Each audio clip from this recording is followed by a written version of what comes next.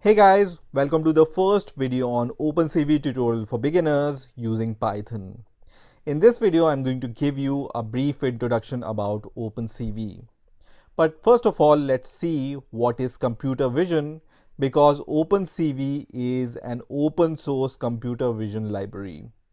So computer vision is the way of teaching intelligence to machines and making them see things just like humans. So what happens when a human sees an image?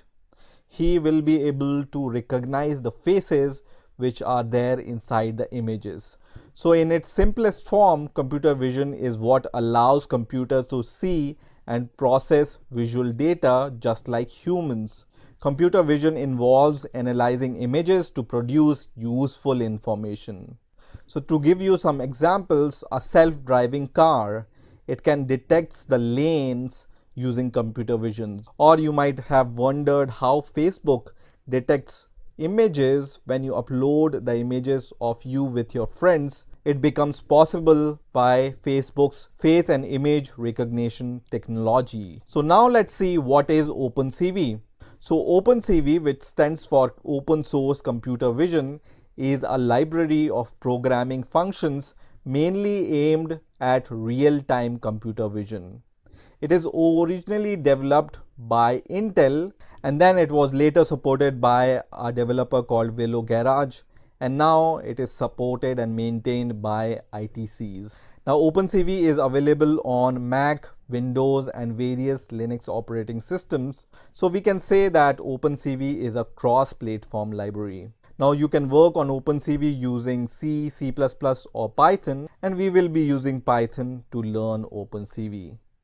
Now OpenCV is an open source and free library which is licensed under BSD license, and it's said that it is very easy to use and install. That we will see when we will install OpenCV on various operating systems. Now because OpenCV primarily deals with computer vision, that means dealing with mainly images or videos, so I wanted to show you how a digital image is seen by a computer. So digital images are typically stored in the form of matrix. Now if you have heard about PPI or pixel per inch, which refers display resolution, that means how many individual pixels are displayed in 1 inch of digital image. So when a computer sees a picture, it sees it in the form of pixel matrix. Now there are two types of digital images. One are called grayscale images and other are called colored images. So in grayscale images, each pixel represents the intensity of only one shade. That means how bright or dark the pixel is. In other words, it is said that it has only one channel. So on the right hand side you can see a grayscale image, and on the left hand side you can see a colored image. So in colored images we have three channels, that is RGB, which stands for red, green, blue. So grayscale images have one channel and colored images have three channels. Your standard digital camera have three channels, that means red, green, blue channels. So we will learn more about images and how we can process images using OpenCV in the later videos. Now there is one more thing which I want to show you is NumPy. So we are going to learn OpenCV using Python. So when you will install OpenCV library for Python on your operating system, NumPy will be automatically installed with this library. So first of all, what is NumPy? So NumPy is a highly optimized library for numerical operations. Now as I told you, digital images are 2D arrays of pixels, and NumPy library is a general purpose array processing package library.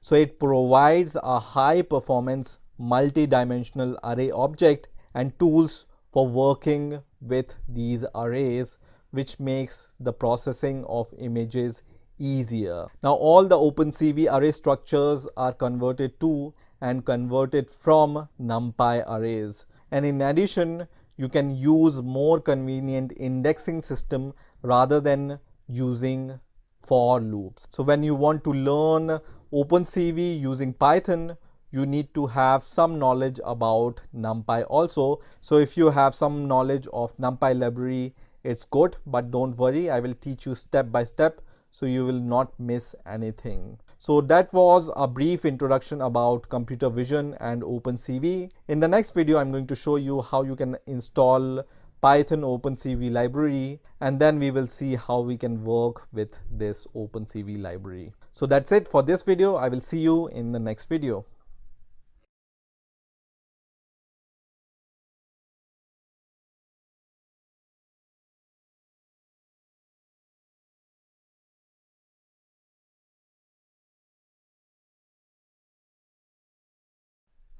Hey guys, welcome to the next video on OpenCV tutorial for beginners using Python. In this video, I'm going to show you how you can install OpenCV for Python on your Windows operating system. So obviously you need to install Python on your Windows operating system in order to install OpenCV for Python. So first of all, I'm going to show you how you can install Python on your Windows operating system, and then we will see how to install OpenCV using Python. Now, if you have already installed Python on your Windows operating system, you can skip about 5 minutes of this video and go directly to the point where I am going to show you how you can install OpenCV for Python. So let's get started. So first of all, open your favorite browser on your Windows 10 operating system and then search for Python. And the first link which will appear here will be from python.org. So we are going to click on that link. And once this python.org website is open, you just need to scroll down a little until you see this downloads section. And you can see at the time of making this video, Python 3.7.0 is the latest version of Python available.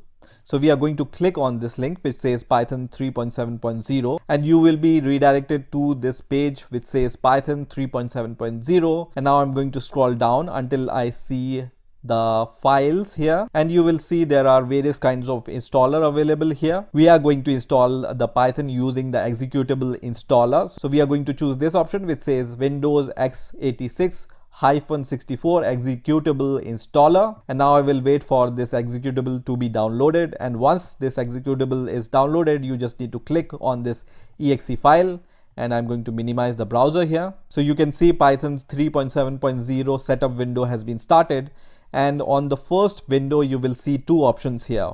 One is install now and other is customize installation. So what we are going to choose is this option which says customize installation, because when you choose this install now option, Python will be installed at this path which I don't want to use. You can see it's a long path which I don't want to remember. So I will use this option which says customize installation, and I will also check this option which says add Python 3.7 to path.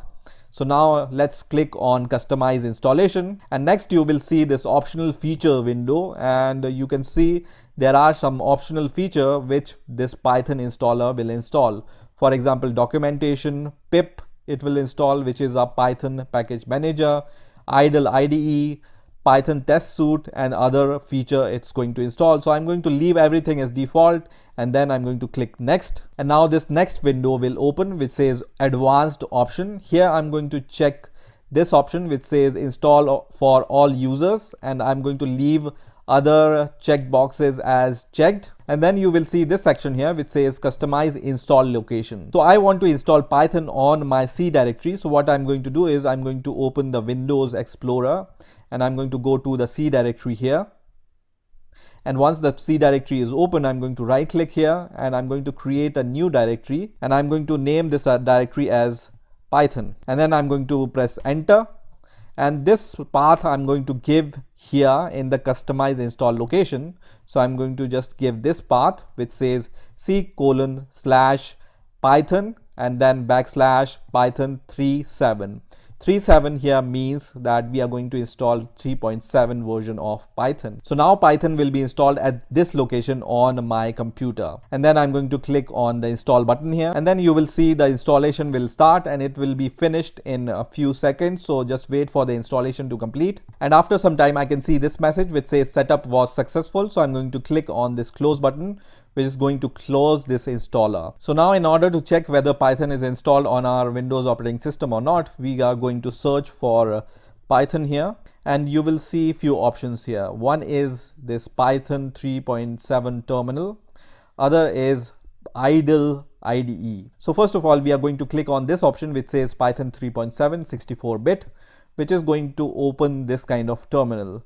So this is a Python terminal, and here we can for example print something. So I'm going to just write print, and in the parentheses and in between the double quotes I can just write hello world, and then press enter, which is going to in return print hello world.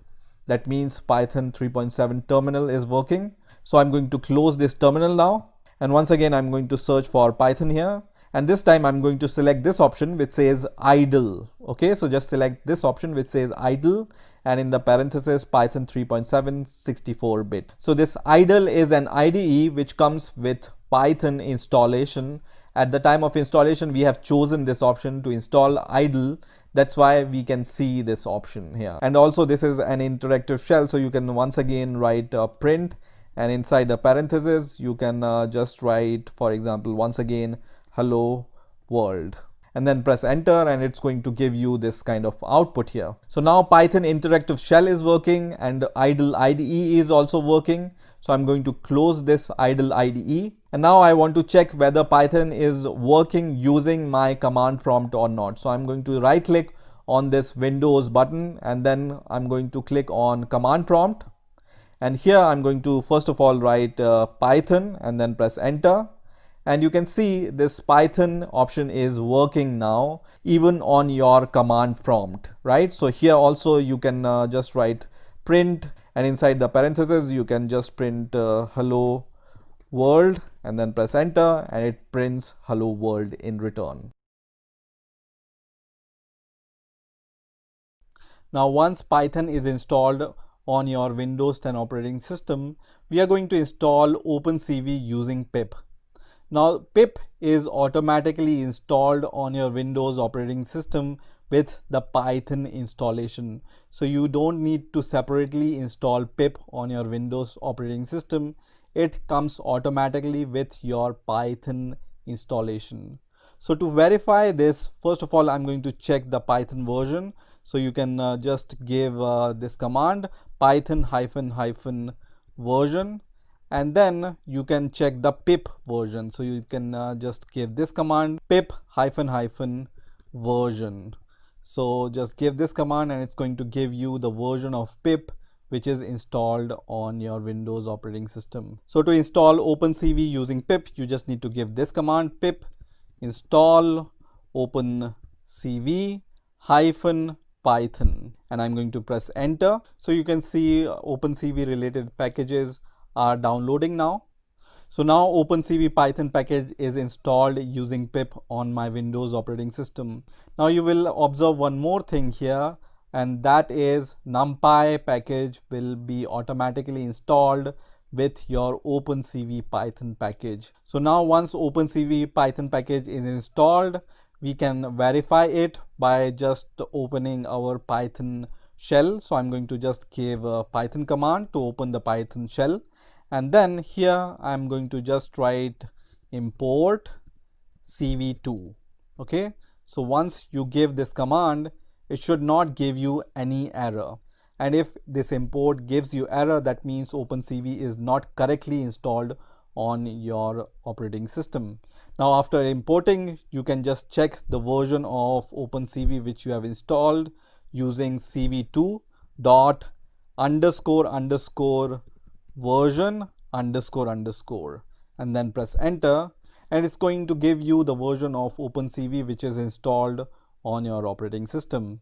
And in our case, this is 4.0.0 at the time of making this video. Now you can check the same by writing your code inside a Python file also.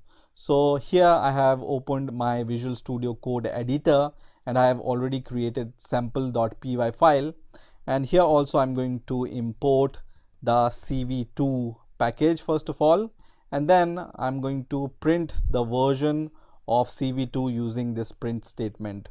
So I'm going to just write CV2 dot underscore underscore version underscore underscore and then save this script. And to open the terminal inside Visual Studio Code, you can just press Ctrl Shift P and then type toggle integrated terminal. So just type toggle integrated terminal and then click on this first option which says toggle integrated terminal. This is going to open the terminal inside your Visual Studio Code editor. So here you can run your Python script using the Python command. So Python and then name of the script, which is sample.py in my case, and then press enter. And it's also going to give you the version of OpenCV which is installed on your operating system. So this is how you can install OpenCV for Python on your Windows operating system. I hope you have enjoyed this video and I will see you in the next video.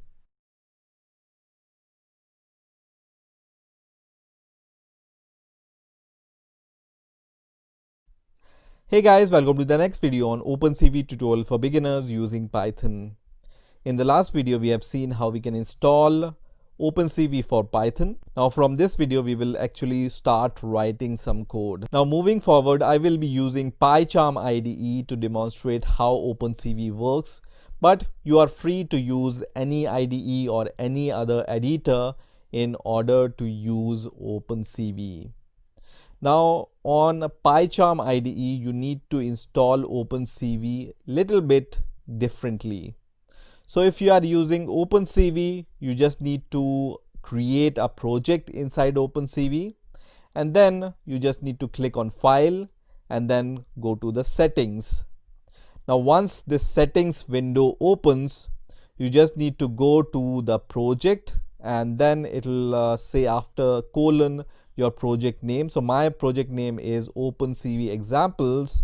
That's why it's written here OpenCV examples. So project colon your project name. So just click on this section and then click on project interpreter, and on the right hand side you will see all the packages which comes pre-installed when you create a project inside PyCharm IDE. Now we want OpenCV Python package. So to install OpenCV Python package on PyCharm, you just need to click on this plus button here, and then you just need to type OpenCV -Python. Now the first result you can see here is OpenCV -Python, and the version which is available right now is 4.0.0.21, which is the latest version. So to install this package for your PyCharm IDE, you just need to click on install package button, and then after some time you will see this message which says package OpenCV -Python installed successfully in the green bar. That means OpenCV package is installed successfully. So you can close this window, and now you will be able to see OpenCV -Python is added to your packages, and also NumPy is added to your packages which comes with your OpenCV Python package.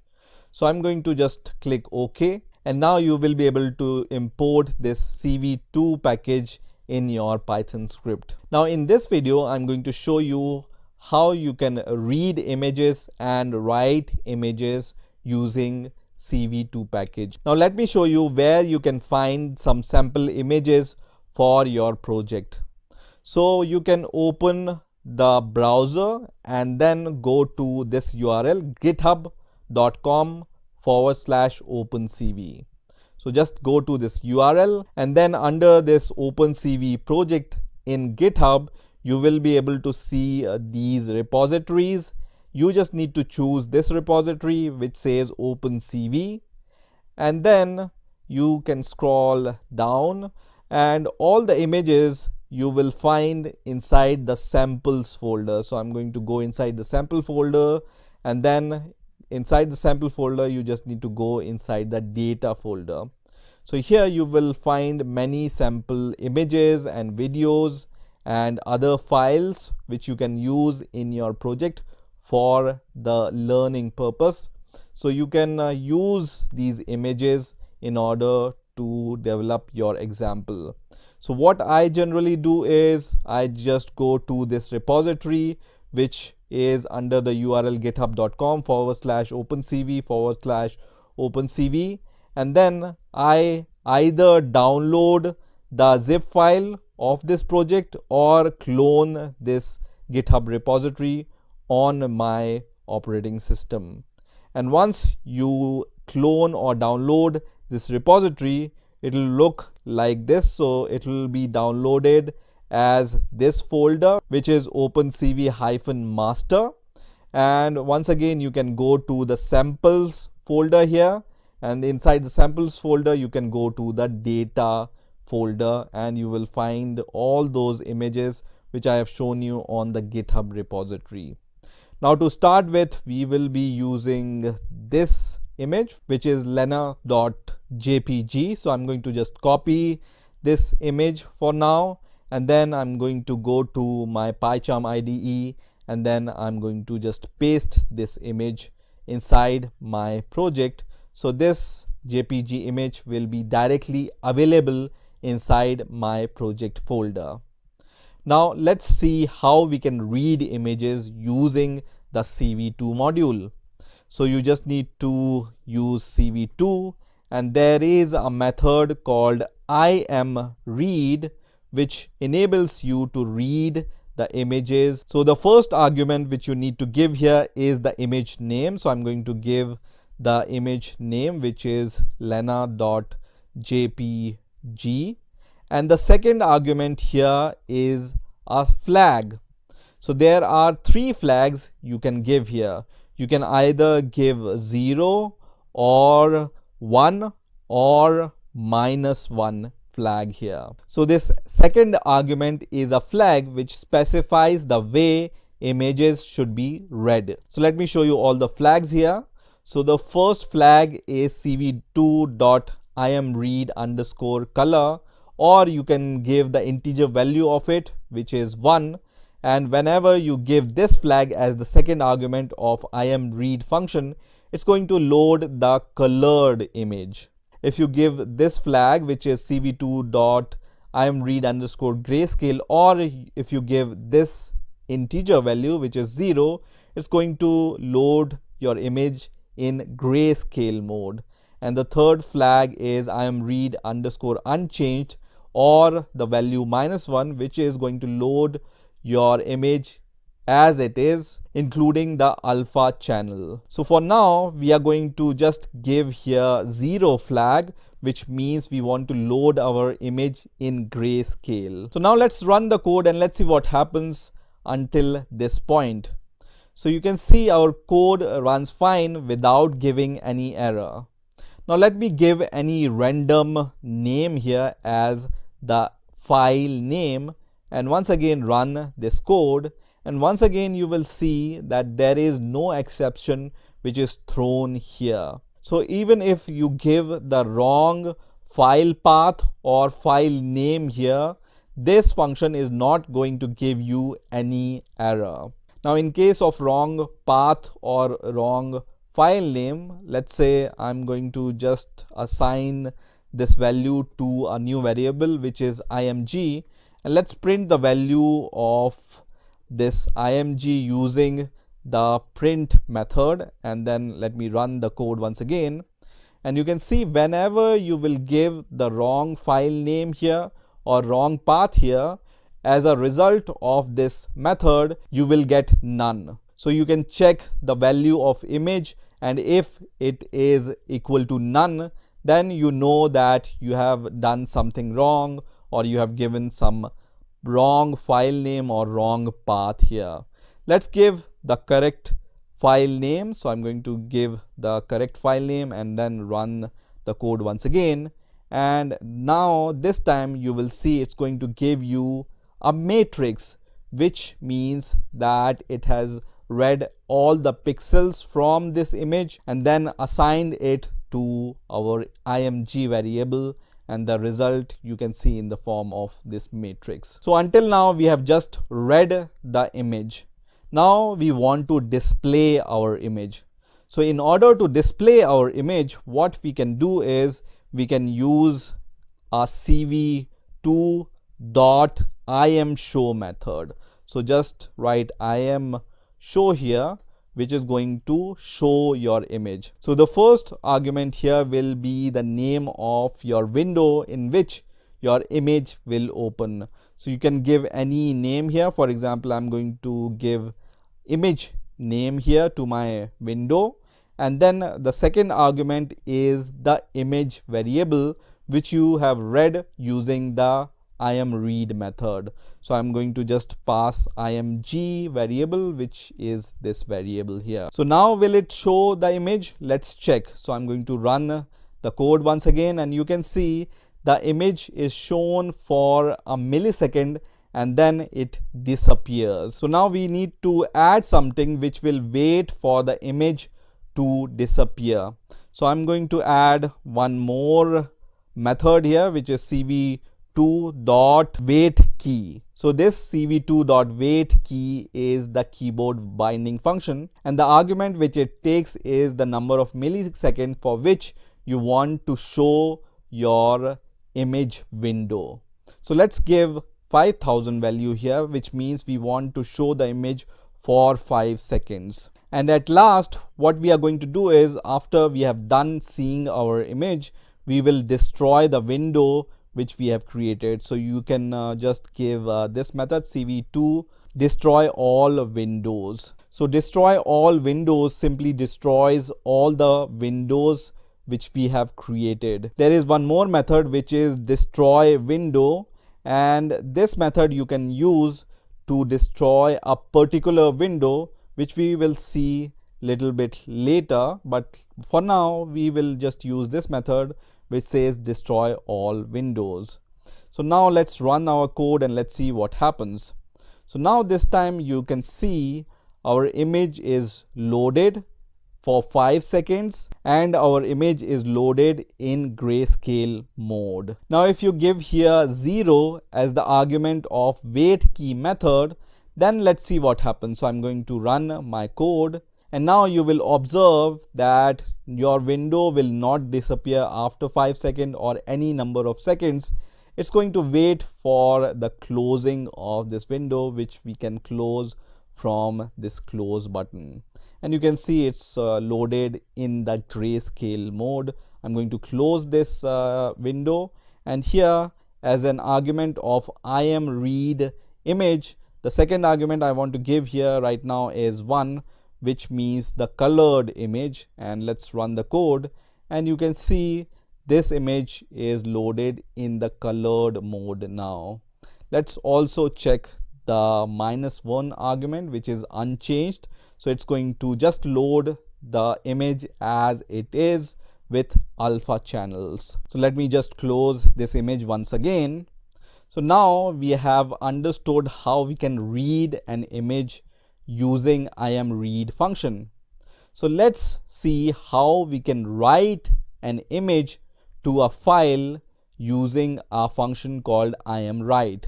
So we are going to just use cv2 once again, and then there is a method called imWrite, which you can use to write an image in the form of a file. So the first argument here will be the image name, whatever you want to give here. So here, let's say we want to give the name to our image as lena_copy.png. So the image will be saved as the file name lena_copy.png file, and the second argument which it takes is the image you want to save. So let's save the same image which we have read using the imRead function inside this img variable and pass it as the second variable here.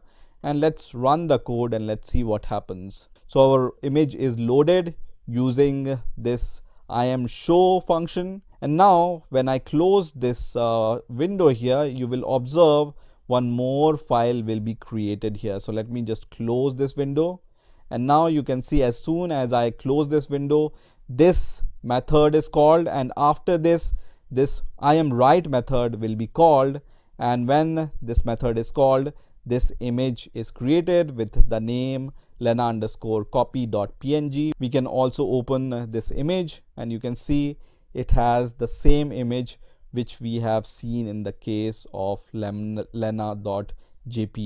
So let me close these two images. So now we have understood how we can read the images and write the images using IamRead function and IamWrite function. So let's make our code little bit better. And what we want to do here now is, let's say if somebody presses an escape key, then only we want to destroy all the windows without saving it into a new file. Otherwise, if somebody presses the S key, then we are going to save this file with the new name, let's say lenacopy.png file.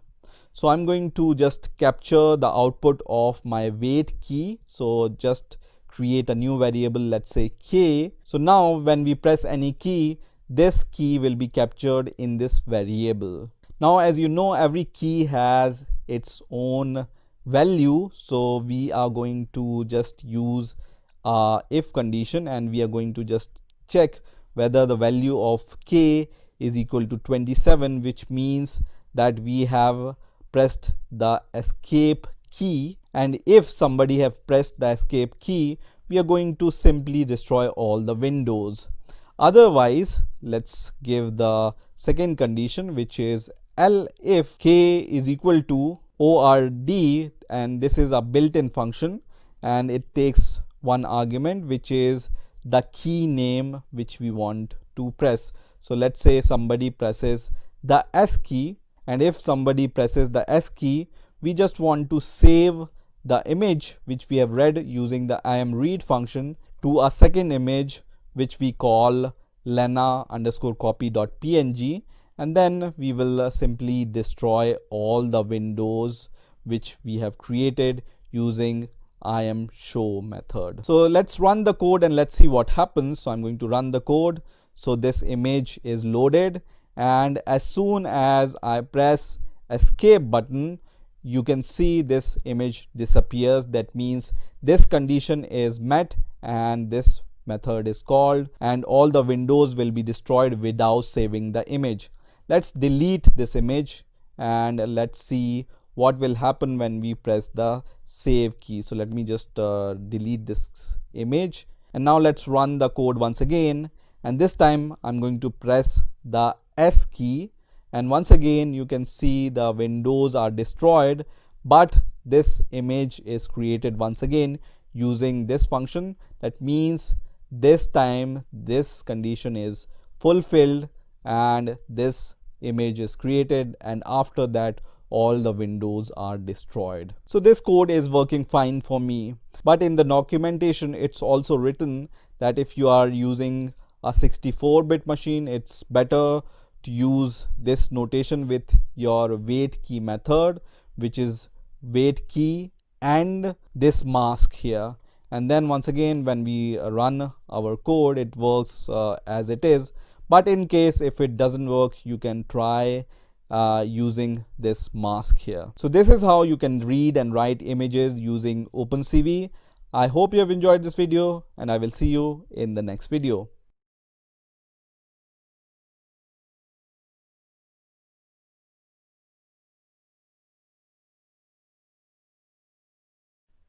Hey guys, welcome to this course on Python programming for beginners. So why learn Python? Because using Python, you can build almost anything. Python can be used for web development, game development, computer vision, robotics, graphical user interface development, and also Python is the #1 language of choice for machine learning, data science, and artificial intelligence. So the goal of this course is to provide you the working knowledge of Python programming. We will start with the basics, starting from the installation of Python on your operating system, and then we will learn all the basic concepts in Python programming like variables, data types, operators, control statements, loops, strings, functions, and also Python collections like lists, tuples, sets, and dictionaries. Then we will move to the object-oriented programming concepts in Python. So in this section, we will start with what is object-oriented programming, what are classes and objects, and then we will cover the concepts like encapsulation, inheritance, polymorphism, abstraction, and access specifiers. Also, we will see some advanced object-oriented programming topics like abstract classes and compositions. Next, we will see how we can handle exceptions using Python programming. Then we will move towards some advanced topics like Python iterators, generators, decorators, and also we will cover some functional programming concepts using Python. I will also cover how you can debug your Python code, and also we will see how to use pip, which is a Python package management system, to install and manage your software packages written in Python. Now, if you want to see the whole list of topics which will be covered in this video course, then you can see the description of this video and you will be able to see all the topics which will be covered in this video. So by the end of this course, you will be able to apply whatever you have learned in this course in your own projects or for applying for a Python programming job. So what are you waiting for? Let's get started. In this video, I'm going to give you a brief introduction about Python.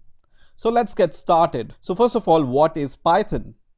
So Python is a high-level dynamically typed programming language. Python supports multiple programming paradigms including object-oriented, imperative, functional, and procedural styles. Now Python is an interpreted language. So what do we mean by interpreted? To understand this, we need to understand the difference between the compiled languages and the interpreted languages. So some languages like C, C++, Java are all translated by running the source code through a tool called compiler. This compilation of source code results in a very efficient bytecode that can be executed any number of times. Now, interpreted languages like Python, in contrast, must be parsed, interpreted, and executed each time the program is run, thereby greatly adding the cost of running the program. So a compiled language takes the entire program as a single input and converts it into machine code or byte code, which is stored in a file called a binary file. On the other hand, interpreted languages like Python takes the single instruction as single input and execute that instruction. Now, compiled languages run faster because compilation is done before the execution. On the other hand, interpreted programs run slower because compilation and execution takes place simultaneously. In case of Python, even though it's an interpreted language, but it's really fast. Now, Python supports dynamic data types. And to understand this, we need to understand the difference between statically typed programming languages and dynamically typed programming languages.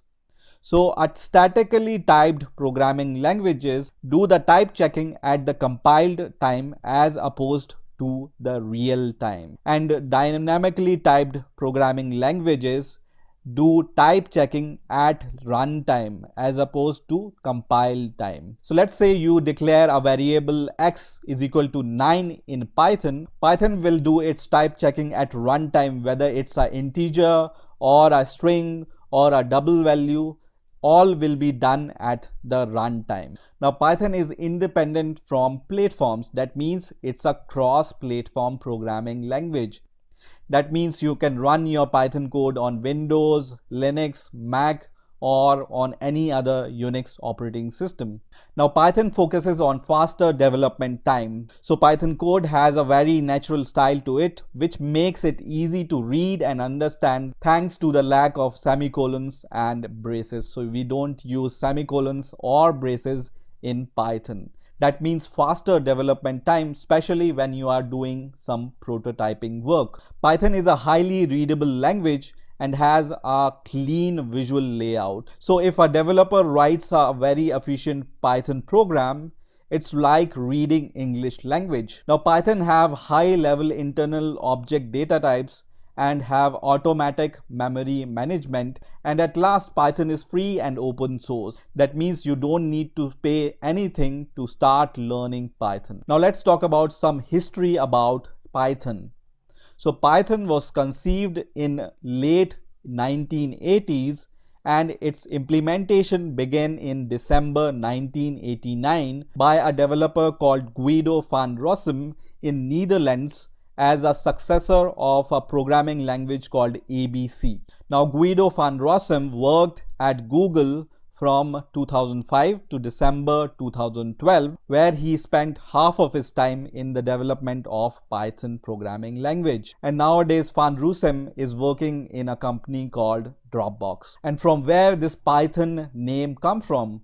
Rossum chose the name Python since he was a big fan of Monty Python's Flying Circus. So Python was first publicly released in February 1991, and python.org, which is the official website of Python, was released in the time period between 1996 and 1997. In the year 2001, Python Software Foundation was created and Van Rossum remained the principal author of Python. His continuing central role in Python development is reflected in the title given to him by Python community, which is Benevolent Director of Life. Now, what is a Benevolent Director of Life? This is a title given to small number of open source software development leaders, typically the project founders, who retain the final say in the dispute or arguments within the community. So why learn Python? Because Python is fun to use scripting language. And as I said, Python is a multi-paradigm programming language which supports object-oriented,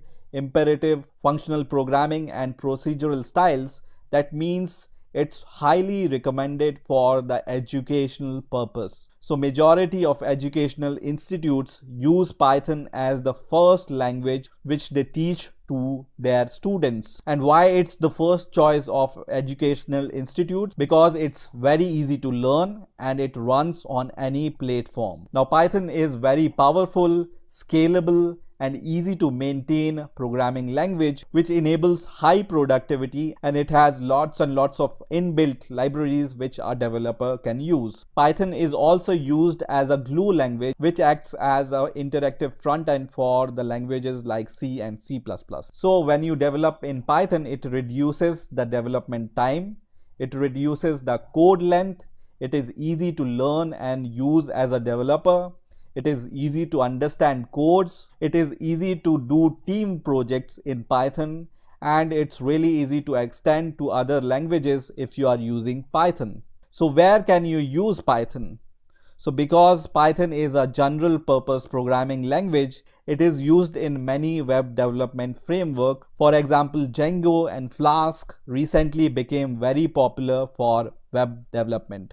Now Python is also widely used in scientific computing, data mining and machine learning, and continued growth and demand for machine learning developers may be driving the popularity of Python. Now as I said, Python is used as a scripting language. That means if you are doing prototyping, it's really efficient to use Python. Python is also used in the development of graphical user interfaces, embedded applications, gaming and DevOps tools. And at last, as I said, because Python is really easy to learn, it's used for educational purposes as the first programming language for teaching programming. Now the question arises, which version of Python should you learn? Python 3 or Python 2? So I would recommend Python 3 since it's more modern and it is a more popular option at this point of time. So I will be teaching this course in Python 3. So this was a brief introduction about Python. From the next video, I'm going to show you how to install Python and how to use Python as a programming language. In this video, I'm going to show you how to install Python 3 on your Windows 10 operating system.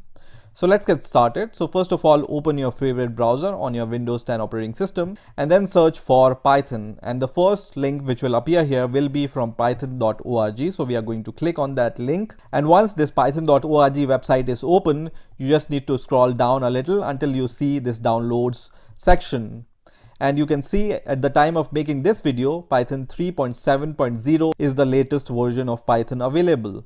So we are going to click on this link which says Python 3.7.0 and you will be redirected to this page which says Python 3.7.0. And now I'm going to scroll down until I see the files here, and you will see there are various kinds of installer available here. We are going to install the Python using the executable installer. So we are going to choose this option which says Windows x86-64 executable installer, and now I will wait for this executable to be downloaded. And once this executable is downloaded, you just need to click on this exe file, and I'm going to minimize the browser here. So you can see Python's 3.7.0 setup window has been started, and on the first window you will see two options here.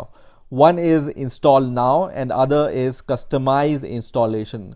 So what we are going to choose is this option which says customize installation, because when you choose this install now option, Python will be installed at this path which I don't want to use. You can see it's a long path which I don't want to remember. So I will use this option which says customize installation, and I will also check this option which says add Python 3.7 to path. So now let's click on customize installation, and next you will see this optional feature window, and you can see there are some optional feature which this Python installer will install. For example, documentation, pip it will install, which is a Python package manager, idle IDE, Python test suite, and other feature it's going to install. So I'm going to leave everything as default, and then I'm going to click next. And now this next window will open which says advanced option. Here I'm going to check this option which says install for all users, and I'm going to leave other check boxes as checked. And then you will see this section here which says customize install location. So I want to install Python on my C directory. So what I'm going to do is I'm going to open the Windows Explorer, and I'm going to go to the C directory here. And once the C directory is open, I'm going to right click here and I'm going to create a new directory, and I'm going to name this directory as Python, and then I'm going to press enter. And this path I'm going to give here in the customize install location. So I'm going to just give this path which says C:/Python and then \Python 3.7. 3.7 here means that we are going to install 3.7 version of Python. So now Python will be installed at this location on my computer, and then I'm going to click on the install button here, and then you will see the installation will start and it will be finished in a few seconds. So just wait for the installation to complete, and after some time I can see this message which says setup was successful. So I'm going to click on this close button which is going to close this installer. So now in order to check whether Python is installed on our Windows operating system or not, we are going to search for Python here, and you will see few options here. One is this Python 3.7 terminal, other is idle IDE. So first of all, we are going to click on this option which says Python 3.7 64-bit, which is going to open this kind of terminal. So this is a Python terminal, and here we can for example print something. So I'm going to just write print, and in the parentheses and in between the double quotes I can just write hello world and then press enter, which is going to in return print hello world. That means Python 3.7 terminal is working. So I'm going to close this terminal now, and once again I'm going to search for Python here, and this time I'm going to select this option which says idle. Okay, so just select this option which says idle, and in the parentheses Python 3.7 64-bit. So this idle is an IDE which comes with Python installation. At the time of installation we have chosen this option to install idle. That's why we can see this option here. And also this is an interactive shell, so you can once again write print, and inside the parentheses you can just write, for example, once again hello world. and then press enter, and it's going to give you this kind of output here. So now Python interactive shell is working and idle IDE is also working. So I'm going to close this idle IDE, and now I want to check whether Python is working using my command prompt or not. So I'm going to right click on this Windows button, and then I'm going to click on command prompt, and here I'm going to first of all write Python and then press enter. And you can see this Python option is working now even on your command prompt, right? So here also you can just write print, and inside the parentheses you can just print hello world, and then press enter, and it prints hello world in return. So now we have successfully installed Python on our Windows 10 operating system. In this video, I'm going to show you how to use mathematical operators and how to do basic math in Python. So first of all, we will open the idle IDE. So just search for Python once again. I have shown you this method in the last video also. So just search for the Python once again. And in the last video, I have shown you how to install Python. And with the Python installation, this idle is also installed, right? So we are going to open this idle IDE. Now, some of you who are familiar with Python and have some experience with Python may think that why am I using this Python idle IDE? Because there are many better IDEs and editors available for the development of Python. So don't worry, I'm going to show you everything how to install other IDEs which are preferred in the development of Python step by step. But for now, we will start with this idle IDE. So the first thing which I want to do here is I want to increase the font size first of all in the idle IDE, because this may be not visible to some of you. You can change the font size by just changing this number, and I'm going to change it to, for example, 18 and bold. So we will be able to see our fonts in a better way. So now everything is set. So let's get started with the programming. So let's start with the basic math operations. So let's say I want to add something. So I can just write number plus, which is an operator, and the other number, and then press enter, and you will get the result of this expression. Now let's try the subtraction. So let's say I want to subtract 60 minus 50, and then press enter, and it gives the result. Let's do the negative subtraction. So I'm going to just write 60 plus 50 and then press enter, and it's going to return me the negative value. Now let's do the division. So for example, I want to divide 50 by 3. I'm going to press enter, and you can see it gives me a float value or a decimal value. And if you are familiar with other languages like Java or C++, this may appear a little bit strange to you, because when you do the same operation in Java or C++ with this division operator, you will get the different answer, which is 16 and not these decimal float value. So if you want to just get an integer value and not the decimal value out of the division, then you can write this expression, which is 50 /3, okay, and then press enter, and now you get 16, which is a whole number or an integer. This type of division is also called the floor division, in which you get the whole number as the answer and the decimal value is truncated out of your answer. So if you want to get the exact value out of the division in decimal values also, then you can use this expression, which is single / operator.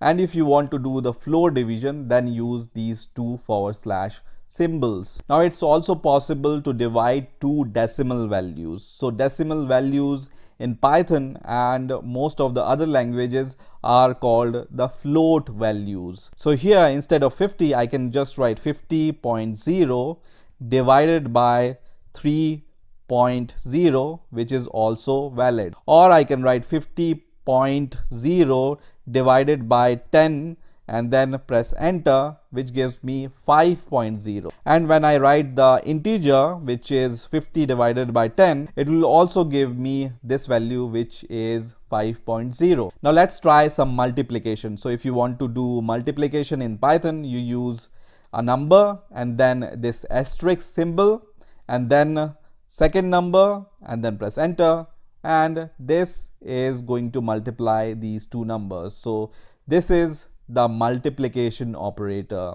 which we can use to multiply two numbers. Now this is what we are doing here is, for example, multiplying two numbers or dividing two numbers or addition of two numbers or subtraction of two numbers. In Python it's called expression. Okay, so 50 multiplied by 10 is an expression, and I have already told you that these symbols for multiplication or division are called operators. Now the number on which you are doing these mathematical operations are called operands. So 50 here is an operand, 10 here is an operand, or 3 here is operand, and 50 here is operand. Now here 50 and 10 are also called literals because they are constant values. So what we have learned till now, this is an expression, this is an expression, or 50 divided by 3 is an expression.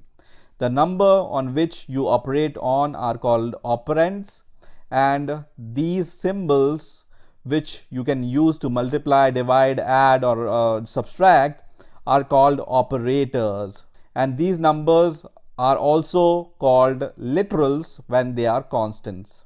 Now let's try some modulo operations. So for example, I'm going to just write 10 modulus 3 here. What it's going to give us is the remainder of the division of these two values. So 3 multiplied by 3 is 9, which leaves the remainder 1, and that's the result we are getting. Okay, let's try it once again. So for example, I will divide 21 divided by 5. It will give me the answer 4.2, but when I do 21 modulo 5 and then press enter, it's going to give me the remainder of the division of two values. Now there is another interesting operator which is called exponent operator, which you can use for the exponent values. So for example, I want to get the result of 2 to the power 5. How can I do it? So I can just write 2 and then double asterisk and then 5, which means 2 to the power 5, and then when I press enter, it's going to give me 32. Or I can just write 10 and then I can just write double asterisk and then for example 10 once again and then press enter. It's going to give me the result of 10 to the power 10. Now it's also possible to do these mathematical operations on more than one number. So for example, I can write 5 plus 5 plus 6 plus 9, and it will give me the result of the addition of these four numbers. And it's also possible to use different type of operator in one expression. So I can write 5 plus 9 minus 6 multiplied by 10, for example, and it's going to give me the result of this expression. Now there is one question which may arise here is, for example, once again I'm going to do 5 plus 9 minus 6 multiplied by 10 and divided by 20 and press enter here. It's going to give me this value, but how this value is calculated?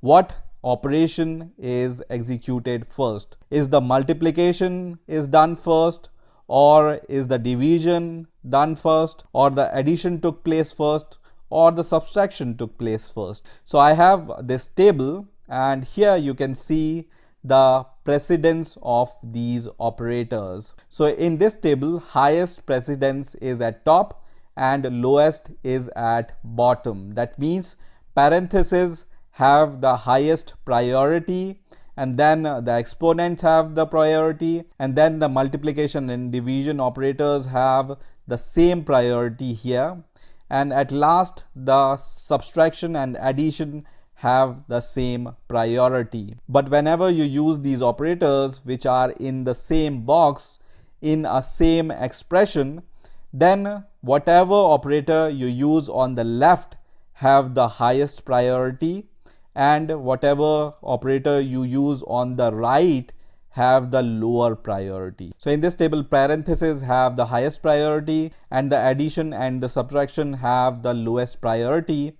And for example, if you use multiplication and division in the same expression, then the priority is decided which operator is appearing on the left. So if the operator is appearing on the left, it has the highest priority than the operator which are on the right side. So let's take an example of that. So for example,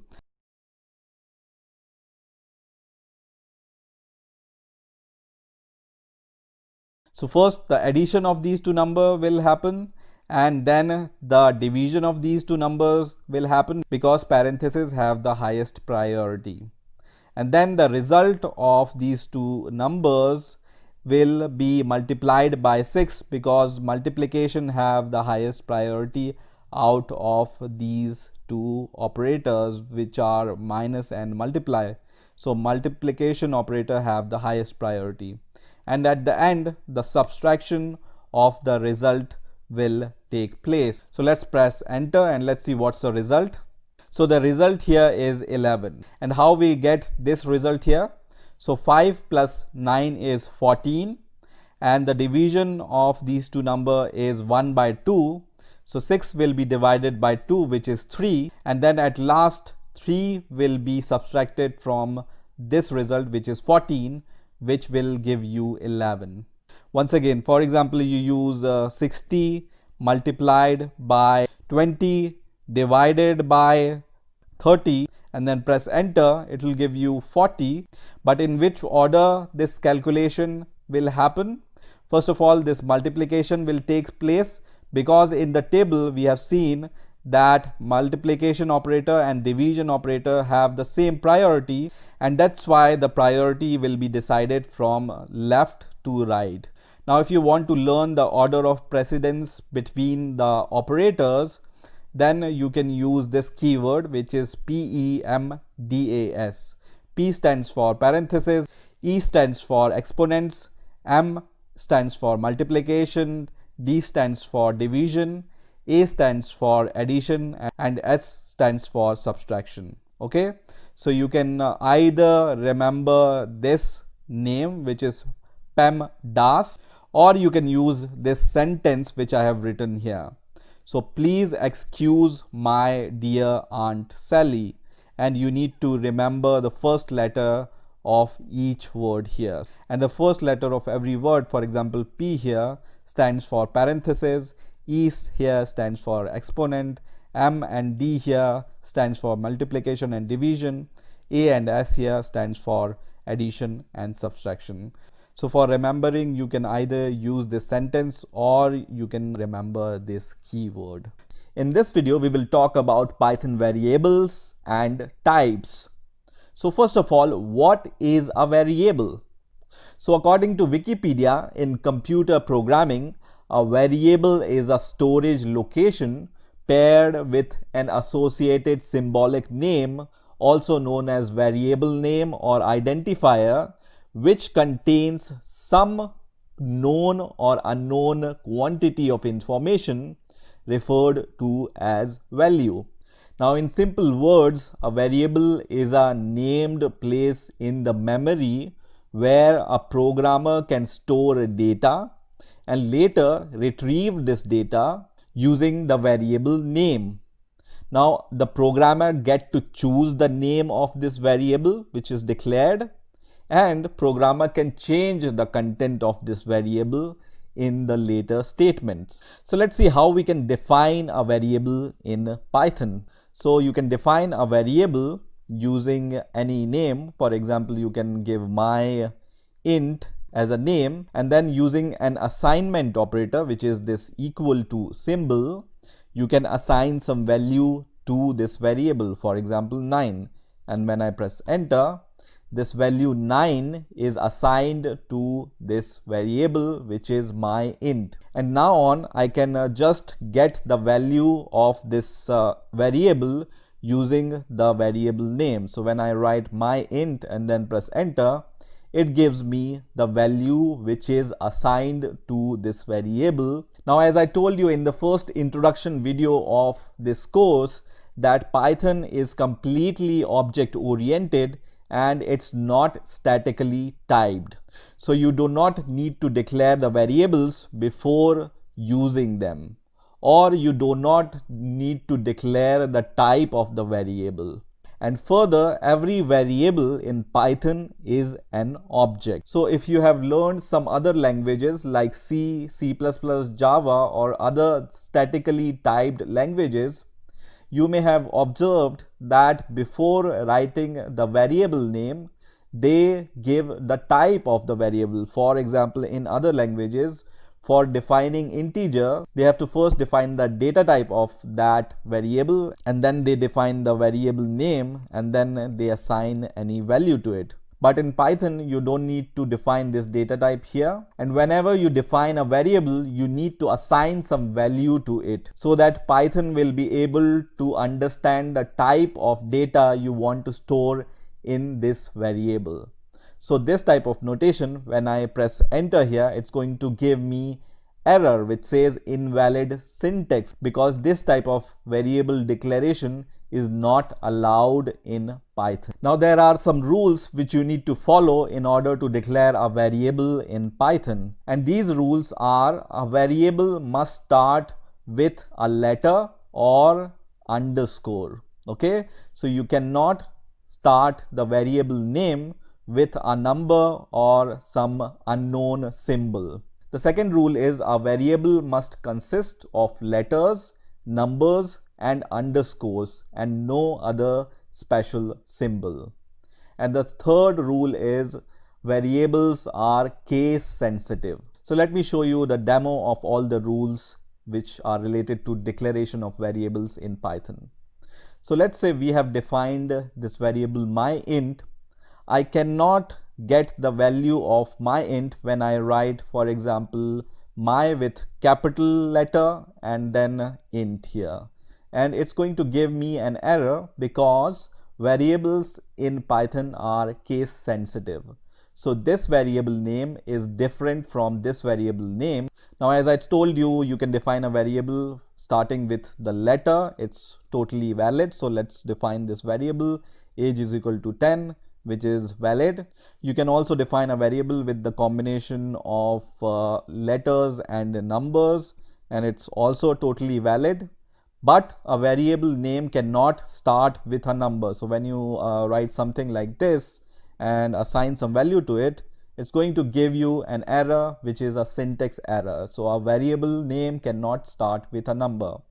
A variable name can start with underscore and it's totally valid.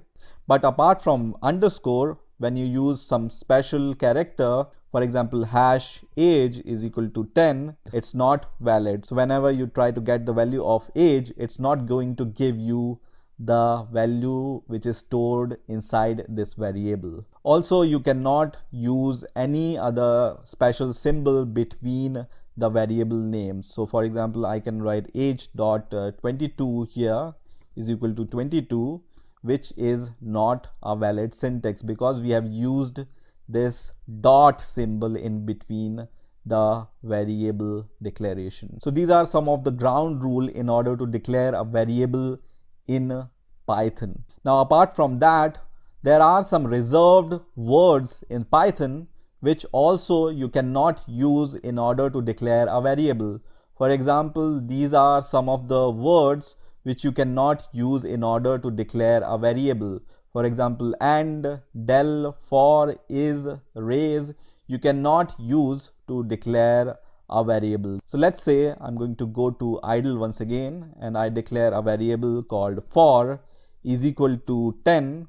It's not valid. It says it's a invalid syntax because for is a reserved word in Python.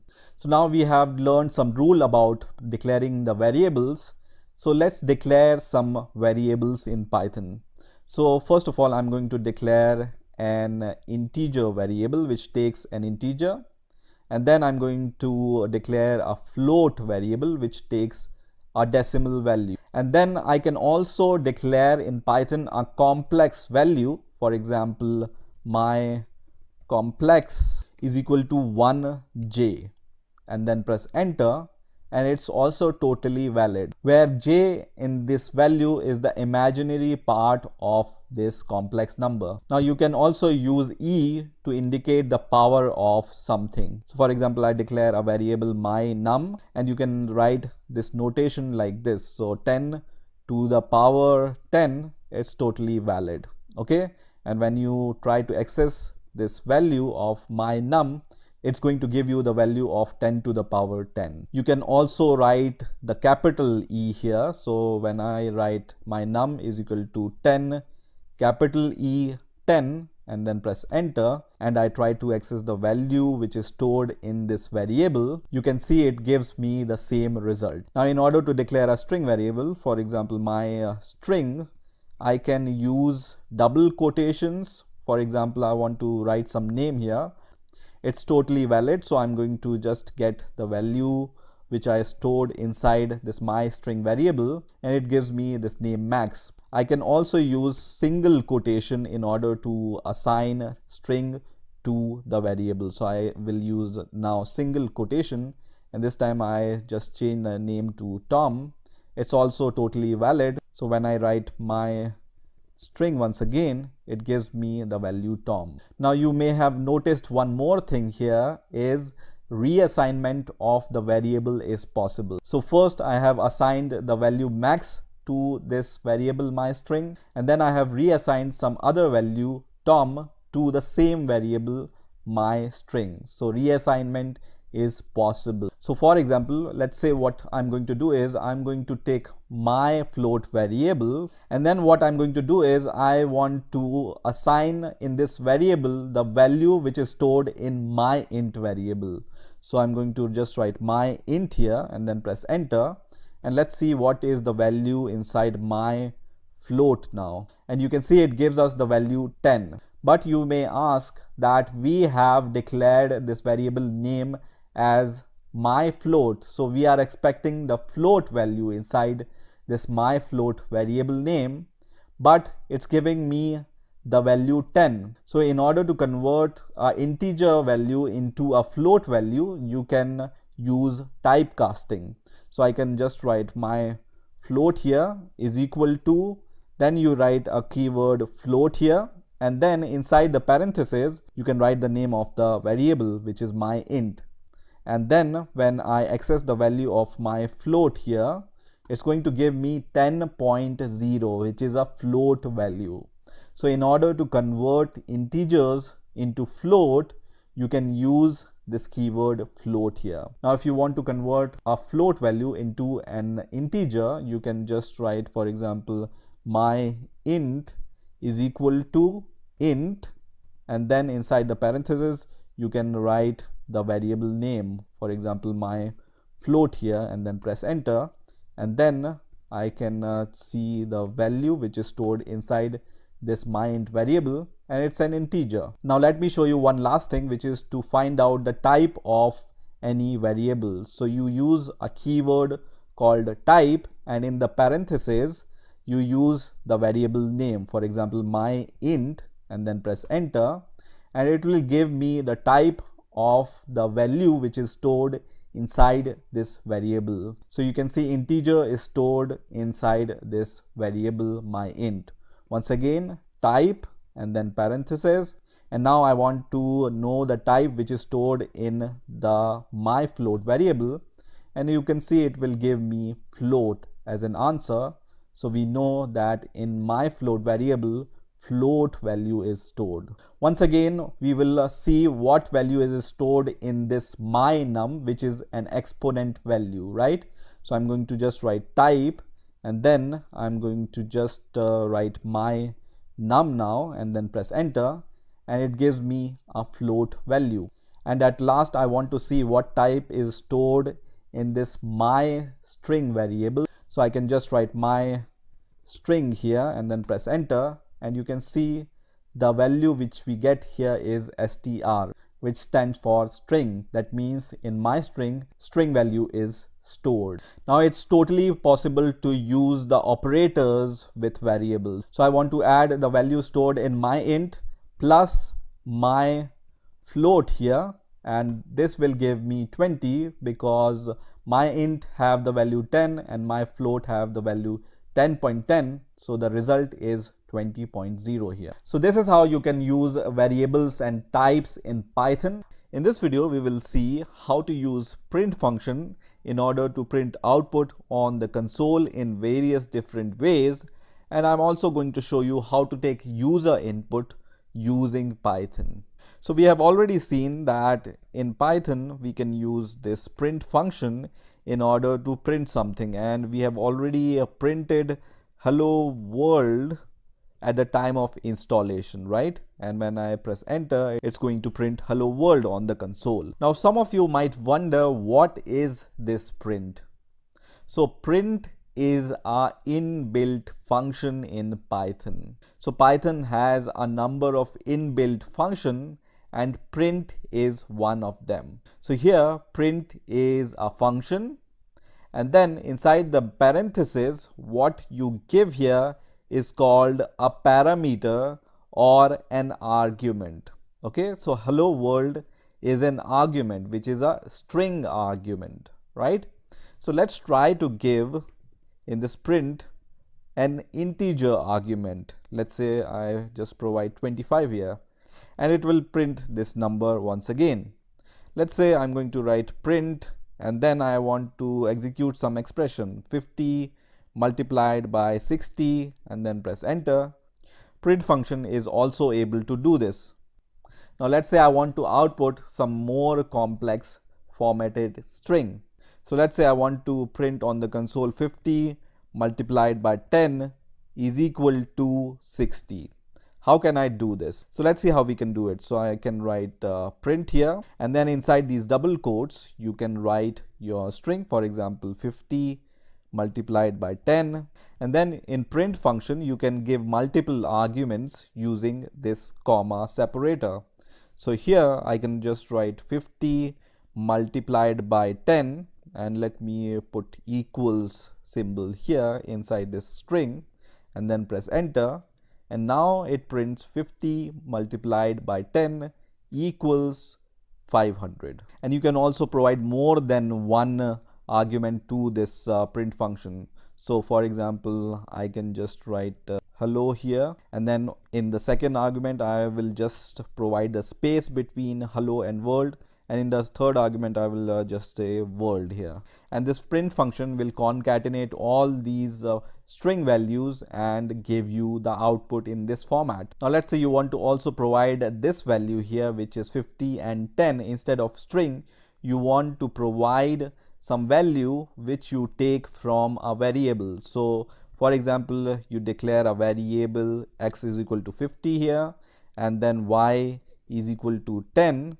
And you want to use these two variables instead of this static string. So how you can achieve this? You can achieve this in various different ways. So let me show you the first way. So I can write print, and then in the double quotes, this is your string. So whenever you use this double quotes, and whenever you write something in between this double quotes, it becomes a string. So after this string, I will provide a dot here and wait for some seconds. And as soon as you do this, you will be able to see various different hints here which are provided. So these are all the inbuilt methods which you can use with the string. So you can use find method, you can use format method. So for now, we are going to use this format method with strings. So you can just click on this format method. So let's say I will provide x as the first argument, y as the second argument, and I want to see the output of x multiplied by y in the third argument. Now how you can print the value of x, y and the multiplication of x, y using this blank string. So it turns out that you can use these curly brackets inside this string, and you can give some index here. So index starts from 0. So this index is index 0, and then I'm going to provide space and then this asterisk symbol to provide this kind of format. So we want to achieve this format here, right? So just write 0 in the curly bracket, space, asterisk, and once again curly bracket, and this time we are going to provide the index 1, and the result will be transferred to index 2. Why?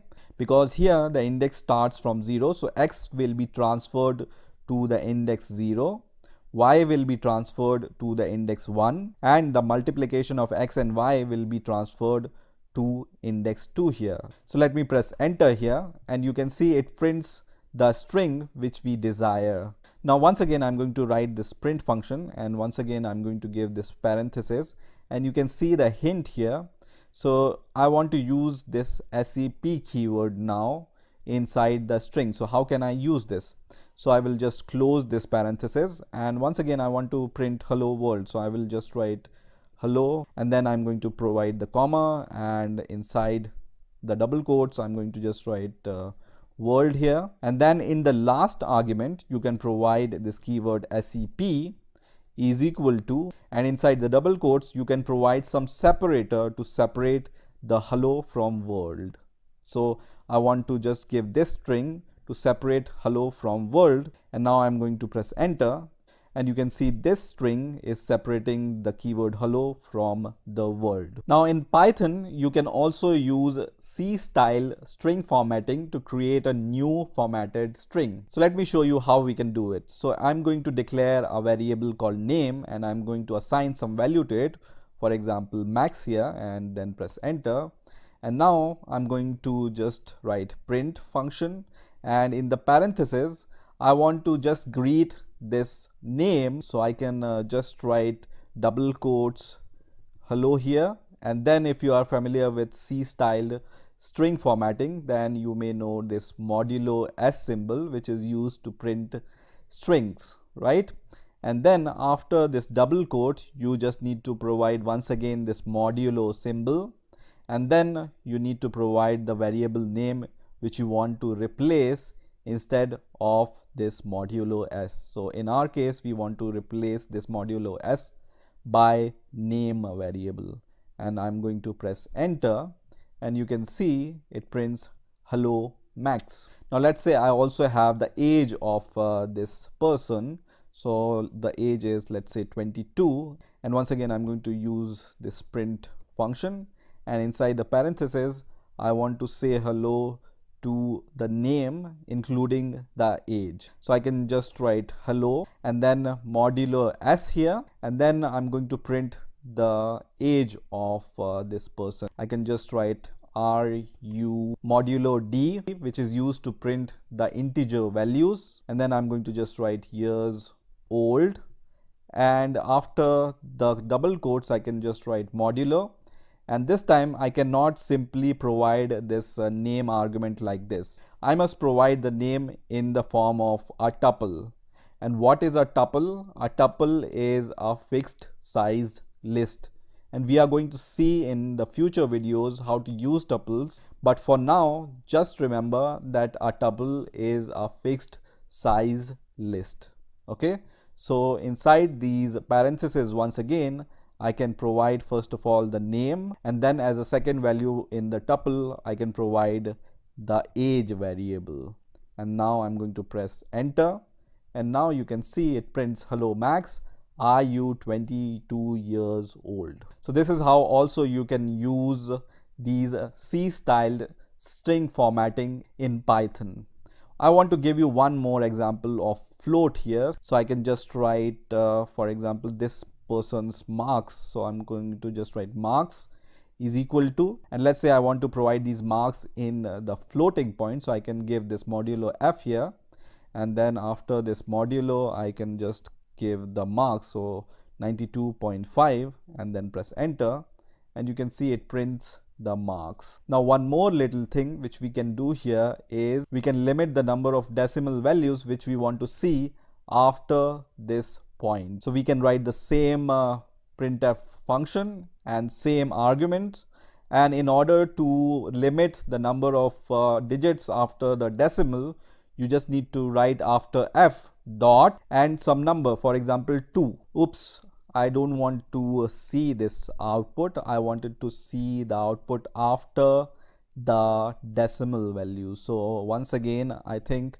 this point should be before f. So I just need to write dot and 2 before f, I think, and then press enter, and now it limits the number of digits after this decimal point. Now the last thing I want to show here is how you can allow the user to provide some input. So for example, I will declare a variable called value, and then I can use equals, and then I'm going to use an inbuilt function which is called input. So input is also an inbuilt function which allows you to take user input. So here I can just write as the first argument, and then I will provide this colon here, and that's it. You just need to press enter here, and now you can see this terminal is asking us the same question which we have written here. So let's say I just provide 50 here and then press enter. Then what's going to happen is this 50 is going to be assigned to this variable which is value. So now when you just use this value variable, you can see this 50 is assigned to this value variable. You will also see that this 50 is a string and not a number, right? Because it's enclosed in single quotes. So how you can assign 50 to this value using the user input? So what we can do here is, once again, I'm going to use this value variable, and what we can do here is we can typecast the output of input. So you can just write int, and then here inside the parenthesis you can just write, and now when I press enter and provide 50 and then press enter and see the value, now it's an integer, right? So you can typecast the output of this input function which provides us the string, and this int method is going to convert this string into an integer and then give us the result. Instead of this int, you can also use a float keyword here. So let me show you this example also. So I'm going to just copy this and paste it here, and instead of using the int, I'm going to just write float here, okay, and then press enter, and I'm going to provide this time 100 here and then press enter, and then I'm going to just print the value of the value variable, and now it prints the answer in floating points. So this is how you can use print function to print the output on the console, and input function to take the input from the user. In this video, we will discuss about built-in functions and modules in Python. So the Python interpreter has a number of built-in functions, modules and type that are always available. That means you can use them at any time. And we have already used some of the built-in functions in Python. So first of all, we have used the print built-in function. We have already used the input built-in function. We have already used the int, which is used to typecast a float or a string into an integer, right? We have already used a built-in function called float, which is used to convert an integer to a float value or a string to a float value. Now Python has a list of these inbuilt functions, and you can find this list by going to the python.org website and then clicking on the docs section, and you can choose the version you have installed. So we have installed the latest version, which is 3.7.0, and you can even choose your language which are available here.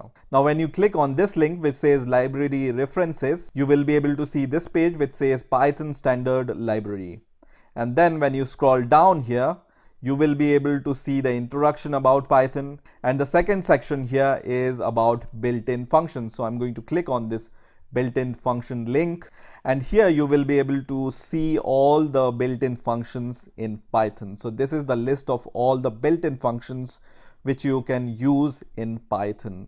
And if you want to know more about these functions, for example, I want to know what this max function does, I can click on this function, and then you can get the help about this function. So what this function does, and how it can be used in Python.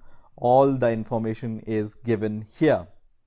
Now let's go to the terminal and let's see how we can use some of these built-in functions. So first of all, how you can list out all these built-in functions and types in Python.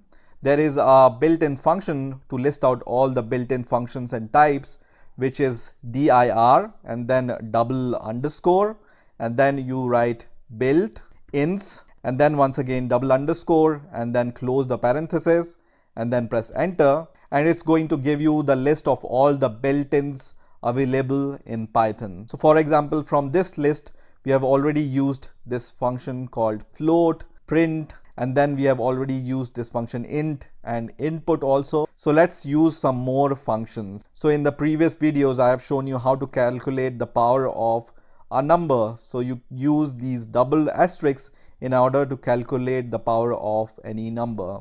And you can see you get the power of 2 to the power 10. Now Python also have a built-in function called POW.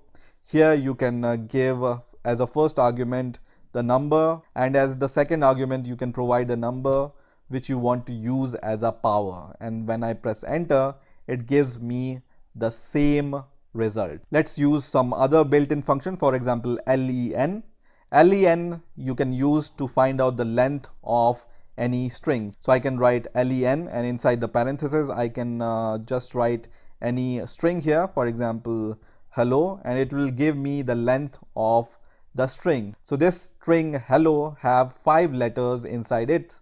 That's why it's giving me length 5. Now there is a built-in function called help, using which you can get some help about any function. So I can write help here, and inside the parenthesis I can just write the function name. So for example, I want to know what this max function does.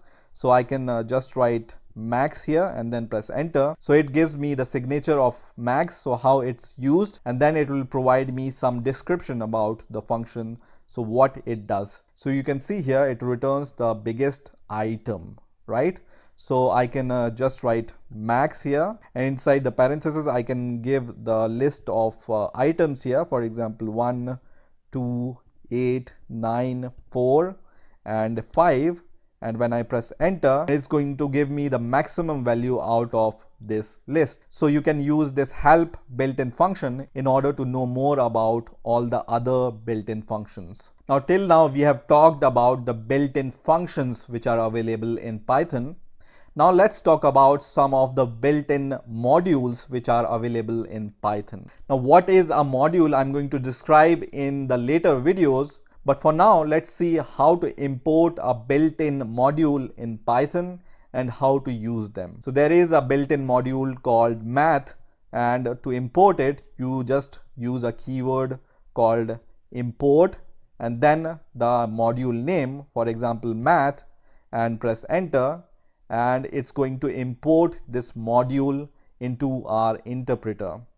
Now you can use this math keyword and then you can write dot and wait for some seconds, and you can see it gives me all the list which are available inside this math module. So let's say I want to find out the square root of any number. I can use a function called sqrt here, and then this gives me the square root of a number. So for example, I want to find out the square root of 100 and then press enter.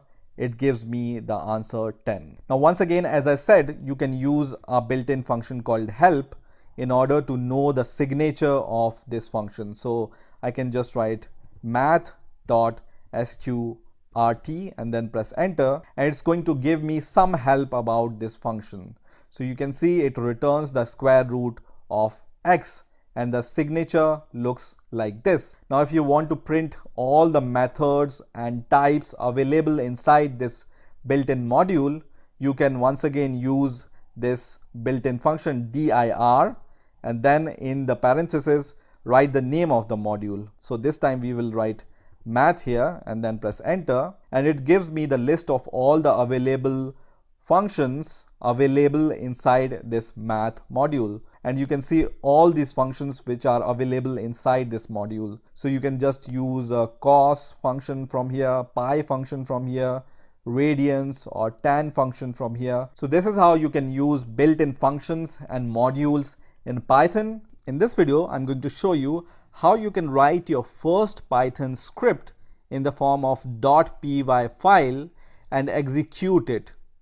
But not just by idle, but I'm going to show you various different ways you can execute this Python file which you will create. So let's get started. So first of all, I'm going to show you how you can create your Python file using idle. So first of all, open your idle IDE and just go to file here, and you will be able to see this option here which says new file, and then you will be able to see this kind of window opens, which is a Python file editor. Now first of all, we are going to save this file. So let's save this file.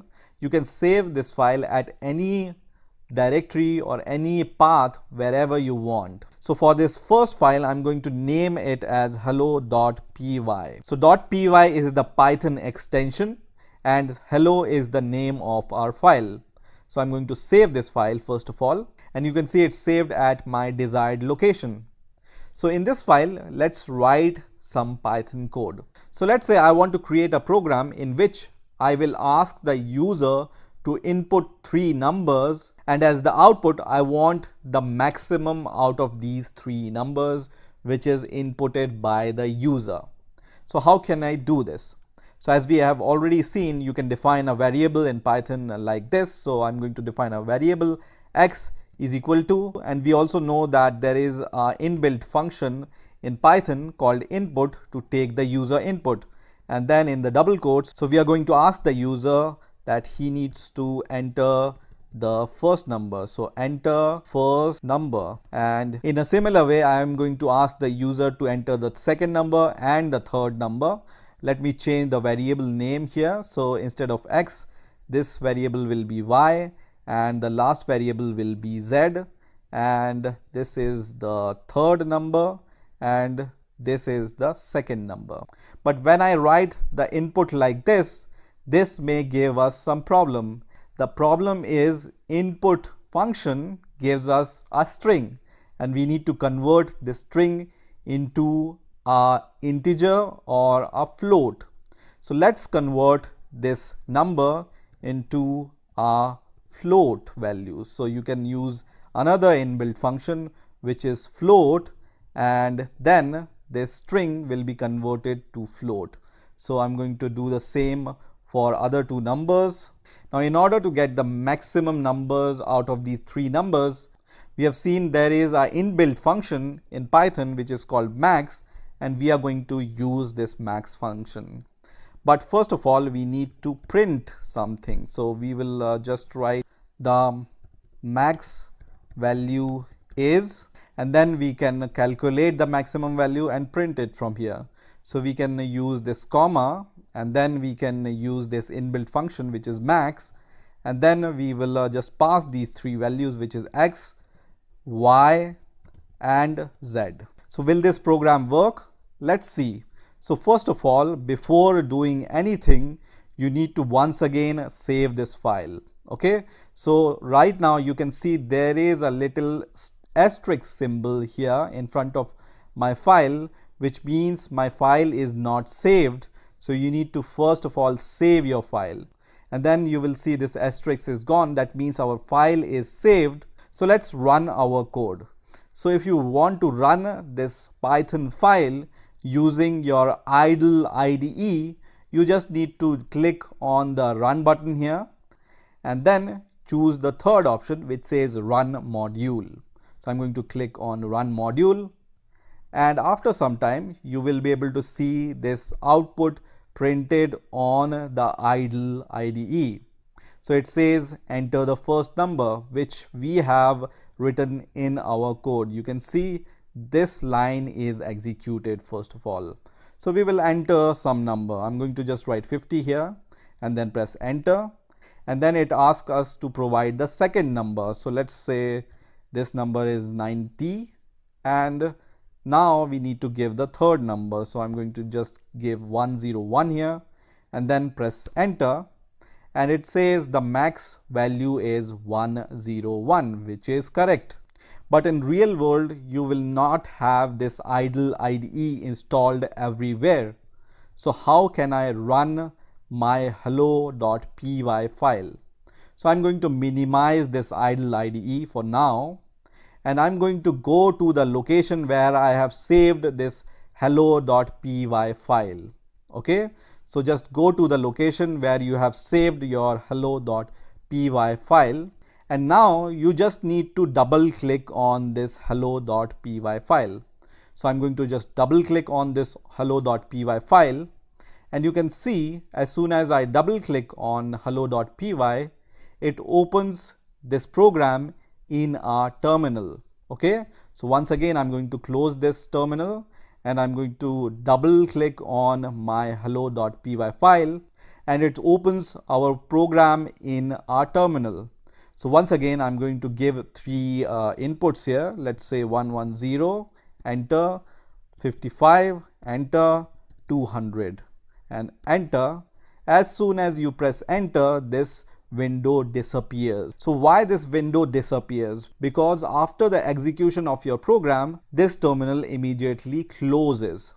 So we need to provide something in our program in order to avoid the closing of this terminal. And how we can do this? We can do this using our input method, which is our inbuilt method, right?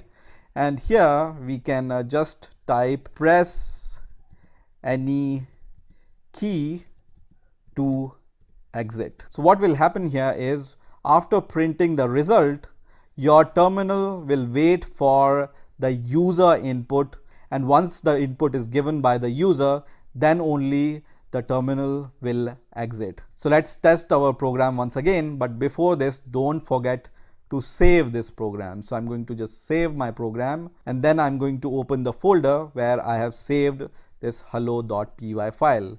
And once again, I'm going to double click on this hello.py, and I'm going to give three numbers here, and then I'm going to press enter, and it prints 99, which is the maximum out of three numbers.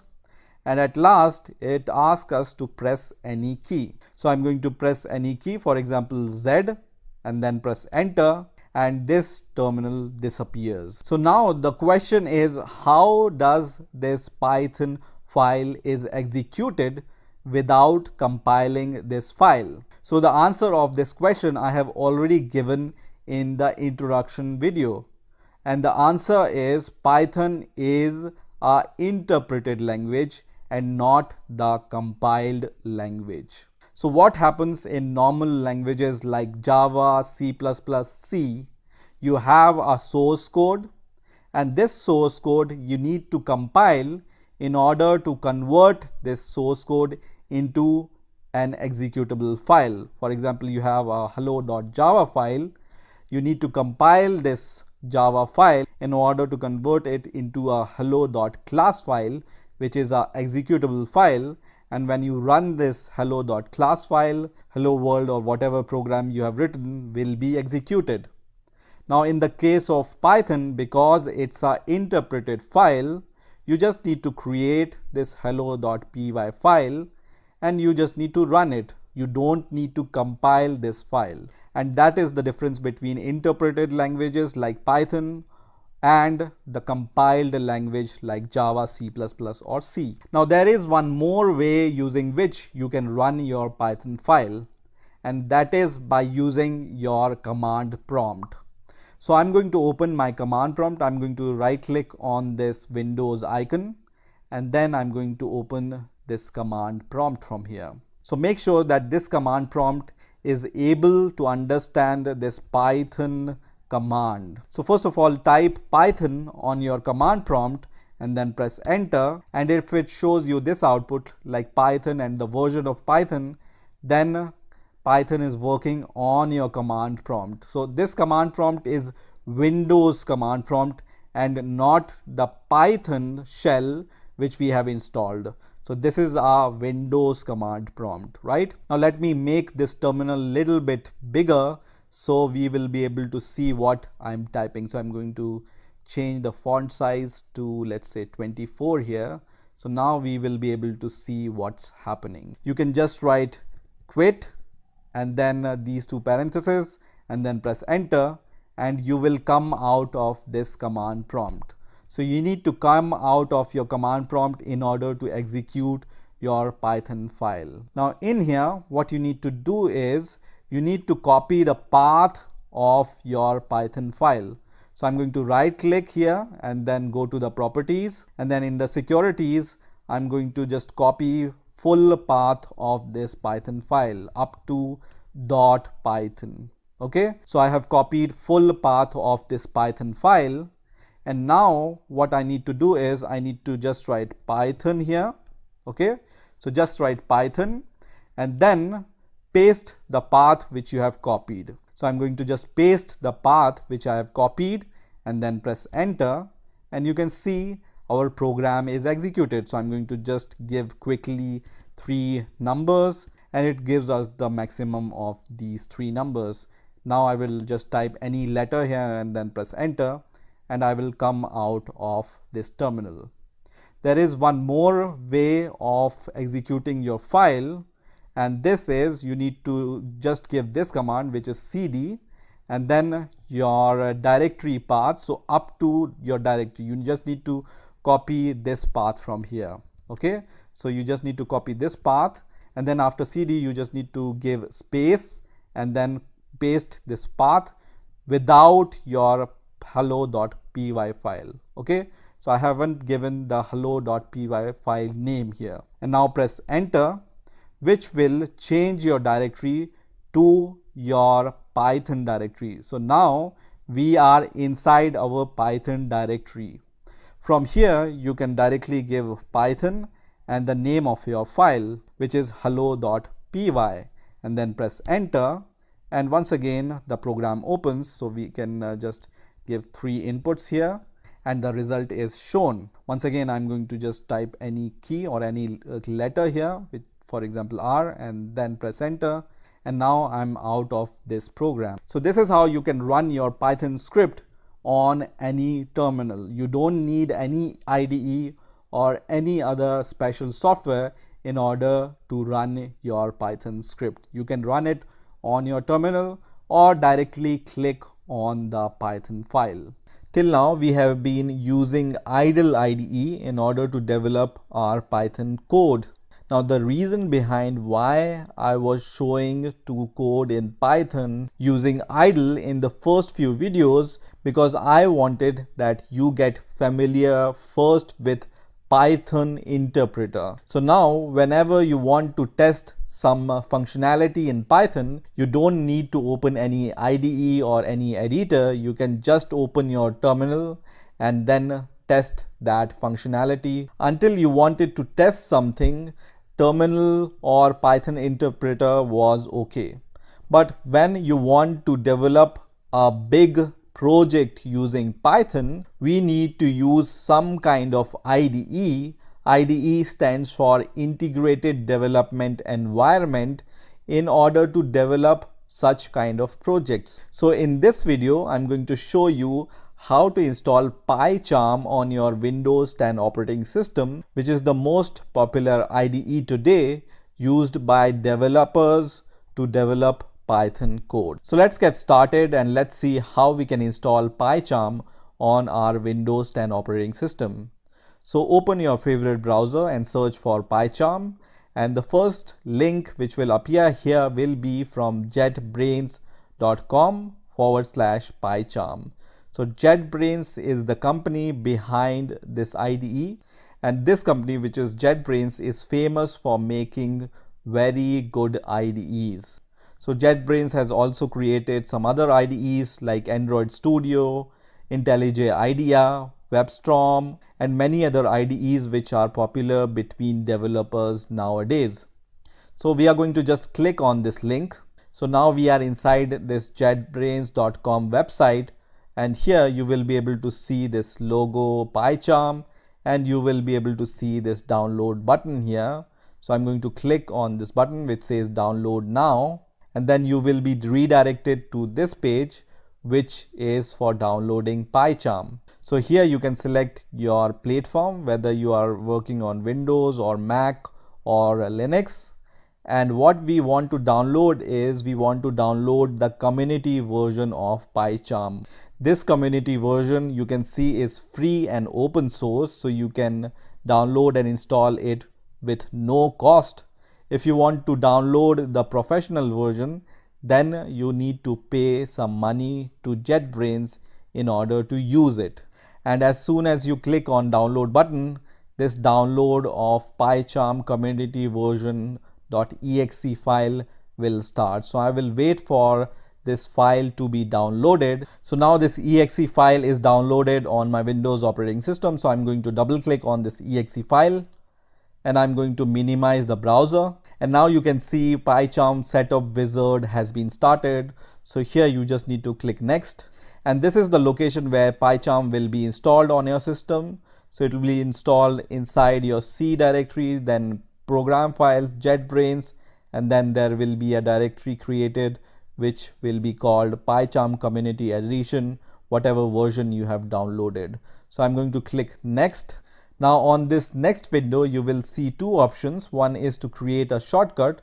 So we are going to choose this option which says 64-bit launcher. Now the second option here is create associations. And I'm not going to check this checkbox because I don't want that on my computer every .py file to be associated with the PyCharm. So I will leave this unchecked. And the next option here is download and install the JRE x86 by JetBrains. There is no harm in this. So I'm going to check this checkbox and I'm going to click next. And now I'm going to click on the install button. So this is going to start installing PyCharm on my Windows 10 operating system. So I need to wait for some time until this installation is finished. So now the installation of PyCharm Community Edition is finished on my Windows 10 operating system. And you can also see there is a PyCharm shortcut which is created on my desktop. Now I will check this checkbox which will start the PyCharm IDE, and I'm going to click finish, which is going to launch the PyCharm IDE. Now for the first time when PyCharm starts, it will ask you this question, whether you want to import any settings from the previous installation of PyCharm. We don't have any previously installed PyCharm, so we are going to just leave this as default, which says do not import setting, and then click OK. And then you will see this license terms and conditions window. If you agree with all these license terms and conditions, then just click accept. And one more window appears here, which is for data sharing. So I'm going to just say don't send. And now you can see PyCharm IDE has been launched. So for the first time, it will ask you which UI theme you want to use. You want to use the Darkula, which is the dark theme, or the IntelliJ theme, which is the light theme. So I'm going to choose this light theme, which is IntelliJ theme, and then I'm going to just click on next. And on this next window, you will see some featured plugin. So for now, I'm not going to install any of the plugin. I'm going to just say start using PyCharm, which is going to start the PyCharm. So now PyCharm IDE has been started. So let's create a new project here. So I'm going to click on new project, and now we need to give the title of this project, and PyCharm will ask you where you want to save this project. So I'm going to just give the name to my project. So let's name our project as Hello World, and then I'm going to just click on create button, which is going to create our Python project. So now you can see PyCharm IDE has been started. So you can see the first thing you will see here is tip of the day. I'm going to just close this tip of the day, and I'm going to maximize my IDE window. And you can see our project is shown on the left hand side. So let's create a Python file, and we are going to just run some code using this Python file. So we need to just right click on our project and then click on new, and then choose a Python file from here. And now we just need to give the name to our Python file, for example, hello, without any extension. So you don't need to provide any extension when you choose this option which says Python file, and now click OK. And now you can see on the left hand side that this file is created, which is hello.py. This .py extension is added by PyCharm for us. And now on this editor, for example, let's print hello world once again. So I'm going to just print the hello world. You already know how to print hello world, right? And once you have written your code, you just need to save your code by pressing Ctrl S. And now you can just right click on your file and choose this option which says run hello. So I'm going to just click on this option which says run hello, and you can see this output is printed on this run window. So this is how you can install PyCharm on your Windows 10 operating system. In this video, we will talk about using strings in Python. But before that, I want to show you something, and that is how to comment your code in Python, or how to write a comment in Python. So for example, I have this line of code which is used to print hello world on terminal. Now for some reason I don't want to execute this line of code, then I can convert this statement into a comment. And how do I do this? You can just add an asterisk in front of your code, and this makes your statement a comment. A comment means that now this line of code will not be executed by Python. So let's run our code and let's see what happens. So you can see now it doesn't print hello world because now this is a comment. Now generally we use comments in order to provide some information about some functionality or what we'd want to do with our code. So let me remove this line, and because it's a Python strings video, we can just write after this hash symbol Python strings, right? And this means that this is a comment and this line will not be executed by the Python interpreter. Now there is one more way of giving a comment in Python, which is by writing the double quotes 3 times. And this is also a comment. So when you write, for example, Python strings, this is also a comment. So this will also not be executed by Python interpreter. So what is the difference between this hash comment and the comment with these 3 double quotes? So it turns out that using these double quotes, you can write multiple line comments. So for example, I want to write a multiple line comment. Let's say I want to write Python string tutorial. I can write this multiple line comment using these triple double quotes. So let's get started and let's see how we can use strings in Python. So I'm going to declare a variable, and in this variable I'm going to assign hello world here, right? And to print this hello world, we can just write print, and inside the parentheses we can use this x variable, and when we run the code it runs. So we already know how to use this kind of string in Python. The second way of creating a string is you can use the single quotes instead of double quotes, and this is also a valid string. So this will also work. So let me just print this also, which is hello world using single quotes, and when I am going to run this, it's going to give me the result. Let me remove this spaces between the print and these parentheses. So let's say you want to add a single quote into this hello world string. So let's say I want to just write hello single quote s hello's world. So this is totally possible in Python. So whenever you surround your string using double quotes, you can just add this single quote without any problem. But when you do the same with this string, this will give you a problem, because now Python thinks that your string starts from here and ends at this place just after hello. And this will be seen as some kind of garbage by Python. So in order to use these single quotes inside the string which uses single quote, you use a escape character. And the escape character in Python is backslash. Okay, so when you add a backslash in front of a character, Python interpreter knows that it's a escape character, so this will be treated as a valid string. So let me just print the result, and you can see it prints the same result now. Now let's say I want to use a double quote in this string which uses double quote already.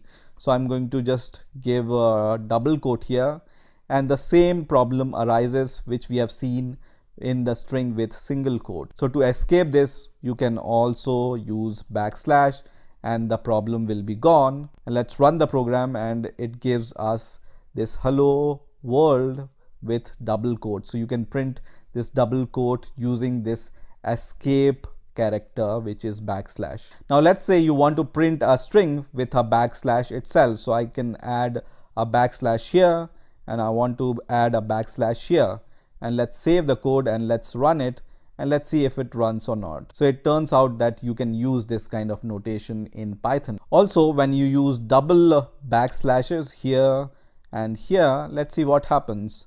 So when we run the code, it will give us the same result, because one backslash is a escape character and other backslash is the part of the string.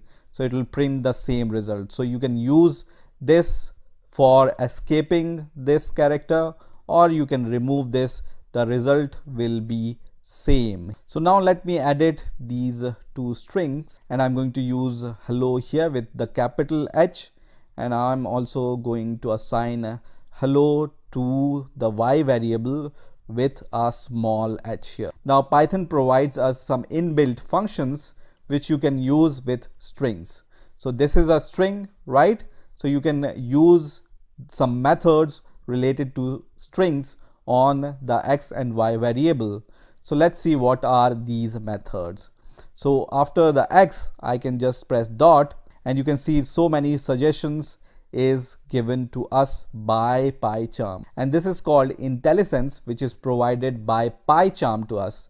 And IntelliSense means that whenever you type something, PyCharm will try to suggest you some supporting code for whatever you are typing. So let's use some method which are suggested to us. So I'm going to use this capitalize method. So let's use this capitalize method with the x and y variable, and let's see what happens. So I'm going to run the code, and you can see now the upper string is printed same, but the lower string is printed with a capital H in front of it. So this capitalize method capitalizes the first letter of the string. Now let's see what are some of the other method which we can use. So there is a method called upper, and also there is a method called dot lower. So let me just rewrite this hello in all capitals, and let's run the code now. And you can see in the result, the upper method has converted our string into all upper letters, and the lower method has converted our string into all lower letters. Now in Python, everything is an object. So using these square bracket, you can extract each and every letter based upon their index. So for example, I write index 0 here, and in the y, I'm going to use the same square bracket, and I'm going to write 1 here, which is the index 1, and let me run the code, and it prints the first character of the string because it's at index 0, and here you can see the second character of the string which is at index 1. So always remember, indexes starts from 0, not from 1. Now in Python, you can also get the substring out of a string. So here inside these square brackets, I can just write that I want a substring out of this complete string, first 3 letters of this string. So I can just start from 0, and I can just say I just want to stop at 3. That means we will get, I think, the first 3 characters of the string. Also, let me add some spaces into the second string here. And in Python, there is a method called strip. So I'm going to just use this strip method, and let's run the code first of all, and let's see what happens. So you can see, first of all, this print has printed first three letter of this string. So you can see this notation means that we are telling Python to give a substring starting from 0 until 2, until the index 2. Okay, and we are saying that we want to stop at index 2, that's why we write 3 here. Now if you want to just print HELL, we can write here 0 to 4, and then we can run the code, and then we get HELL. If you want to get only ELL, you can write 1 to 4 here, and then it will give you ELL out of this string. And this is how you can strip your string. So strip means the spaces from the start and end will be stripped of this string. Now let me show some other method related to the strings. So first method I want to show here is there is a method called isLower, and then there is a method called isUpper, and then there is a method called dot replace, which is used to replace some character inside the string. So let's say I want to replace capital H by, let's say, J. And the last method I want to show is how to split the string, but that we will see in a moment. So let's run this code, and the first result says false because this string is not lower. When we write all letters in lowercase, then only it will give us true, otherwise this method isLower will give us false. Now let's rerun the code, and now it gives us true because now every letter in this string is lower.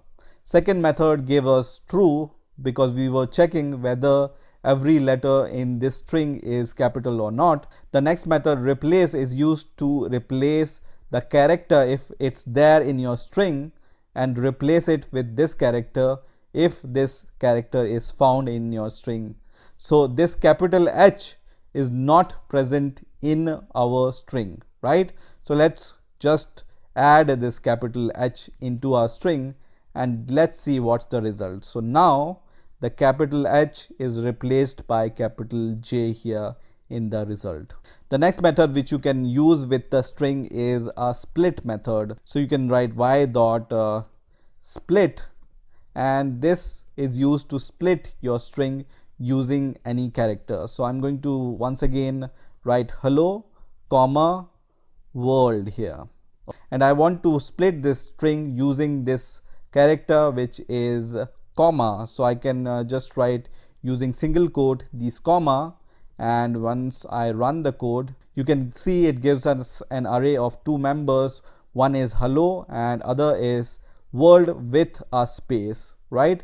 Because we have splitted our string using this character, that's why the space is here, right? So that's why you can see this space here also in the second element of this array. So there are number of methods which are associated with string which you can use, and for knowing all these methods you just need to write your variable which contains a string, and then just write dot, and you will be able to see the suggestions which you can use with the strings. So you can use the title method, for example, or you can use the translate method, or you can use all these methods which are available here. Okay, so just see all these suggestions and see what you can use from these methods. Also, if you don't have any variable in which you have assigned your string, you can directly take your string, for example hello, and then you can just write dot after this hello, and once again you will see all these suggestions because this hello is also a string.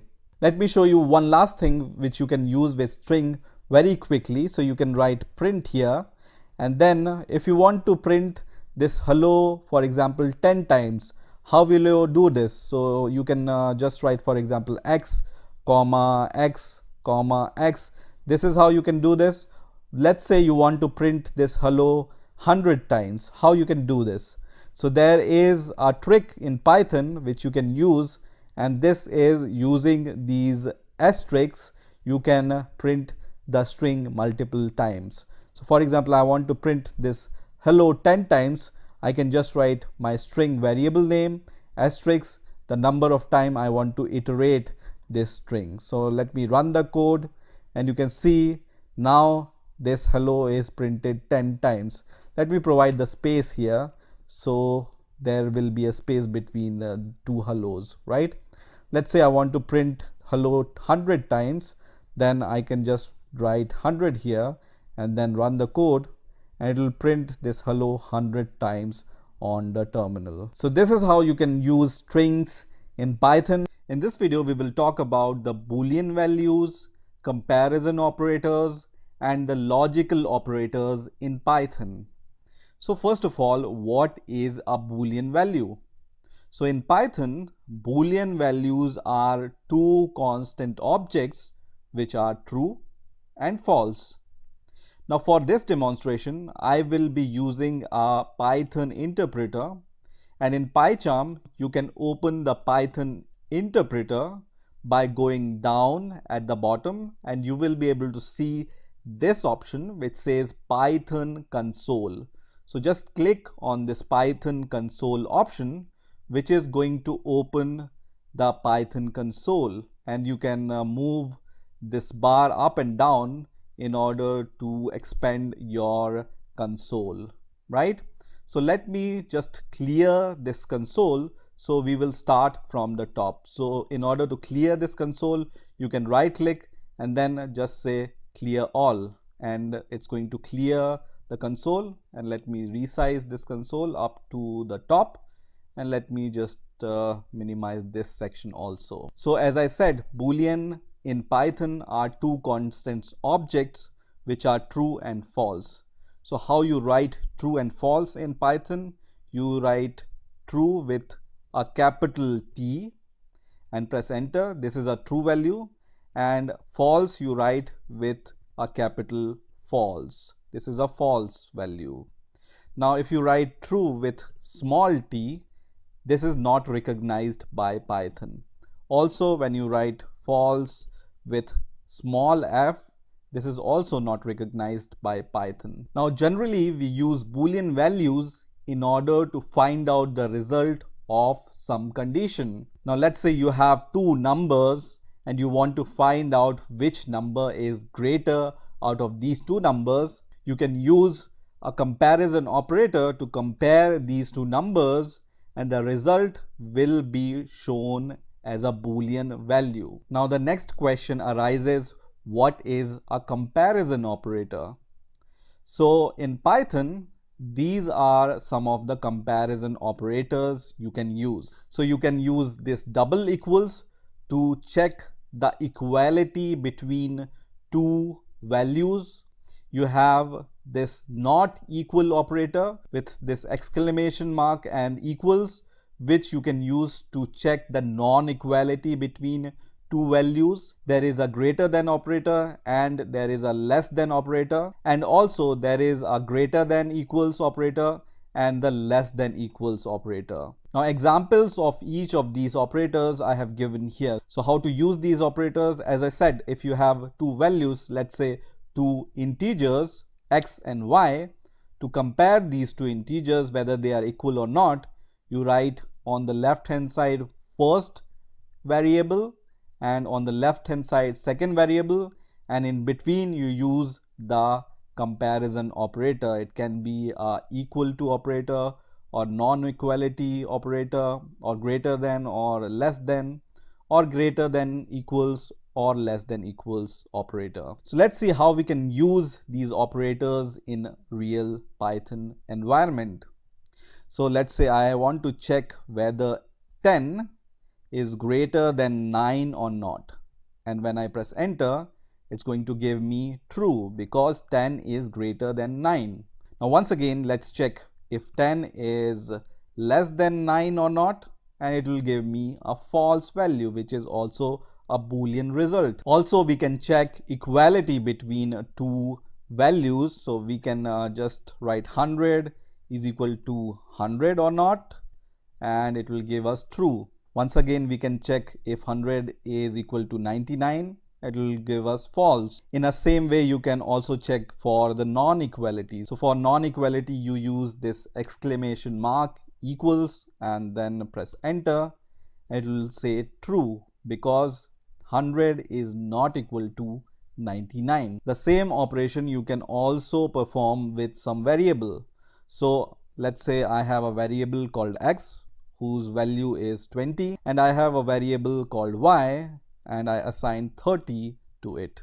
And let's say I want to check whether the value in the x is greater than or equal to the value which is there in y, then I can write this kind of a statement, and when I press enter, it's going to give me false because 30 is not greater than or equal to x. So let's assign a value which is 30 into our variable x. And now let's check whether x is less than or equal to y or not. And when I press enter, it's going to give me true because we know that x, which is 30, is not less than y, but it's equal to y, and this condition is true. Now you can also compare two strings using these operators. So let's say I have a string called hello and I want to check whether the hello value is equal to some other value, for example hello in double quotes or not, and it will return me true. That means whether you write hello in single quote or hello in double quote, both these values are same in Python. Now also we have seen in the last video where we have seen how to use strings, that whenever, for example, I write a string, I can use this dot operator in order to call some functions related to strings. So some of these functions returns a Boolean value. So for example, we can check whether this hello, all letters are in uppercase or not, and once I press enter, it says false. Or I can check whether in this hello all letters are in lowercase or not. This will give me true. Or I can test whether in this hello string all letters are alphabets or not. This is going to give me true because all letters are alphabets. Now if I check whether in this string whether there is a alphanumeric value or not, I can use this method which says is al_num, and this will check whether in my string there is a alphanumeric value or not. Now the next question you may ask is, for example, I want to evaluate two conditions at the same time. Let's say I want to evaluate whether 10 is greater than 9 and I want to evaluate whether 20 is less than 15 or not.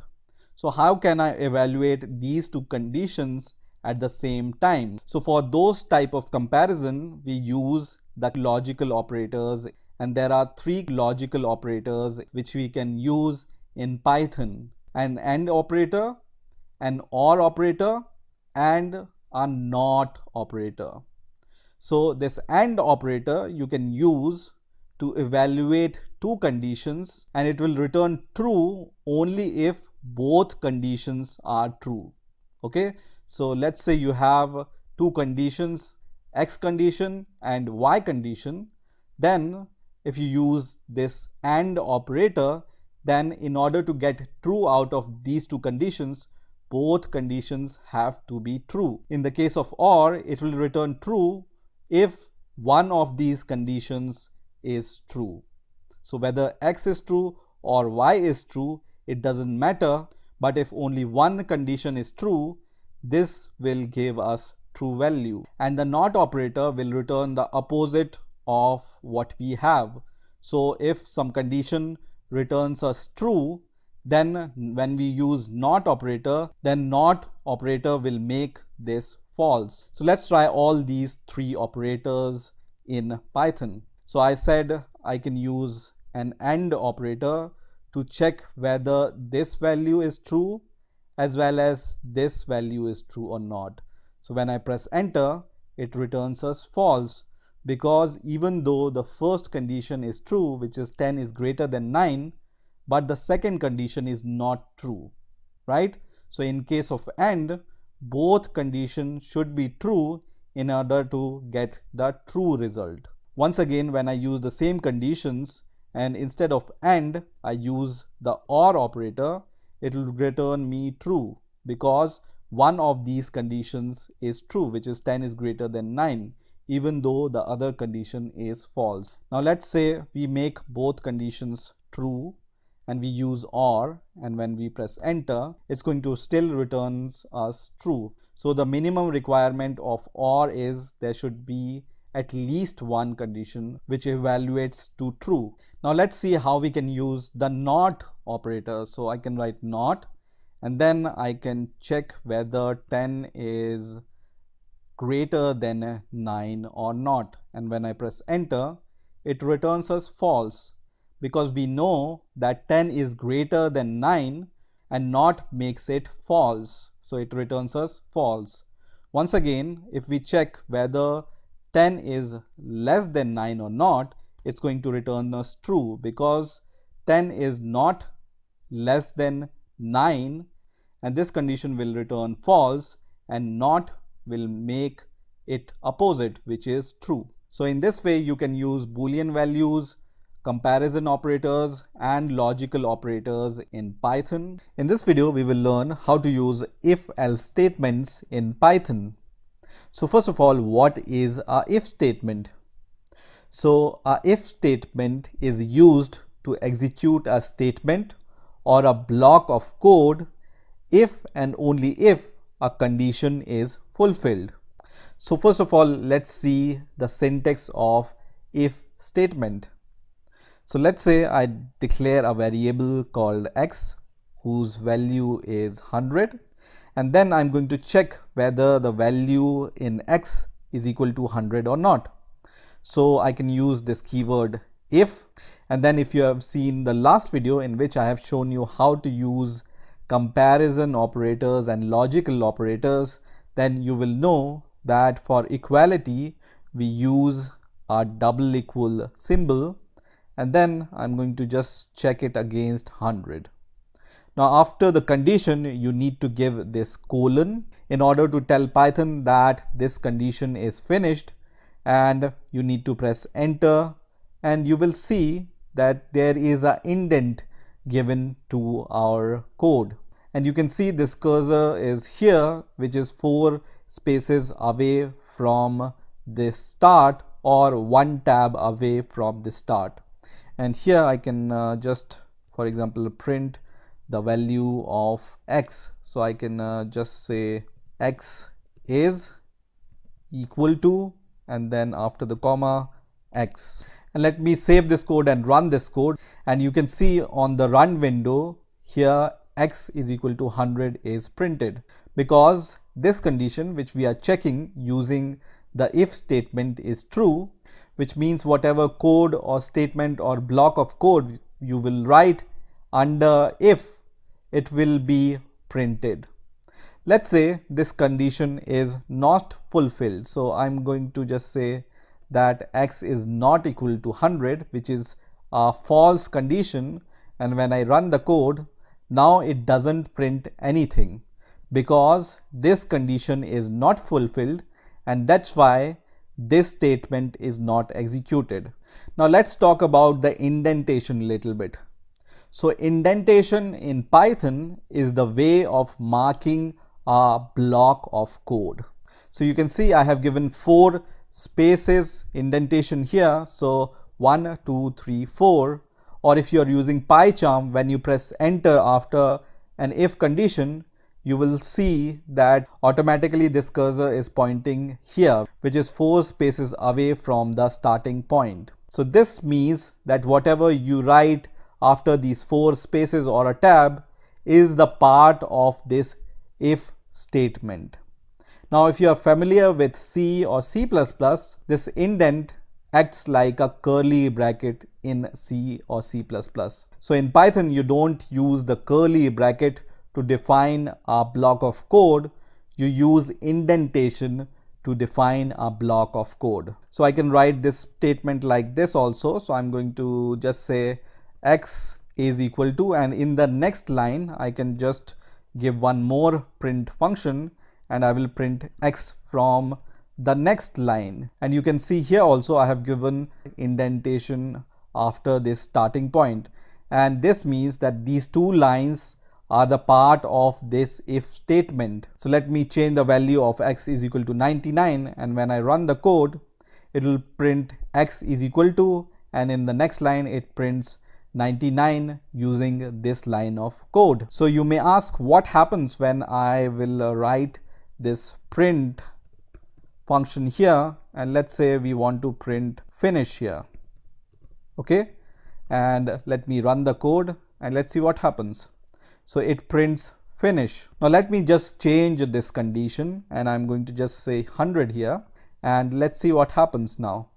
So now only finish is printed because this line of code is not the part of if condition. Only statement which you write after 4 spaces will be the part of the if condition, like this line and this line of code. But if you don't give any indentation here, that means that this line of code is not the part of the if statement. Now let's take another scenario, and this time I want to check whether the value of x is a positive value or a negative value. So I will start from here, and I will give one more if statement here, and I will just check whether x is greater than 0 or not, and then give this colon to indicate Python that I have finished this condition. And then if it's greater than 0, then I'm going to print that x is positive. Now if x is not positive, and if it has a negative value, I need to somehow print that x is a negative value. And for this you use a else statement. So here you can write else, and once again you need to give the colon here, and then under this else statement once again you provide 4 spaces or a tab indent, and you can once again write print, and this time we can write x is negative. This means whenever this condition is false, and if and only if this condition is false, then only the else part will be executed. So whatever code or block of code you write under else, that will be executed if and only if the condition here is false. So seeing the value of x, which is 100, which is obviously greater than 0, it's going to print that x is a positive value. Now when I change the value of x is equal to minus 100 here, and once again I execute the code, first of all it prints that x is minus 100 here, because first of all this condition is checked, and obviously minus 100 is not equal to 100. So this condition is true. So these two lines of code are executed because this condition is true. And here, because this condition is false, that's why this statement is not printed, and the execution of code goes to the else condition, and then this line of code will be executed, which is x is negative, and you can see here. And this line of code is independent of both these if statements, and that's why it will be printed always. Now as we have seen from our last video, that we can provide multiple conditions using a logical operators.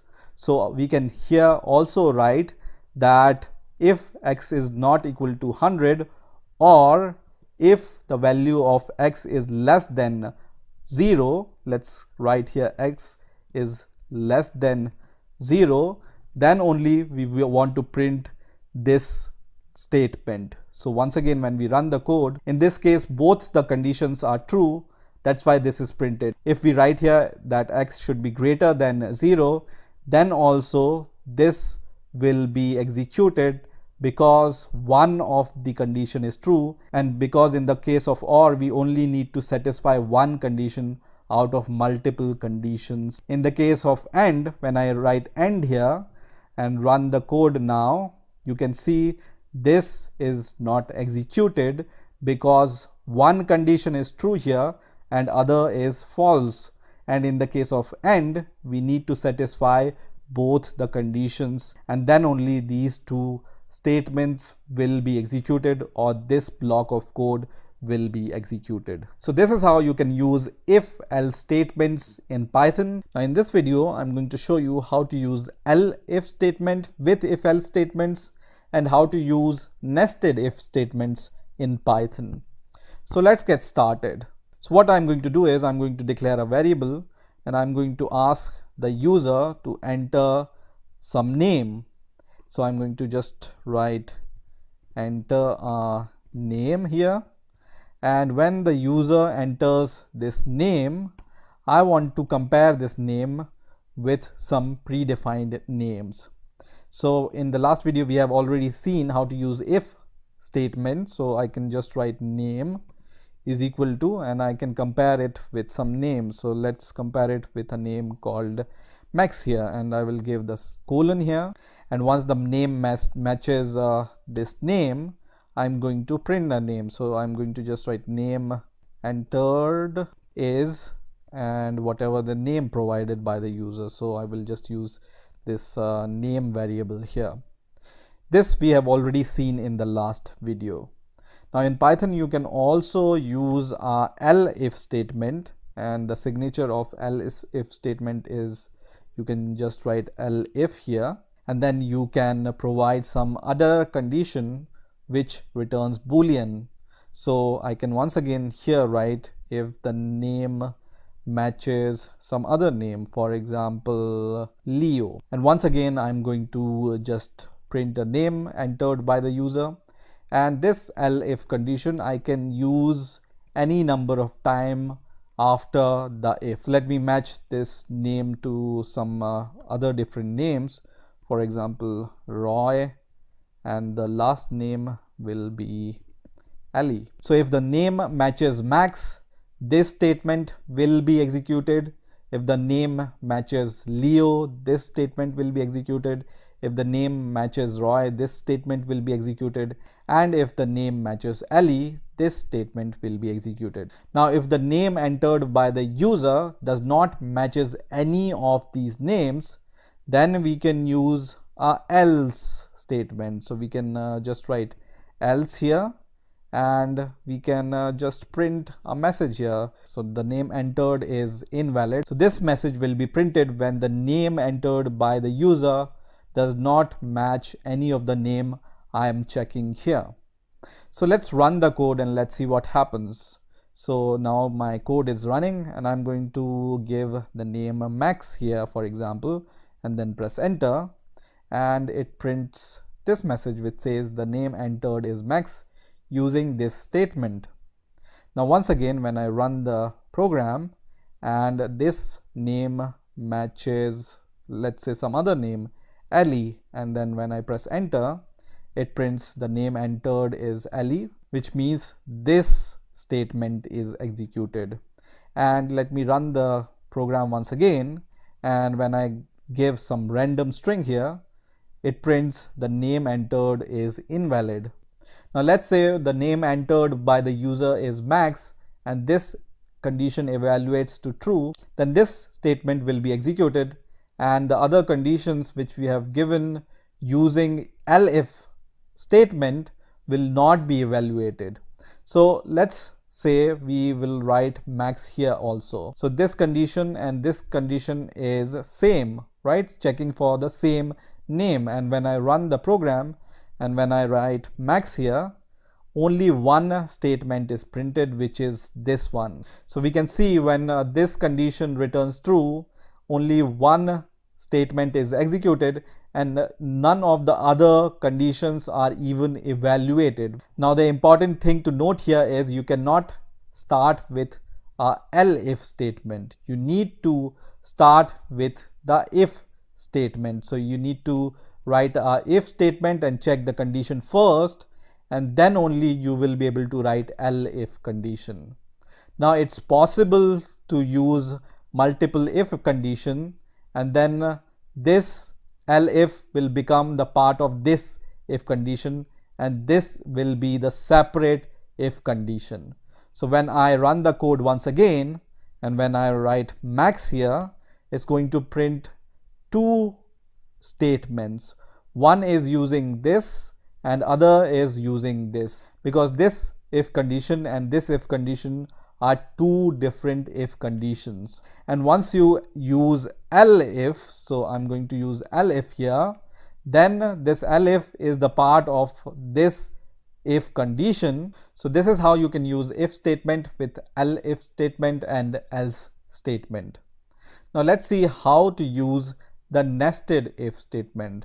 So I'm going to declare a variable called x, and the value I will assign to x is 10, and then I'm going to write an if condition, and here I'm going to just evaluate whether x is less than 0, and when x is less than 0 I'm going to just print that x is negative. Else, if the value is not less than 0, so I'm going to just write else, then I'm going to just print x is positive. Now let's say I also want to evaluate if the x value is an even number or an odd number if the x value is positive.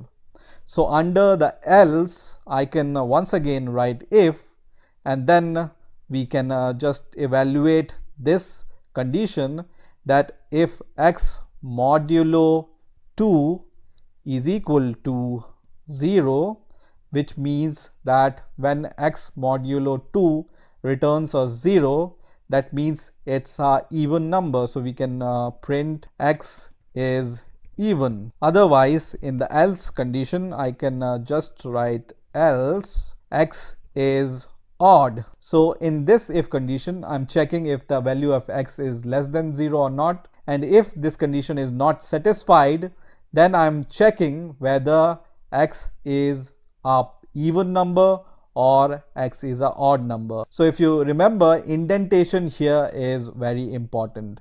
So this if condition falls under the else condition, right? So this if condition and this else is the part of the else statement. So because we have provided this 4-space indent here, whatever code you write with this indent is a block of code. And what we are essentially doing here is we are nesting one if else condition inside the other if else condition. You can also reverse this condition checking, and you can also say if x is greater than or equal to 0, then the value of x is positive, otherwise the value of x is negative. And this statement you can write under the if condition also, and this is also a nested if else statement. And let me run this program, and you can see x is a positive value because x is equal to 10, and x is a even value. So once this condition is true, this statement will be printed, and whatever if condition is there inside the parent if statement, that will also be executed. And this condition is checked first of all, and obviously this condition is true in this case when x is equal to 10, because when you do x modulo 2, it's going to give us the remainder 0, and that's why x is a even value, and that's why it's printing x is even here. So it's totally possible to use one if else statement inside the other if else statement, and this type of if else statement are called nested if else statement. In this video, I'm going to show you how to use lists in Python. So first of all, what are lists? So list in Python is a kind of collection which allows us to put many values in a single variable.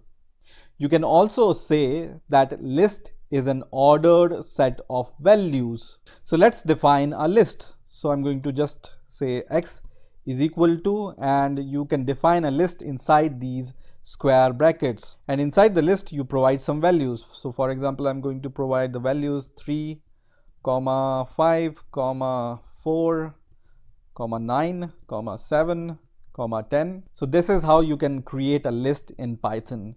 And when I press enter, it's going to create a list, and when I just use x to get the list, is going to provide me all the values in the list. Now these values which are inside the list are called elements. So 3 is an element, or 5 is an element, or all these values in this list are all called elements. And all these elements are ordered by their index. Now index, as I already said in the previous videos also, always starts from 0. So we can fetch the value which is at index 0 using this square bracket once again with the variable name, and then when I write index 0, it's going to give me the element which is saved at index 0. So looking at this list, 3 is at index 0, 5 is at index 1, 4 is at index 2, and so on. So let's say I want to get the value which is at index 4, 0, 1, 2, 3, 4. So I'm going to just write x square bracket 4, and it is going to give me 7, which is saved at index 4. Now it's not necessary that list must contain all the same data type elements. So for example, I can also declare a variable called y, and in this I can save some name, for example max. I can save integer, let's say 1. I can save a decimal value, let's say 15.5. I can save other list inside this list using these square brackets, for example 3, 2. So one list can contain different type of data types with any number of elements. So when I press enter, and this time I want to get the value which is at index 0, it's going to give me max. And once I want to get the value which is saved at index 3, then it's going to give me this list which I have saved at index 3. Now when you try to access the index which is not there, so I'm going to just write y, and then I'm going to say 100, and this value is not present in this list at this index. So I'm going to press enter, and it's going to give me the error which says list index out of range. Now if you want to get the length of the list, you can use the inbuilt function in Python, which is len, and then your list name. So for example, I want to find out the length of list x. It's going to give me 6. It's going to give me 6 because you can see here this list contains 6 elements. Or I want to get the length of the second list, which is y, and it's going to give us 4 because this list contain 4 elements. Now it's also possible to insert and remove elements from the list. So for example, I'm going to use x, which has 6 elements till now, and I'm going to insert the 7th element. So I can use a method called insert, and you can see this method takes an index and the object name. So I'm going to choose this, and the index at which I want to insert the value is at index 2, and the value I want to insert is some string, for example Tom, and I'm going to press enter, and I'm going to print the values inside the x list. Then you can see now this list has 7 elements, and Tom is inserted at the index 2 because we have inserted this value at the index 2. In a similar way, you can remove something from a list also. So to remove something, you can use your variable name, for example x dot remove, and the value you want to remove. So for example, once again, I want to remove this name which I have inserted at index 2, and once again when I print the value of x, it's going to give me these values. Now let's say the list contains 2 elements which are exactly the same. So I'm going to insert one more element at index 1, and this element will be 3, for example, and now my list contains double 3 here. And if I want to remove this 3, so I'm going to just call this remove function once again, and I will say 3 here and then press enter. You can see only 1 3 is removed from this list. So you can see these 3 are at index 0 and index 1. So this value is removed which is at index 0, and this will remain in this list. So if a list contains duplicate values, it's going to remove the value from the left, and also remove is going to remove only one object which is found first in the list. Now if you try to remove the element which is not there in the list, so I'm going to remove something which is not even there in this list, then it's going to give us this error which says that this is a value error and it cannot remove this value from the list. Now there is one more function with the list which is a pop method, and this we can use to remove the values from the last. So you can see our list was previously having 6 elements and 10 was the last element, and when you use this function which is pop, it's going to pop this 10 from the list. And now let's see the content of the list. So now this list contains only 5 elements and the last element is now removed. Once again, when you use this pop method, it's going to remove the 7, and now our list only contains 4 elements. Now let's say you want to delete the whole list. So I'm going to declare a list, and this list will contain a few values, and then I will press enter and you can see the values of list. And now I can use a function called del and then the name of the list, and this function is going to delete this list. So I'm going to just press enter and then once again try to access the values inside this variable, and now it says the name Z is not defined because delete function has deleted this list. Now once again I'm going to create this list Z, and now there is a function called clear which is used to remove all the values from the list. So I'm going to just press enter and then try to access the value of Z, and you can see this list is now empty because we have used the clear function which is used to empty the list. Let me show you a few more functions related to lists. So let's say I can use X, and the values inside X are 3, 5, 4, 9, and I can use a function called sort to sort all these integer values inside the list.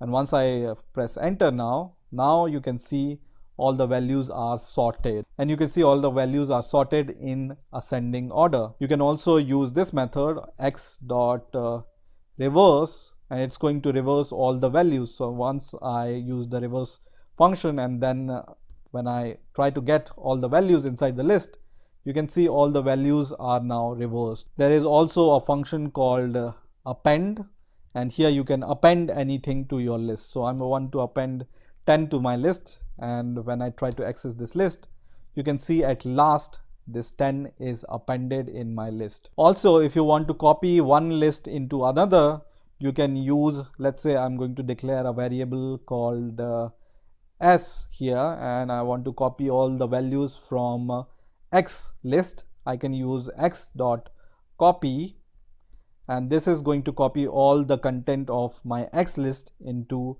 this new variable called s. So you can see all the values are copied into the variable s. So let me append something into my list once again. So I'm going to append 10 once again, and now my list looks like this. And there is a function called count, using which you can count the number of element which are there in the list. So I want to find how many number of 10 are there in the list. It's going to return me 2. And once again I want to count how many 3s are there in the list. It's going to return me 1. Let's say I want to count how many hundreds are there in my list, and it's going to return 0. So this is how you can use lists in Python. You can also use the list name and then dot and see all the methods which are available related to list here, and you can use these methods which you see here. In this video, we are going to see how to use tuples in Python. So first of all, what are tuples? So tuples are very similar to lists. That is, they are used to store the collection of elements in a single variable, but there is a very important difference between them, and that difference is tuples are immutable. Immutable means once tuples are created, they cannot be changed, or the content in them cannot be changed. So let's see how we can declare a tuple. So I'm going to declare a variable called x, and I'm going to assign some values to it. Now in case of list, we have seen we used the square brackets. In the case of tuples, we use these parentheses in order to store the list of elements. So I can just write 1, 5, 3, 4 and 8 for example, and then press enter, and it's going to create a tuple. Now in order to print the tuple, you can use X and it's going to print this tuple. Now as I said, tuples are similar to lists in some ways, and that means you can call a tuple element by an index in tuple. So all the tuple elements are arranged by their index, and when you want to, for example, get the first element here, you give the index 0 and then press enter, and it's going to give you the value which is saved at index 0. Let's get the value which is saved at index 4, and I'm going to press enter, and you can see it gives 8 which is saved at index 4. Now when I try to give an index which is not there, for example 100, it's going to give us error which says index error, tuple index out of range. Now as I said, tuples are immutable, that is you cannot change the content of a tuple if they are initialized once. So let's try to test this. So I'm going to just assign the value at index 0, which is let's say 2, and I'm going to press enter, and you can see it says type error, tuple object does not support item assignment. That is, you cannot assign any other value to a tuple element if they are once initialized. Now that also means that you cannot use some of the functions which you used with lists in the tuples. For example, you cannot remove any element, you cannot append any element, you cannot change any element. So for example, when I write X here and then press dot, you can see there are few methods which are available with the tuple, and most important is this count method. So let's try to use this count method, and I want to know how many number of 8 which are there in this tuple, and it will give me 1 because 8 is only present once in this tuple. If 8 is present twice in this tuple, here you will see the result 2. Now in order to get the length of the tuple, you can use the inbuilt function which is len, and then the tuple name, and then press enter, and it's going to give you the length of the tuple. Now in the previous video, I have told you that you can save multiple data type values in lists. Let's see if we can do the same with tuples or not.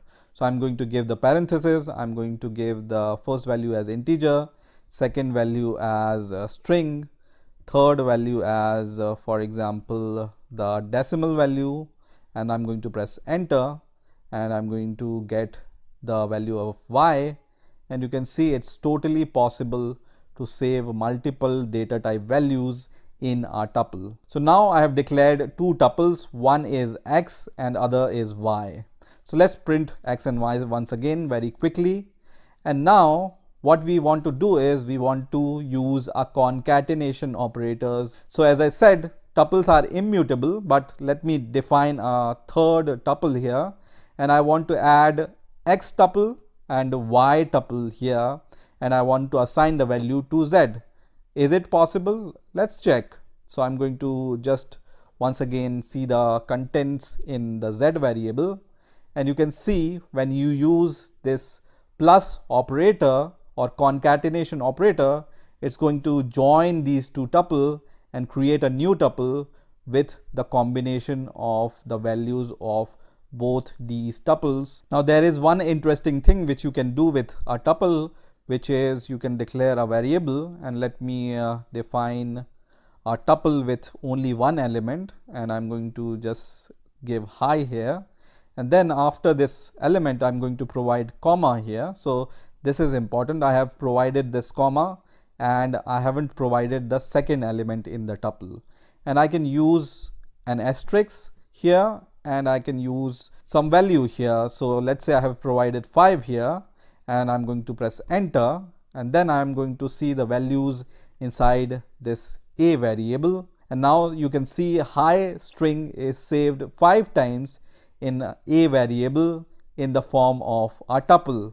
So you can once again get this value at index 2 for example, and it's going to give you the value which is stored at index 2, which is hi itself. You can also use an inbuilt function called max here to get the maximum value out of a tuple. So max, and I have provided x tuple here, and you will be able to see it will give us the maximum value stored in that tuple. And you can see here 8 is the maximum value which is there inside the tuple. We can also get the minimum value using min function, and it's going to give you the minimum value which is stored inside the tuple. And also you can use our del function to delete a tuple. So let's say I want to delete this tuple which is z here, so I can just write the name of the tuple after del and space and then press enter. And now once again when I try to get the value of z, it's going to give me error which says name z is not defined. So in order to delete the tuple, you can use the del function. So this is how you can use tuples in Python. In this video, we are going to learn how to use sets in Python. So first of all, what are sets? So a set is an unordered collection with no duplicate elements and no indexing. So let's see how we can use sets in Python. So you can declare a variable and then is equal to, and you define the elements in set in a curly bracket. So you can define multiple values here, for example 1, 2, 5, 4, 7, 9. But keep in mind that set cannot have duplicate values. So each value in set must be a unique value. So for example, what happens when we define a set with some duplicate values? So I'm going to just declare this set and press enter here, and this set is created. Now whenever I try to access the values inside this set A, then it's going to give me this set. And you can see the 2, which was a duplicate which we have defined here, is removed from this set. So a set always have unique values, and if you define a set with duplicate values, it's going to remove the duplicate values and only save the unique values in the set. So let's see some of the methods related to sets. And the first method is, as always, len method, and you can find the length of a set using this len method and the name of the set, which returns the length of a set. You can also use a add function, so a dot add, to add an element in a set. So I want to add 10, for example, into my set.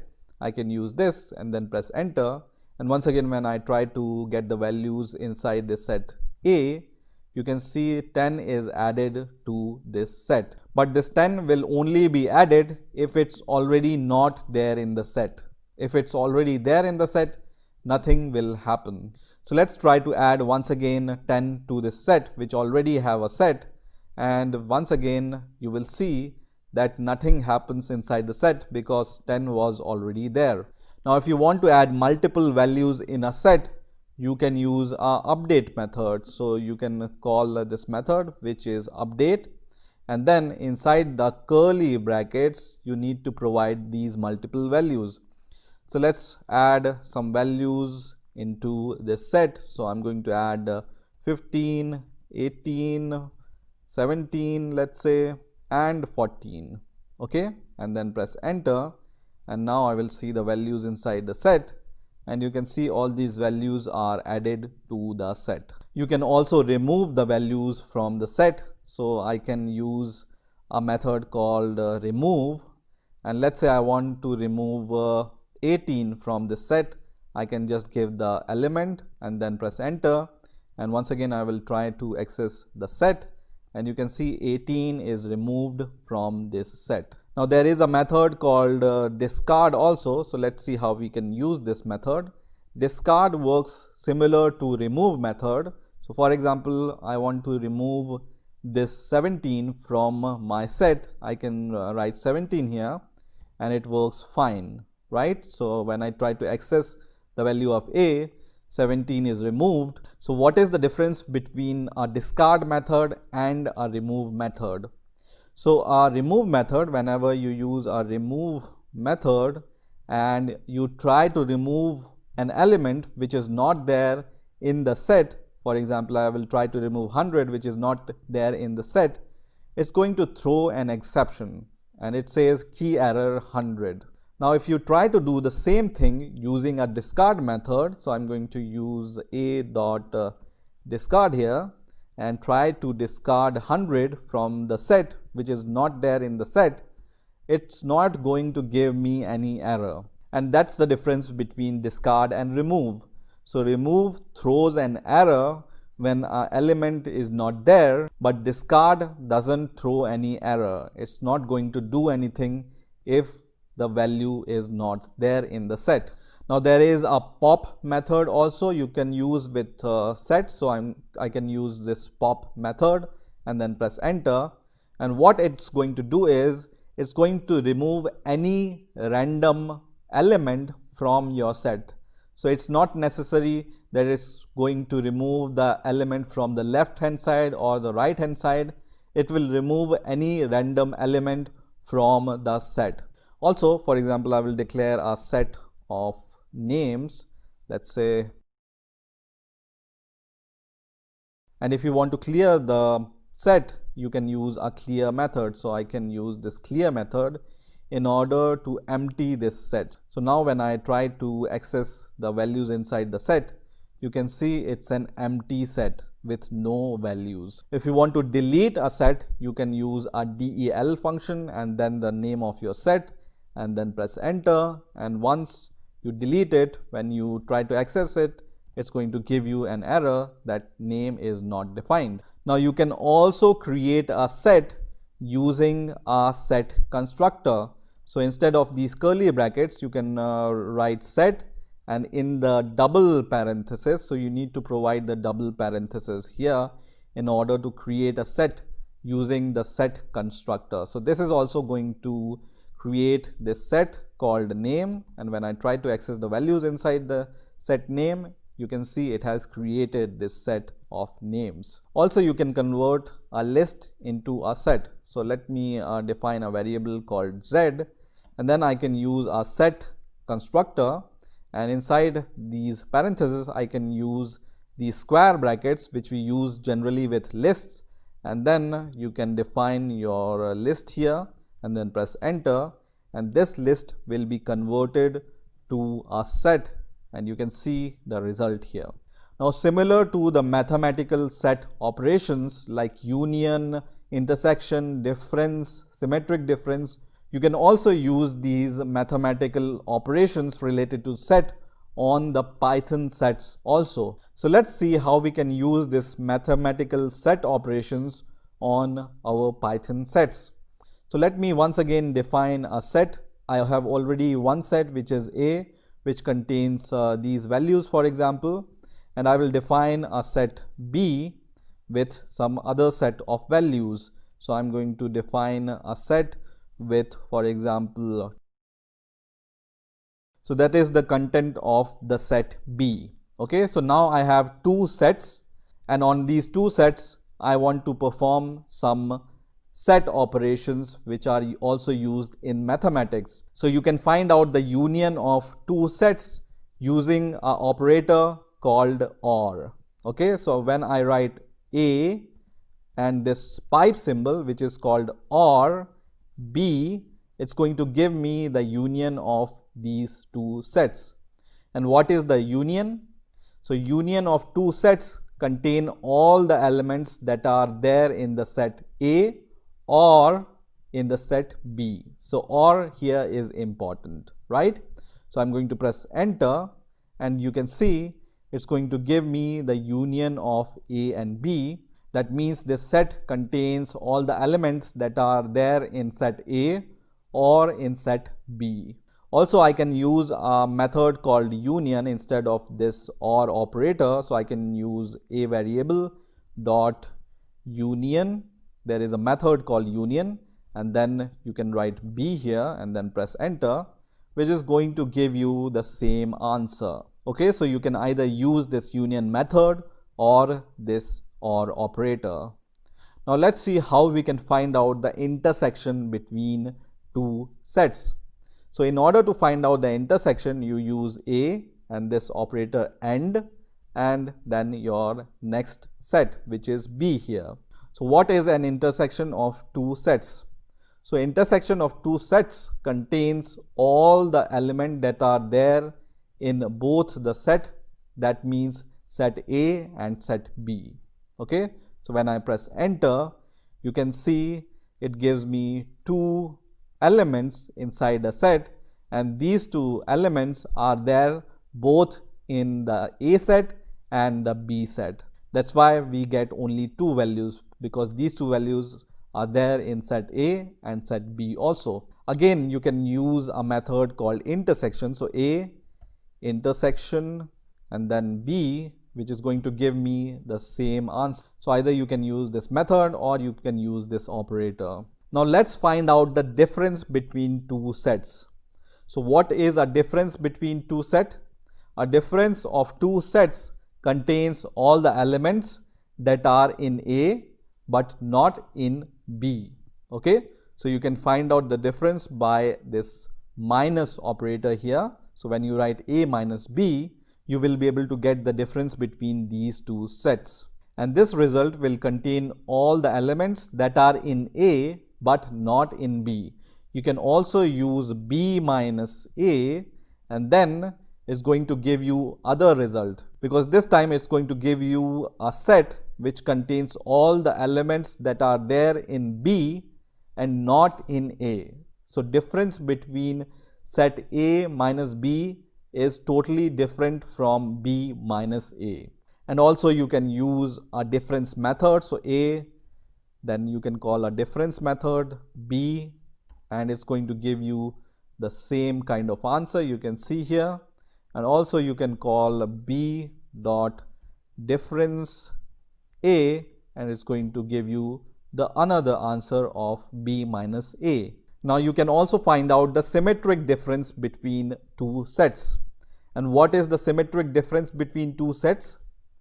A symmetric difference between two sets contains all the elements that are either in set A but not in set B, or they are there in set B but not in set A. So this is the symmetric difference, and you can find out the symmetric difference using this cap symbol and then B. So A cap B, I don't know what is the exact name of this symbol. You can find out by yourself, and when you do this, it's going to give you the symmetric difference between A and B.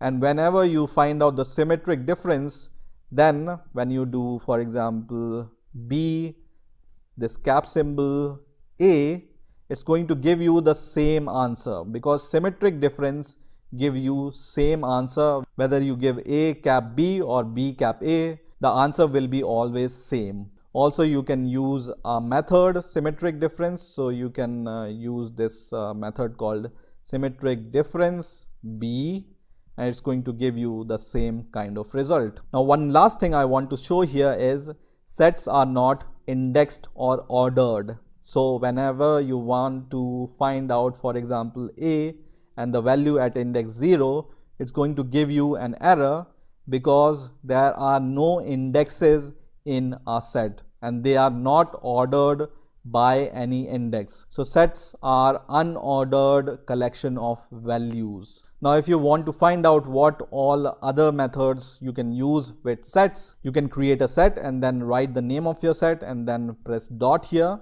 and you will be able to see this is the list of all the methods which you can use with the sets. Also, if you want to list out all the methods which you can use with sets, you can use this inbuilt function dir, and then you can provide any set name here, which is your variable name, and then press enter, and once again it's going to print the list of all the method which you can use with the sets. So this is how you can use sets in Python. In this video I'm going to show you how to use dictionaries in Python. So first of all, what are dictionaries?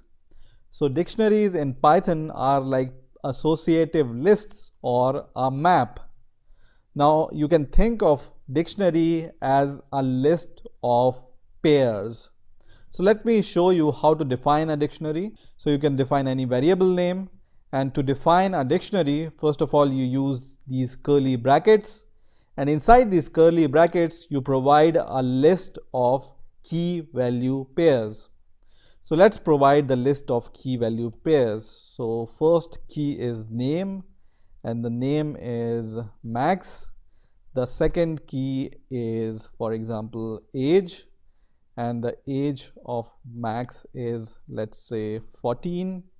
And we can also write here in which year he was born. So we can just write year, and he was born in 2004, for example. And I'm going to press enter here, and once again I'm going to just access the values inside this dictionary, which is D, and you can see our dictionary is created now. So as I said, dictionary is a list of key value pairs, and all these values which you see here before this colon are called keys. So name is a key here, year is a key here, and age is a key here. And whatever values you see after the colon are called values. So Max is a value, 2004 is a value, and 14 is a value. And you can access the values from a dictionary based upon their keys. So for example, I have this dictionary D. I can use this square bracket and the key name. For example, I want to get the name value. I can just give the name key here and then press enter, and it's going to return me the associated value related to key name. In the same way, you can use other keys also. For example, age, and I'm going to press enter, and it's going to give me 14, which is the value. So age is a key here and 14 is the value. Now what type of data types you can store in a dictionary? So as key, you can define any data type. So let me define a new dictionary here, and I'm going to give these curly brackets. And as I said, you can define a string value as key. Also, you can define a number as a key, for example, 15:15. Let's try the float values. So I'm going to just write 15:1:15.1. This is also allowed in dictionary. So you can use string values, you can use integer values, you can use decimal values as key. And also let's try the Boolean values. So you can use the Boolean values also as keys, and you can use a tuple also as a key. So I'm going to just give a tuple 2,3, and then I'm going to assign a value of 5 to this key. And as values also, you can use string values or decimal values or integer values or Boolean values or any kind of collection you can use as a value. So I'm going to press enter here, and now to access, let's say we want to access the value for this key, which is this tuple. So I'm going to just enter this tuple inside these square brackets, and it's going to return me 5. Or I can just provide inside the square bracket true here and then press enter, and it's going to return me the value which is associated with it, which is true itself. Or I can just write here 15, and it's going to return me 15 in turn, because 15 is associated with this value, which is also 15. Now what happens when a key is not there and we try to access it?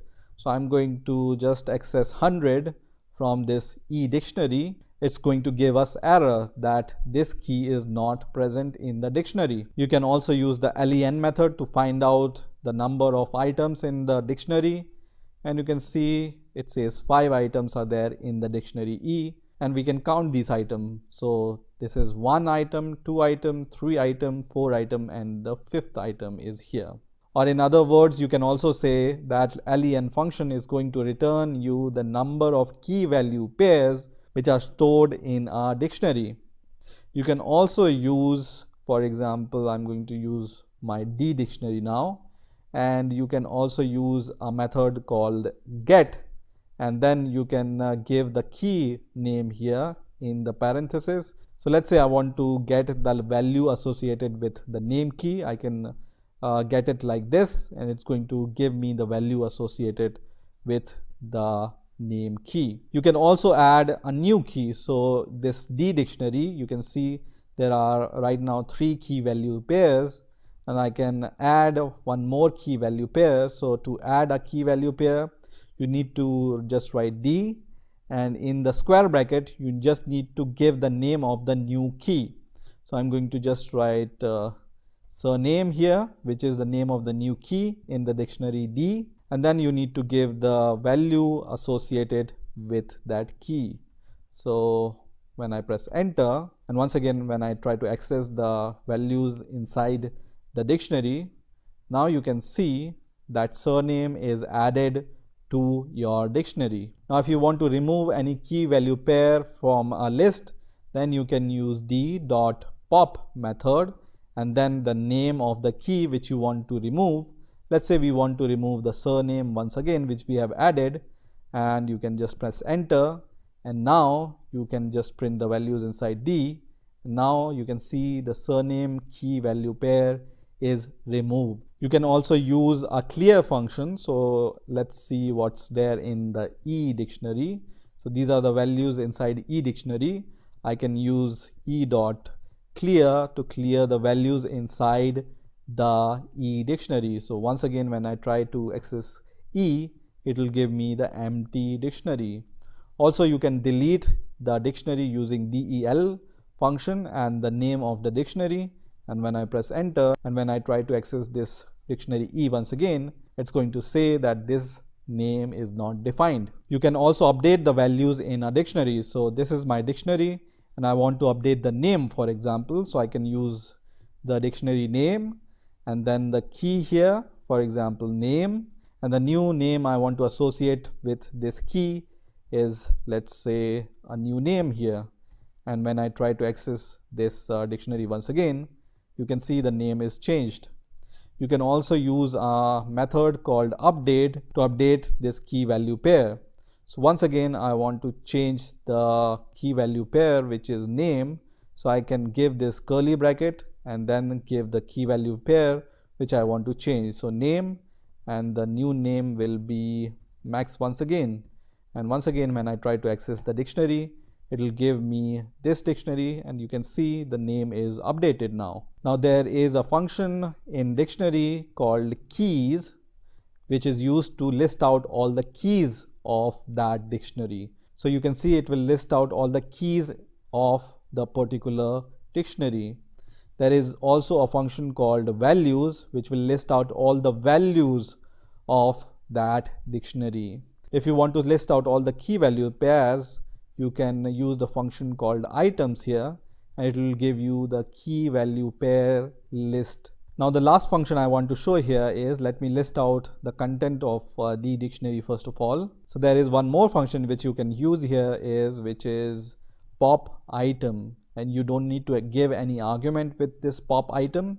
When you press enter, it's going to remove the last key value pair which you have added or updated. So here we have updated this name key value pair, that's why this is removed. And now when you try to see the content of the dictionary, this name key value pair is removed. So this is how you can use dictionaries in Python. In this video we will talk about the slice function in Python, and also we will talk about how to use negative numbers with index in Python. So let's get started. So first of all I'm going to declare a list.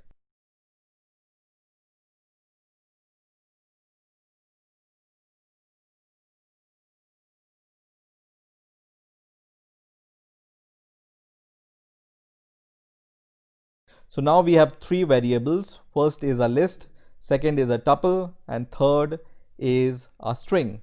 Now there is a function called slice which you can use with your lists, tuples and strings to slice something out of your collection.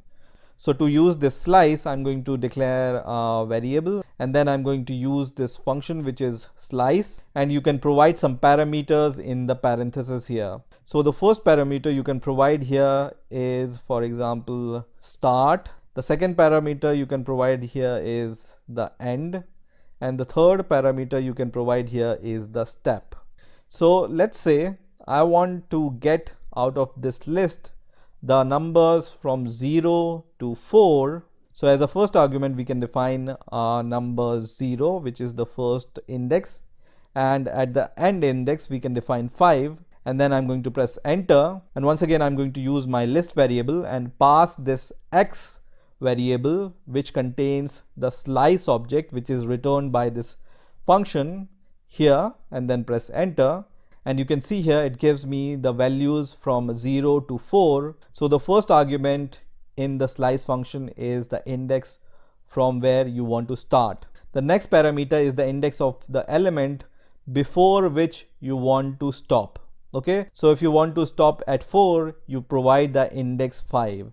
If you want to stop at index 5, you will provide the stop value as 6. Okay, so it will be always one more than what you want. Now there is a short notation for achieving the same also, and for that you can use your list, and inside the square bracket you can provide the start value and the end value, and then press enter, and it's going to give you the answer. But instead of comma, I need to provide the colon here, and then it will give me the answer. Okay, so here you can use colon to give the start value and the end value, and also an optional value which you can give as a third parameter, which we will see in a moment.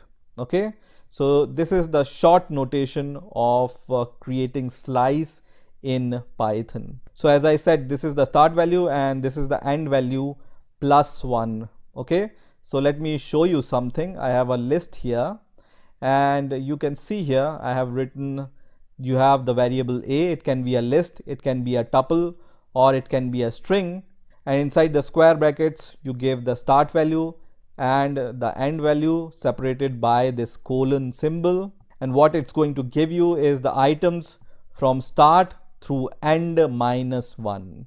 Okay, so whatever end value you will give here, you will get the value end minus 1.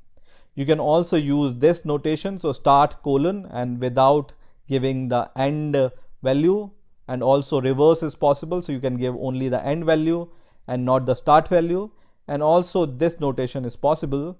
So we will see one by one how to use all these notations. So first of all, I will give, once again I will use the tuple now, and this time I'm going to just give the start value. Let's say I want to start from 4 here, and then colon, and then press enter, and it's going to give me the result from index 4 until the end of this tuple. Once again, let me give the end value. So instead of using this value before colon, this time I will give the value after the colon, and I will leave the start value blank. And here let's say I just want to go before 6, so I'm going to press enter, and you can see it will give me the result from 0 to 5, that is end value minus 1, right? So until 5. And also you can give this kind of notation. So this time I'm going to use the string variable, and you can use colon without giving the start and end value, and when I press enter, it's going to give me the whole string. Let's say if with this string I want to provide the start and end value, let's say 0 to 5, and then press enter, it's going to give me a string from 0 to 4. So this slice functionality you can use with the tuples, lists, and also with the string, or essentially whatever collection which have the indexes, you can use this kind of slice notation with those kind of collections. Now in addition with the start and end value, you can also give the step values. So let me just print the value of a once again, and you can see the values inside the a. And let's say I want to get out of this list 0, 2, 4, 6, 8. Okay, so essentially I want the every second value from the list. So what I can do here is I can give the variable name and then start to end, so from 0 to index 9, and the third argument here you can give is the step. So let's say I want to get the every second value, so I can give 2 here and then press enter, and it returns me 0, 2, 4, 6, 8. Now let's say I want to get every third value, so I can write 3 here, and it's going to give me 0, 3, 6. Okay, in a similar manner, if I want to get the every fourth value, I can write 4 here and then press enter, and it gives me 0, 4, 8. Also, if you don't want to give this range from start to end, you can leave the start and end value as blank and then press enter, and it's going to give you the same result. Now in Python, you can use indexes with the negative numbers also. So let me explain what I mean by negative number index. So let's say I have a string called Python. It have these character Python. You already know that you can access the P character or P letter using the index 0 and the Y letter using the index 1 and the T letter using the index 2. So this is the positive index, right? You can also use the negative index, which starts from the right hand side. So it starts from N, and the index you can give here is from -1. So the last index here will be -1, then -2, -3, -4, -5 and -6 here. So let's use these kind of indexes and let's see how we can use them. So we have this string here, and let's say I want to get this value, which is 9, which is the last letter of the string. So I can use C, and here inside the square bracket I can give -1 and then press enter, and it's going to give me the last letter of the string. If I give -2 here, it will give me the second last letter. Okay, so the negative index starts from the right hand side and it goes from -1 till the end of the string. Now let's use this negative number index with the list which we have. So we have this A list, and we can use A, and then we can give a colon -1, which is going to give you all the numbers in the reverse order in the list. So our list was starting from 0 to 9. It will give us 9 to 0 in the reverse order. Now let's say if you want to get the first two items in the reverse order. So this is when you use this -1 as the third parameter, it will give you everything in the reverse order. Okay, so -1 as the step value is used to give everything in the reverse order. So when you give, for example, 1 here and leave the end parameter empty, it's going to give you, you can see 1 0. So as you can see, our list starts from 0 1, and it's going to give us the reverse order values. So it's going to give us 1 0, because here we have given 1 and it's the end value for this reverse string because we have used the -1 here. Let's take some more examples. So instead of this start value, I can give -3 here and then press enter, and you can see it gives us 8 and 9, which are the last two items of the list in the reverse format. Okay, because our index in reverse starts from -1, -2, -3, and we are skipping the -3 option because we have seen that we just take the end -1, right? So -1, -2, and these will be given to us in the reverse order because we have used -1 here. Now you can also give, for example, -3 as the start value. So I'm going to give the -3 as the start value and then press enter, and it's going to give us 0 to 7, right? So 0 to 7 except 8 and 9 in the reverse order. So because 3 this time is the start value and end value is until the, so because 3 this time is the start value, so we go from -1, -2, -3. So -3 is this index and this is the start value. So we get 0 to 7 in the reverse order. So this is how you can use slice function and negative values with indexes in Python. In this video, I'm going to show you how to use loops in Python, and we will start with the while loop. So first of all, what is a loop? So a loop allows us to repeat over some block of code again and again until and unless some condition is met. Now let's see how to use while loop in Python. So let's say I'm going to declare a variable called I, and I'm going to initialize it with the value 0. And to use a while loop, you use this keyword and then you provide some condition. So let's say I want to check whether the value inside the I variable is less than 5 or not. Okay, and as in the case of if also, we have seen we provide after the condition this colon symbol, and then in the next line we write the code which we want to perform again and again until this while loop condition is true. So let's say we want to just print something, and we will print that the value of I is, and then we will print the value of I like this. Also, I want to change the value of I with every step. So I will change the value of I using this expression, which is I plus equals 1. This essentially means that we want to just add 1 every time whenever this code is executed. Also, we can say that we want to perform this operation I is equal to I plus 1. So this statement is similar to this statement. Let me provide some spaces here. Now in here also you will observe that I have provided some indentation here, and indentation means that these two lines of code is the part of while loop.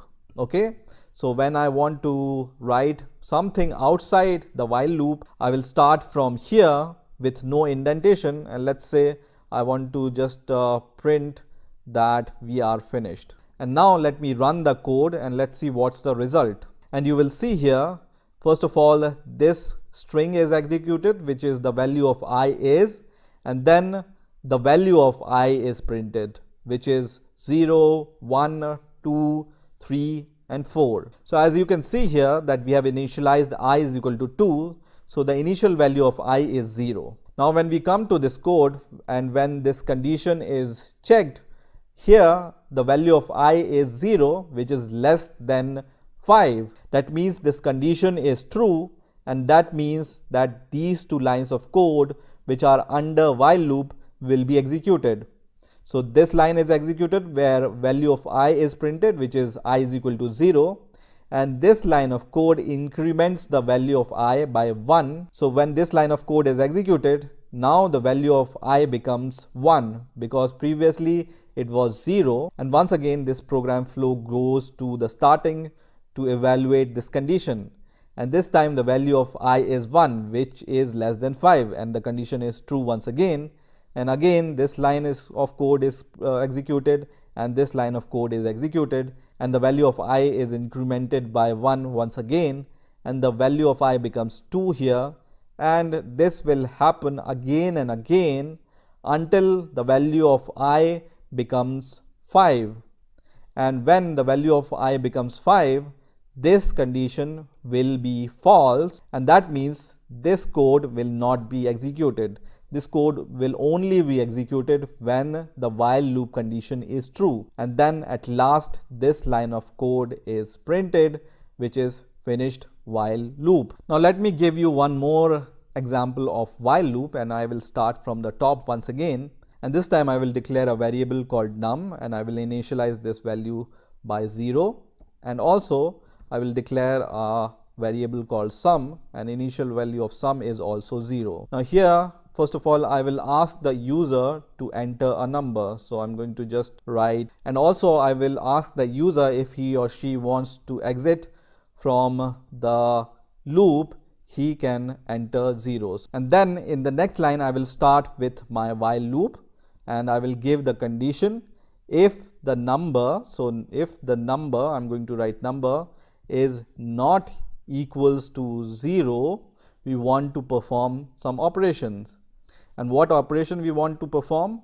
We want to ask the user to provide any number, and we will transfer this number into the variable num. So here I will first of all write input, and then I will ask the user to provide the number. And when the user provides the number, I want to convert it to a float value, so I will just typecast this input to a float value, and then this number will be assigned to the variable num.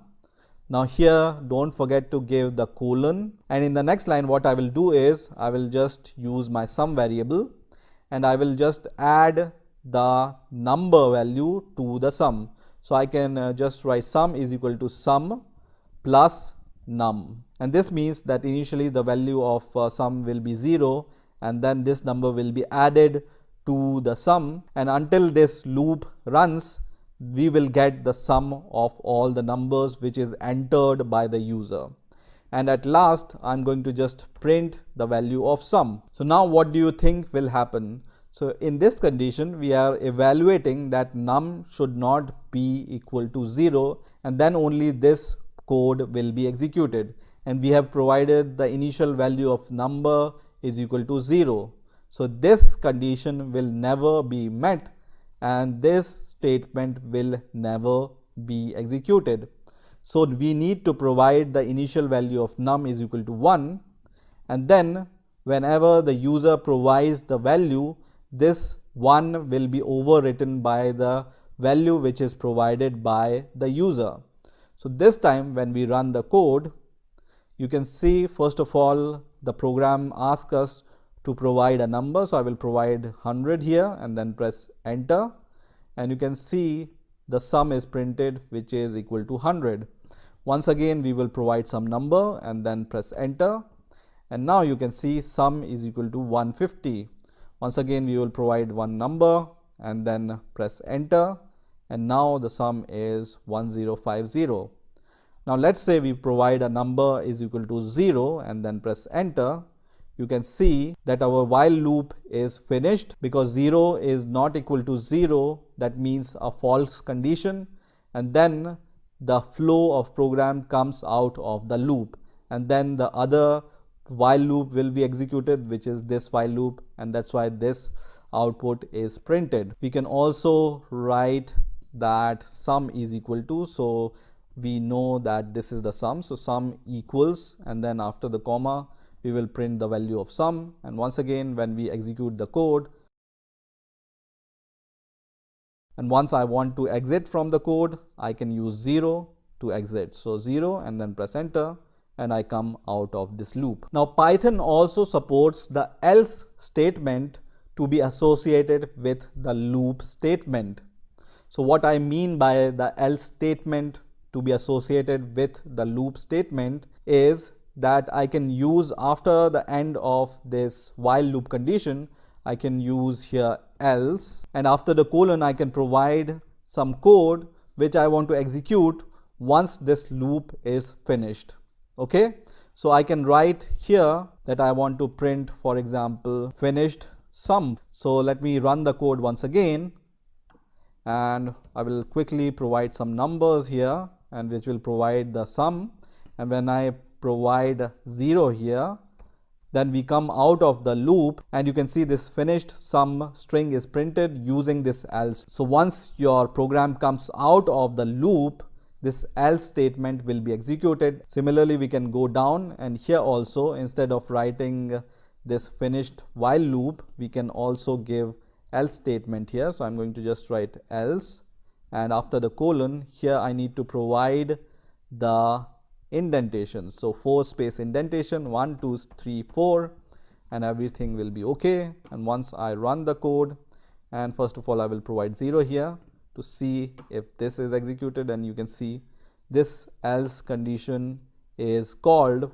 once your while loop is finished. Now also you can provide some condition here which is always true. So for example I can write true here, and this means that while loop evaluates to true every time, and this means that this statement will be executed forever. So this is also possible, but you need to think carefully, what do you want to do? Do you want to execute this code infinitely, or do you want at some time that this condition will be false? So this is how you can use while loops in Python. In this video, we are going to see how to use for loops in Python. So first of all, what are for loops? So a for loop is used to iterate over a sequence, and that sequence can be a list or a tuple or a dictionary or a set or a string. So for that, I'm going to declare some variables, and the first variable is A, which is a list. Second variable is B, which is a tuple. Third is C, which is a set. Fourth is a string, and fifth variable is E, which is a dictionary. Now before seeing the syntax of for loop, I'm going to show you how to use in operator in Python because it's used in for loop.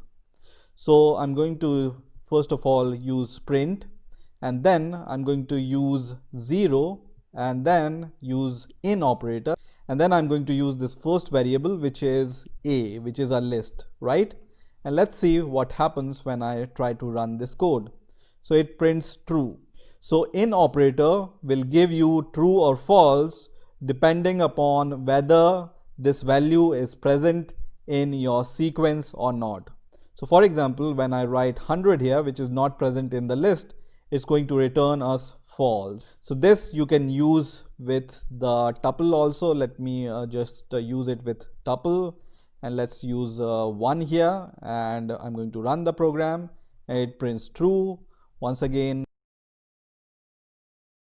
Also we can use in operator with strings, so I can write D here, but for that I need to convert this 1 into a string. So now when I run the code, it will give me true. Now let's see how to use a for loop in Python. So for loop, as I said, we can use with some sequence. So let's use it with a, which is a list. So I can write x in a, and a is a list in this case, and then I can just print the value of x, and let's see what happens first of all when we just write this kind of a for loop. So we are going to run the program, and what it does is it prints the values from 0 to 5, which is the element present inside the list. So for loop is going to iterate over your list one by one, and this in operator is going to check whether this value is there in your sequence or not, in this case in our list or not.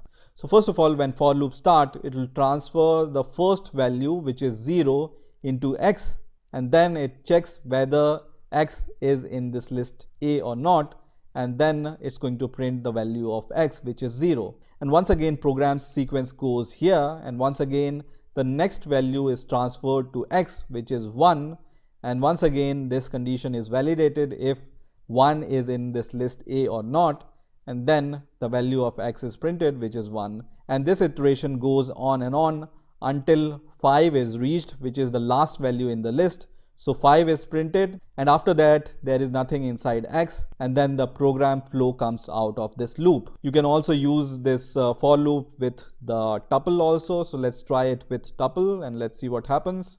And it's going to print the same values.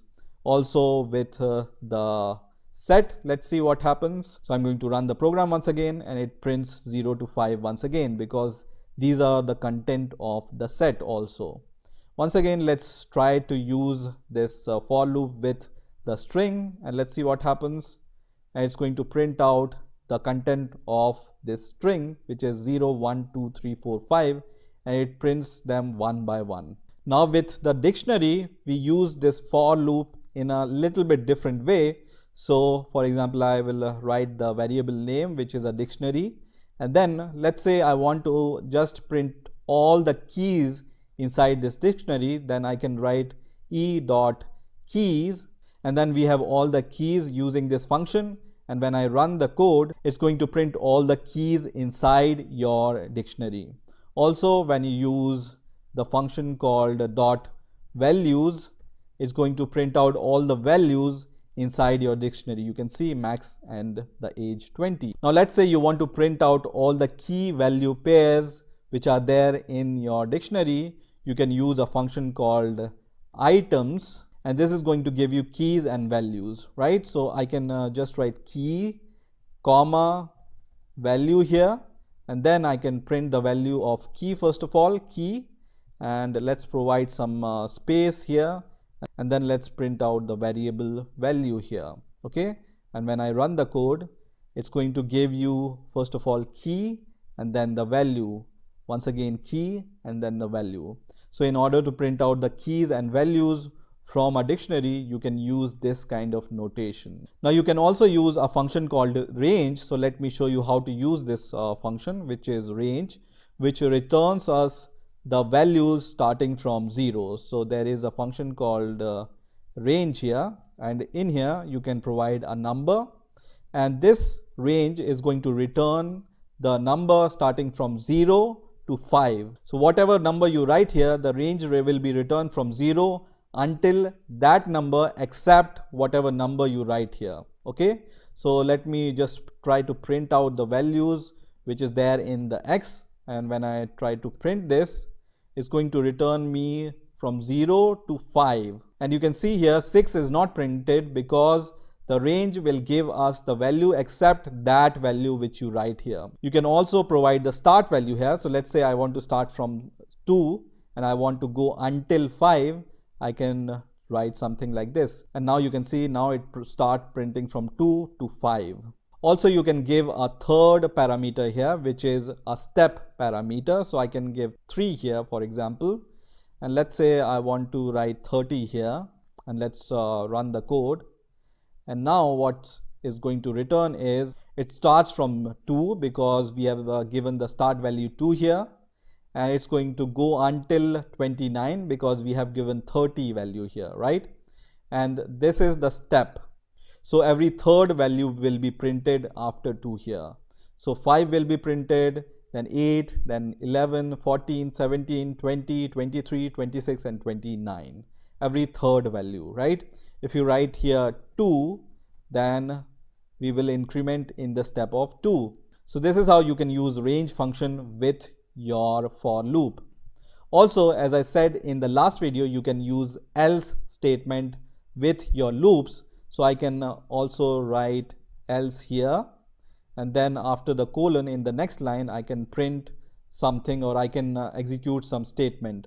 So for now I will just print finished, and then I'm going to run the code, and once the loop is finished you can see this else statement is executed, which prints finished. So else statement will be executed once your for loop is finished. So in this way you can use for loops in Python. In this video I'm going to show you how you can use break and continue keywords with your Python loops. So to start with, I have here 2 loops. One is a for loop and other is a while loop.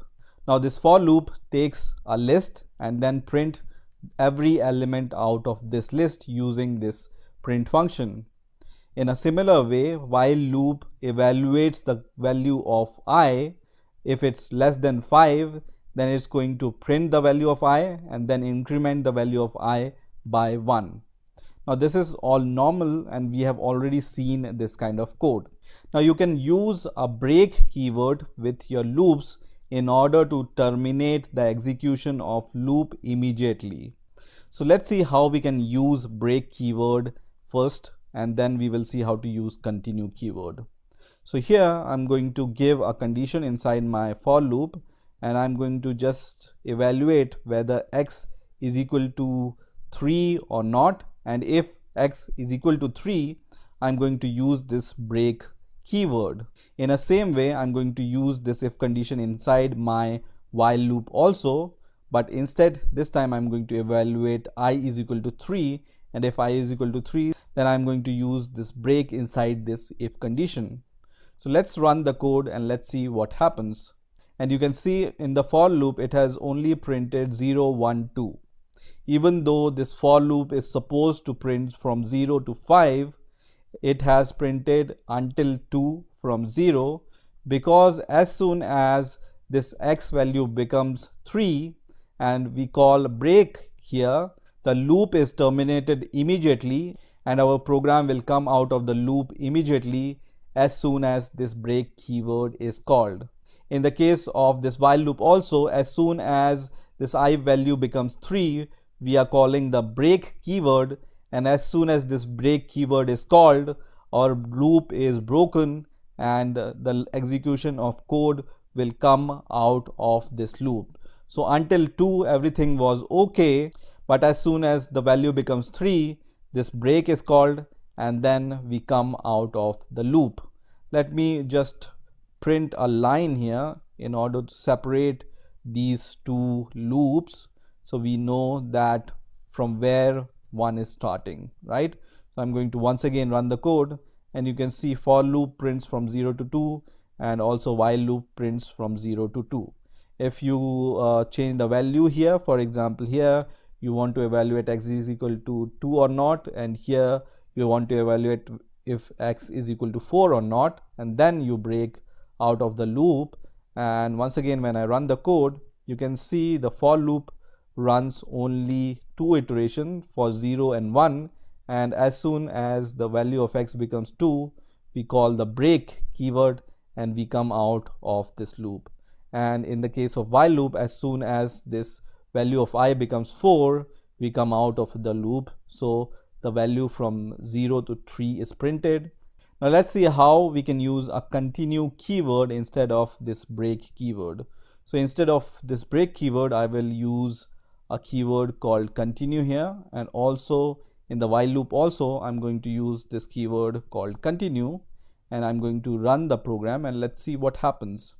So now when you see here, so you can see here for loop starts from printing 0, 1, and as soon as the value of x becomes 2, this condition is met and this continue is called, and as soon as this continue keyword is called, everything whatever code comes after this continue keyword will be skipped and your program execution goes once again to a for loop for the next value. So you can see in case where x is equal to 2 and continue is called, this statement is not executed, because as soon as we execute continue in our loop, then that iteration is skipped and all the code after the continue will not be executed. Okay, so we go to the next iteration. So that's why 2 is not printed, because this was skipped in case of 2, and then directly 3 is printed, and then 4 and 5 is printed.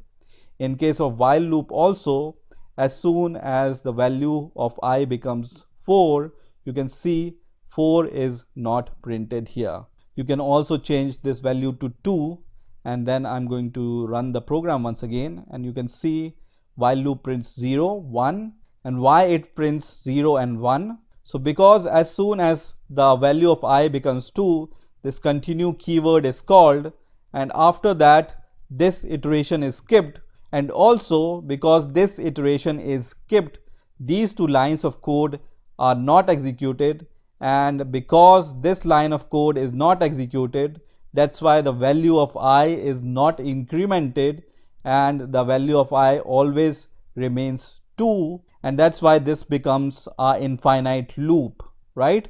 So instead of increment the value of I at the last line, we can increment the value of I just after this condition check whether I is less than 5 or not, and then we run the code.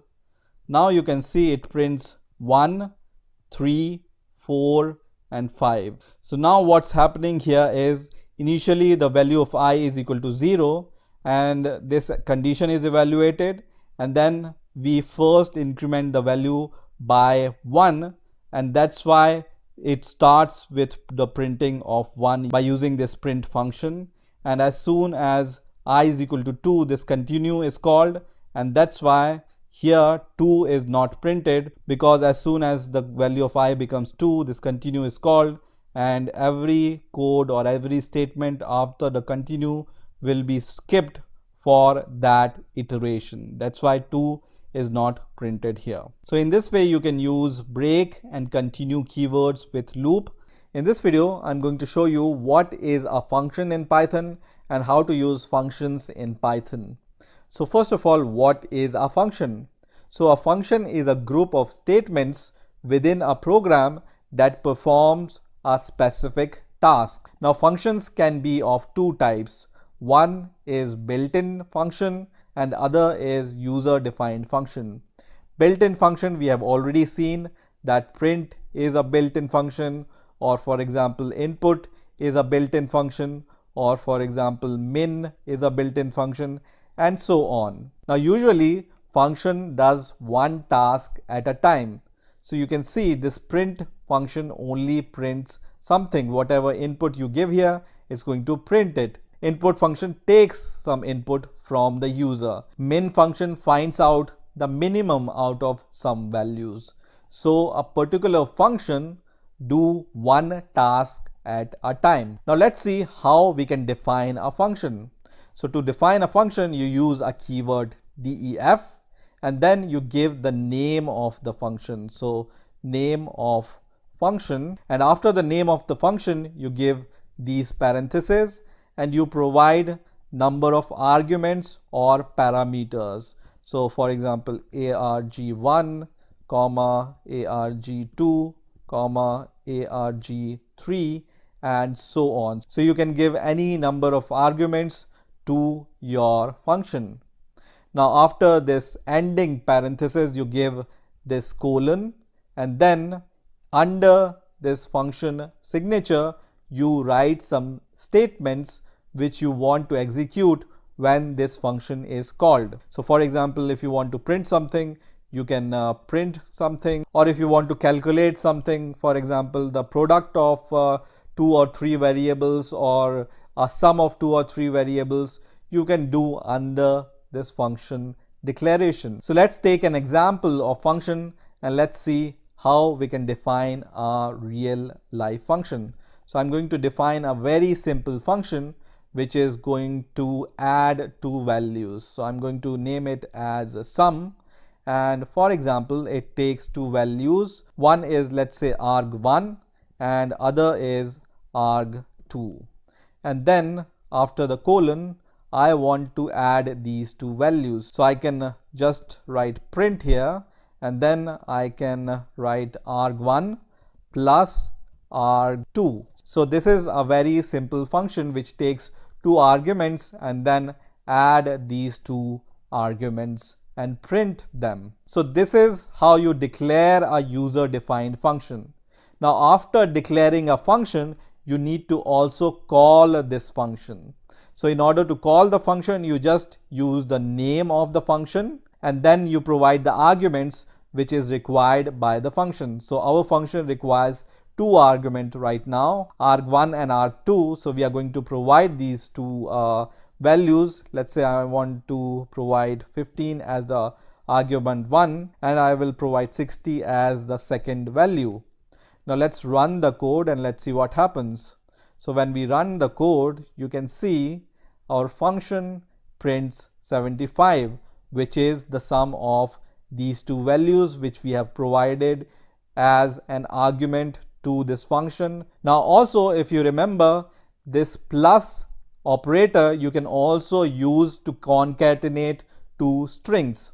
So I can use this sum function, and this time I'm going to provide, for example, hello as the first parameter and then world as the second parameter, and then I'm going to run the program and it's going to print hello world. In addition, we can provide 2 float numbers here.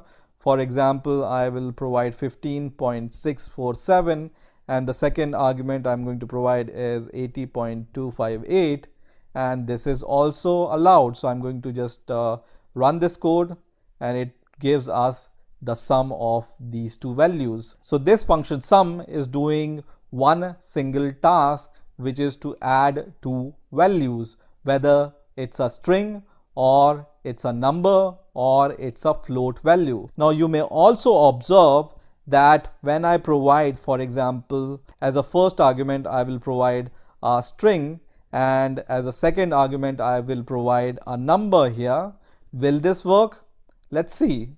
So it's going to give us an error, and this error says can't convert int object to string implicitly. So this is a problem. So to solve this problem, we can provide here a simple condition, and we are going to check the type of both the arguments. So if type arg1 is not equal to type arg2, this should be arg1, not agr1. So let me just change this here. And if the type of arg1 is not equal to arg2, we are going to just use this keyword, which is return. So this return keyword is used to return something. So you can return, for example, 0 here or any string here. And when you write this return function without any value here, it's going to return nothing. But as soon as this return keyword is called, nothing after that will be executed. So even though you are returning nothing from here, then also this statement will not be executed. So whenever return is executed, after that all the statements which are under the return will not be executed. Also, we can print a message here that please give the args of same type. Okay, and let's run the code now. And you can see now it prints this message which says please give args of same type. So if these arguments are not of same type, whether it's an integer or a string or a float value, if the user provides first argument which is a string type and the second argument which is an integer type, then this condition will be true and this statement will be executed, which is going to print this message, and then return is called, and after this whatever statements are there will not be executed. So now, as I said, you can also return some values from a function, and here when you don't give any values after this return keyword, it's not going to return anything. But let's return the addition of two arguments using a return keyword. So I'm going to use this return keyword here, which is going to return the addition of these two values using this sum function. So now what will happen is, let's run the code once again, and you can see this sum is executed, this sum is executed, this sum is executed, but the result is not printed. So in order to get the result out of this function, when it returns something, we need to save this return value in a variable. So let's save this value into a variable, and then you can use this variable to print the value of the sum. So I can do something like this.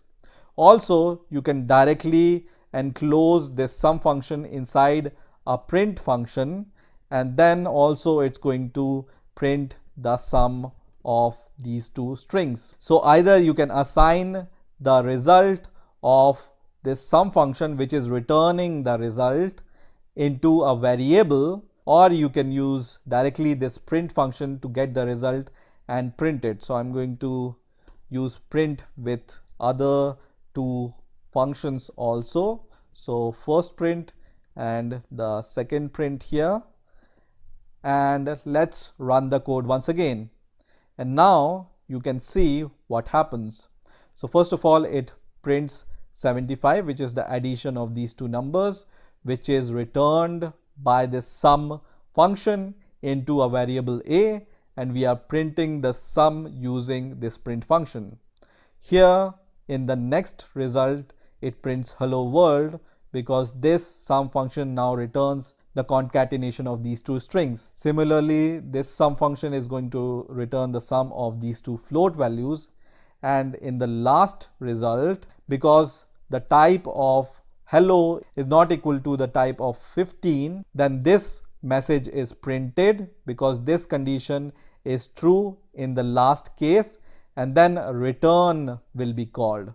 And when this return is called, we were printing whatever is returned from the sum function, and you can see at last none is printed, because at last this sum function is returning nothing, because the type of these two arguments is not same. So we were returning without any value, and that's why none is printed here. Now there are few things to note here.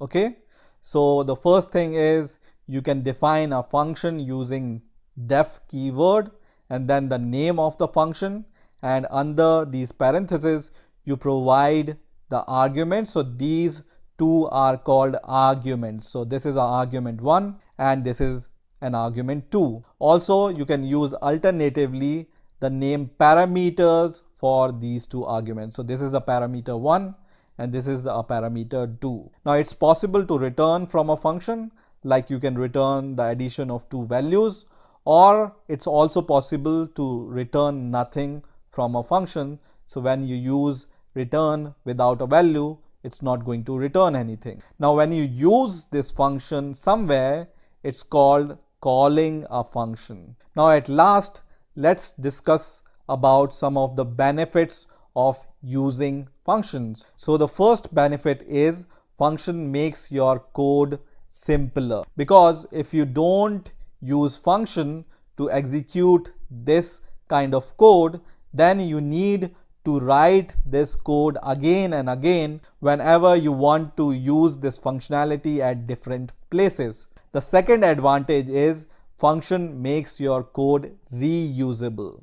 So the same code is used to add two integer values, to concatenate two string values, to add two float values, and it's also used to give the error if you provide the arguments of different types. So that means you write the code once and use it multiple times, and that results in faster development of the code.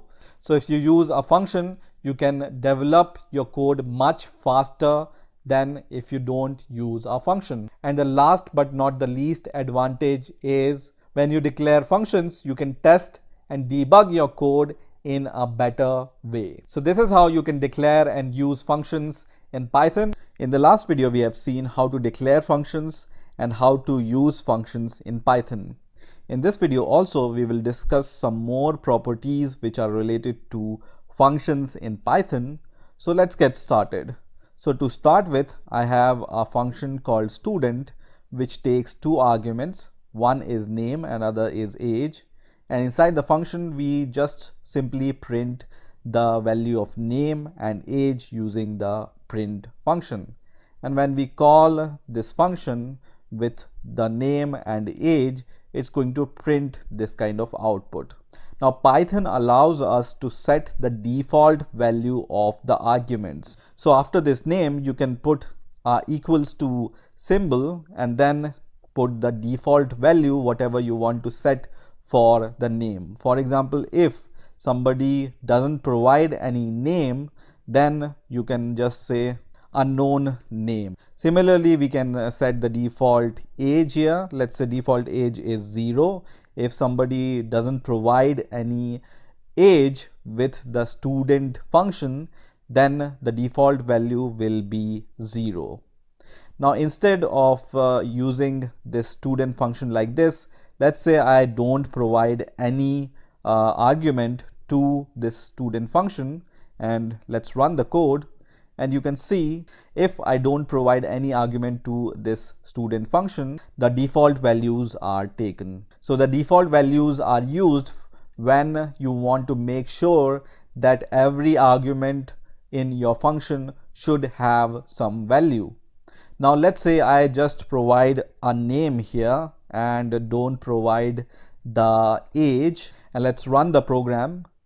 And now you can see the name is overwritten by the argument what we have provided here, right? So default value will be this one if no argument is provided. Similarly, if we give the value of age and now we run the program, the default age is replaced by the age which is provided using the arguments. So this is how you can use default values with the arguments of the function. So let me just remove these default values, and I'm going to give you the next example, which is variable length arguments. So let's say with the name and age, I want to provide the list of scores which this student has scored for different subjects. So as a third argument, I'm going to provide an argument called marks. And somehow I want to provide a list of marks which is scored by this student. And let me print the value of marks using this print function also. Now in Python, you can use asterisk in front of your argument. And this means that you can provide multiple arguments when you use this kind of notation. So let's just provide, for example, we already provided the name and age here, and let's provide different marks scored by this student. So I can provide 95 for first subject, then 70 for second subject, then 80 for next subject, then 50 for next subject. And let's say we don't know how many subjects the student has taken, we just have only the information about these 4 subjects which he has taken. So we can provide 4 values here, and then let's run the code. And now you can see name is Tom, age is 22, and the value of marks is shown as a tuple. Okay, so whenever you provide this asterisk in front of an argument, you can provide the values for that argument using normal arguments as you provide for normal argument. So first 2 variables are associated with name and age, and all the other variables which you provide here will be assigned to this marks variable because it has this asterisk in front of it. So now you can also use a for loop in order to iterate over tuple. So x in marks, for example, and then you can print every value, or you can access every value inside this tuple. And let me comment this print function, and let's run the code once again. And you can see for loop has printed all these marks which are there inside the list. Now if you want to use this type of variable length argument, then I will suggest you to use this argument as the last argument of your function, so that it will be clearer to the reader of the function that whatever you provide at the end will be the part of this last argument. Now you may ask that we have provided these marks for this student, but for which subject these marks are given to the student? Now in Python, you can also use double asterisks in front of your function argument, and this means that now you can provide the key value pairs as a marks arguments. So instead of using 95, I can also say that 95 is scored in English, let's say, and then 70 is scored in math, and then let's say 80 is scored in physics, and the 50 marks is scored in biology. So now when you use these double asterisks in front of your function argument, you can provide these kind of key value pairs which are separated by this equal to symbol. And how you can access these values? So let's run the code and let's see what happens. And now you can see only keys are printed and not the values of these subjects are printed. So let's first uncomment this print function and let's see what type of value we are getting. So whenever you use these double asterisks, the values are given to you in the form of a dictionary. Okay, so if you use single asterisk, the values are given to you in the form of tuple. But whenever you use these double asterisks and whenever you try to access this variable, then this variable will be of type dictionary. And you already know how to print the values of dictionary. So you can just write marks.items here, and then here you can just write key comma value, and then you can print the value of key and value. So I'm going to just print key first of all, and then I'm going to just give a space here, and then I'm going to print the value, right? And now when we run the code, it will give me first of all the key, for example English, math, physics or biology, and the value which is 95, 70, 80 or 50. Now before starting our object-oriented programming journey in Python, let's discuss about what is the difference between the procedural programming and the object-oriented programming. So you will have the better idea why we use object-oriented programming. Now traditional programming languages such as C or Pascal were called procedural programming languages or structural programming languages, where the basic unit was functions. Now programming in these type of procedural languages involves choosing a data structure and then designing the algorithm and then translating that algorithm into a code. So if this sounds a little bit confusing, let me try to explain it with an example. So let's say you have been given a task to create a program for a passenger who wants to travel from one place to the another place using a cab service. So if we think from the point of view of procedural programming, what we do in the procedural programming is we create some global data structure which holds the data. So here, for example, we create some kind of data structure which can hold the data. For example, in case of a cab service, which cab service is it, or which type of cab is it, and at what location this cab is standing. All these kind of data we store in a data structure in a global environment. Now after storing the data, we design an algorithm. So let's see what kind of algorithm we can develop in the procedural programming language for our cab booking service. So this is a pseudocode which I have written. So first of all, the passenger will open the app from which he can book a cab, and then he will book the cab, and once the cab is booked, he will wait for the cab, and then once cab arrives, he will sit in the cab, and then he will reach to his or her destination, and at the end he will pay the fare of the cab.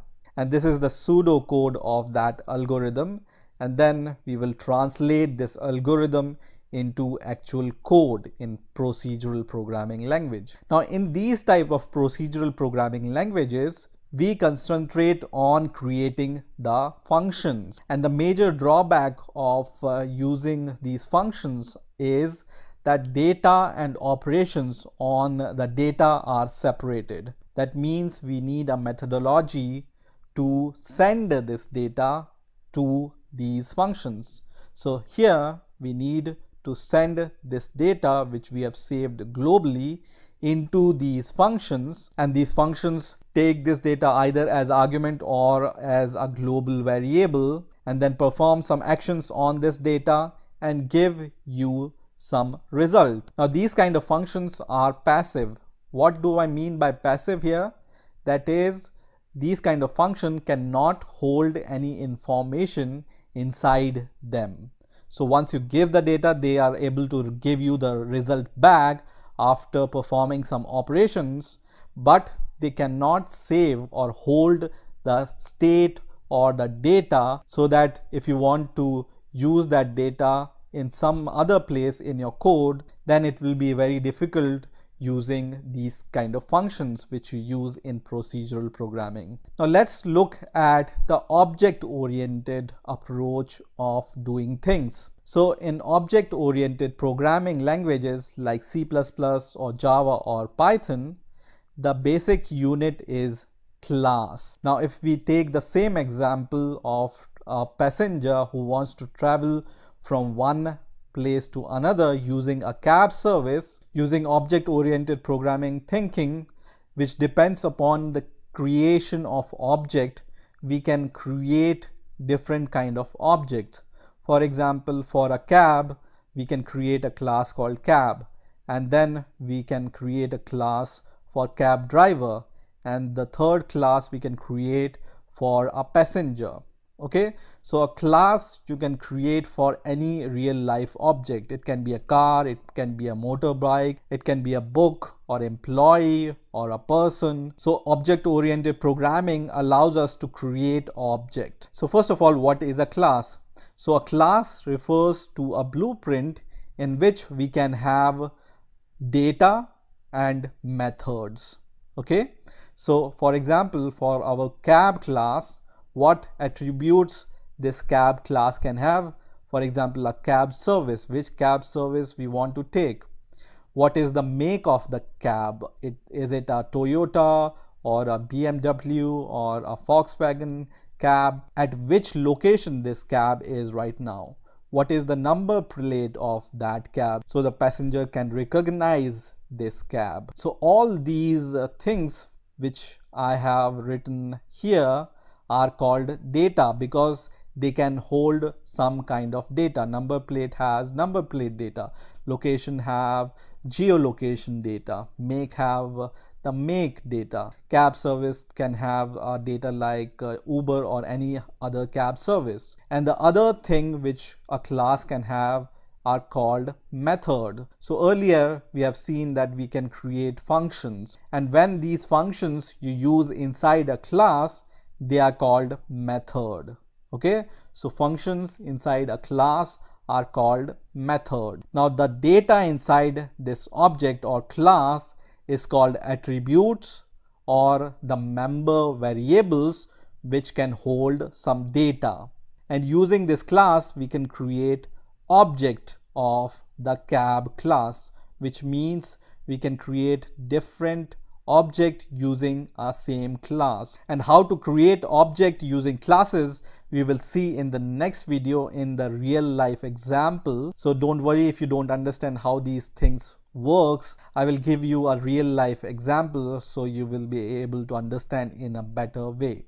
Now what is an object? An object is a software unit that combines data and methods. Okay, so we have this data here and then we have the methods inside the class, and object is able to combine both of them, which is data with the methods. Now these objects, for example a cab object and the passenger object, can exchange the data between them also.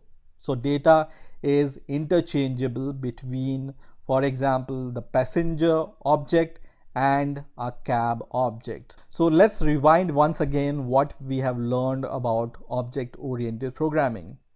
So the basic unit in object-oriented programming is a class, and a class refers to a blueprint which can have the data and methods. Now using a class we can create objects. And what is an object? Object is an instance of a class, and each object can have its own data and method, and an object is able to store the state of some kind. So at which location this cab is right now. So this is a state, and an object is able to store that state. Now in procedural programming, if you remember, there is no relation between the data and the method, right? We need to provide the data to the method, which are separate entities in the procedural programming language. Now these data members are called attributes or member variables, and these functions which you define inside a class are called methods. And what are some of the key differences between procedural programming language and object-oriented programming language? The first is the unit in procedural programming language is function,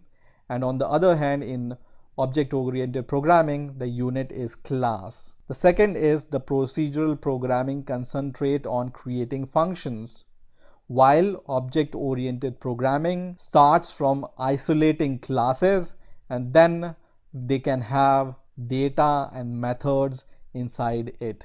In procedural programming language, the data and the functions are separate, and in object-oriented programming language, data and methods are not separate. They are the part of a single object of a class. Now, if all this seems to be a little confusing to you, don't worry, you are not alone, and I will try to solve this confusion in the next video, in which I will tell you how to create the classes and how to use classes in Python. In this video, I'm going to show you how you can create your first class in Python. Now, if you haven't seen my last video in which I have discussed what is object-oriented programming and what are classes, I will highly recommend you to watch that video because this will be a continuation of that video. So let's create a class in Python. So for that, I will create a new project. So let's create a new project in PyCharm. So just click on File here and then click on New Project. And then the project name I'm going to give here is Oops.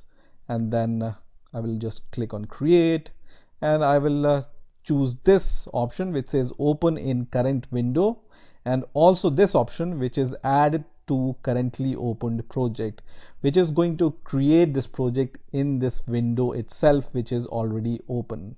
So now you can see we have a empty project here, and inside this project let's create a Python file. So right click on the project and then new, and then we are going to create a new file, and let's create a class called car. So I'm going to name the file name as car because we are going to create the car class. Now in order to create a class in Python, you use a keyword class and then you give the name to your class. So the class name in our case is car, and then you give this colon, and for example I write here a keyword called pass. Now when you write this keyword after the declaration of a class, this means that it is an empty class. You can also use this pass keyword to create an empty method. So this keyword pass is used to create an empty class or an empty method. Now here after the class declaration, let's see how we can create an instance of a class. So it's really easy to create an instance of a class. So let's create a first object, and I'm going to name it as Ford, which is a car brand. And then you use your car class name and use these parentheses here. Okay. So this here, Ford, is an object, or you can also say it's an instance of the class car. In a similar way, we can create multiple objects. For example, Honda is another car brand, and you can create the Honda object using this class car. Once again, you can create a new object, for example, Audi, and then you can once again use this car class to create this object. So what we have done till now, we have created 3 objects from the class car. Now in the previous video, I told you that you can associate some data with your object. So let's associate some data. So for example, Ford, we can associate an attribute called speed, right? So we can assign the speed, for example, 200 here. For Honda, we can assign speed, let's say 220, and for Audi we can assign the speed, let's say 250. So speed here is called the attribute, and whenever you create an empty class using this pass keyword, you can add these attributes on the fly. So you can see we have added these attributes after the declaration of the class and after the creation of the objects. Let's add some more attribute to these instances or the objects.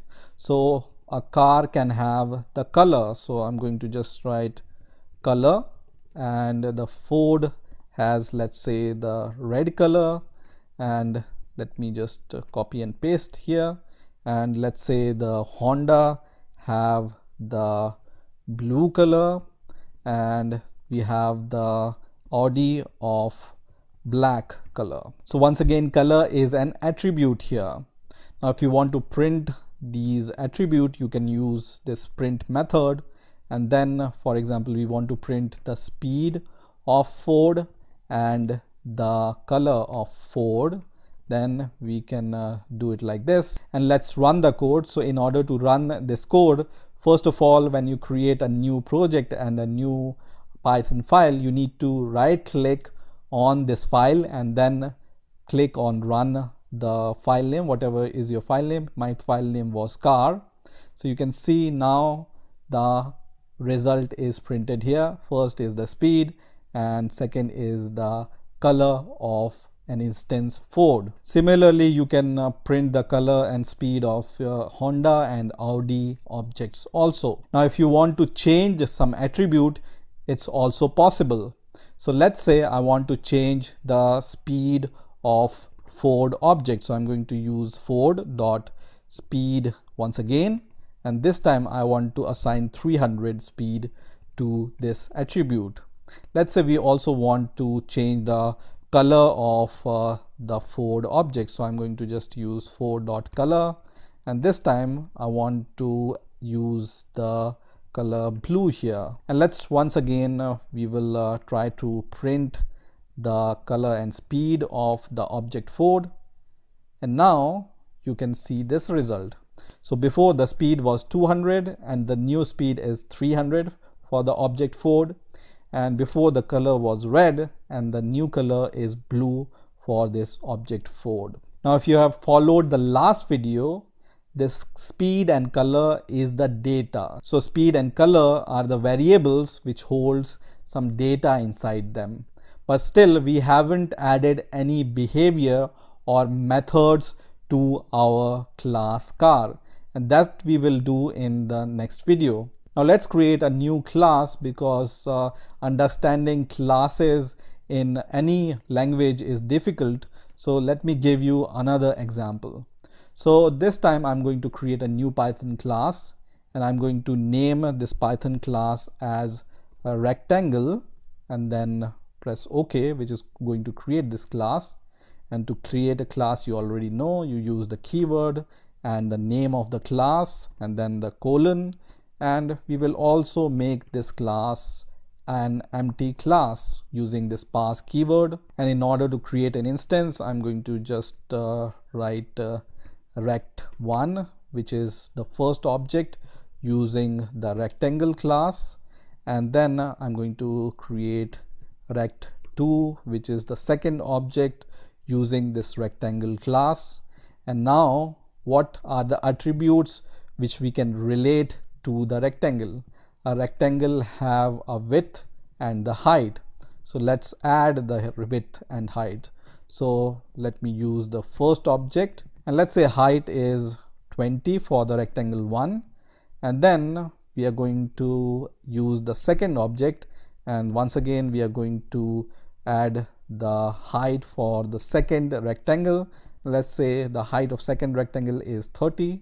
Similarly, we can add the width to the rectangle. So width is equal to, let's say it's 40, and rect2 object have the width, let's say 10. So what we have done here, we have created a rectangle class, and then we have created two instances of the rectangle class, rect1 and rect2, which are also called objects.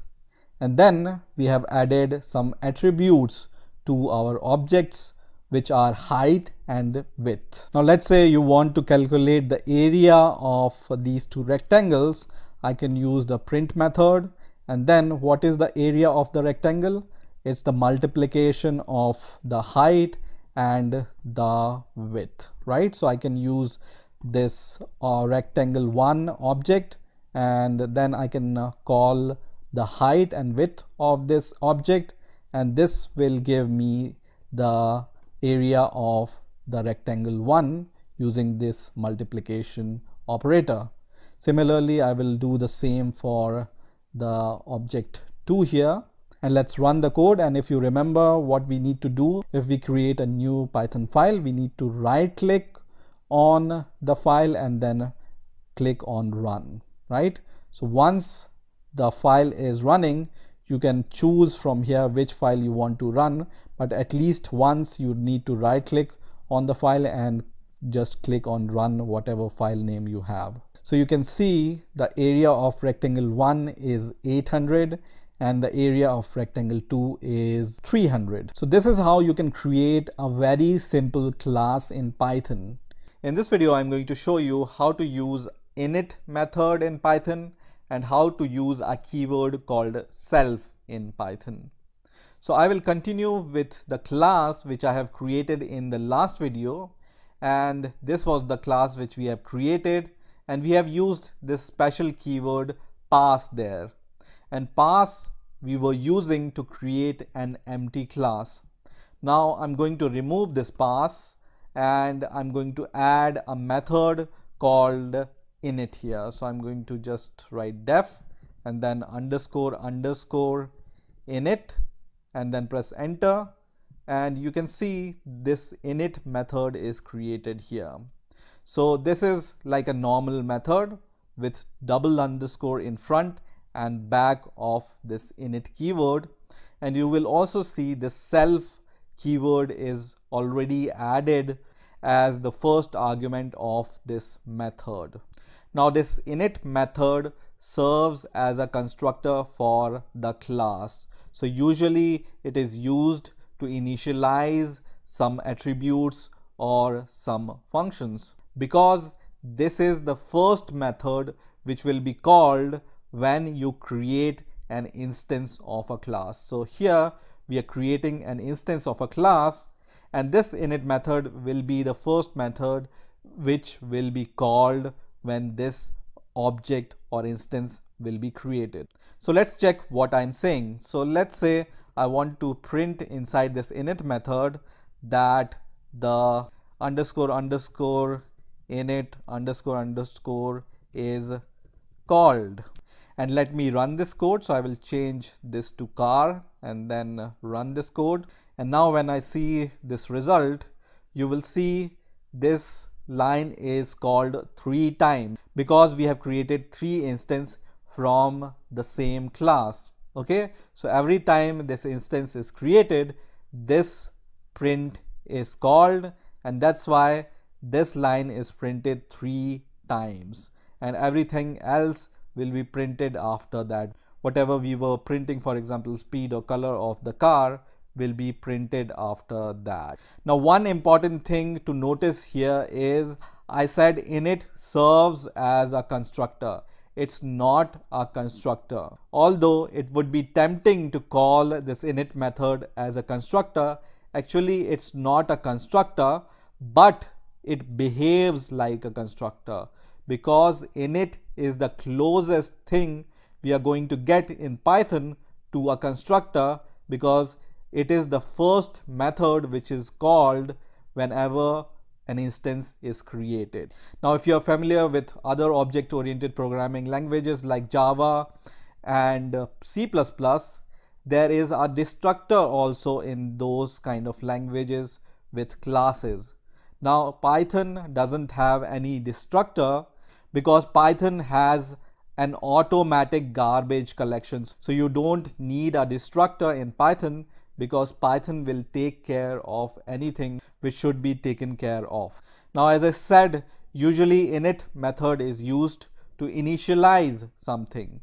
So instead of initializing the value of speed and initializing the value of color, let me just comment this code first of all. So I'm going to select whatever I want to comment, and then I can press Ctrl// to comment all the line. You can also go to code and then use this option which says comment with line comment, and you can see the shortcut for that, Ctrl+/. Okay, so this is going to comment your lines of code.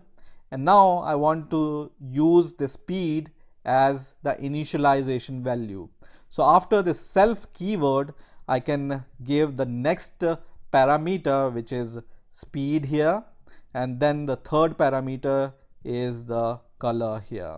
And now to print the value of speed and color, I can use once again print, and then first of all I'm going to print the speed, and then I'm going to print the color attribute. And as soon as you do this, and when you try to run this program, it will give you an error. So let me run the program and it will give me the error.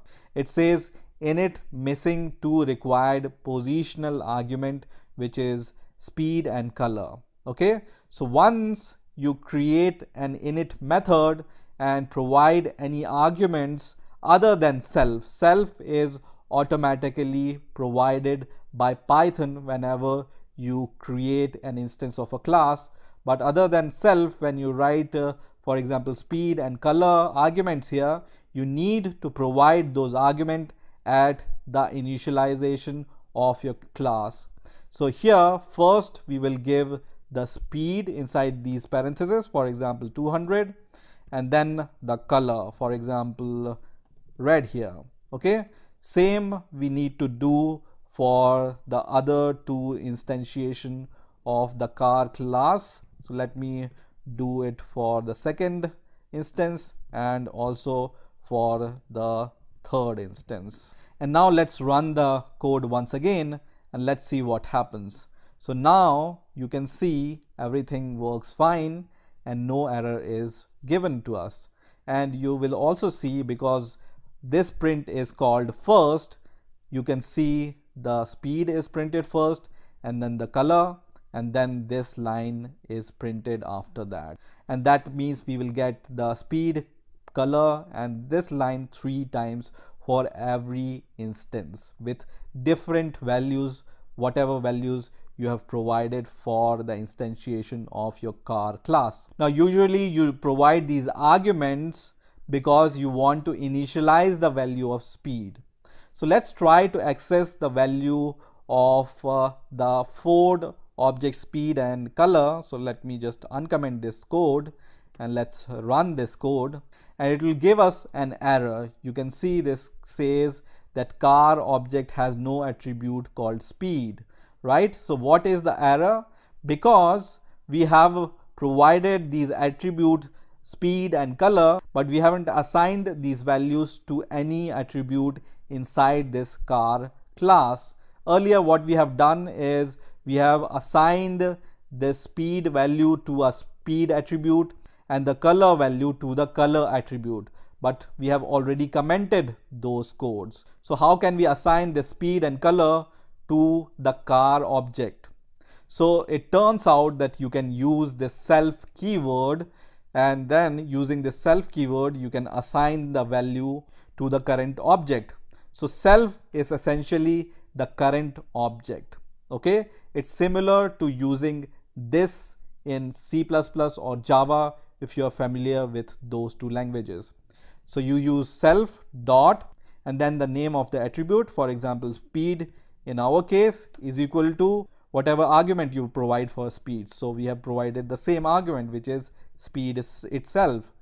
Once again I can use self to set the value of color here. So self dot color is equal to color. Let me remove this semicolon because it's not required.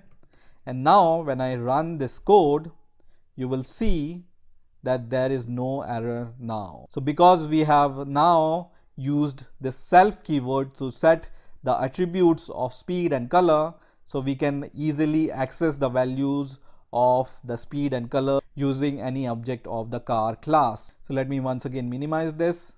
So now let's talk about the self keyword here. So whenever you create a class.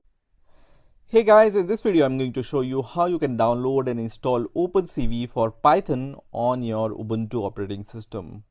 So I'm using Ubuntu 18.04 LTS version for this presentation. So first of all, you just need to open your terminal. You can open your terminal by just pressing Ctrl-Alt-T, which is going to open the terminal. And then first of all, you just need to type sudo apt update and then press enter and then give your Ubuntu's password. I'm going to provide my Ubuntu's login password and then press enter, and it's going to do the updates, plus it's going to refresh the packages index. So once the update command is successful, I'm going to clear the terminal first of all, and then let's give the second command, which is to actually install OpenCV. So the default version of Python on Ubuntu 18.04 is Python 3. So let's check first of all which version of Python is available on my Ubuntu operating system. So I'm going to give this command python -- version and then press enter, and you will see it's going to give this message which says command python not found but can be installed with these commands. Now let's check the version of Python 3. So just give this command, which is python 3 -- version, and you will see Python 3.6.5 is available at the time of making this video on my Ubuntu operating system. So that's why we are going to install OpenCV for Python 3 on our Ubuntu operating system. So I'm going to once again clear the terminal and then give this command sudo apt install python 3 hyphen OpenCV. Okay, so just give this command sudo apt install python 3 hyphen OpenCV and then press enter, which is going to start installing this package. And in between you will be asked if you want to proceed, just press Y and then press enter. So now after this installation is finished, it's time to check whether OpenCV is working fine with our Python script. So what I'm going to do is I'm going to once again clear the terminal, and then I'm going to open the Python shell by giving this command python 3, and now we are going to import the CV2 library, which will be available after the installation of python 3 OpenCV.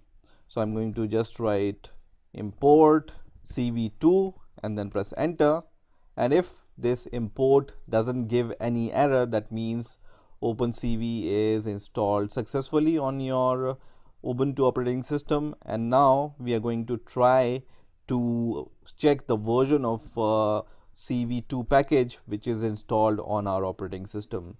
So just give this command cv2 dot version, and it's going to display the version of CV2 which is installed on your Ubuntu operating system, which is at this time 3.2.0. Now if you go to the OpenCV website, which is opencv.org, on its home page you can see at the time of making this video OpenCV 4.0 version is available, but we can see here that version of OpenCV we have installed is 3.2.0. So if you want to install the latest version of OpenCV for Python, which is version 4.0.0 at the time of making this video, then you can follow these commands which I'm going to show.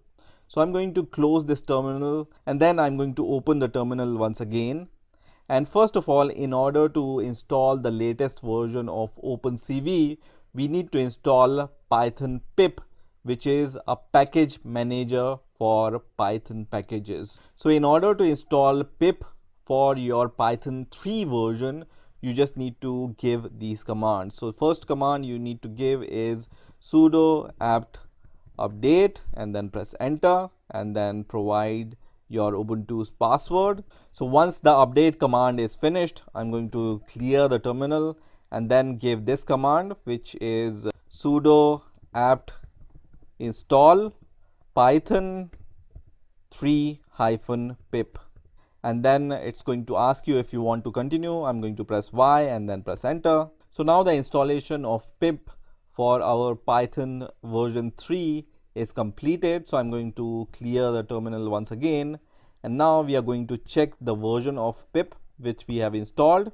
So just give this command pip 3 hyphen hyphen version and then press enter, and it's going to give you the version of pip which is available for your Ubuntu operating system. So once the installation of pip is finished successfully, we are going to install a package called OpenCV-Python using this pip3 command. So just give this command pip3 install OpenCV-Python and then press enter, which is going to start the installation of this package, which is OpenCV-Python. So once the installation of this package OpenCV-Python is completed, we are going to just check whether we can import the CV2 version which is available after the installation of this package using pip.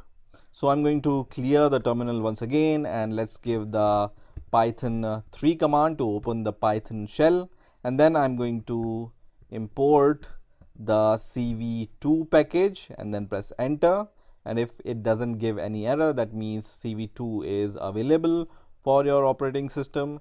And to know the version of OpenCV available for your CV2 package, you can once again give this command, which is cv2 dot underscore underscore version underscore underscore and then press enter, and you can see this time that 4.0.0 OpenCV version is available for your Ubuntu operating system. So this is how you can install pip on your Ubuntu operating system, and this is how you can install OpenCV for Python on your Ubuntu operating system.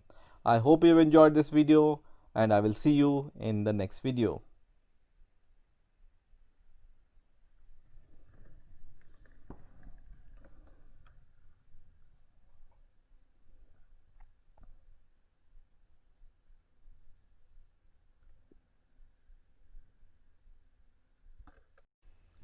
Hey guys, welcome to the next video on OpenCV tutorial for beginners using Python. In this video, we will see how to read, display and save videos using cameras. So often we have to capture live stream from camera. So first of all, we will see how we can capture the live stream from the camera.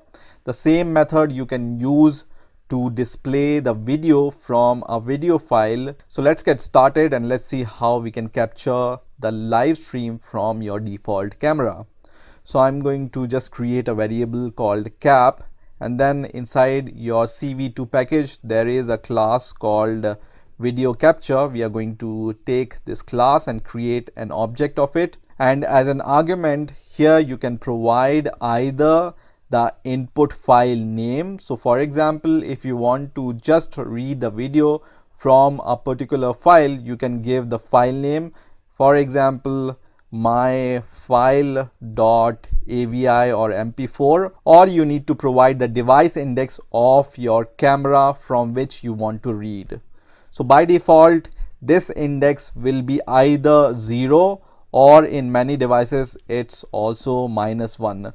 So first of all, we are going to try with 0 device index, which in most cases works. So if this device index 0 doesn't work, try with -1. Now if you have multiple cameras and if you want to use the other camera, then you can also try 1 for the second camera or 2 for the third camera and so on. So we are going to use the default camera, which is at device index 0. So this is the argument we need to provide here, and then we are going to create a while loop in order to capture the frame continuously. So let's create a while loop here, and this loop we are going to run indefinitely. So we are going to just say that while this loop is true, we want to capture the frames. So we are going to just define these variable ret and frame, and then using this cap instance we are going to call a method called read. Now this read method is going to return true if the frame is available, and this frame will be saved into this frame variable. So here the true or false will be saved. If the frame is available, this ret will be true, otherwise it will be false, and this frame variable will actually capture or save the frame. Now in order to show this captured frame, we can use ImShow. So I'm going to just use a cv2 dot ImShow, which is going to show this frame inside the window. First of all, you can give the name to your window, for example frame, and then second argument will be the frame which you are reading, which is this variable here. Now in the next step, we have seen in the last video also, we are going to use the cv2.wait key in order to wait for the user input, and if this input will be Q, we will quit the window and destroy all windows. So we are going to just say cv2.wait key, and the argument here will be 1. And I have told you you need to provide this mask for 64-bit machines, so you can provide this mask, and then we are going to just see if this key which is pressed is Q or not. So we are going to use the ORD method for this, and we will just check if the Q key is pressed, and if this Q key is pressed, we are going to break from the loop and we will come out of the loop. And after we come out of the loop, the first thing we need to do is to actually release the capture variable. So this is important. After reading your video, you need to release the resources. So you need to just call this method cap.release, and then we will just destroy all windows. So let's run this script and let's see what is the output. So I'm going to run this script, and you can see in this window the input from my default webcam of my laptop. Right now I'm just showing some book in front of this camera. That's why you will see this book, and as soon as I press Q key, our window will be destroyed and we come out of this script. Now let's say you want to change the frames to gray. So we want to convert our video input from the colored image to the grayscale image. For that, what you can do is you can define a variable called gray or anything else, and then there is a method called cv2.cvt color, which is to convert color, and the first argument which it takes is the source. So in our case, the source is the frame which we are capturing from the cap.read method. The second argument is actually the conversion what we want to do. So we will just call cv2.color underscore, and by default the default colored image is captured as BGR image, that means blue, green, red channel images, and we want to convert it to a grayscale image. So we will just write BGR to gray. This means we want to capture the BGR image to the grayscale image, and now this is going to give us the grayscale image, and this input we can just transfer to the IamShow method as the second argument of this IamShow method. So let's run this script once again and let's see what is the output of the script. And now you can see the video captured is in grayscale image, and as soon as I press Q, it's going to release all the captured resources and then destroy all windows. Now, as I said, if you want to display the image from a video file, you just need to give the name of the video file, for example name, and then the extension, which is, let's say, AVI or MP4 or any other format. Now using this cap instance, you can read few properties about the video which is captured, and the first property is if the video is open or not. So in case whenever you provide the file name and the file path is wrong, then this is going to give you false. So there is a method called isOpened, and this means if the file name of the video which you want to provide here is correct, this is going to give us true. Otherwise, this isOpened is going to give us false in case the file path is wrong or the index which you give here for the device is wrong. So let's give any random index here, and then let's see what happens. So I'm going to run this script, and you will see nothing will happen because this isOpened is going to give you false. Let's print that also, and let's verify with the print statement the same thing. So I'm going to just use this and then run the program once again, and you can see it prints false. That means you cannot capture the video using this index. So my device is at index 0 by default, so I need to give this index name. Otherwise, for example, I provide the wrong file name here also, it's going to give us the false value. There is a method called cap.open also. So if this cap is open gives you false, you can try opening your capture video using cap.open also. Now there are other properties which you can read using this cap instance, and the property you can read using a method called get. So you can just write cap.get, and as an argument of this get method you can provide the prop ID. So there are different prop IDs which you can read. So let's say we want to read the property which is called frame width and frame height, which is going to give you the height and width of your frame.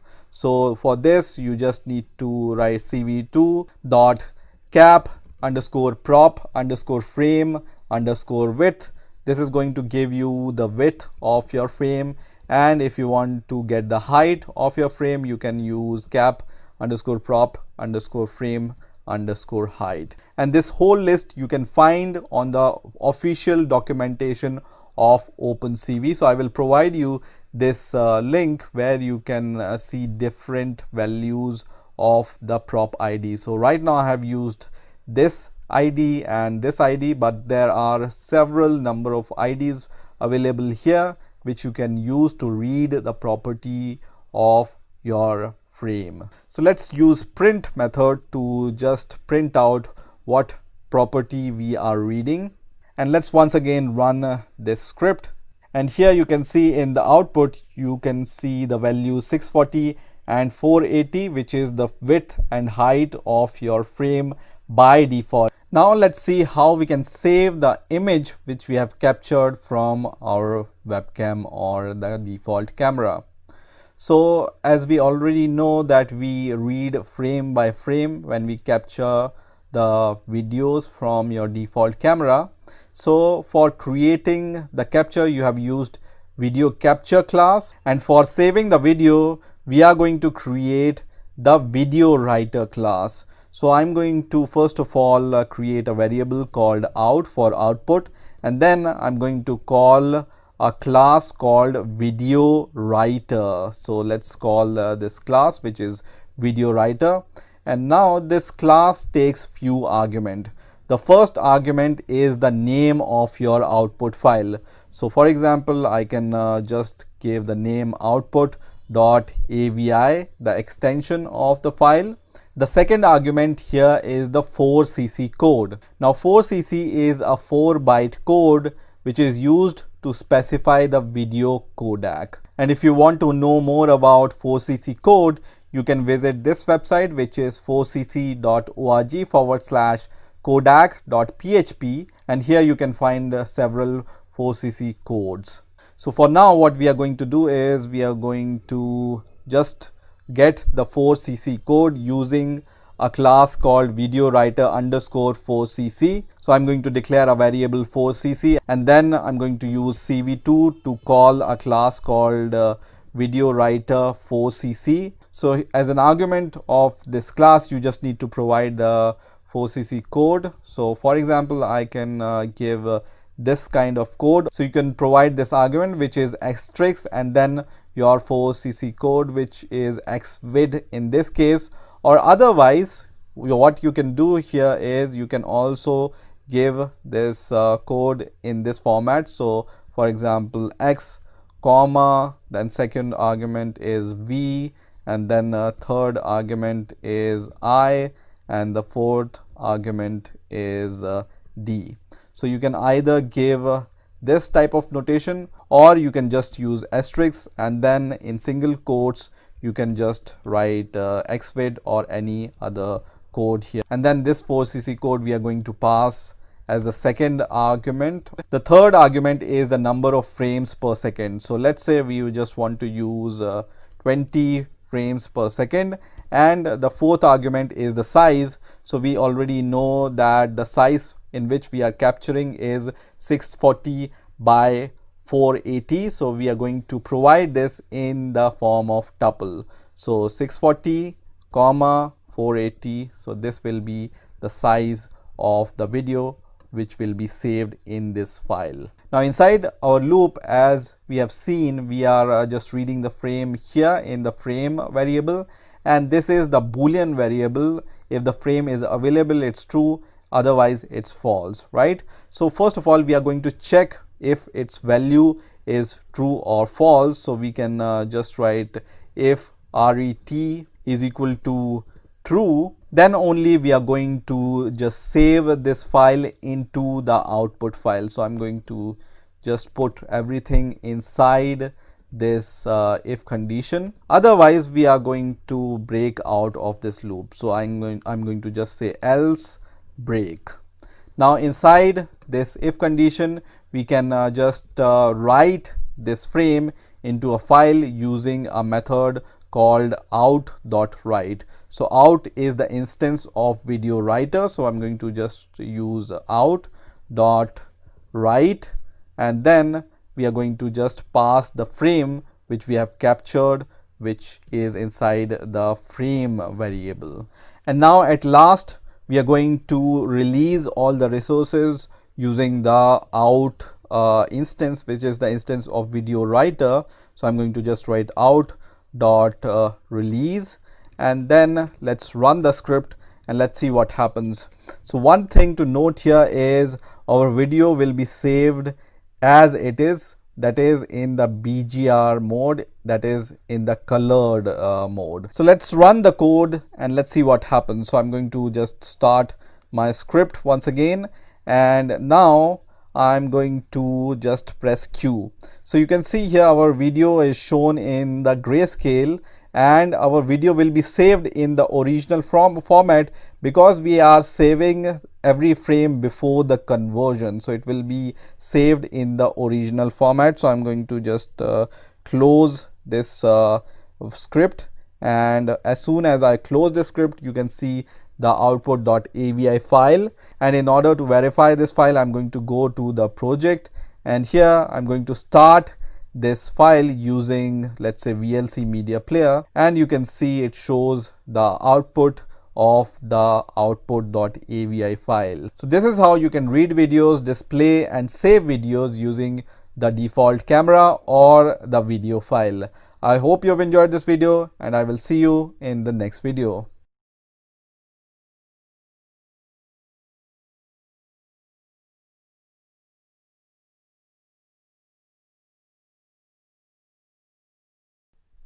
Hey guys, welcome to the next video on OpenCV tutorial for beginners using Python.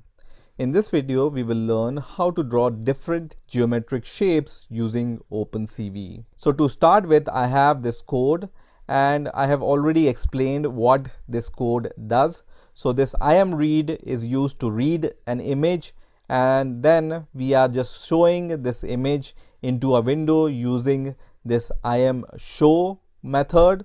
And then using the wait key, we will wait for the closing event, and the destroy all window will destroy all the windows which we have created.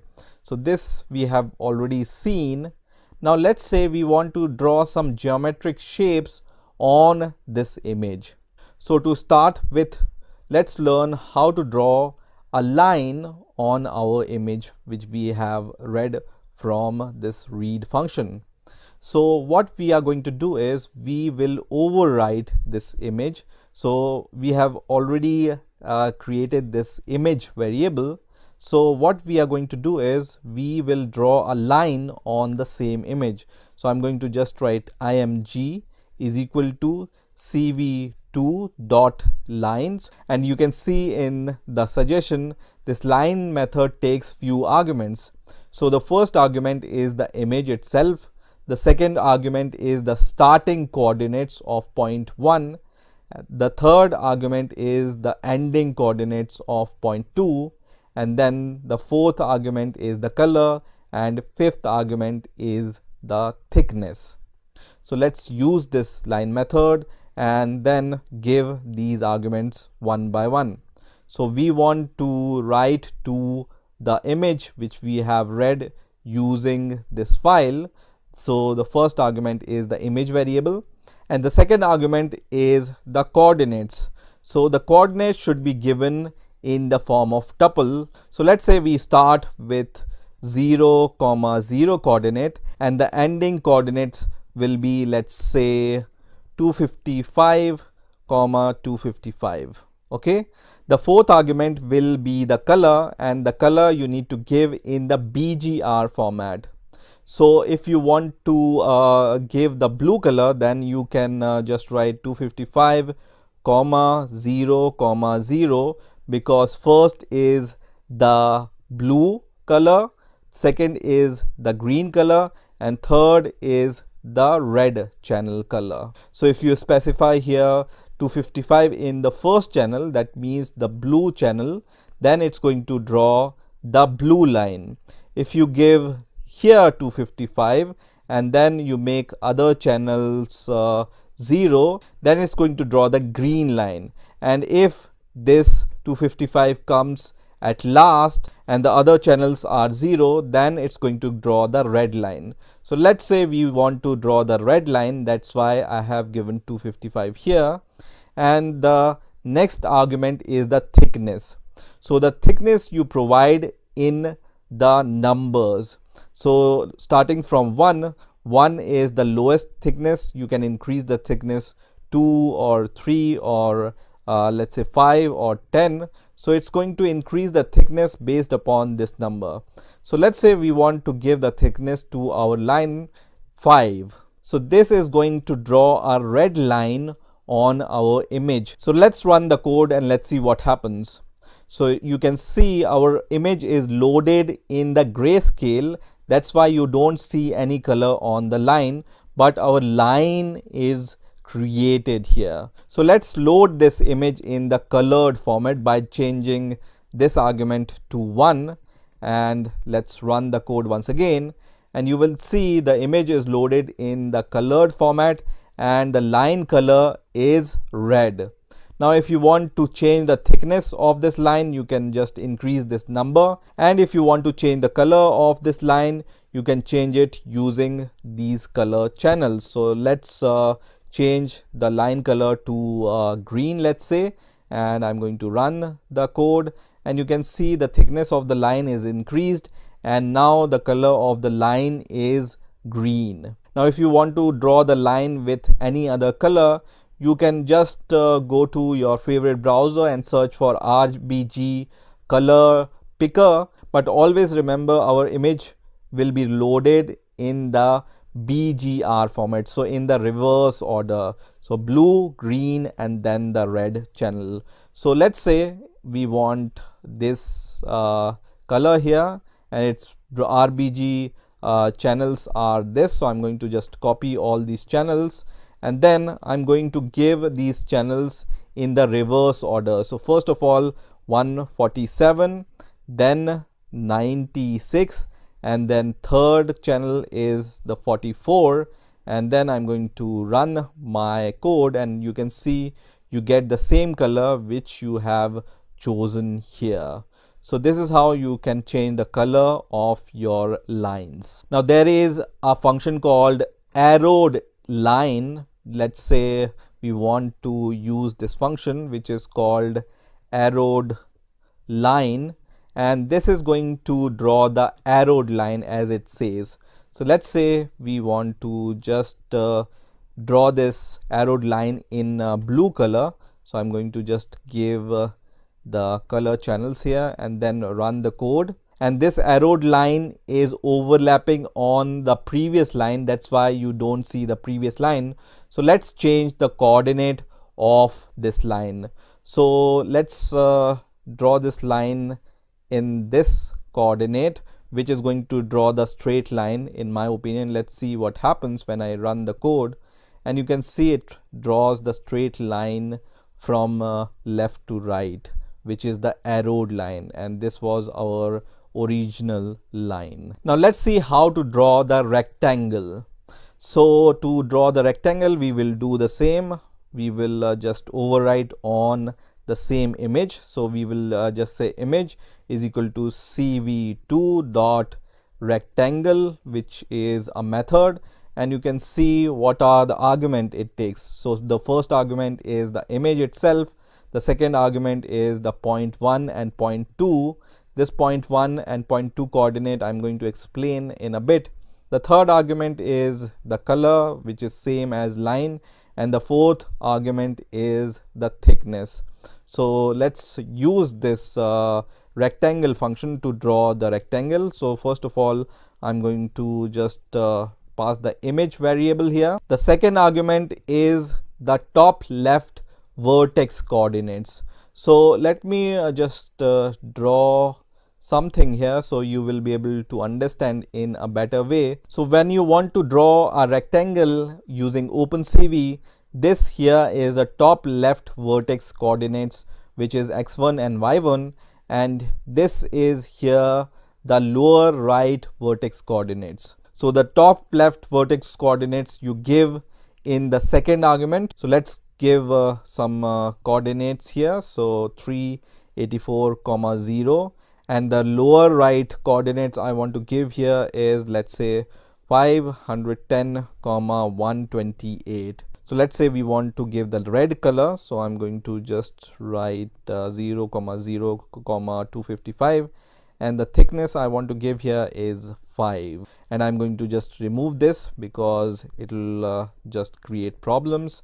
And now let's run the code, and you can see the rectangle is drawn with the red color of thickness 5. You can change the thickness of this rectangle by changing the value of the thickness, and then you can run the code, and now the thickness of this rectangle line is increased. Now one more thing you can provide here is, instead of giving the thickness value, if you write here -1, then it's going to fill the rectangle with the color which you provide here. So when we give -1 here, let's see what happens.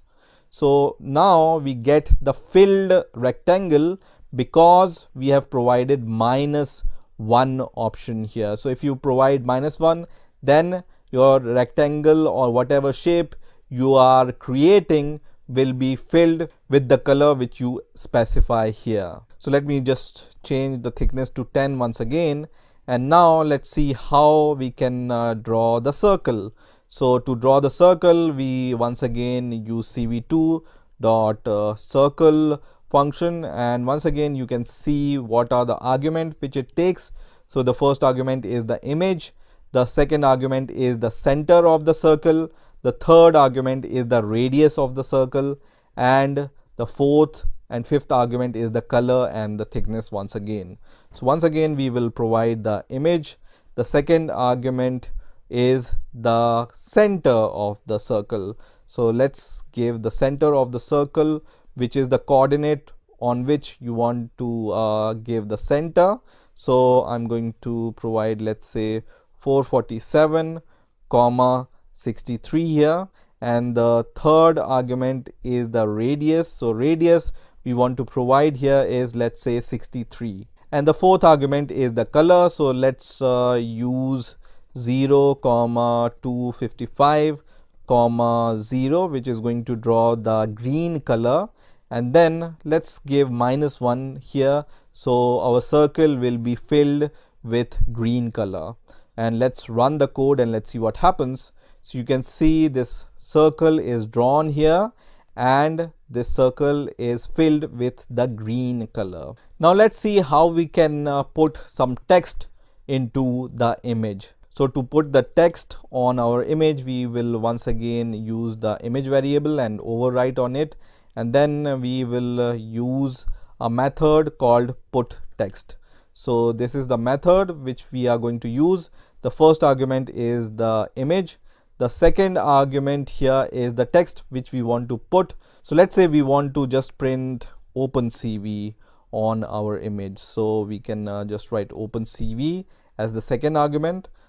The third argument is the starting point of your text. So you need to give the coordinates where you want to start your text from. So the coordinates I want to give here is, let's say, 10, 500, and then the next argument is the font face. So the font face you need to give here using a variable. So I'm going to create a variable, let's say font, and then there are many font faces available using cv2. So you can just write cv2 dot font in capital, and you can see what are the options available here.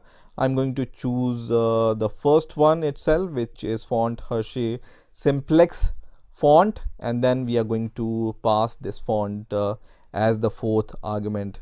The fifth argument here will be the font size. So let's say I want to give the font size 4 here.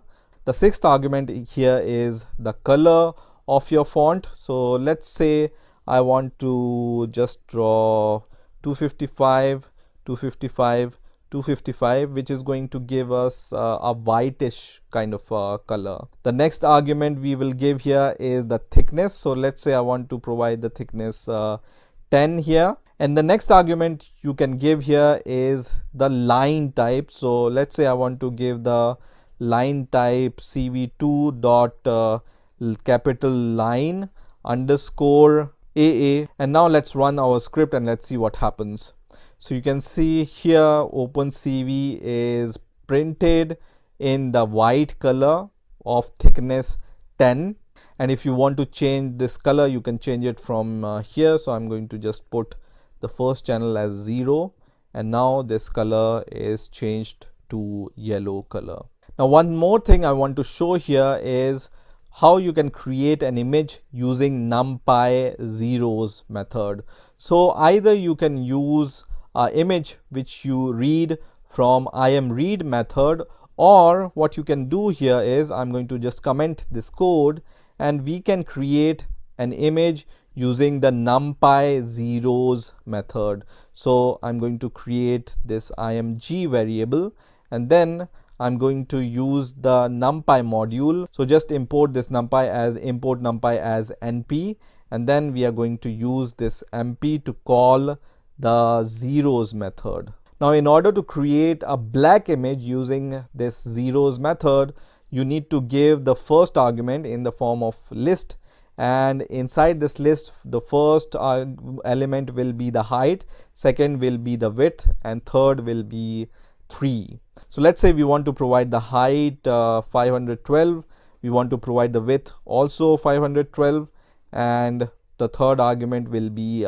3. And the next argument you give here is the d type or data type. So you can just write np dot u int 8 here. So this method is going to give you a black image of the size 512 by 512.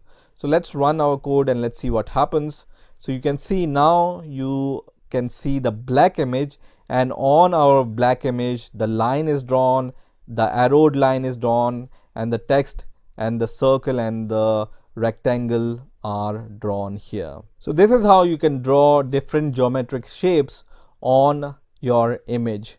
There are several other methods you can use, for example cv2 dot polyline method or cv2 dot eclipse method to draw eclipse and polygon on your image. So just try those method to draw different shapes on your image. So that's it for this video, and I will see you in the next video.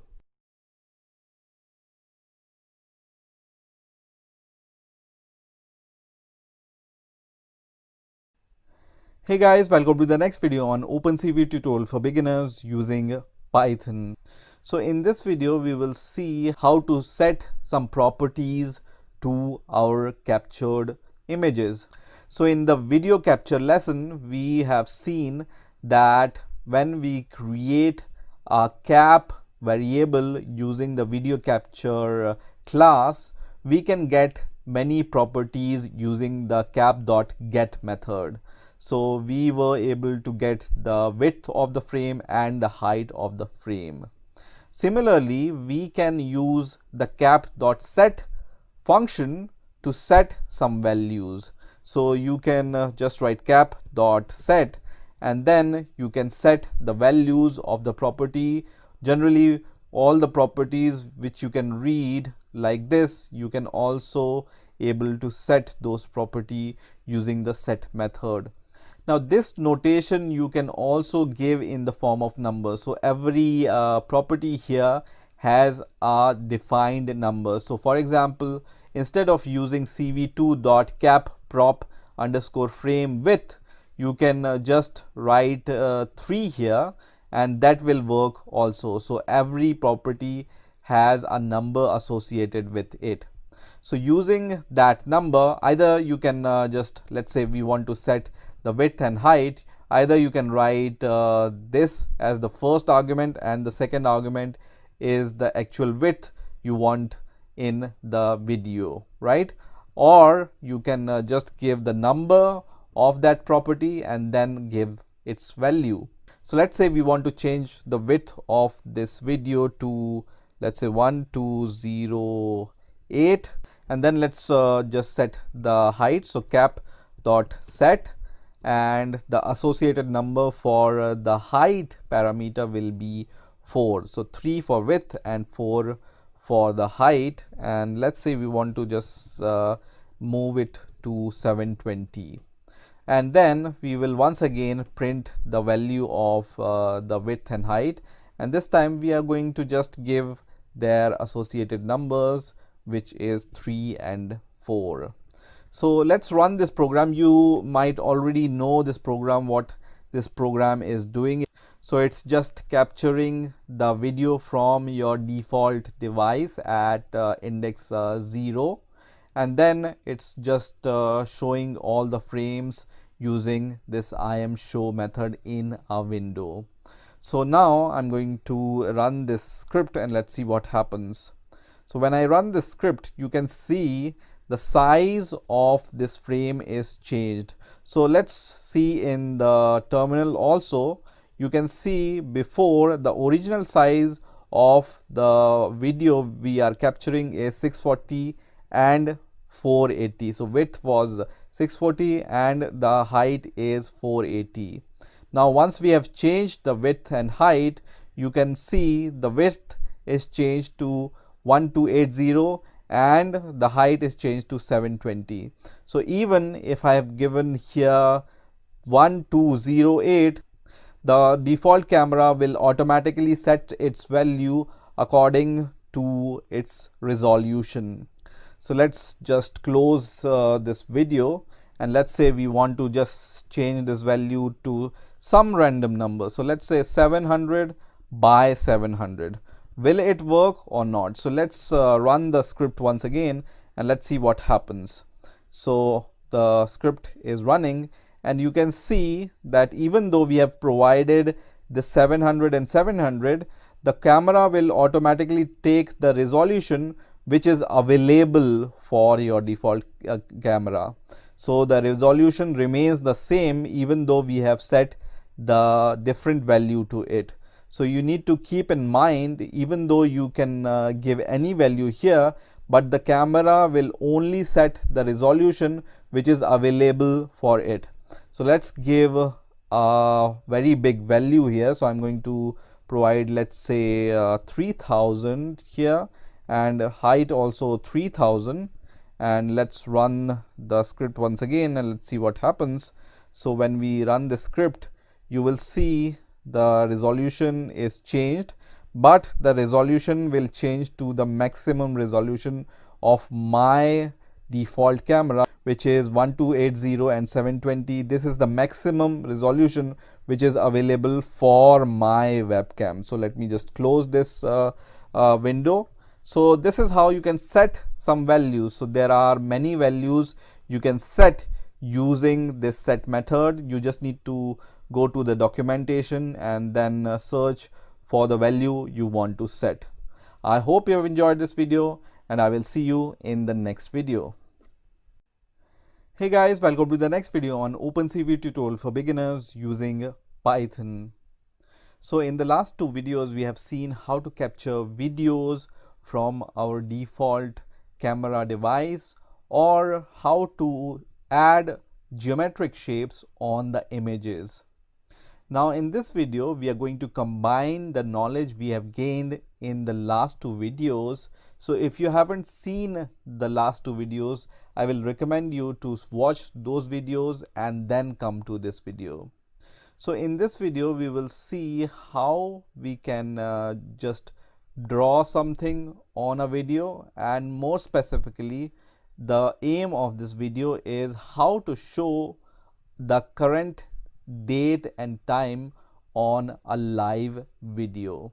So now in the last video, we have seen how to draw shapes on images, and we have also seen how to put text on our images, right? So let's say we just want to print the value of width and height on the default camera. And let me just remove this line which we have used to convert the BGR image to the grayscale image. So we will just see the colored BGR image. So now what we want to do is we want to print the width and height which we get from these properties on our video which we are capturing.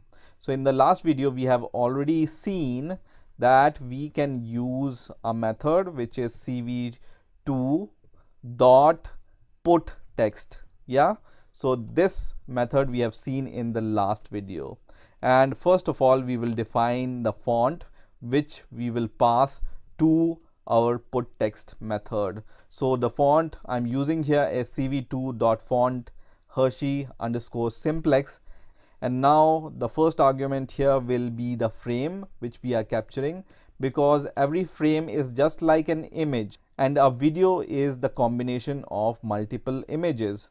So the first argument here will be the frame. The second argument here will be your text.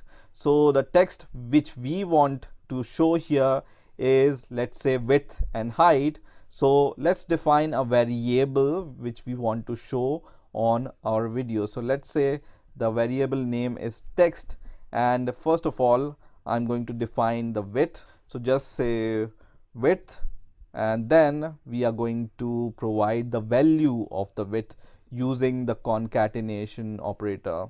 Now because this value will be in integer and we want to convert it to the string, so we will use the str method to convert the integer to the string, and then we can pass the width here inside our string variable. Once again we will use the concatenation operator, and then let's provide some space here, and then we will just write height colon, and then once again the concatenation operator, and once again we will use this string method, and inside this string method we will now take the height. Okay, and now we will pass this text to our put text argument. Now the third argument is the coordinate. So let's say I want to just put this text at the coordinate 10, 50. The fourth argument is the font which we have already declared. The fifth argument is the thickness. So let's say the thickness we want is 1, and then the color. So let's say the color we want is 0, 255, 255, and then the thickness. So I think the thickness comes after the color, and the value 1 we have set for the font scale. So you can change the font scale 1, 2, 3, 4, any font you can change it from here. So this value 1 is for the font scale, and the value we are providing right now is for the thickness. So let's say the thickness is 2, and the last argument here will be the line type. So I'm going to just provide the line type as cv2 dot line underscore AA. So what do you think, will this text will be printed on our image or not? So it will not print yet because we need to write on the frame this text. So we need to just write frame is equal to, and then put the text on the same frame which we are seeing right now. So now this will work, and let me just break this line so you will see all the code. And now let's run the code and let's see what happens when we run the code. So let me run this script, and you will see here that now we are seeing the width and height on top of this video, which is 1280, and the height is 720.0. So this is how you can show text on your video which you are capturing from the web camera or from the video file. Now let me just comment these lines of code because they are changing the resolution of our video, and it's not fitting this video screencast. So I have commented this code, and now let's do something more interesting. So now let's say we want to show the current date and time on the video, and you might have guessed how to print it, but let me show you if you don't know how to print the date and time on your live video. So first of all, we are going to import the package which is available inside Python, which is datetime. And then we are going to create this datetime variable. Let's say the datetime variable name will be date t. And then first of all, we are going to use the str method to convert the date and time to string. And then there is a method inside this datetime library. So we just need to write datetime dot datetime once again, and then the method called now, which is going to show you the current date and time. So once we have converted our current date and time to the string variable, then we can pass this variable as the second argument. And now let's run this script and let's see what happens once again. So I am running this script, and now you will see that it shows the current time and current date on the video itself. So this is how you can put the text on your video. You can even put some shapes which we have seen in the last video on this video itself. So you can put the line or the rectangle or the circle on your video which you are capturing from the camera or some file. So this was some kind of a mini project which we have created from the knowledge which we have gained from the last two videos. I hope you have enjoyed this video, and I will see you in the next video.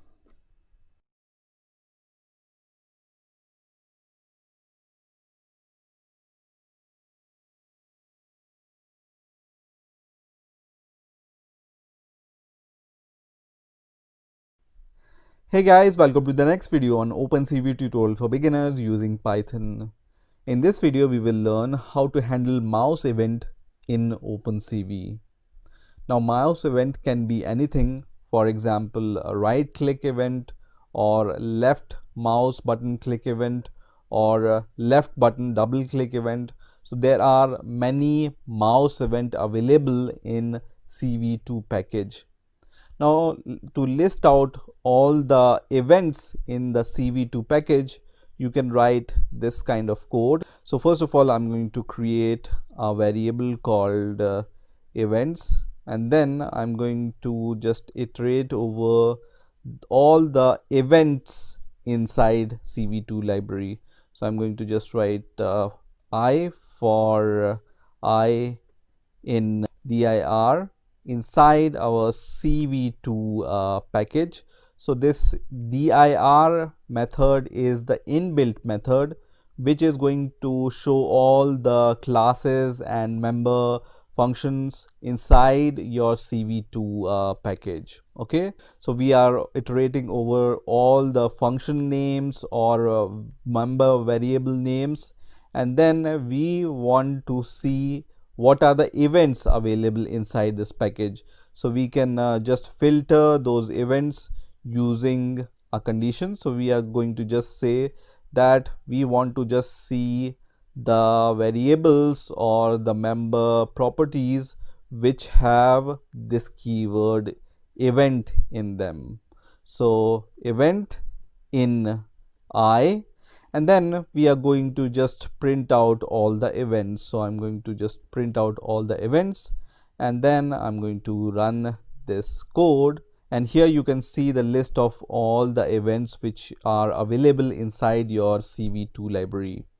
So you can see there is an event called event flag R button for the right button for the mouse, or there is event for left button double click event, or the event for L button down event.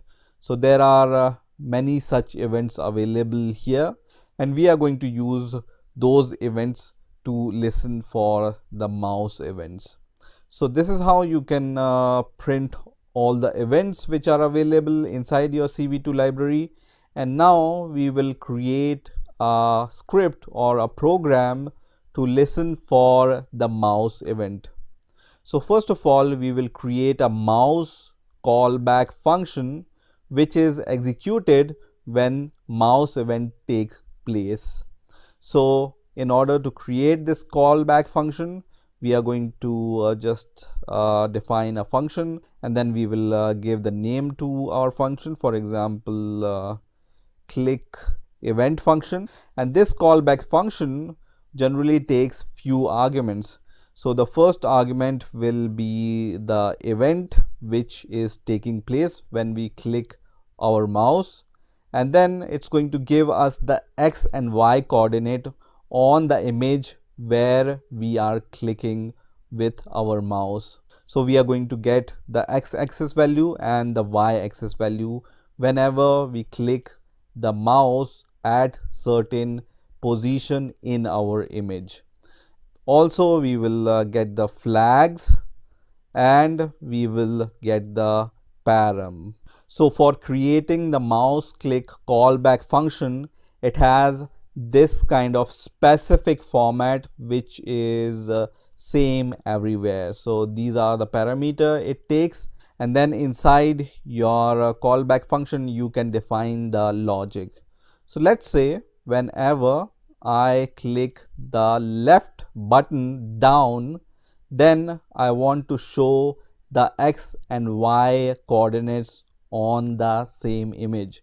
So I can just say if the event variable is equal to cv2 dot event, and then I will just look for the left button down click event.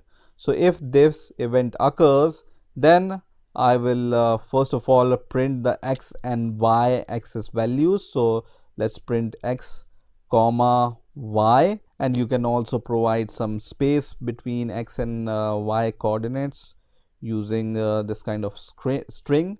And then what we are going to do is we are going to just put this x and y coordinate values on the same image which we are opening. So we have already seen in the last videos how to put text on the videos. We just need to create this font variable for the font, and then there is a method called cv2.putText. So we are going to just write cv2.putText, which takes few arguments. First is the image. Now you can see this image shows error, and this error says unresolved reference, but don't worry, when we write our code fully, this error will go. So first will be the image, the second is the string which we want to put. So let's say we want to put the string str for the x and y value. So I'm going to just write x, y, and then we are going to just print the x value, then concatenation operator, and then comma, and then once again concatenation operator y. And don't forget to convert these coordinate values into the string using the str function. So str function here, and for the y-axis also you need to use this str to convert it to the string value, and then the string we pass as the second argument. The third argument will be the location where we want to put the text, and this location we already know from this x and y value. So it's easy for us. We are going to just say x comma y because we already know the x and y coordinate using this callback event. The fourth argument will be the font. The fifth argument will be the font scale. Let's say it's 1, and then the next argument is the color. So let's say color we want to give here is 255 comma 255 comma 0, and the last argument I want to give here is the thickness. Let's say thickness we want to give here is 2, and then we will show this text on the image using cv2 dot IamShow method. So I'm going to just write IamShow and then the name of the image window, for example image, and the image itself which is img.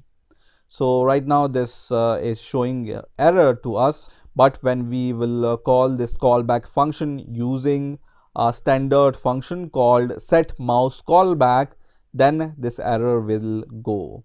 So I'm going to define the img variable first of all, and let's say we want to create a black image using numpy. So we will call np.zeros method here. So np.zeros, and the size of this image will be 512 comma 512 comma 3, and the data type will be np dot uint 8. And once we have this image, we are going to show this image using once again the imShow method, and this image name will be the same image, and the variable we want to pass here is the image variable, which is the black image which we have created using this numpy zeros function. Now the next and the important step here is calling a method called set mouse callback method. So this method we are going to use to call our callback function which we have created, which is click event function, whenever somebody clicks on the image which we are showing using this imShow window. So the first parameter it takes is the name of your image.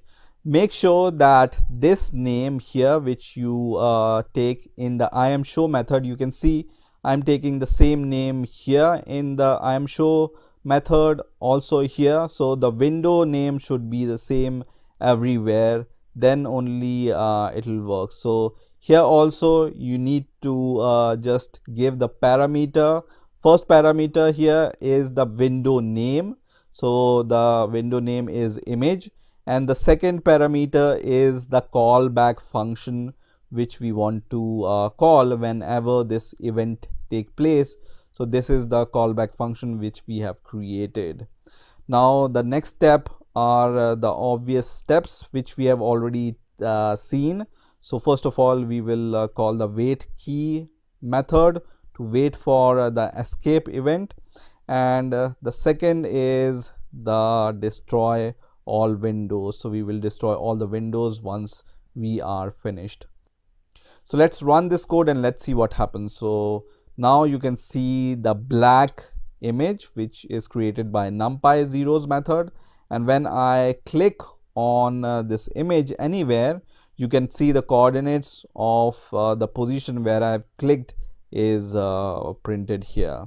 So let's click here. You can see when I give this left down button click event, then the position of the x and y coordinate is printed on this black image. So I'm clicking again and again this left down button, and the position is printed. Okay, so let me just close this window. Now what I want to do is let's just reduce the size of this font to 0.5. Then the font size will be little bit smaller.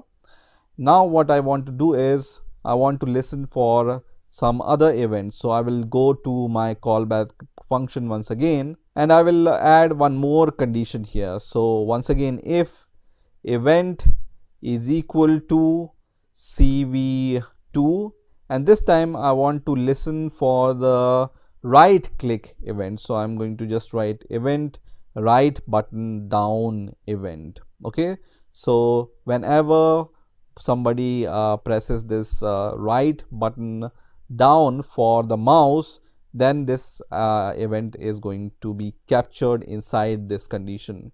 Now if you remember, I have told you that image is shown in OpenCV in the form of BGR format, and we already have this image. You can see we have declared the image variable. That's why this error is also gone. So using this image, we want to find out the red, blue and green channel. So now inside this condition, what I want to do is I want to print out the BGR channels of the image wherever I click. Okay, so you can first of all declare a blue variable name, and then we have img variable, which is this one. And using this image variable, we can get the blue channel using the coordinates. So first of all, you can provide y comma x. We already have the y and x coordinates, and then the channel for the blue color is channel 0 because it starts from blue, bgr, so blue, and then green, and then red. Okay, so I'm going to just copy it 2 more times. The second is green, and the channel for it will be the 1, or index will be 1 here, and for the red channel this index will be 2 here. So I'm going to just write red here, and once again I'm going to just copy this code. And this time what I want to do is, instead of printing the coordinates, I want to print the BGR channel. So here I'm going to just write blue, and then second will be the green channel, and then the third will be the red channel. So I'm going to just write comma and then concatenation operator str and then red channel. Okay, so this will be the string. We are going to name it as BGR, and this string we will put here. The color also we can change, so the color for the coordinates will be different, and the color for this event will be different, 255. Okay, so it's going to print the BGR channels on your image. Now because we are creating the black image, whenever I just click the right click mouse event, you can see the BGR channels for this black image will be always 0 0 0, right? When I click the left click, then these are the coordinates. When I click the right click, these are the BGR channels. So let's change this image from the black image to something visible. So I already have the Lena image, so we can use this Lena image using the cv2.imread method. So I'm going to just write cv2.imread, and the first will be the name of the file, which is lena.jpg.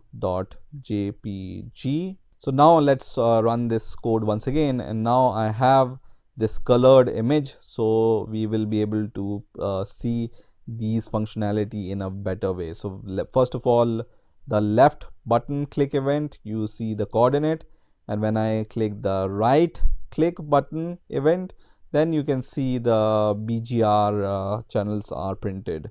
Once again, here you can see the BGR is different. Here also these BGR colors are different. So you can see everywhere they are a little bit different because this is the colored image and the color differs at every pixel level. So this is how the mouse click event works in OpenCV. I hope you enjoyed this video, and I will see you in the next video.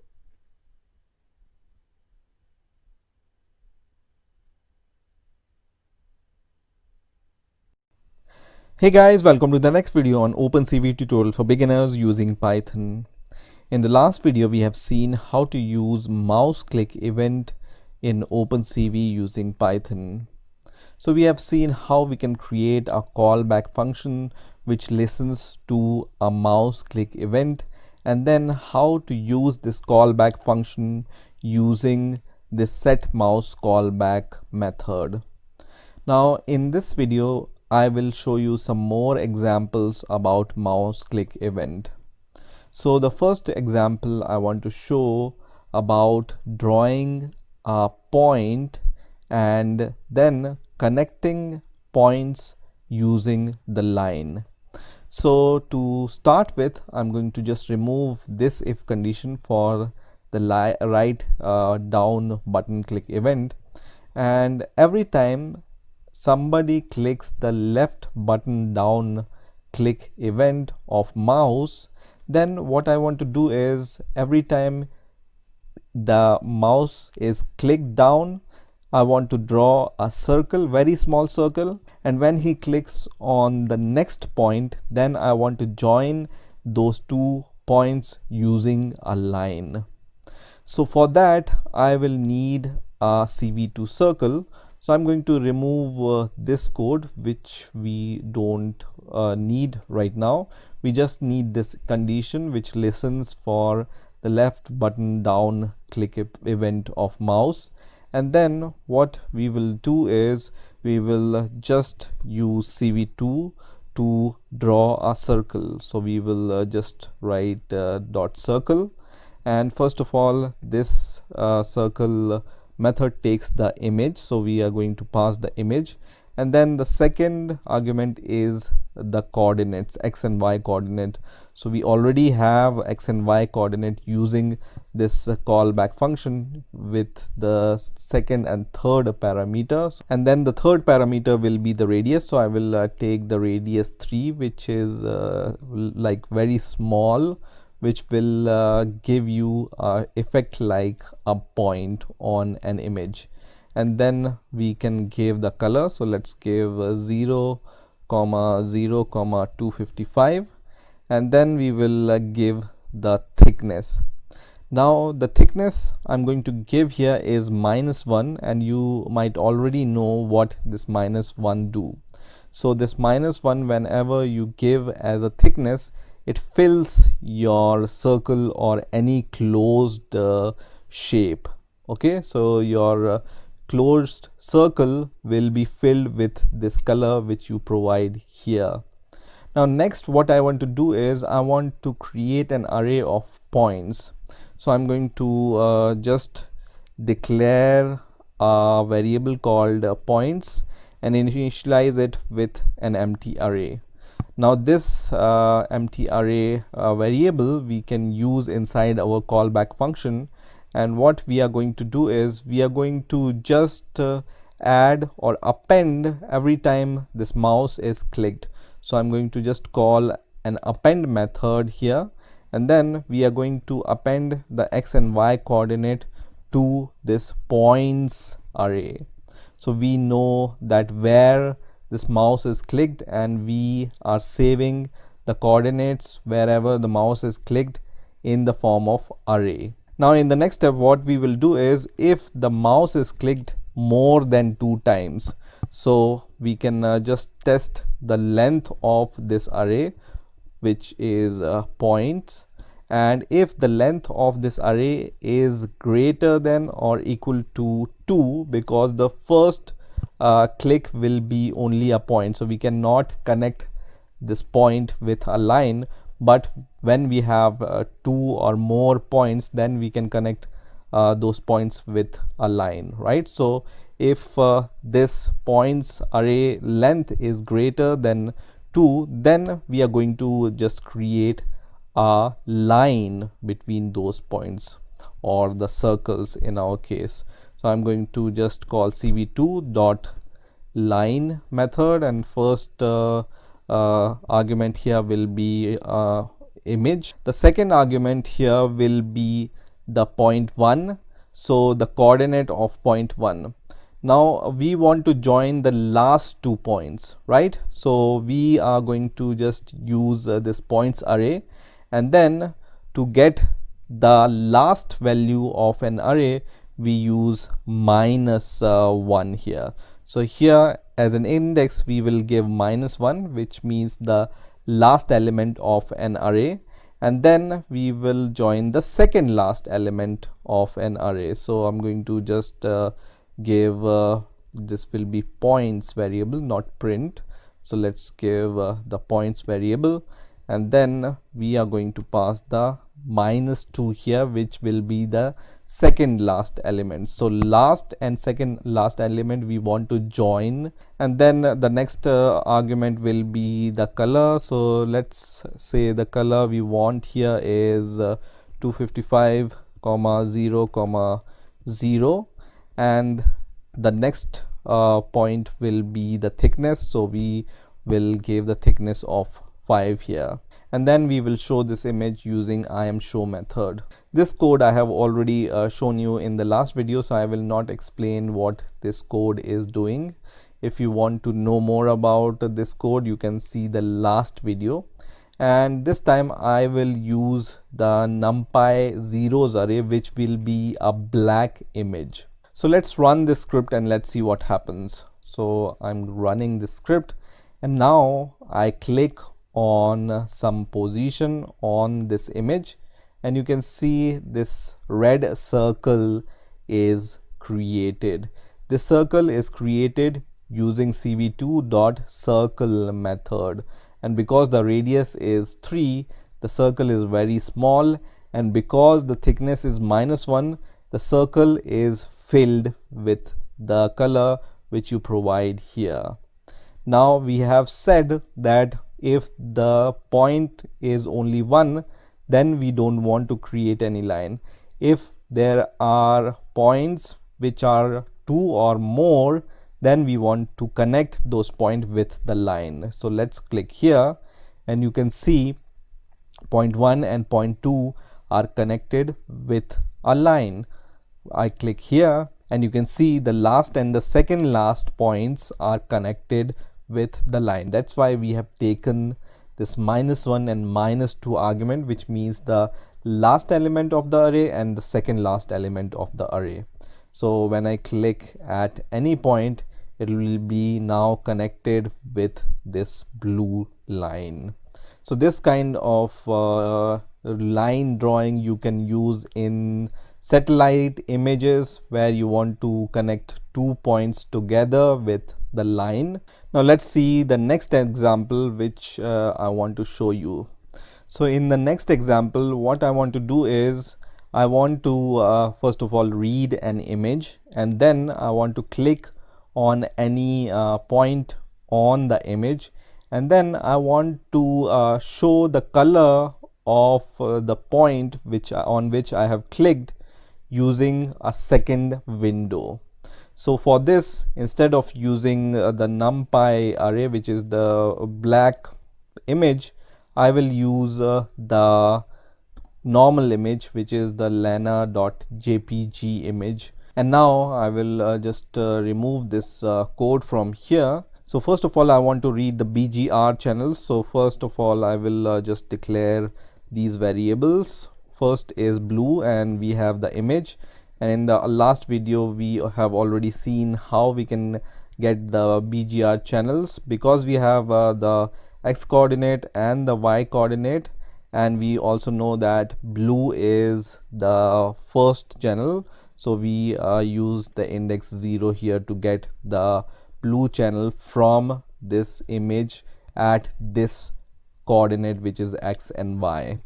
Same we will do for the green channel. So green, I am G, and then x comma y, and then the channel index will be 1 here, and then we will just get the red channel from this image. And now what we are going to do is we are going to just draw a circle on this point where you will click this mouse down button click event. So I'm going to just write cv2.circle, and now I will not explain the parameters, because you might already know what these parameters are. In the next line, what we are going to do is we are going to create a NumPy zeros image, and then we will pass our BGR channels which we got from the particular point on an image. So let's create an image. So I will just say my color image, and then we are going to just use np for NumPy, and then we will just call a zeros method here, and it takes 3 argument in the form of this list, which is the size of your image. Let's say this size will be 512 comma 512, and the channel will be 3 channels, and then the next argument will be the data type. So np dot uint8. So we have a black image using this numpy zeros, and now we want to fill this image with the BGR colors which we got from the particular point of the image. So in the next line, what we are going to do is we are going to just use this variable, and then we are going to just write this kind of notation. This means we want to fill every channel or every point of this list, and then we will just pass our BGR channel values which we got from the image. So blue, green, and then the red channel values we are going to pass. So this will give us the BGR channel, which will be the color of the point where we have clicked. And now we have the new image with the color, so we can show this image using a new window with let's say this is the color window. Okay, so this is how you will get the new window with the color on which you have clicked. So let's run this code and let's see what happens. So I'm going to run this code, and you can see this is the image, which is the colored image. Let's see, I click on this point, and you can see the same color on which I have clicked is opened in the next window. Let's click here on the hat. You can see it's going to give you the same color on which I have clicked. Let's click on the eyes, and you will get the same color on which I have clicked. Let's see what happens when we just load a black image instead of this colored image. So I'm going to just use this numpy zeros image, which is the black image, and let's run this code. And now whenever I click on this, every time I click on any point, it will be the black color window which will open. So this is how you can use some examples to understand how mouse click events can work, and you can use them to develop your applications. So I hope you have enjoyed this video, and I will see you in the next video.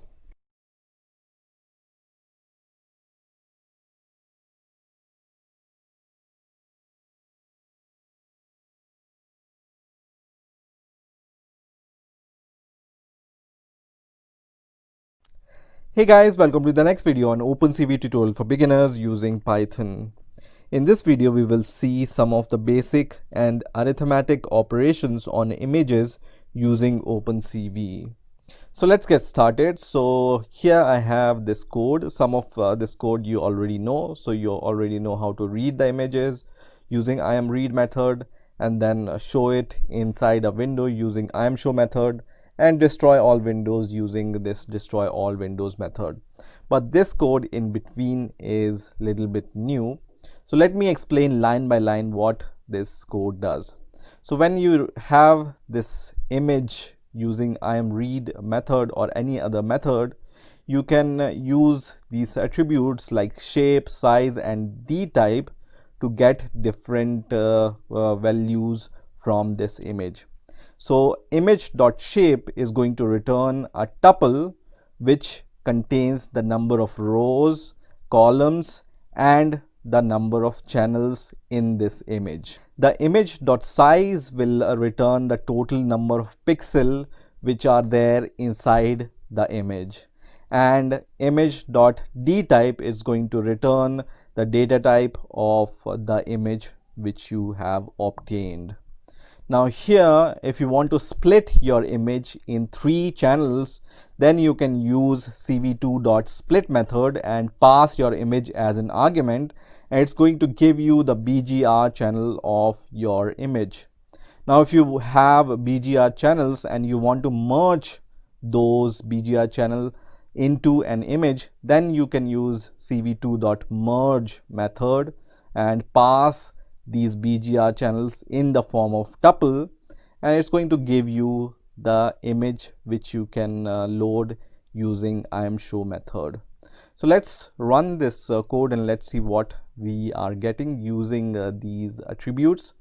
So you can see this messy5.jpg image is loaded, and here you can see first of all the shape of the image. So the shape returns the number of rows, number of columns, and the number of channels. So number of rows here is 342, columns are 548, and number of channels are 3 here. The number of pixel which we have calculated using the size is this number, which is 562248, and the data type of an image is uint8. So sometimes you need to debug the data type of your image, and this attribute will be very useful in those cases when you need to debug if something is correct or wrong. And because we have splitted this method using this split and re-merged these BGR channels using this merge method, so we will at the end get the same image which we have at the beginning here in this code. So there is no change in the code. So once again, let me just load this image, and now let's talk about the ROI of an image. So ROI stands for region of interest.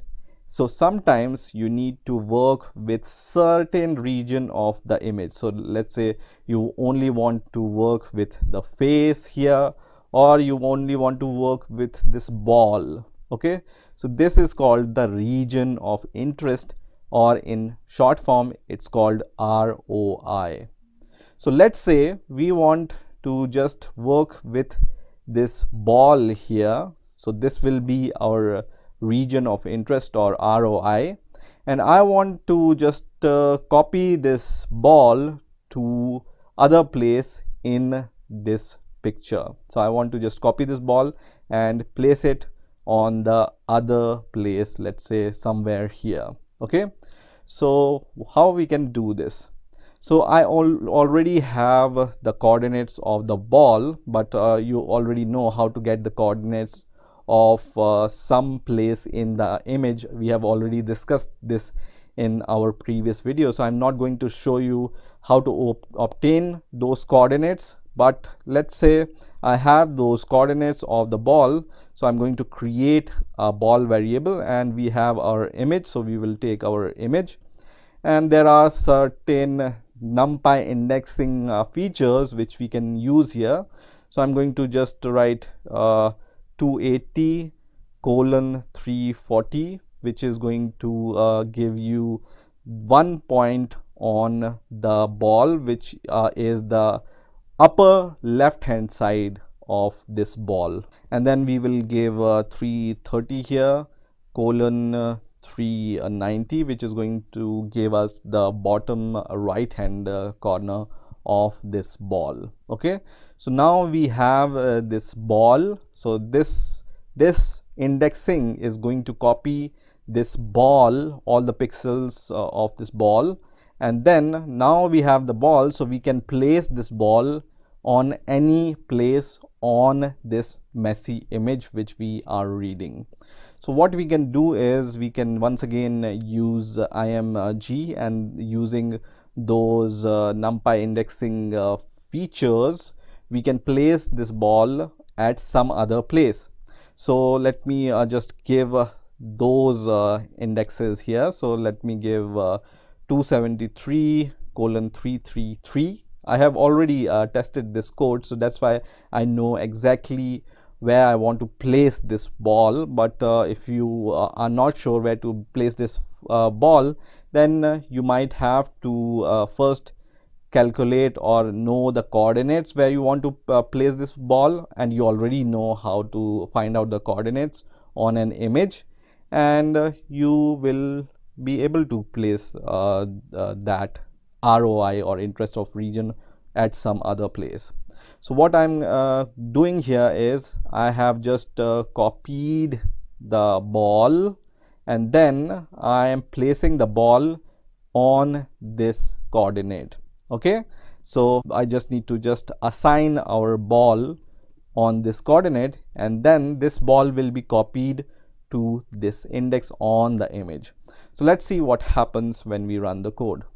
So now you can see we have copied this ball and we have placed this ball here on the image. So this is how you work with the ROI, or region of interest. Okay, so let me close this window. Now the next thing which I want to show here is how you can add two images. So for that I need one more image. So you can see in my project I have this messy 5.jpg, and I have this other image which is OpenCV-logo.png file, which is of the same size as the messy.jpg image. So I'm going to just write img2 and then once again cv2.imread method, and then I'm going to give the name of this file, which is OpenCV-logo.png file. Okay, so this is this file. So this file we are reading, and then there is a method called add. Okay, so we are going to use this method here. Let's use this method cv2.add, and this method I'm going to show you what it does in a moment. But this method takes two arguments. First is the first numpy array. So let me show you what this method do first of all. So this is the add method inside your CV2 package. You can also see the documentation on the opencv.org, and what it does is it calculates the pre-element sum of two arrays, or an array and a scalar.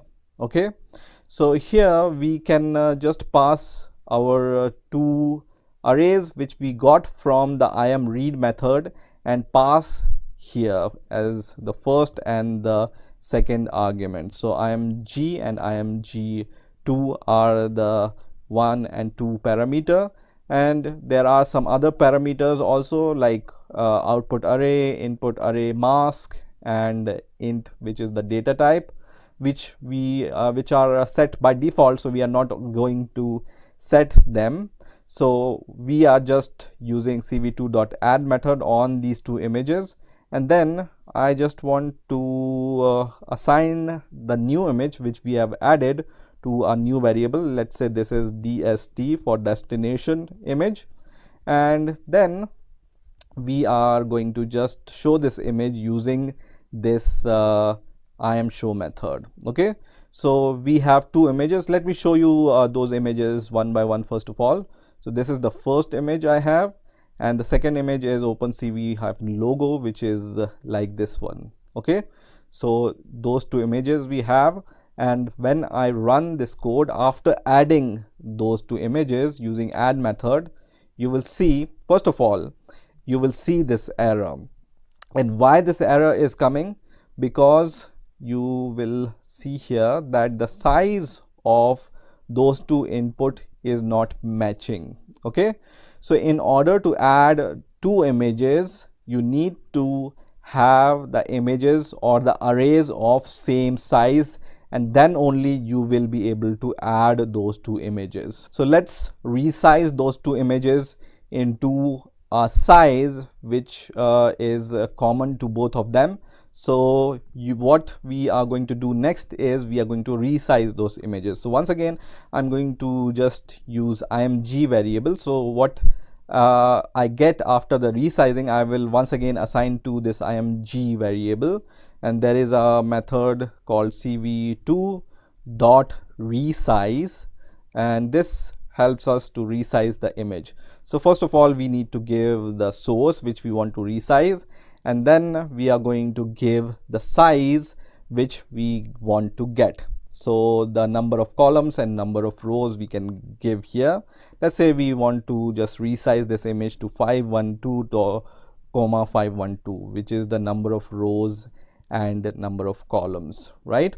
Same we will do with the next image. So img2, and then once again cv2 dot resize, and then the source here will be image 2, and the size which we want here is again 512 comma 512 in the form of tuple.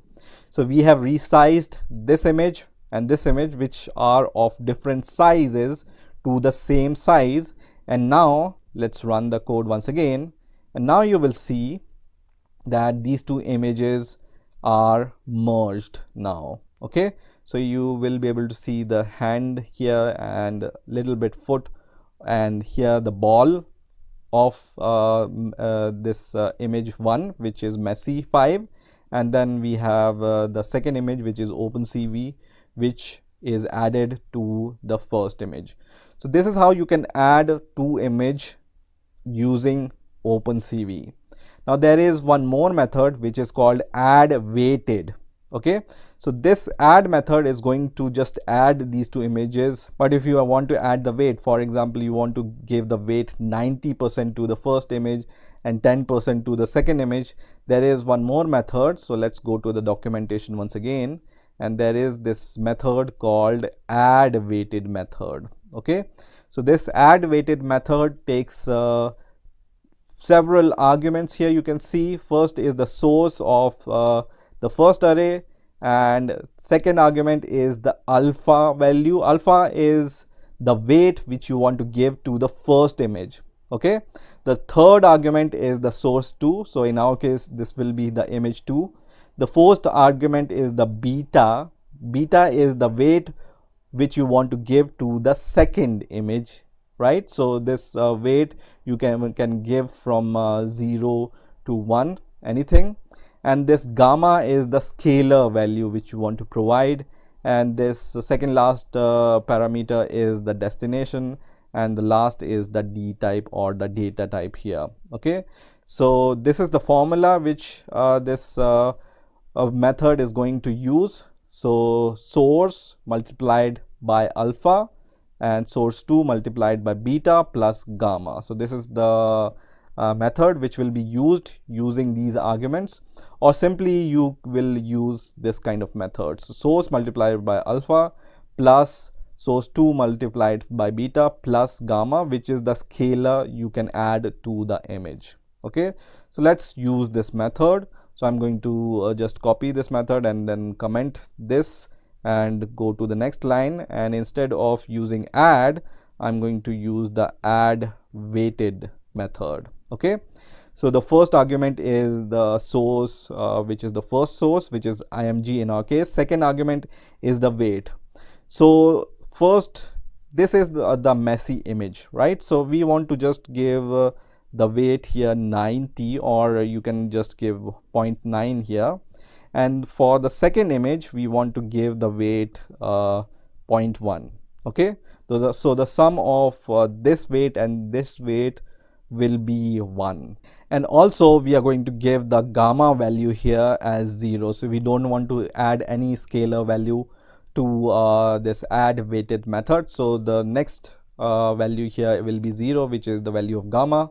And let's run this code, and you can see now we have our messy image, which is dominant here because it has the weight 0.9, which is 90% of the 2, and the OpenCV image have the weight 0.1, which is 10% of the 2. Okay, so the OpenCV image is light and the messy image is a little bit dominant here.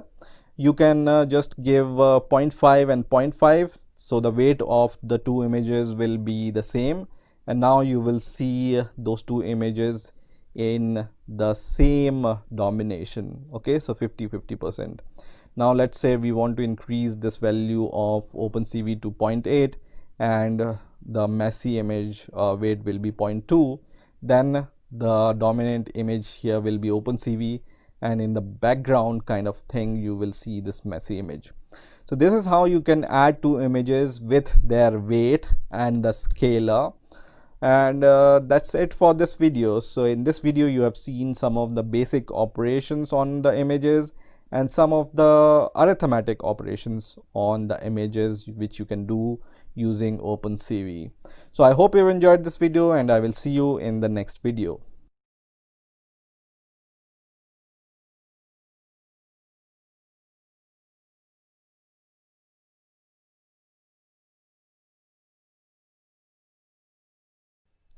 Hey guys, welcome to the next video on OpenCV tutorial for beginners using Python. In this video, we will talk about bitwise operations on images using Python and OpenCV.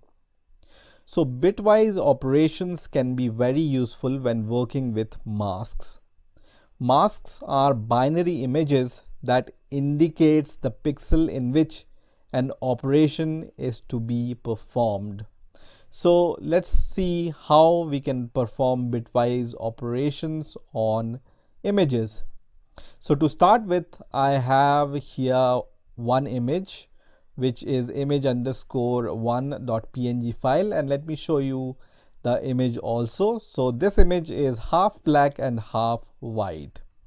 Now the second image I'm creating using NumPy. So first of all, I've used np.zeros and I'm just creating this image with the same dimension as this image underscore one is having. So 250 comma 500 is the dimension of this image, and the number of channels are 3, and this code is going to create a black image, as you might already know from our previous videos. Now this code is just creating a white rectangle inside the black image which we got from NumPy's zeros array.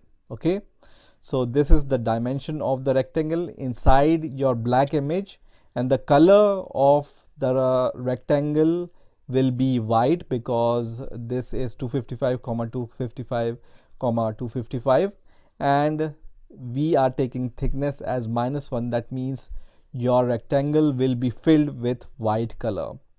Now here I'm just showing both the images using IamShow method, and this code you might already know what this is doing from our previous videos. So let me run this code and let's see what happens first of all. So when we run this code, you will see first image is this one which we have created using the NumPy 0. So this is img1, and this is the black image, and we are just creating a white rectangle inside this NumPy 0's image. And this is the second image which is half black and half white. Now we want to perform some bitwise operations on these two images. So let's see how we can perform these bitwise operations on these two images. So to perform these bitwise operations, we have some methods inside the OpenCV library. So the first method will be bit and. So I'm going to just create a variable called bit and with let's say like this, and the method inside OpenCV is cv2.bitwise underscore and. So this bitwise underscore and takes several arguments, as you might see here: the source of the first image, the source of the second image, and the destination, which is none by default, and the mask, which is also optional. So we are going to just provide our images here. So I'm going to provide the img2 here first of all as the first argument, and the second image will be img1. And once we perform this bitwise AND operation on these two images, we are going to show the result in the form of windows. So I'm going to create one more window which is cv2.imshow, and I'm going to name this window as let's say bit and the second argument will be our variable bit and, which we got from the operation bitwise and on these two images. So let's run this code once again and let's see what happens. So now as a result we have the third image. So let me just open all the images. So this is our first image, this is the second image, and the last one is the result, which is the bit and operation on these two images. So now you might already know how the logical AND works, but those of you who might not know how the logical AND works, let me show you the truth table of logical AND. So this is the truth table of logical AND, and if the input A and input B is 0, then we get the result 0. Okay, if input A and input B, either of them is 0, then also we get zeros, right? The result 1 we will only get when both the sources are 1. So A and B are 1, then only we will get a 1 in case of AND logic. So same AND logic will work here. So this is the zeros array, right? So we have created this black region from the zeros. So here in these images, black is performing as zeros and white part is performing as 1. So when 0 and 0, the result will be 0, right? So from this truth table we have seen when the input is 0 and 0, the result is 0. Same here we are seeing. So when the image is black and black, we get the result black. When the input is white and black, this means 0 and 1, the result will be once again 0 using the logical AND. But when the input will be white and white, that means 1 and 1, the result will be white, that means the 1. Okay, so the only region white here is the result of this white and this white, and the resulting image you can see here, and all the other part is black because the AND operation on 0 and 0 is 0, and 0 and 1 is also 0. So this is how bitwise AND works. Let's see how bitwise OR and other operation works.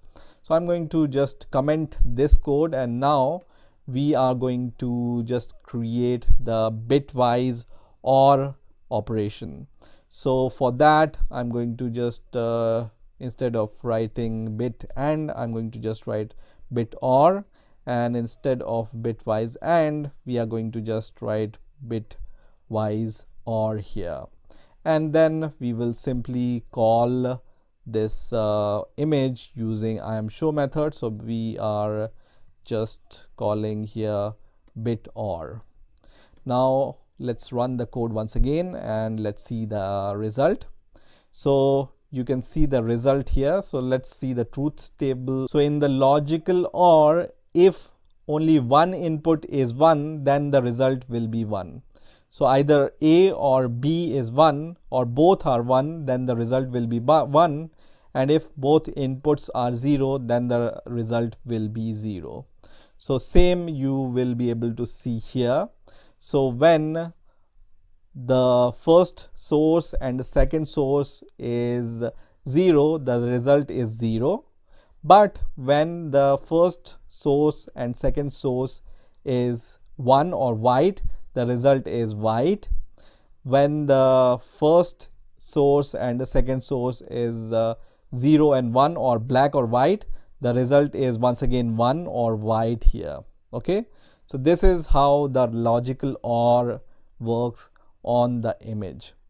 Now let's see how the XOR operation work on those images. So I'm going to once again comment this code, and this time I'm going to just perform the XOR operation on these two images.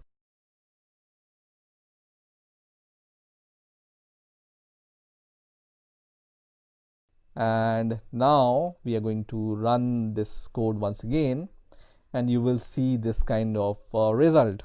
So once again, let's see how the XOR logic works. So when both the inputs are 0 or both the inputs are 1, then we will get the 0, and if either A or B is 1, then only we will get the result 1.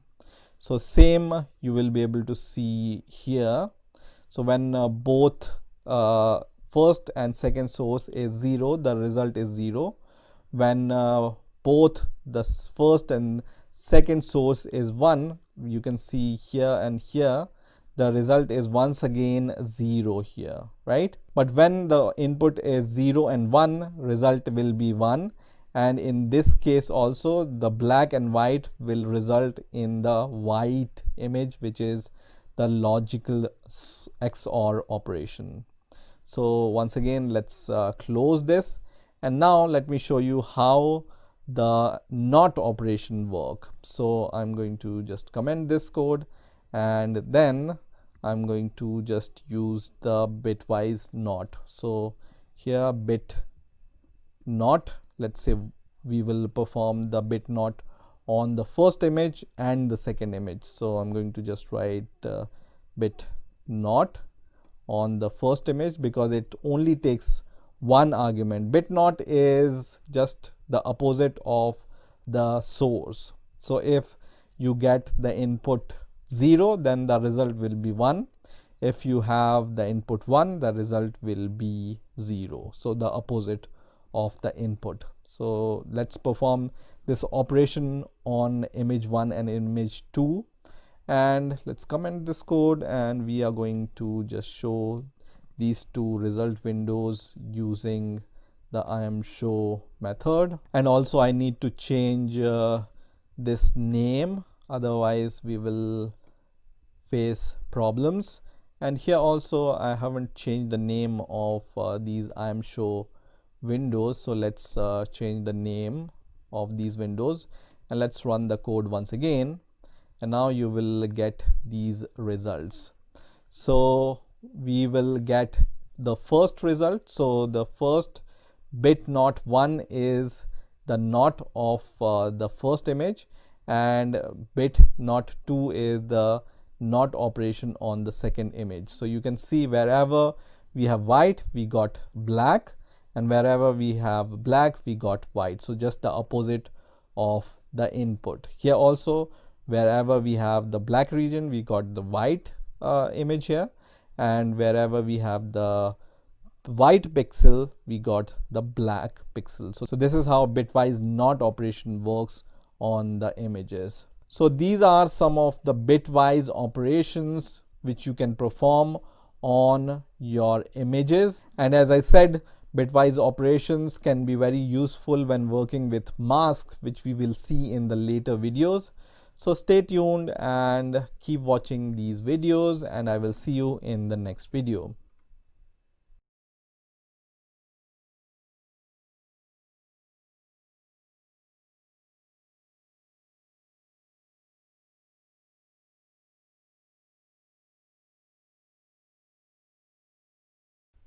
Hey guys, welcome to the next video on OpenCV tutorial for beginners using Python.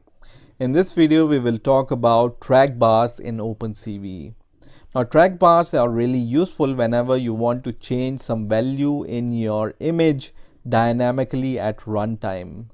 So let's see how we can use track bars in OpenCV. Now to start with, I have this simple code which you might know what it does.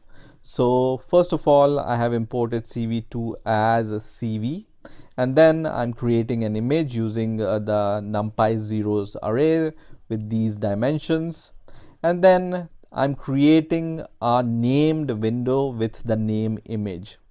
So this might seem new to you because I haven't created a named window in the previous video.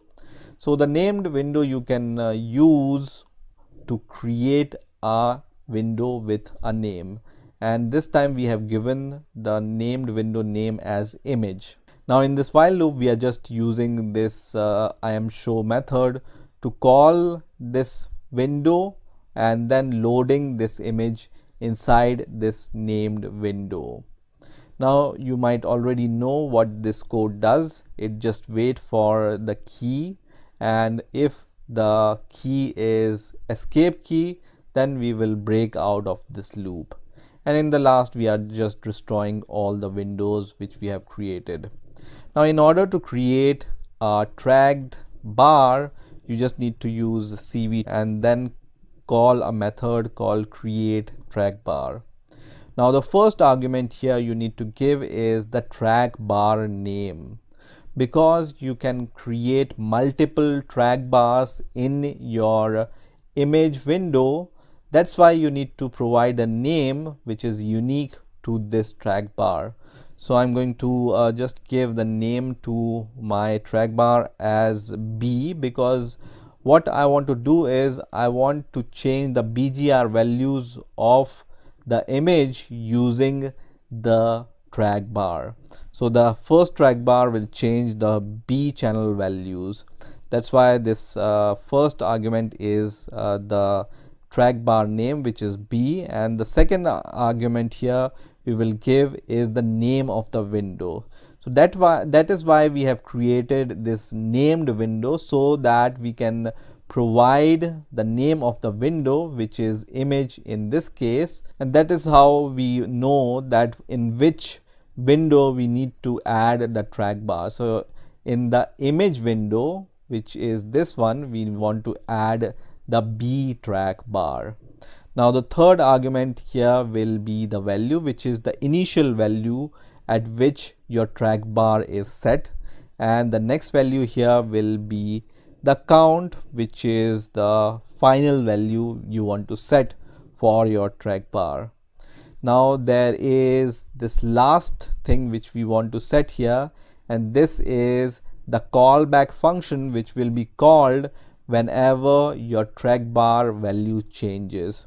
So here, for example, I'm going to create a callback function called nothing, and this callback function definition or signature I'm going to create here. So we can just create a callback function with a name nothing, and this function can take this value x, and this is the value of the current position of your track bar. So we will see what it does little bit later, and what we are going to do is we are going to just print the value of x, so we will know the current position if this track bar is changed. So this is the callback function which will be called whenever your track bar value changes.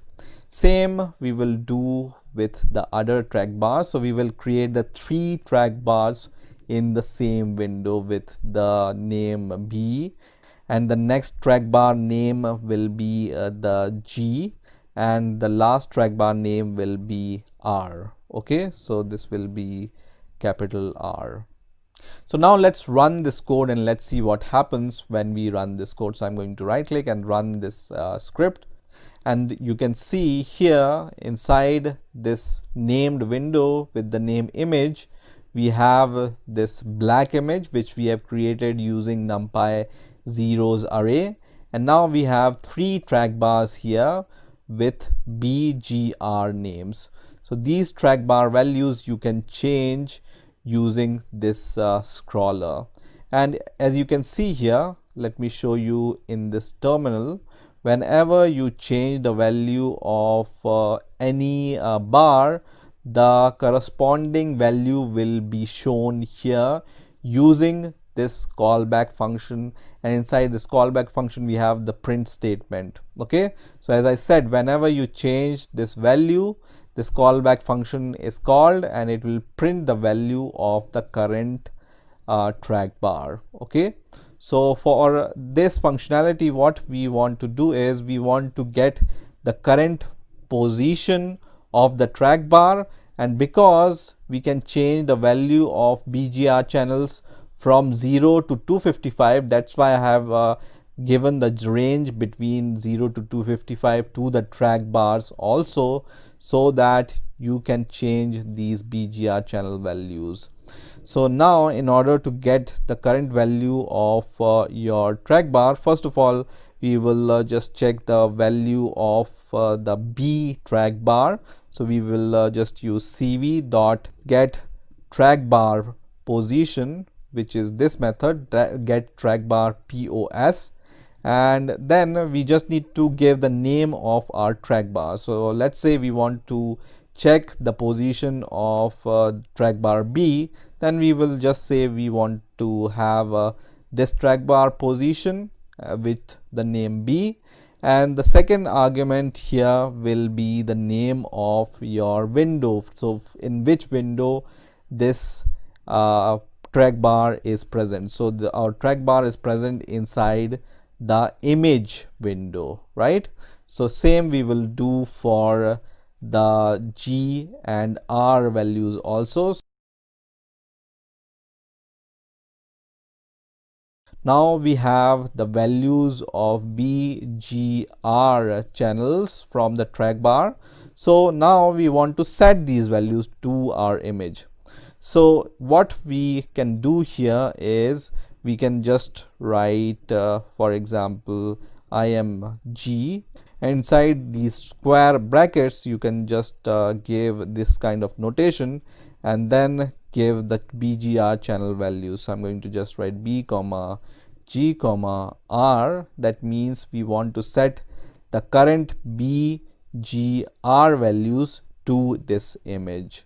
So let's run this code and let's see what happens now. So I'm going to run this code, and now when I change the blue channel values, you can see this image becomes blue colored, right? Let's bring it to 0 once again, and now let's change the value of G. So you can see this image color is changing to green, and then we can try changing the red color, and you can see when it goes to 255 the color of the image is red. You can change the values of different track bars, and the corresponding color will be displayed in this window here, right? So you can see the color is changing. You can change any track bar here. One more example I want to give here is how to add a switch using a track bar. So for that I'm going to use one variable called switch, and then here I can add first of all the name of the switch.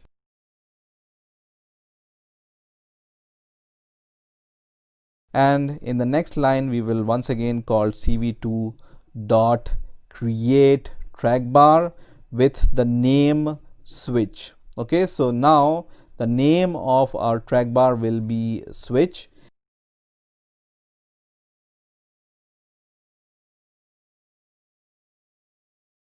So now we have added one more track bar to our named window, and now here we will get the current position of this switch track bar. So I'm going to name it as S, and the name of the window is switch. So we will just give the first argument of this get track bar position as switch. Okay, and the window name is image itself. So now we can add some condition here. So let's say if this position of the switch which we have, if this position is equal to 0, because we only have 0 and 1 in this last track bar. So if this position is equal to 0, what we want to do is we want to set I am G, and then in the square bracket this colon, and we don't want to change any value. So we will say that I am G this square bracket colon is equal to 0, which means that we don't want to do anything. Or in the other condition, which is when your track bar is at position 1, then only we want to change the BGR channel of the image. Okay, so let's run this code and let's see what happens. So I'm going to run this code, and now you can see the position of this track bar switch is 0, and when I change it to 1, so let's change this position to 1, you can see the value to 1. And when this position is at 0, you can change anything here, any track bar, nothing happens, because this condition is met, which means that we don't want to do anything. As soon as we change the switch to 1, that means we want to change the BGR values. You can see this color is changed inside the image. So the 0 is just like off switch, so we don't want to change any color, and 1 is like on switch, so when it's 1, the value of RBG channels can be changed. Now I want to give one more example of track bar to use, so that's why I have created one more file, which is Python OpenCV track bar example 2, and this time I'm going to use just 2 track bars here, so that's why I'm going to delete some of the code here. So using the first track bar, let's say I want to just change some values inside our image and I want to print that value on that image. So let's say now our range is between 10 to 400. Okay, so the lower range is 10 and the upper range is 400, and using this track bar I want to print the current value on our image, and also I want to have a switch which I can toggle, and I want to change the color of the image from the colored value or colored image to the grayscale image. So now our switch is between color to the grayscale image. Now in here what we want to do is we want to just assign this IAmShow value to the image variable itself, and then we want to get the current position of the track bar, so we will use this method to get the current position of the track bar, and I'm going to name this current position as POS variable, and the name of this track bar, let's change this name to something else, let's say CP for current position, and also here CP for the current position, and the name of the named window is image itself, so we are not changing it. So now we have the current position. So first of all we will just create the font, and then we will just use the cv dot put text method. You already know what this method does. It just print the text on your image, and then we will provide the parameters. First argument is the image, the second argument is the value which we get from the track bar, so this is the position, and because it's a number we need to convert it to the string using str method, and then the position at which you want to show this text, so let's say it's 50, 150, and then next is the font, so I'm going to just give the font, and then the next value is the font scale, which is 4, and the next value is for the color of the text. So let's say the color here will be 0, 0, 255, and this should be cv dot font Hershey complex. Let's change this font also, let's say this is just the simplex font.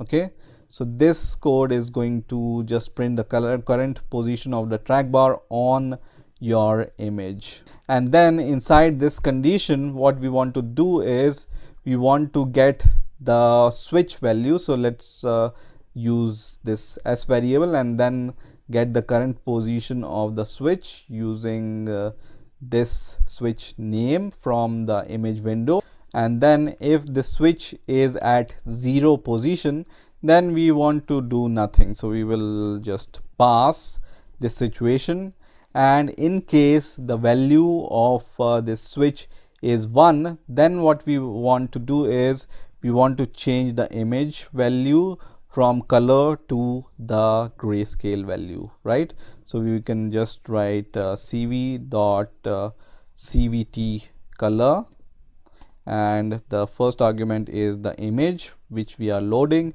and the second argument is cv dot color bgr to gray, which is to convert this colored image to grayscale image. But you can see here we are just creating a black colored image, and in our project we also have this image, so let's read this image. So I'm going to just write cv dot im read, and then give the name of the image, which is lena.jpg. so this is our colored image, and this way we will be able to see the change of color to gray scale image in a better way.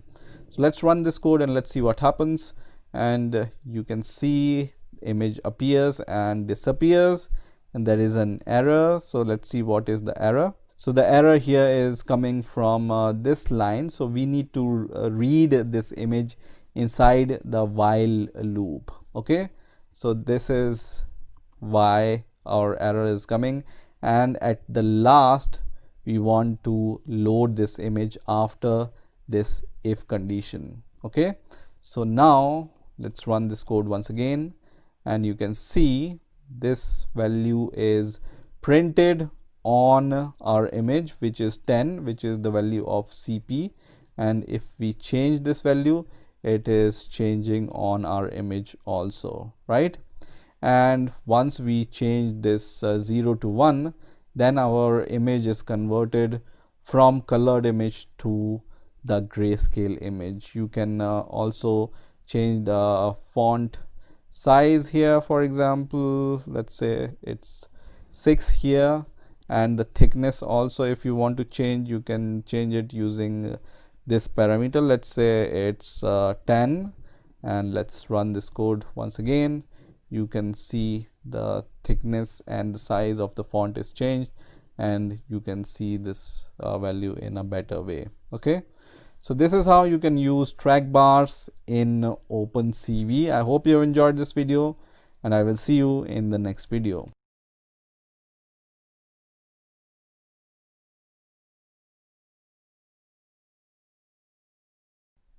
Hey guys, welcome to the next video on OpenCV tutorial for beginners using Python. In this video, we will see how we can perform object detection using HSV color space. Now, we have already seen how to work with BGR or colored images or grayscale images. And we have already seen how we can convert from colored images to grayscale images.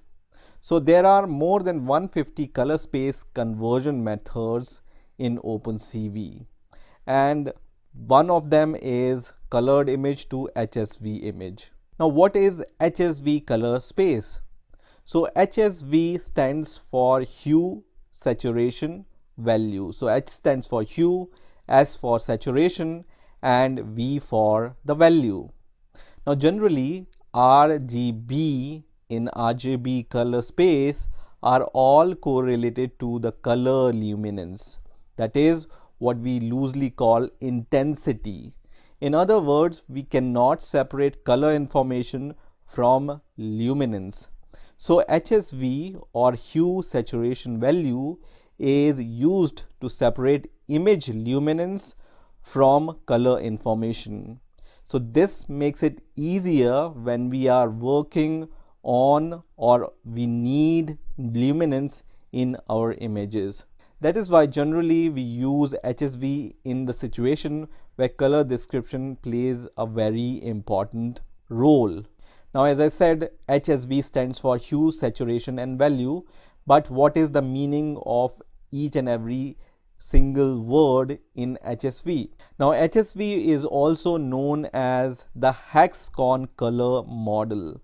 So this color space can be described in this kind of cylindrical cone model, where hue is this circular angle which varies from 0 to 360, and hence just by selecting the range of hue you can select any color. So you can see different colors are available at different angles. So these colors are basically red, yellow, green, cyan, blue, and magenta. So hue is this angle in this cylindrical cone. Now we have saturation. So the saturation is amount of color, that is the depth of pigment or the dominance of hue. And this value is described from the center towards the outer layer of this cylindrical cone. So here you can see at the center this saturation start at 0 and it can go up to 1 at the end of this cylindrical cone, and this saturation can be increased from 0 to 100%.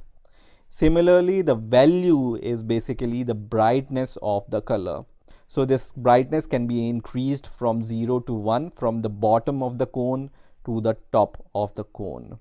So all these three values, hue, saturation and value, can be used to pick any color, as we can do with the BGR color space. So this is the brief introduction about HSV color space. And now let's see how we can use this HSV color space to detect an object in an image. So here I have this simple code to load an image using IMRead method and show it inside a window. So by now you might already know how this code works. So let's run this code and let's see what does this code do. So I have this image which is called smarties.png, and here are some circles in different colors. So we have blue circles or green or red, orange and brown circles here inside this image. So let's say we somehow want to detect only the blue circles or balls or green circles or balls. How can we just detect only these balls? Let's say we just want to detect the green balls. How can we achieve this using OpenCV? We are going to see this using this HSV object detection. And here we have one more window, which is the tracking window, which is coming from this code, which is cv2.named window, and the name of the window is tracking. So this tracking window we are going to use little bit later when we will add the track bars to our image. But let's say we want to use this image and detect these colored balls. So first of all, after this image is read, what we want to do is we want to convert our colored image into a HSV image. And by now you might already guess how to convert an image. You can just write HSV is equal to cv2.cvt color, and then your frame name, which is frame in this case, and then cv2 dot whatever color space you want to convert from and whatever color space you want to convert to. So you can just write color underscore BGR to HSV. So this is the property we are going to use. Now in the next step, we will threshold the HSV image for a range of blue color. So we are going to just define L underscore B for lower blue color, and then we are going to use the numpy array, so np dot array, and inside this array we are going to define the lower range of blue color. Now by experience I know that these HSV value for lower blue color will be 110, 50, 50, right? But you might not have every time the idea what is the lower color range or the upper color range of some color. So that is why later in this video we will use the track bar in order to perfectly define the lower and upper values for this HSV color space, right? So right now I'm just going with my experience. So for the upper value I'm going to define the next variable, which is ub is equal to np dot array, and then once again I'm going to define these three color channels, which is 130, 255, 255. So this will be the upper limit for the blue color for our HSV image. Now in the next step, what we are going to do is we are going to threshold the HSV image to get only the blue color, let's say. So I'm going to just define a variable called mask here, and then I'm going to use cv2 dot in range method, where I will provide first of all my HSV variable or image, and then I will provide the upper and lower range for this function. So my lower range is this numpy array for the blue color. So I'm going to just say L underscore B is my lower range and U underscore B is my upper range. Now we have already seen how we can use bitwise AND or bitwise operations on images. So what we are going to do next is we are going to define a variable called res, and then we will just call cv2 dot bitwise AND to mask the original image. So here the first value will be our frame, which is the colored frame, right? So this is the frame which we have read from this image, which is the Smarties image. So this is the source one. Source 2 will be the same. So the frame itself will be the source 2. And what we want to do is we want to provide the mask of the lower blue color and the upper blue color values, right? So here we can just say mask is equal to whatever mask variable we have created. So this is the attribute we can set in order to apply the mask for the lower blue value and the upper blue values. So once we have this result frame, what we can do is we can use this cv2.imShow method in order to show the mask, let's say. So we are going to show the mask and we are going to show the result using res variable. So this is going to open 3 windows, and let's see what happens when we run this code. So we are going to run this code and this opens 3 windows here. And now you can see the mask first of all. So we are just detecting the blue colored balls using this mask. That's why we have defined the lower boundation of the blue color and the upper boundation of the blue color, right? So that's why it's only detecting, you can see the blue ball is here, here and here, and here also you can see the mask also detects only the blue values here, right? And then in the result you can see when we have applied this mask and we have masked all the other things other than the blue colored ball, you can see only the blue balls here. So the same method you can apply to detect any other colored ball from this image. Now, as I said, it's not easy to detect these lower and upper boundation for the colors. So that's why you can use the track bar for adjusting these lower and upper boundation of any color. So for that, what we are going to do is, first of all, we will create a named window, and then we are going to create a new window which we will use to adjust the lower and upper boundation of HSV values.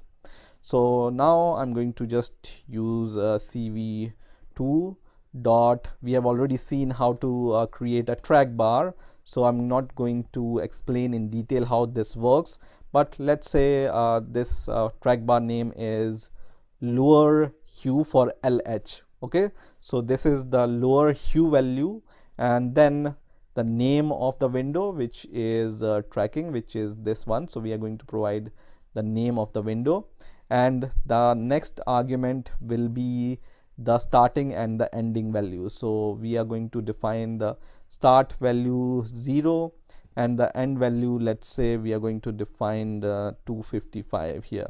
Okay, and the last thing we want to give here is the callback function, which I have already created, which is this function, which is just doing nothing. We are going to just provide this callback function as a dummy function, so it's not going to do anything. So this is the track bar for the lower hue value. Similarly, we are going to define the track bar for lower saturation and lower value, and upper saturation, upper value, and upper hue. Okay, so this will be lower saturation, this will be lower value, and then this will be UH, which is upper hue, and then this will be US for upper saturation value, and this will be upper value, right? So HSV lower values and HSV upper values.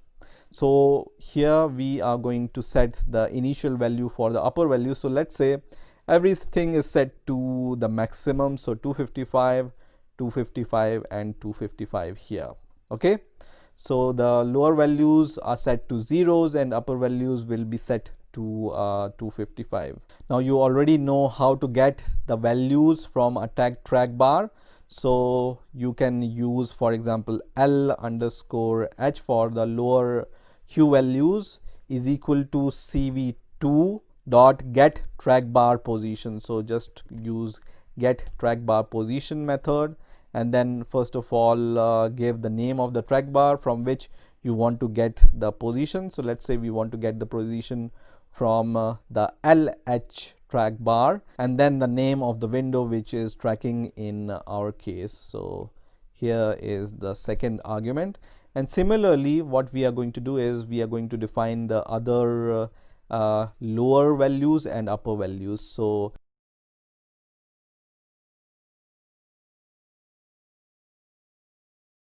and also the name of your track bars. So once you have the values of lower HSV and upper HSV, you can provide these values here in place of these static values. So first element of this array will be LH, and then the LS variable, and then the LV variables. Similarly, for the upper boundation, we will provide these three upper boundation variables. And now when we will run our code, let's see what happens. So we are running our code, and you can see these windows, these three windows. One is the mask, other is the result, and the third one is the frame. And we also have these track bars in order to change the value of lower and upper HSV values. So first of all, let's set this mask for the blue color. So I'm going to just move it to 110 as we have done in the last step, and then this will be around 50, and this also will be around 50. Okay, so let's move it to 50, and upper value here will be around 130, right? So you can see once again, using this track bar, it's easier to adjust these lower and upper boundation. And now you can see all the three blue colored balls. So you can refine this object detection by moving these track bars little bit left or little bit right. You can see here. Now let's adjust this value to detect some other balls. So let's say we want to detect the green balls. So let's see what happens when we just change the saturation values here, and you can see now you almost see the green values, and the blue color is almost disappearing. So you can see now there are only green balls which are detected, and all the other balls are masked. So you just need to play with this track bar for the lower HSV values and the upper HSV values, and you will be able to detect the object, whatever colored object you want to detect from the image. Now this is the object detection from the image. Similarly, we can use the same method in order to track an object from a live video. So I'm going to just escape to just close all the windows. And in order to change this code for the video input, what we can do here is we can just add this code. So we are going to just add the cap variable, which is the capture variable, is equal to cv2 dot video capture. So we are going to use this one, and we are going to capture the video from our default camera, which is at the index 0.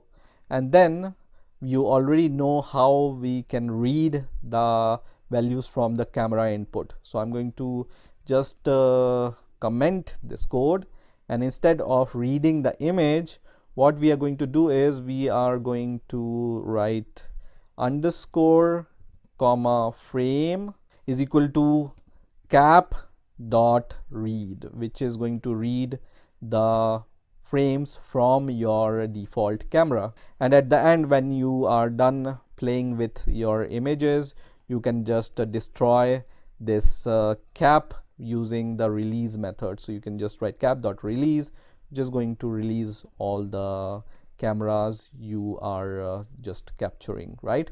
So now this is the 3-line code you need to use in order to capture the camera input and then track any object of any color.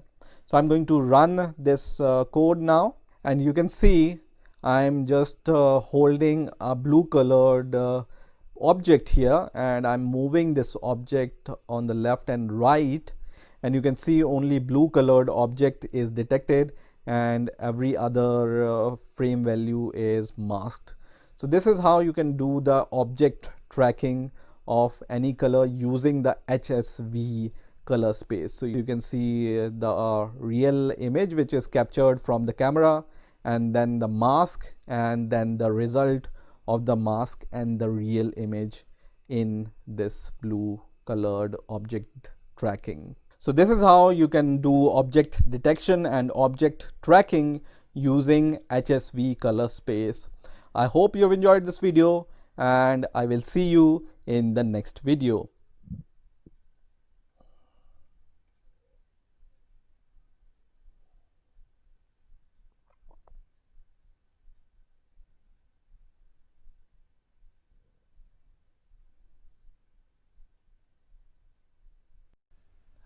Hey guys, welcome to the next video on OpenCV tutorial for beginners using Python.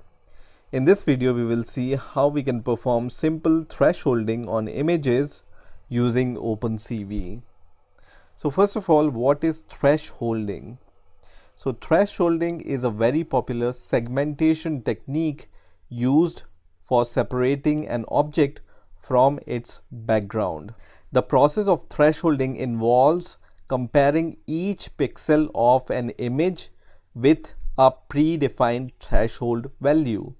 And this type of comparison of each pixel of an image to a threshold value divides all the pixels of the input image into two groups.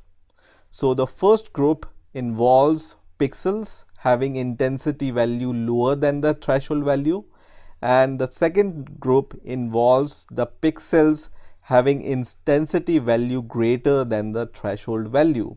And using the different thresholding techniques which are available in OpenCV, we can give different values to these pixels which are higher than the threshold value and which have the intensity lower than the threshold value.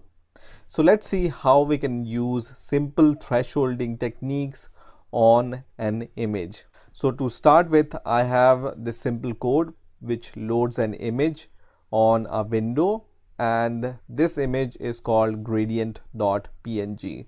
So let me show you how this image looks like.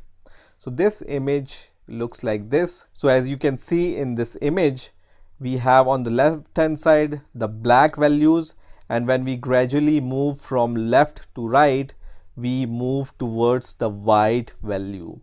So on the left hand side, the pixel value are closer to 0, and on the right hand side, the pixel values are closer to 255. So now we are going to just involve some thresholding techniques, and we will see how this image is affected by the thresholding techniques. So first of all, what we are going to do is we are going to define two variables. One is underscore, because the result of the thresholding gives two results. One is RET value, and the second is the thresholded value of an image. So I'm going to just say the second value which is given by the thresholding technique is th1 is equal to cv dot threshold, and this threshold method takes several values. The first is the source, so our source is image. The second is the threshold value. So as we have seen that our image have on the left hand side 0 pixel value, and when we move towards the right, its pixel value increases to 255, right? So let's say our threshold here is 127, and the maximum value of the threshold is 255, which is the white color on the right hand side. And then the fourth value here will be the threshold type. So there are several threshold type in simple thresholding. We are going to see them one by one. So the first thresholding type is CV2 dot thresh binary. So first of all, let me show you how the result looks like, and then I will explain what does this thresh binary type does. So what we are going to do is we are going to use one more cv2.imshow method to show this thresholded value into a new window. So we are going to just show this value into a new window, and we already have the original image in the image window. So let's run this code and let's see what happens. So you can see in this binary thresholding, we are comparing each and every pixel of this original image to 127. And if the value of the pixel is less than 127, the value is assigned to 0. And if the value of the pixel is greater than 127, the pixel value is assigned 255, that means white.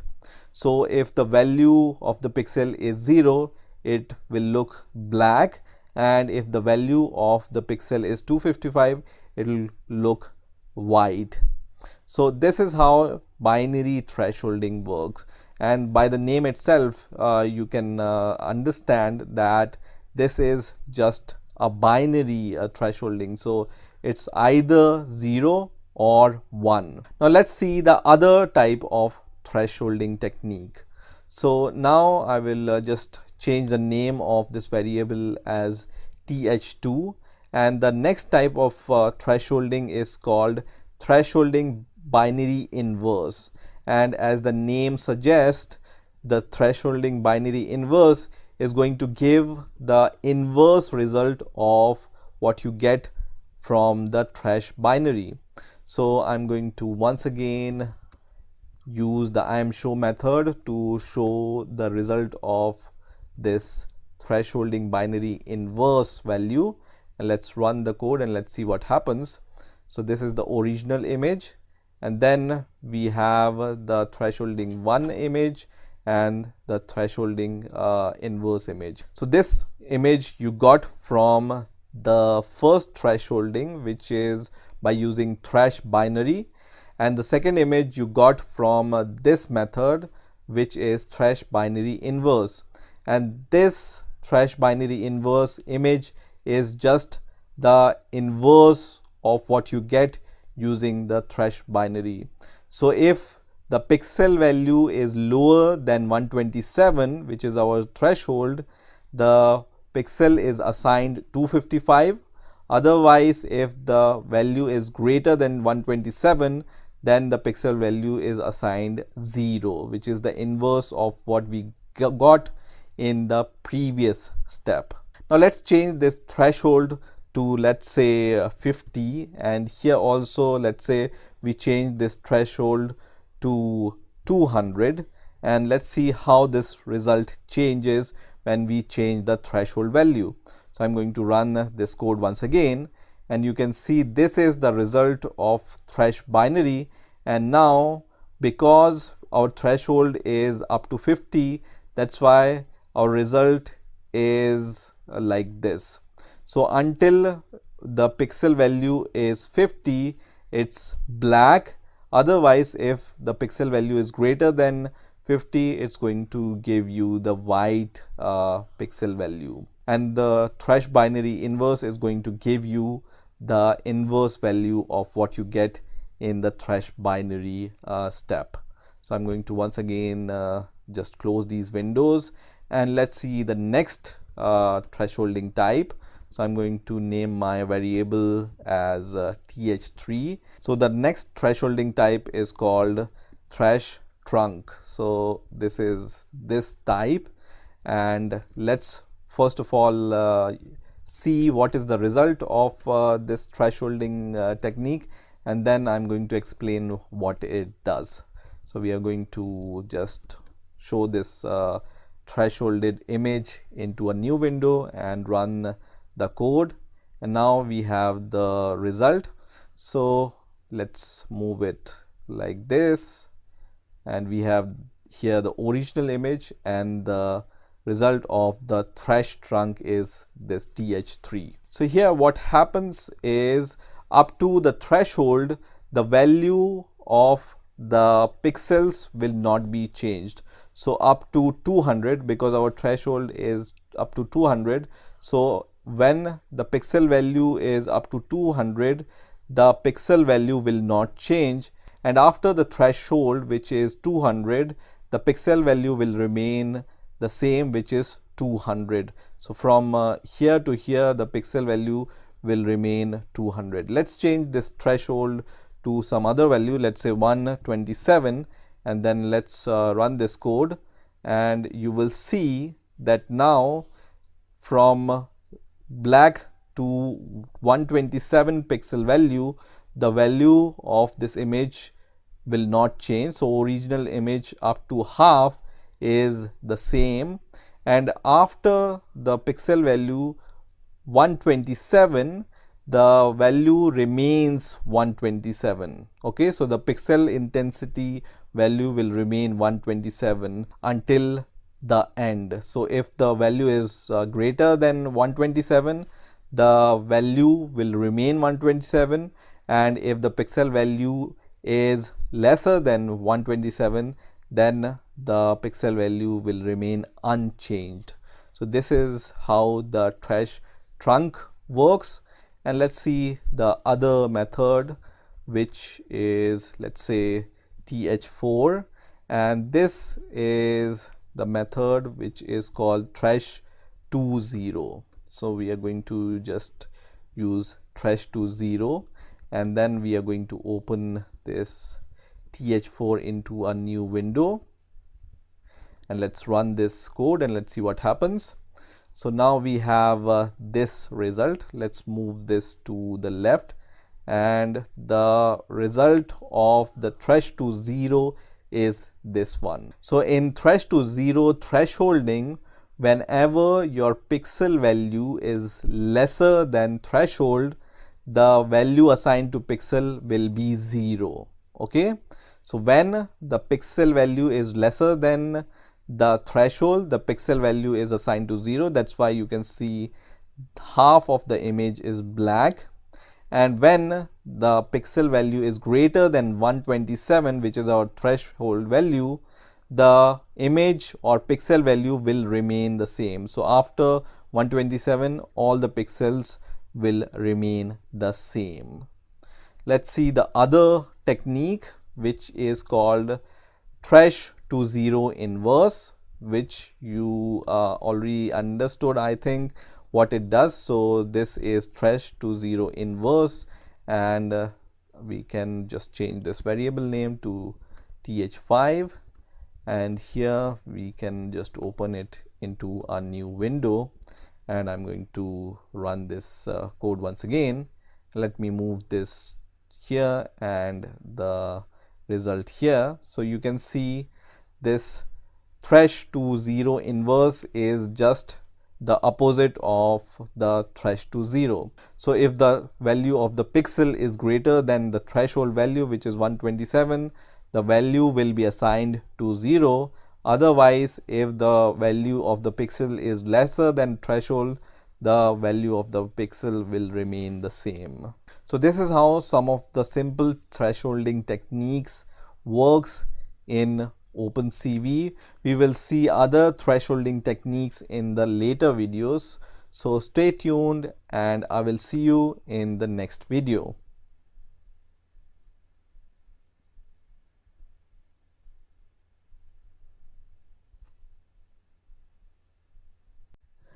Hey guys, welcome to the next video on OpenCV tutorial for beginners using Python. In the last video, we have seen how we can perform simple thresholding in OpenCV using Python using various thresholding techniques. So we have used thresh binary inverse, thresh trunc, thresh to zero inverse. So these were all the simple thresholding techniques. Now in these thresholding techniques, we were setting a global value of our threshold. So in this example, for example, here the global value of threshold is 50, here 200, here 127. So we were setting in simple thresholding the global value, and this means that it is same for all the pixels in the image. Now in this video we are going to learn how to use adaptive thresholding. So adaptive thresholding is the method where the threshold value is calculated for the smaller region. So the threshold is not global for every pixel, but it's calculated for a smaller region, and therefore there will be different threshold value for different regions. Now, why do we need this type of adaptive thresholding? So using simple thresholding might not be a good idea in all the conditions. So there might be conditions where the image has different lighting conditions in different regions, and in those cases where the lighting conditions in the images varies from point to point, in those cases we might want to use adaptive thresholding. So as I said, adaptive thresholding calculates the threshold for a smaller region of images. So we get different thresholding values for different regions of the same image, and as a result, adaptive thresholding gives us better results for images with varying illumination. So let me show you the problem with simple thresholding for the image which have different illumination at different regions. So I have this image called sudoku.png which I'm loading using imread method, and then I'm just showing this image using imshow method. And then let's use the simple thresholding technique, which is thresh binary for this, and we have set the global threshold value of 127 here, and then we will see the result after this threshold is applied to the image. So I'm going to run this program and let's see what happens. So this is our original image, and then this is the result which we got. So in the result you can see when we apply a same global threshold value, some of the region of this image is black and other region of this image is visible, right? So because the image have different illumination value at different regions, that's why we see half of the image which have the good illumination, and we don't see half of the image which doesn't have the better illumination. So in that case, it's the better idea to use adaptive thresholding. So let's see how we can use adaptive thresholding. So here what I'm going to do is I'm going to declare a variable called th2, and then we use cv.adaptive threshold. So this is the method which we are going to use for performing adaptive thresholding, and this takes few arguments. So first is the source. So our source is the image variable. Now the second parameter here is the max value. So the max value is the non-zero value assigned to the pixels for which the condition is satisfied. So in our case, the maximum value which we can provide to a pixel is 255, and we cannot go more than that, right?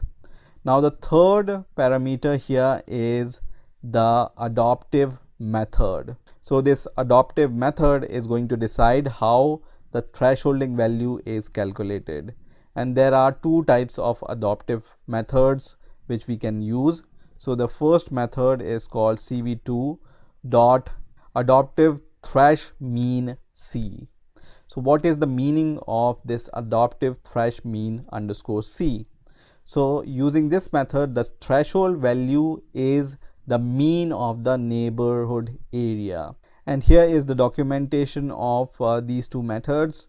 So adaptive thresh mean C gives us the threshold value using this function, and this is going to give us the mean of the block size multiplied by block size neighborhood of x comma y minus C, which is the constant. And the second adaptive threshold type is this one, which is adaptive thresh Gaussian underscore C. And in this adaptive thresholding, the threshold value is the weighted sum of neighborhood values where weights are the Gaussian window. So let's use the first adaptive method, which is the adaptive thresh mean underscore C. Now the next parameter here is the threshold type. So the threshold type which we are going to use is the thresh binary, which we have also seen in the last video also. And then the next value is the block size. So block size decides the size of the neighborhood area. So here we are going to give the block size 11, and the next parameter here is the value of C. So we have seen that we need to give the value of C also when we use the adaptive thresh mean C and adaptive thresh Gaussian C. So this is the value of C which we are going to give, and C is just a constant which is subtracted from the mean in the case of this adaptive thresh mean method, or the weighted mean in the case of Gaussian adaptive threshold. Okay, so constant we are going to give here is 2, and now what we are going to do is we are going to just load this image which we got after applying this adaptive thresholding, and let's just comment the other window. So we will just see the original image and the adaptive thresholding result. So I'm going to run this code, and you can see the original image here and the result of adaptive thresholding, which looks much better than the simple thresholding technique. So let's uncomment this also. So I'm going to uncomment this, so we will see all the three results at the same time. So this is the original image, and you can see the simple thresholding gives us this value using the global threshold of 127, and adaptive thresholding gives us this value or this image which is much more readable than the simple thresholding technique image. So this is how you can use adaptive thresh mean C method. In a same way, we are going to use the other adaptive thresholding technique, which is called adaptive thresh Gaussian C. So instead of this, we are going to use adaptive thresh Gaussian C, and then all the parameters we are going to leave as same, and let's load the result of this type of thresholding, which is stored in th3. So let's run this code and let's see what happens. So we have already seen this image, which is the simple thresholding. This is the result of the adaptive thresholding mean C, and this is the result of adaptive thresholding Gaussian underscore C. So both of the result looks good because the adaptive thresholding algorithm calculates the thresholding value for different regions. So the thresholding value is not global for each and every pixel of the image.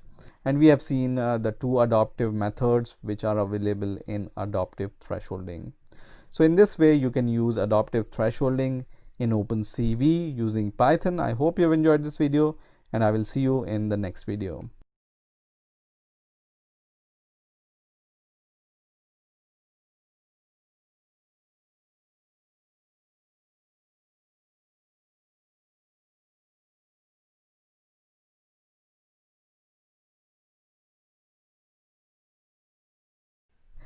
Hey guys, welcome to the next video on OpenCV tutorial for beginners using Python.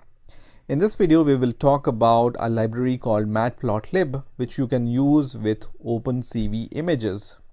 So first of all, what is matplotlib?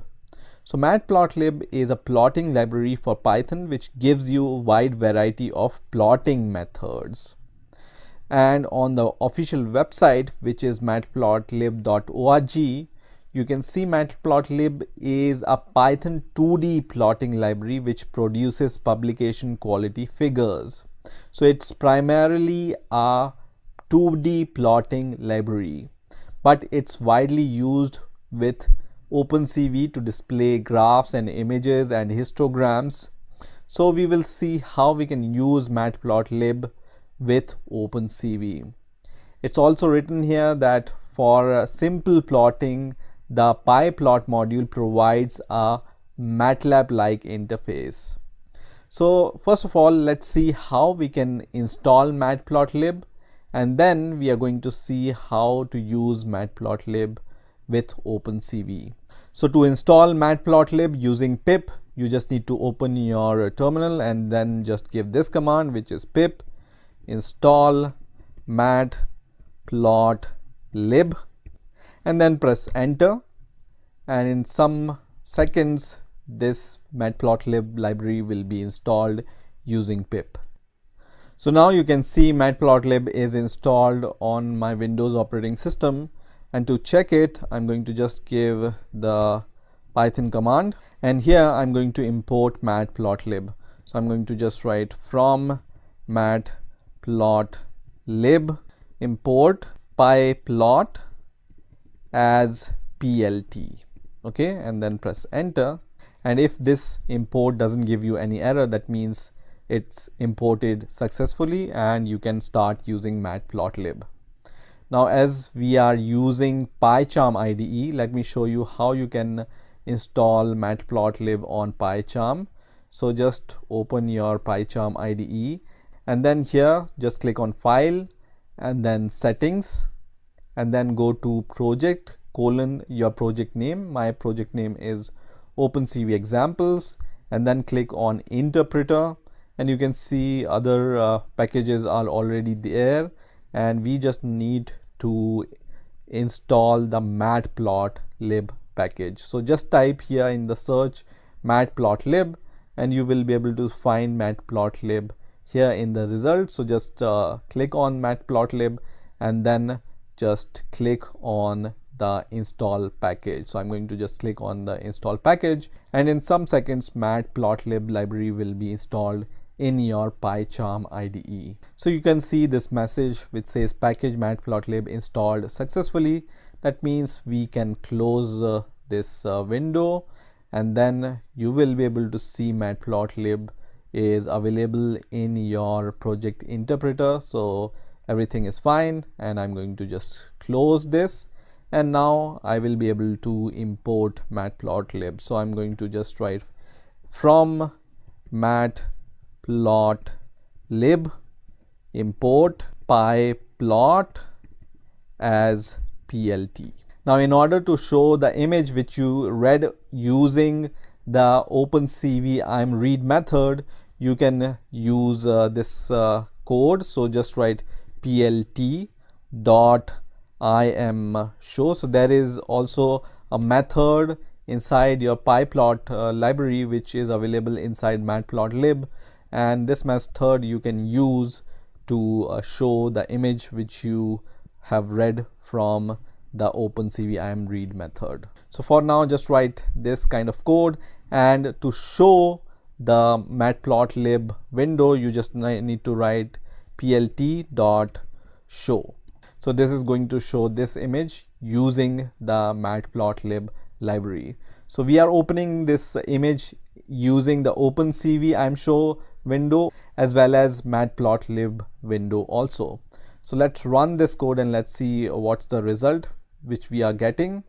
So you can see this is the image which is loaded using the matplotlib, and this was our original image which is loaded using the OpenCV library. And straight away you can see some difference. So this is the original image, which is the colored image, and in the matplotlib window we also want the same result, but it's giving us the different result. And the reason behind this is OpenCV reads the image in the BGR format, and the matplotlib reads the image in the RBG format. So in order to show this kind of colored window using matplotlib, you need to convert your image from BGR to RBG, and then only you will be able to see this kind of colored image using matplotlib.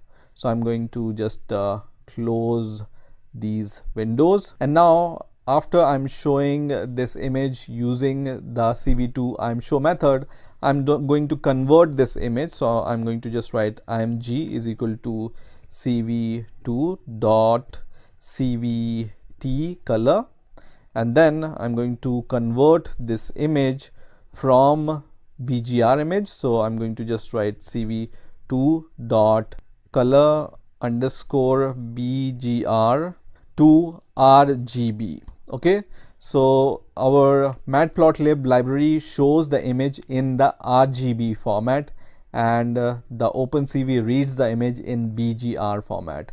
So now we have converted our image from BGR to RGB image, and now we are showing this image using the matplotlib. And let's run this code and let's see what happens now. So now when we run this code, you see both the image looks the same, right?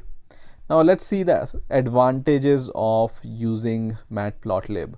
So you can see this is quite static window, but when you see in matplotlib, when you hover over this image, you can see x and y coordinates of the mouse point, and this is helpful. You can also save this image in the form of a PNG file, so you can just press this and save this image wherever you want. You can also zoom this image if this feature is available.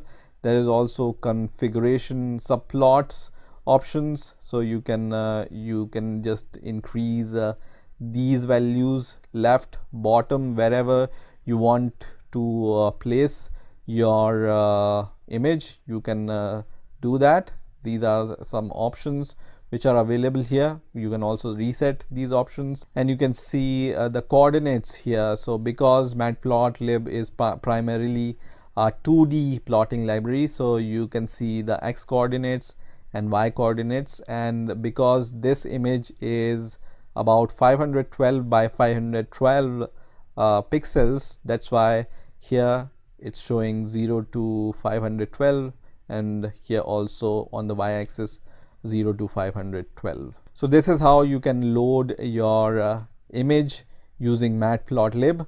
And now I'm going to show you one more thing, and this is when you write plt.xtics here, and then when you pass empty array here, which is empty square bracket, comma plt.ytics, and also here you pass empty array. This is going to hide the tick value on x and y axis. So now when I run this code, and you can see now that these x ticks and y ticks on x and y axis are gone. So let me just comment this out once again, and you will be able to see this x and y coordinates here on the image. And when you use this code, which is to hide the ticks on the x and y axis, then you will see the image without these x and y axis ticks. So if you remember, in the last video we have seen how to use simple thresholding in OpenCV, and we were using 6 windows to show these 6 different images using OpenCV. Now let's say you want to show all these 6 windows in one matplotlib window. How you can do it with the use of matplotlib, I'm going to show you. So first of all, we are going to import matplotlib, import pyplot as plt, and then what we are going to do is we are going to define the titles, and then we are going to define these 6 different titles for 6 different images. So first one is our original image, second was the trash binary, third was trash binary inverse, fourth was trunk, fifth was 20, and sixth was 20 inverse. In the same way, we are going to define a variable called images, and inside this square bracket we are going to pass first of all our original image, and then th1 comma th2 comma th3 comma th4 comma th5. Okay, so these are the 6 value we want to show, and these are the 6 titles of these images. And now we are going to use the for loop. So for I in X range, so using the Python X range, we are going to just iterate over these 6 values. So I'm going to just write X range, and then the range we are going to provide here is 6. And then inside this for loop, we are going to just call PLT, and we are going to call a method called subplot. Okay, and this subplot method takes few arguments. So first argument is the number of rows which we want to show in our matplotlib plot. So because we have 6 images, so we are going to divide these images into 2 rows and 3 columns. So the first argument here is the number of rows, and the second argument here is the number of columns, and the third argument here will be the index of the image. So the index of the image will be I plus 1, and then we are going to write comma plt dot im show. So this is going to show this image and the index of the image. So we are going to just write images and then square bracket I. So this is going to give you a particular image at index I, and then we want to show this image as a grayscale image. So anyway, when you use thresholding, you use the grayscale image, so you just need to write gray here. Then we are going to show the titles of these images. So we are going to just write plt dot title, and then this title method takes the title name which we are getting using this titles array, and then at the index I, this is going to give you the title name which we have declared in this title array. And at last, if you don't want to show the ticks on the images, you can give these 2 method, which is plt.xticks and the argument here is the empty list, and also plt.yticks and the argument is the empty list. And at the end, what we want to do is, instead of using this kind of code, we just want to show our window. So we can just say plt dot show, and this is showing us this error unresolved reference. Yes, so this is when you are using Python 2, but in Python 3 this X range is changed to a method called range, and that's why it was giving us the error. So let's run this script once again, and you can see 6 different results and 6 different titles. So these are all the titles which are shown here, and then the result are shown under these titles. So using matplotlib, you can include multiple images into one window, and this is very useful when you want to show multiple image at the same time in the same window. So this is how you can use matplotlib library with OpenCV images, and there is a lot of things which you can do with matplotlib. So if you want to learn more, you can just go to the official website, which is matplotlib.org, and then you will be able to see more documentation here. So that's it for this video, and I will see you in the next.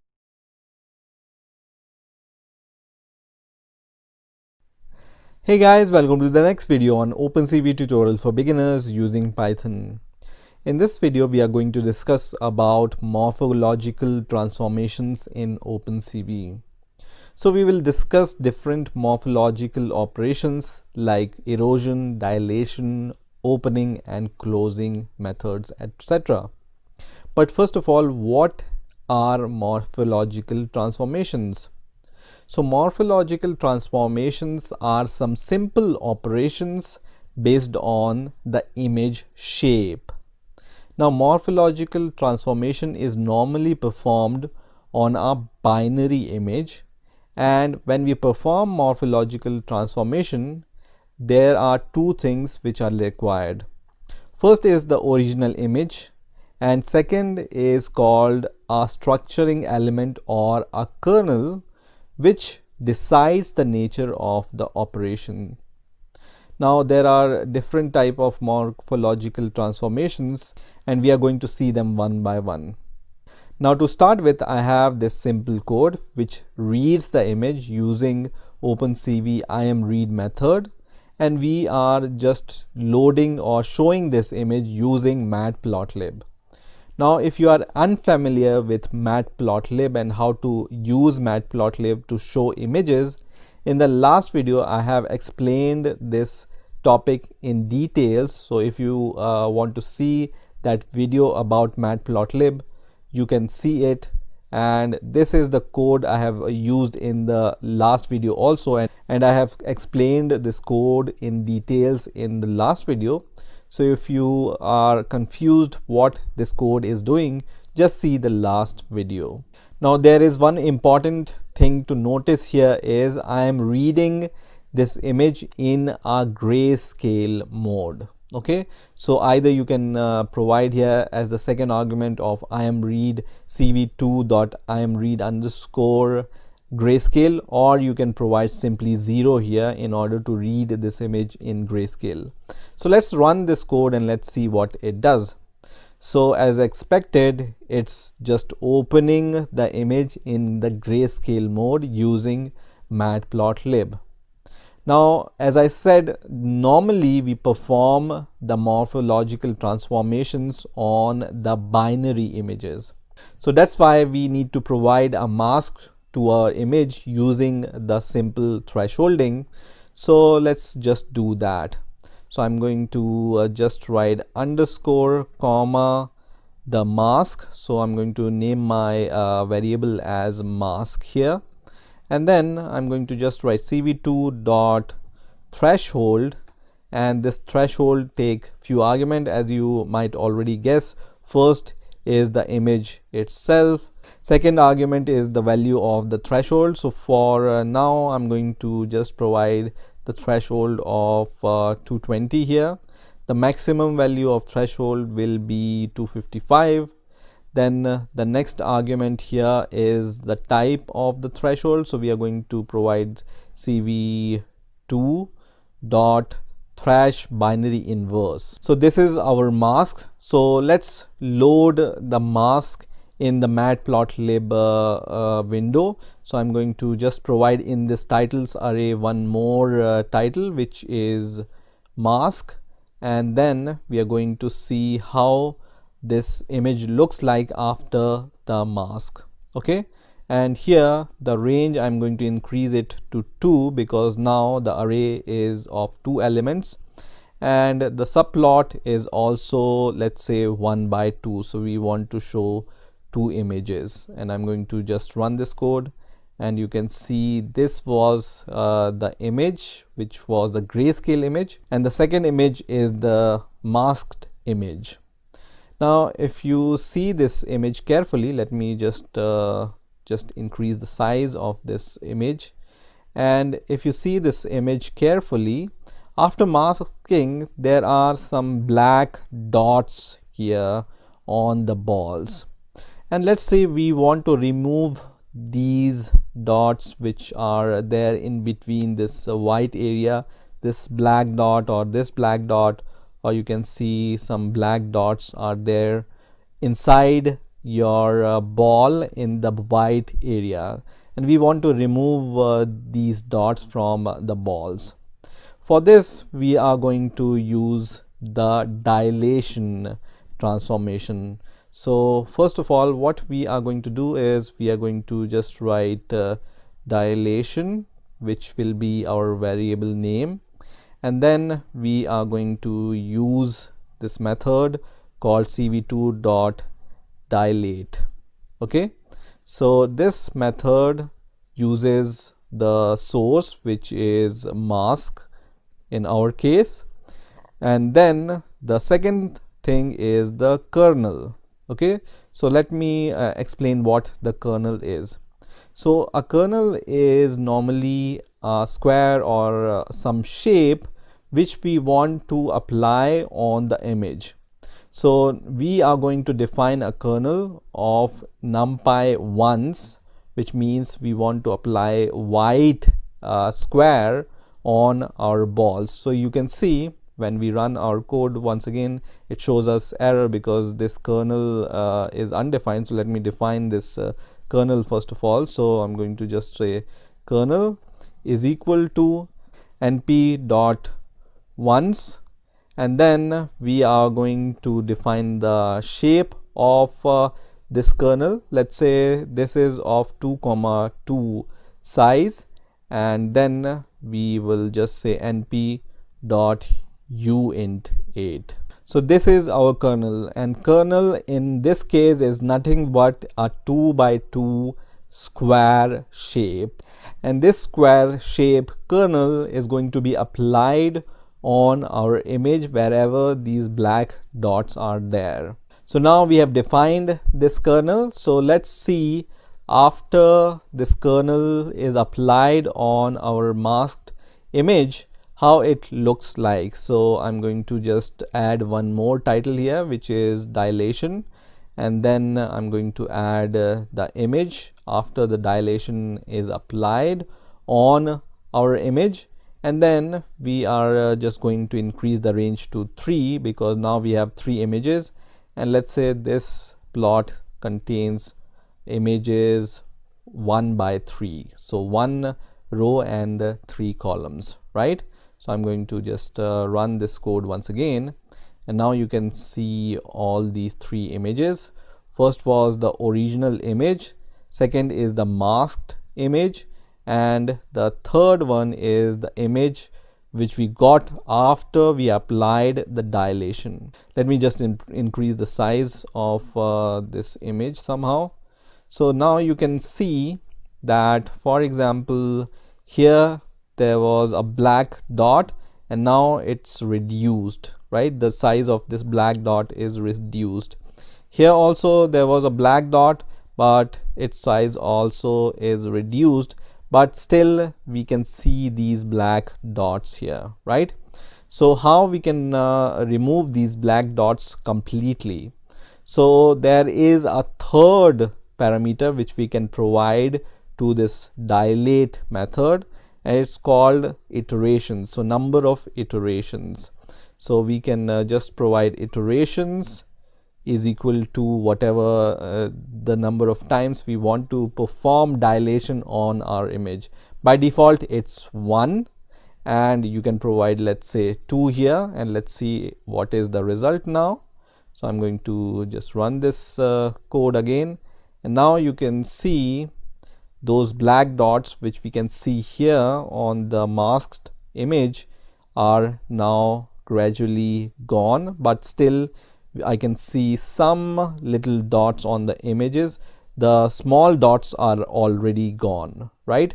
So now what we can do here is we can increase the size of the rectangle. So this rectangle is applied to our area which have these spots. So we can increase the size of the rectangle, and the bigger the rectangle is, the better the result will be, but there will be a problem which I'm going to show you.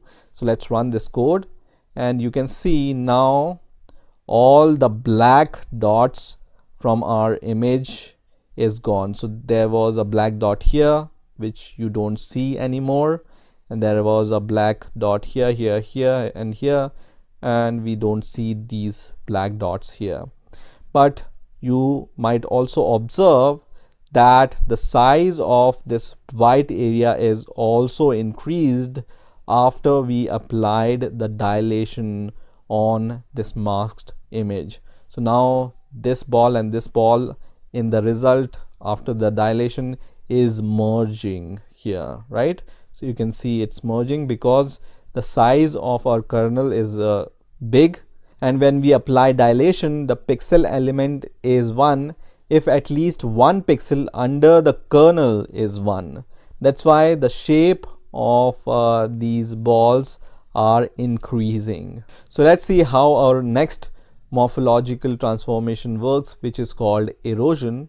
And after that, I'm going to explain you how this erosion works and what is erosion. So I'm going to just declare a variable called erosion, and then I'm going to just call a method called cv2 dot erode. So the method name is erode, and the first argument here is the source. The second argument here is the kernel, as we have seen in dilate method, and the third argument is the optional argument, which is the iterations. So for now we just apply one iteration, which is by default also 1, and now we are going to just add this image to our matplotlib window. So I'm going to add the title and the image, and now I will increase the range of the array to 4, and let's say now we want 2 by 2 matrix of these images, right? So let's run this code and let's see what happens. So now you can see 4 results here, and first was the original image, second was the masked image, third was the dilation. So all the spots in the balls which are black are gone using the dilation, but the size was increased, and using the erosion you can see the sides of the ball eroded. So the basic idea of erosion is just like soil erosion. It erodes away the boundary of the foreground object. So when this erosion is applied, the kernel which we have defined slides through all the image, and a pixel in the original image, either 1 or 0, will be considered as 1 only if all the pixels under the kernel is 1. Otherwise it is eroded, and this means this value will be set to 0, which means this will be a black area. So let's increase the number of iterations here. So let's say we want to apply the erosion 2 times on the same image, and I'm going to just run this code once again, and you can see now these balls are eroded more. Let's say we want to increase this to 5 times and then run the code, and you can see now these balls are really small because we have applied this erosion multiple number of times. So let's say this is 1 once again, and let's make this size of our kernel small, 2 by 2 rectangle size, right? So you can see now our result is better because all the spots from these balls are gone, and these balls are not so much eroded. Now there are 2 more morphological transformation methods which are called opening and closing. So we are going to first of all see how opening works. So I'm going to define a variable called opening, and then I will call cv2.morphologyx. okay, and then we will provide the source, which is mask. The second method is the type of morphological operation which we want to perform. So in this we are going to just call cv2 dot, and then we can specify which type of morphological operation we want to perform on the image. So just write morph and then the type of operation. So we want to perform the morph open for the opening, right? And then the third argument here is the kernel which we have defined, And now we are going to just add this opening to our matplotlib window. Let's add this, and then let's do 5 here, and then let's say our matplotlib is going to show these images in 2:3 format. Okay, so let's run this code and let's see what happens. And let me increase the size of this image now, and this is the result of the opening. So what is opening in morphological transformations? So opening is just another name of erosion followed by dilation. So when you perform this opening morphological operation, first of all, erosion is performed on the image, and then the dilation will be performed on the image. So you can see the effect of the erosion followed by the dilation. Still you see some spots here which can go if you can just increase the size of this block. So let's rerun the code. Let's see what happens. So now this image somehow looks better than the older image. So opening is the erosion followed by dilation. Now there is a closing method also, which is just the opposite of opening. In the closing morphological transformation, dilation is performed first on the image and then it is followed by the erosion. So let's see if we get the better result when we perform the closing morphological operations. And the morphological operation here will be close.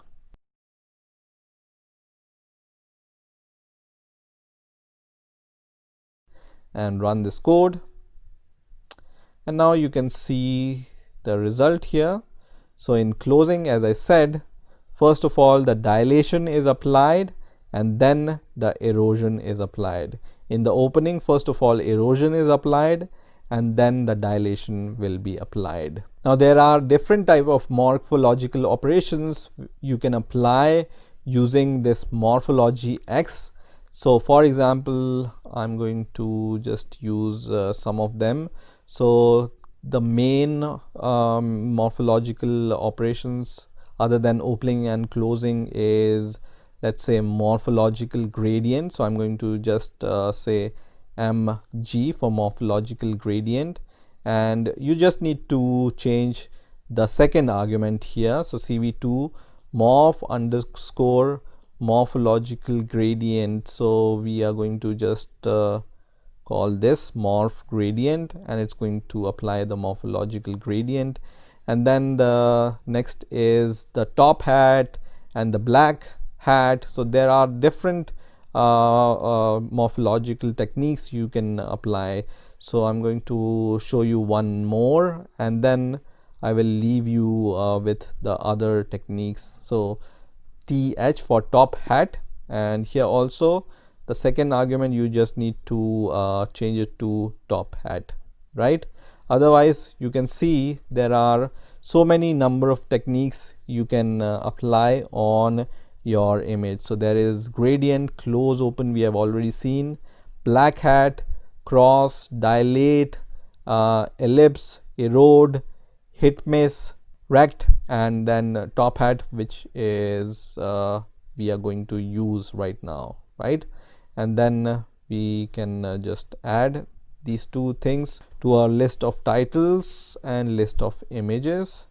So mg, and then we have th for top hat, and now we have 8 images, so range is increased to 8, and let's say we just want to show them in 2:4 matrix here in the matplotlib window. So you can see this is the result of morphological gradient. So morphological gradient is the difference between the dilation and erosion of an image, and this is the result of top hat. That means it is the difference between the image and the opening of an image. So this is how you can perform some of the morphological operations on the images.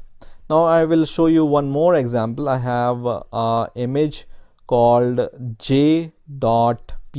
So I'm going to just load this image also, and because this j.png is already a binary image, I don't need to apply this mask here. So instead of this mask, I can just directly use our image variable. So I'm going to just write this, and let's load this image 2 times because we already have defined this mask variable inside our title list and image list.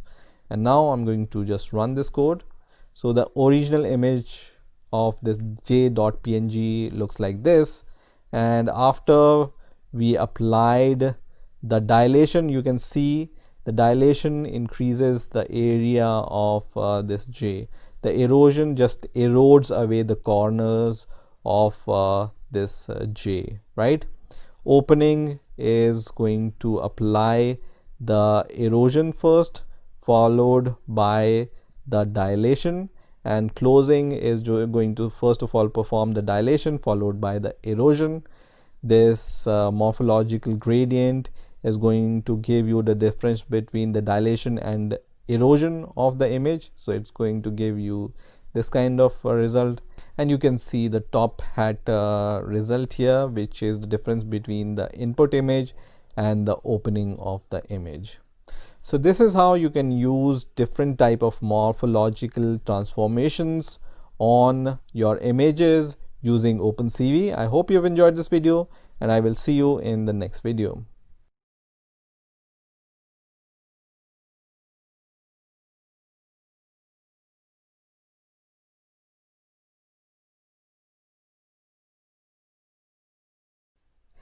Hey guys, welcome to the next video on OpenCV tutorial for beginners using Python.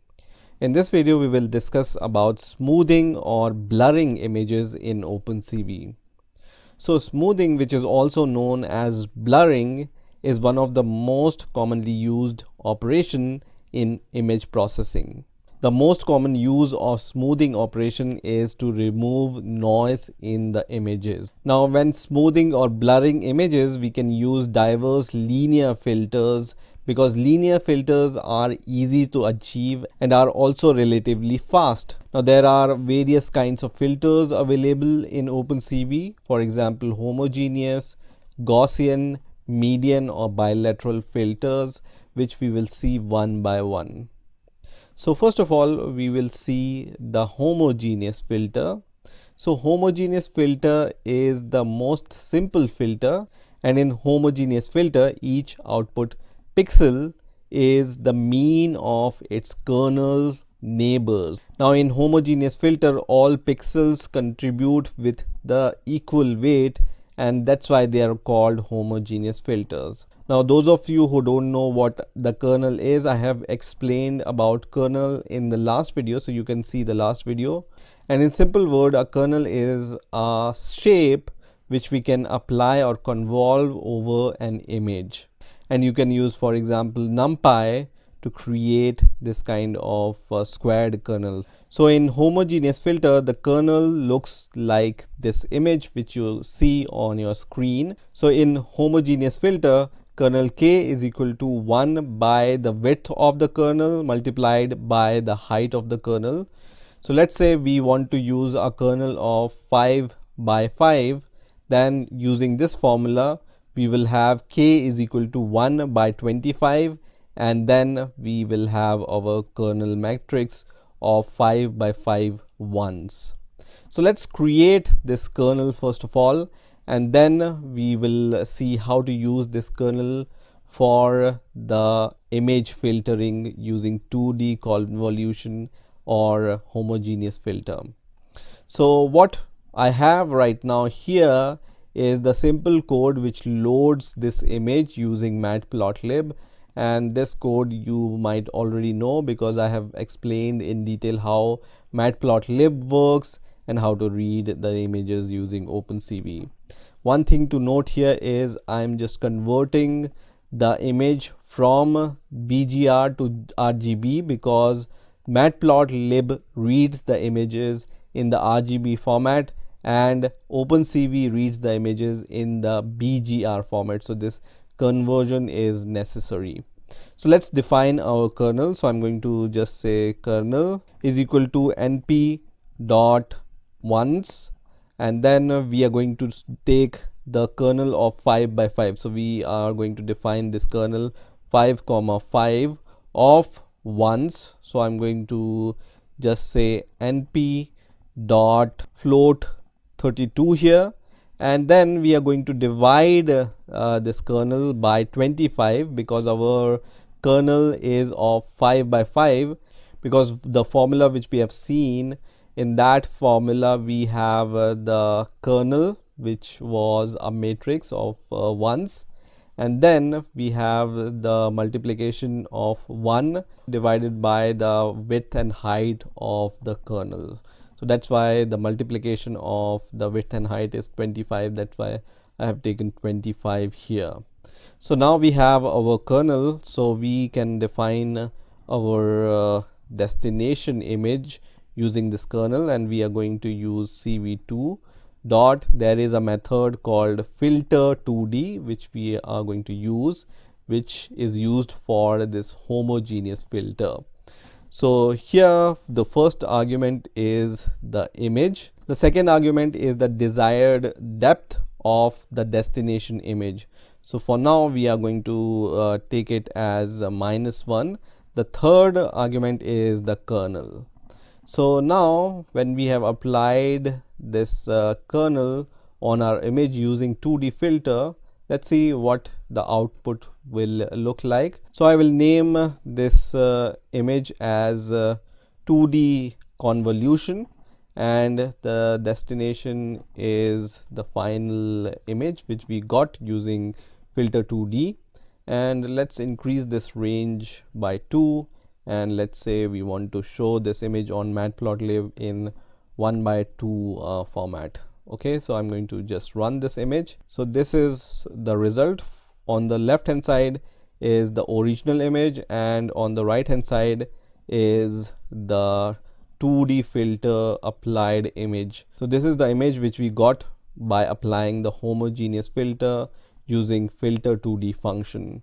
So you can see on the corners here there is a little bit noise, and after applying this 2D convolution over this image, you can see all the corners are now smoothened, and overall this image is now smoothened or blurred a little bit. So these noises are removed or suppressed by this blurring. So this is one way of blurring an image using filter 2D, right? Filter 2D function. Now, as in one-dimensional signals, images also can be filtered with various low-pass filters or high-pass filters, etc. So low-pass filter helps in removing the noise or blurring the image, etc. And high-pass filters helps in finding edges in the images. Now when you want to achieve image blurring, we need to convolve over the image with the low pass filter kernel. Now there are some algorithm, as I said, there are various kind of algorithm available in OpenCV. So we will also see them one by one. So first algorithm is the blur method, or it's also called the averaging. So what I'm going to do is I'm going to define a variable called blur, and then I'm going to call a method called cv2 dot blur. Okay, so this is the method which we will use to apply averaging algorithm for blurring the image, and this takes two arguments. One is the image and second is the kernel. So the kernel we are going to apply is once again 5 by 5, and now we are going to just see the result of this blurring method. So we are going to just load it using the matplotlib. So range, I'm going to increase it by 1 once again, and let's see this these three images in 1 by 3 format on the matplotlib window. So this is the result, and you can see the original image, the result which we got using the filter to the method, and the result we got using the blur method, which is also called averaging. So the result is more or less looks the same to me, because we have applied the same kind of kernel to both the functions. So this is the result of filter 2D function, and this is the result of the blur function. Now there are more functions which are available in OpenCV, so let's see them. So the next algorithm which we are going to see is the Gaussian filter algorithm. So the Gaussian filter is nothing but using different weight kernel in both x and y direction. So in the result, pixels located in the middle of the kernel have the higher weight or bigger weight, and the weights decreases with distance from the neighborhood center. So pixels located on the side have smaller weight, and the pixels located on the center have the higher weight. So when we take a 5 by 5 kernel, its result is going to look like this, which is shown in the image. And now let's see how we can use this Gaussian blur in our OpenCV code. So I'm going to remove this semicolon which I somehow added here, and let's declare a variable called g blur for Gaussian blur, and then we are going to use cv2 dot Gaussian blur. So the method name is Gaussian blur, and the argument here are same as the blur method. So first argument is the image itself, second argument is our kernel. We are going to take the same kernel of 5 by 5, and the third argument here is the sigma x value, which we are going to take 0 for now. And let's see the result of the Gaussian blur method when it's applied to an image. So I'm going to just define one more title, which is g blur or Gaussian blur, or let's take this name, which will be more clear. And then our result image is g blur, and let's increase the range to 4, and let's say we want to show this image in 2 by 2 format, so 2 rows and 2 columns. So I'm going to run this code, and for OpenCV logo, the results looks the same. You can see for the 2D convolution or filter 2D method or blur method, using the Gaussian blur, you can see there is a little bit different between the blur method and Gaussian blur method results. The Gaussian blur result is more better in my eyes than the blur method. Let's try this Gaussian blur method with another image. So I have this image called halftone underscore Gaussian underscore blur, and I'm going to run this code now with the new image, and you can see the result now. So this was the original image, which have too much noise here. So you can see the pixels here which have too much noise, and after applying the Gaussian blur, you can see this eye image in a much better way, and all the noise is removed. So the Gaussian blur method is designed specifically for removing the high frequency noise from the image, like this one. Now let's see the next method, which is called the median filter. So median filter is something that replaces each pixel value with the median of its neighboring pixel. So this method is great when dealing with something which is called salt and pepper noise. Now if you don't know what the salt and pepper noise is, you can open the Wikipedia and under this URL, or just search for salt and pepper noise Wikipedia page, and you can see more details about salt and pepper noise. So you can see this is an image and there are some pixels which are distorted here. So there are some pixels where the white dots are there, or white noise is there, and there are some places where the black noise is there. So that's why it's called salt and pepper, because we have white pixels which are distorted like salt, and we have the black pixels which are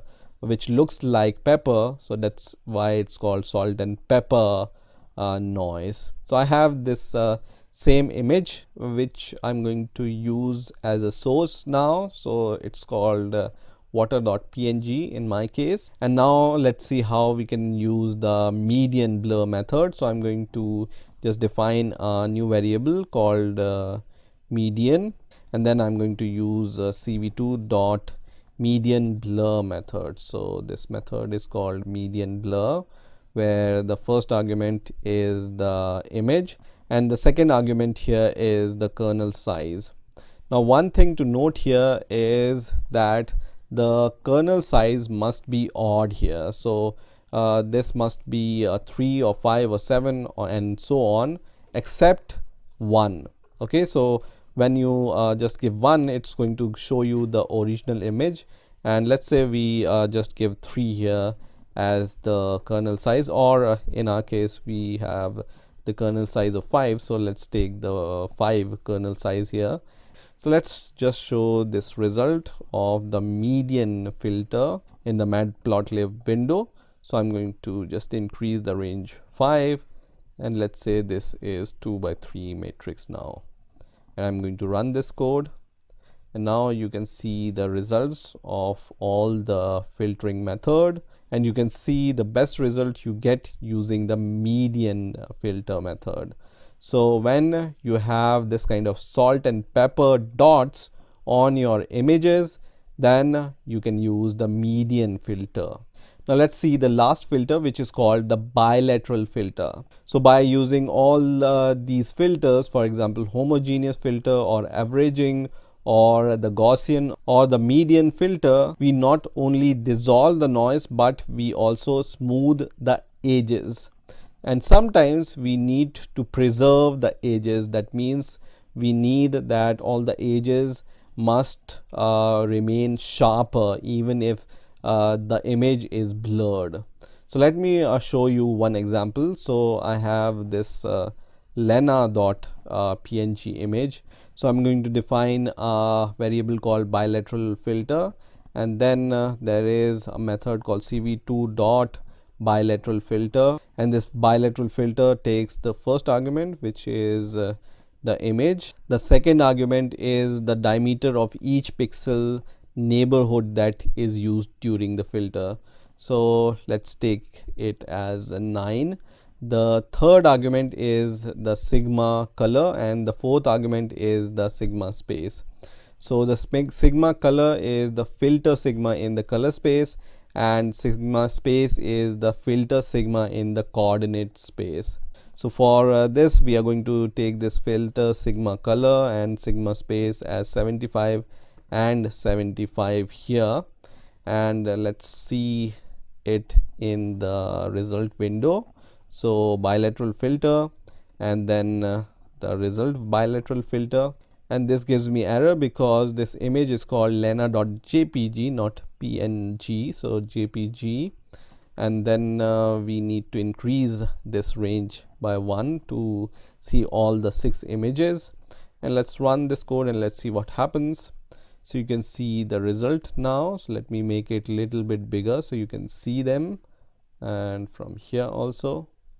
So now you can see by applying the bilateral filter, the edges are preserved in a much better way. So here you can see the hat border is blurred, but here you can see in the result the border of the hat are preserved. So the images in which you need to preserve the borders, then you can use the bilateral filter. So bilateral filter is highly effective in noise removal while keeping the edge sharp. So these are some of the methods and algorithms you can use to smoothen or blur your images using OpenCV. I hope you've enjoyed this video, and I will see you in the next video.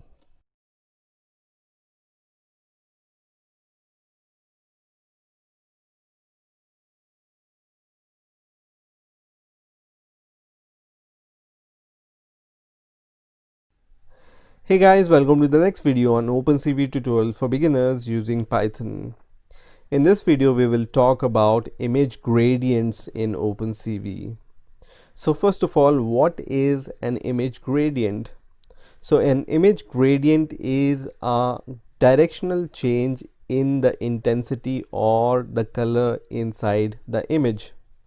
Now, the image gradient of an image is one of the fundamental building blocks in image processing. For example, we use image gradients inside the image to find the edges inside an image. Now, there are several image gradient methods available in OpenCV, and we are going to see three of them. First is the Laplacian derivatives, second is the Sobel X method, and third one will be the Sobel Y methods.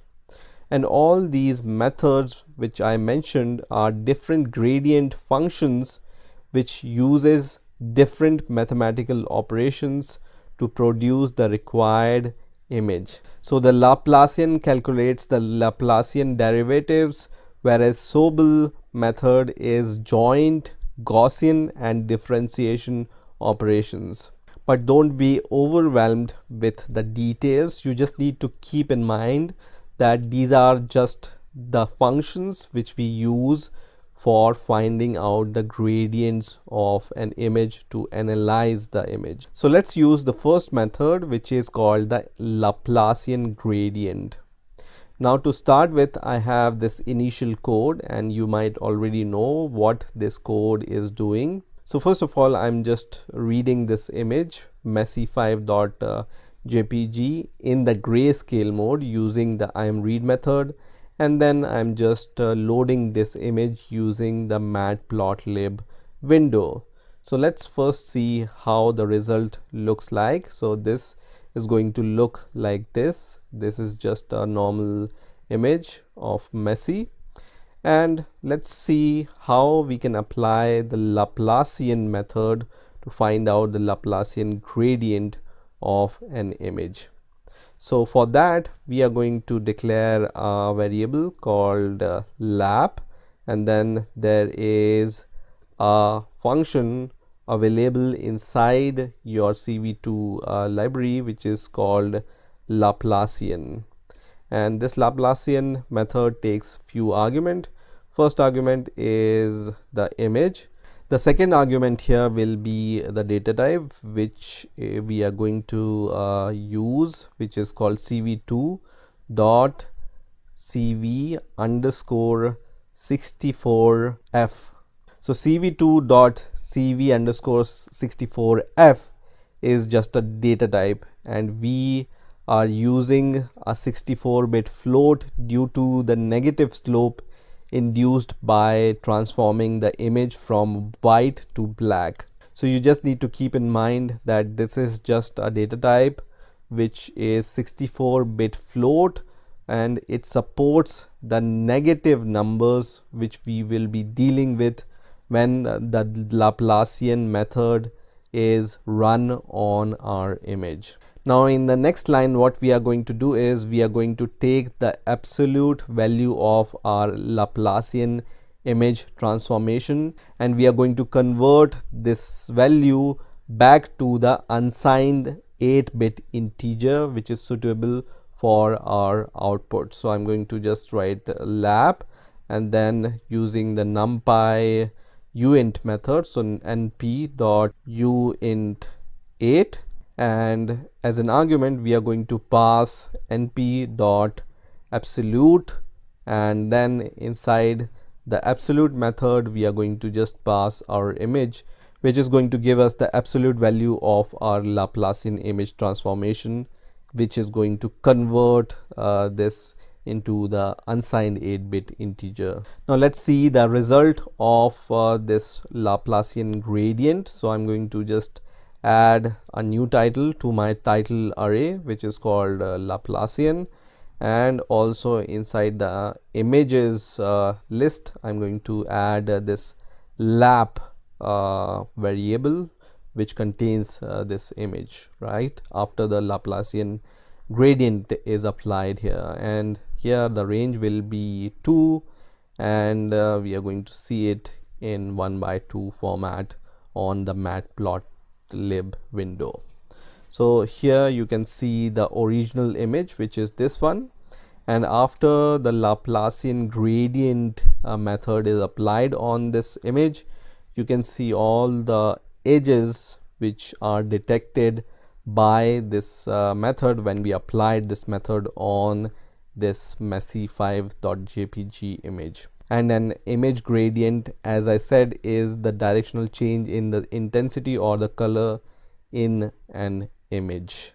So let's close this window, and there is one more argument you can provide here, which is the kernel size. So you can just say k size is equal to 5. This is the kernel size, and I'm going to just run this program once again, and you can see the kernel size is increased, but our result is deteriorated, right? So let's reduce it to 3, and then once again run this program, and the result looks fine. And if you apply k size is equal to 1, let's see the result, and you can see you get the better result, I think. So for now I'm going to just use k size is equal to 3, and now let's use the other two image gradient methods, which are Sobel X and Sobel Y. So these methods, which are called Sobel X and Sobel Y, are also called Sobel gradient representation. So let's just use them, and then we will discuss how they are useful. So first of all, I'm going to declare a variable called Sobel X, and then I'm going to use the method inside this CV2 library, which is called Sobel. So this is the method which takes again few arguments. First is the image, second is again this data type, which is cv2 dot cv underscore 64, and the third argument here will be the dx. So when you write 1 here, this value can be 1 or 0. So when you write 1 here, that means we want to use the Sobel X method, okay? And then the fourth argument here is the dy value, okay? So this is dx, which is for the x direction, and this is for the dy, which is for the y direction, and dx stands for the order of derivative x, and the dy stands for order of derivative y. Now once again we are going to declare the Sobel y variable. So let's declare the Sobel y, and then cv2 dot Sobel, and this also takes a few arguments. Here the difference will be only the third and fourth argument, so I'm going to just use the second argument same. The third argument will be 0 for Sobel y, and the fourth argument will be 1, right? So this is the order of derivative x. If it's 1, this is called the order of derivative, which is in the x direction, and in the second case it is in the y direction. And the fifth argument here can be the k size, as we have seen in the Laplacian method. So if you want, you can provide the kernel size also here as the fifth argument, but we are going to skip it for now. Now again we are going to convert these values into the unsigned int, as we have done in the case of Laplacian. So what we are going to do is we are going to once again override this variable Sobel x, and then we are going to use np dot u int 8, and in the parenthesis we are going to just write np dot absolute, and then we are going to just pass the value inside the Sobel x variable. Same we are going to do with the Sobel y variable. And now let's see the result, how the result looks like. So I'm going to just add these elements inside the title and the image list. So let's add Sobel x and Sobel y here and here also. So Sobel y, and now let's increase the range to 4, and let's see it in the form of 2 by 2 matrix on the matplotlib window. So I'm going to just run this code, and you can see the result here. So original image, Laplacian gradient, and then Sobel x and Sobel y. So you can see when you apply the Sobel x gradient method, the direction or the change in direction in the intensity is in the x direction. And when you apply the Sobel y method, the change in direction in the intensity is in the y direction. So this is like horizontal and this is in the vertical direction. I have one more image which will illustrate this Sobel x and Sobel y gradient method in a better way, I think, and this is called Sudoku. So I'm going to just write sudoku.png file, and hopefully I didn't do any mistake in the naming. Yes, it works. So you can see the Laplacian result here, and then Sobel x and Sobel y result here. So in the Sobel x you can see more vertical lines, so because Sobel y is good for the directional change in the vertical direction, so you can see more change in intensity in the vertical direction, and using the Sobel y you can see the directional change in the intensity in the horizontal direction or the y-axis. You can also combine the result of Sobel x and Sobel y images, and how we can do this, let's see. So to combine these two result, I'm going to just create one more method which is called Sobel combined is equal to cv2 dot, we are going to use the bitwise OR operator in order to merge these two images. So we are going to just write bitwise OR, and then we are going to provide the two sources. One is Sobel x and the other is the Sobel y image. So this is going to give us the bitwise OR result of these two images, and then we are going to just add this into the title list. So let's say Sobel combined, and also in the image list, so like this, and let's just increase the range to 5, and let's see it in the form of 2 by 3 on matplotlib. So I'm going to just run this once again, and you can see the result now. So this here is the combination of Sobel x and Sobel y method, and you can see now, you can see the directional change in the vertical as well as in the horizontal direction, because this is the combination of Sobel y and Sobel x images. So this is how you can use the image gradients inside OpenCV. In the next video we are going to see how we can use Kenny edge detection method to find out the edges in an image. So stay tuned and please rate, comment and subscribe, and I will see you in the next video.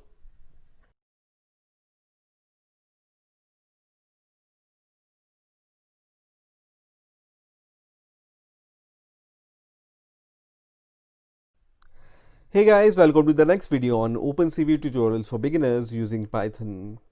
In this video, we will talk about Kenny edge detector in OpenCV. So first of all, what is Kenny edge detector? So the Kenny edge detector is an edge detection operator that uses multi-stage algorithm to detect a wide range of edges in images. Now this Kenny edge detector was written and developed by John F. Kenny in 1986. That's why it's named after his name, which is Kenny edge detector. Now the process of Kenny edge detection algorithm can be broken down in 5 different steps.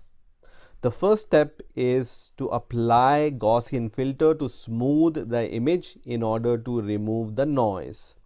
The second step is to find the intensity gradients of the image. The third step is to apply the non-maximum suppression to get rid of spurious response to edge detection. The fourth step is to apply double threshold to determine the potential edges, and the fifth step is to track edges by hysteresis. That is to finalize the detection of the edges by suppressing all the other edges that are weak or not connected to strong edges. So this seems little bit complicated, but in OpenCV it's really simple to use. So there is a built-in function in OpenCV which is called Kenny, and we are going to use this function. So to start with, I have this sample code which loads this image which is called messy.jpg using the matplotlib library.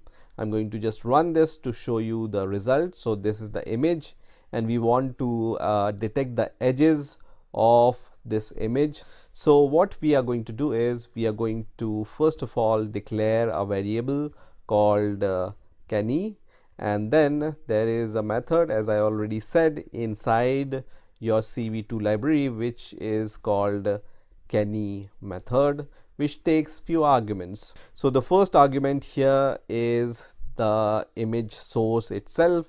The second argument and the third argument, as you can see, is the first threshold value and the second threshold value. So this first threshold value and the second threshold value you need to provide for the hysteresis procedure. So there is the last step, as I mentioned, and in that step hysteresis take place, and for that procedure we need to provide the values of the threshold 1 and the threshold 2.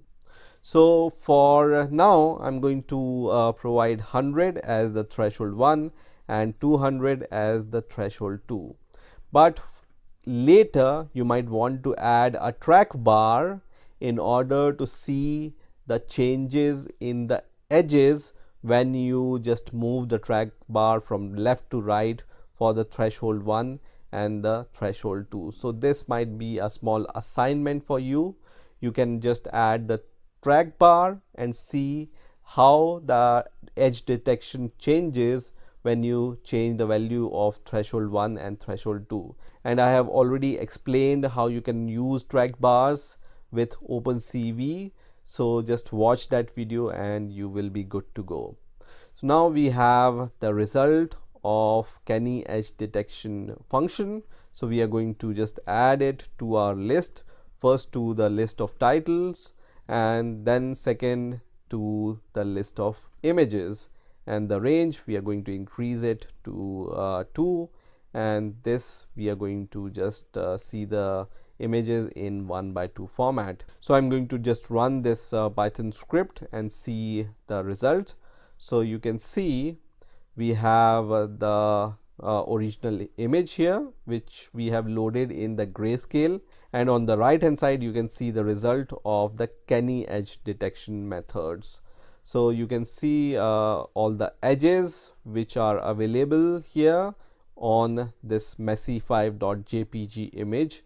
You can use this on the other images also. So for example, I have the lena.jpg image. Let's see the result of that, and this is the result of the Kenny edge detection method on this lena.jpg method.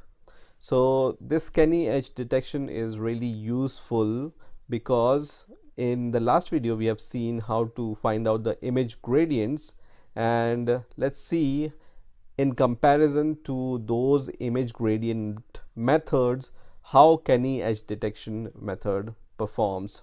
So these are all the methods I have explained in the last video: Laplacian, Sobel X and Sobel Y, and I have shown you how to combine the result of Sobel X and Sobel Y. And additionally I have added this line to the previous code which I have shown you in the last video, which is edges is equal to cv2.kenny, which gives us the result on the same image using the Kenny edge detection method, and I have added it to the title and the image, right? So let's run this script once again and let's see the differences in the result using all these methods. So you can see all the 6 results. This is the original image, this is the result of the Laplacian method, this is the result of Sobel X, and this is the result of Sobel Y, and this is the combination of Sobel X and Y. And you can see Kenny edge detection gives us the result which contains lesser noises. So you can see there is a lot of noise present in the other methods. You can see here all the noise is present which is removed using Kenny edge detection, or in the Laplacian method also you can see some noises around, but in the Kenny edge detection method you can see you get the proper edges and more precise edges without any noise. So this is the benefit of using Kenny edge detection. So this is how you can use Kenny edge detection in OpenCV. I hope you enjoyed this video and I will see you in the next video.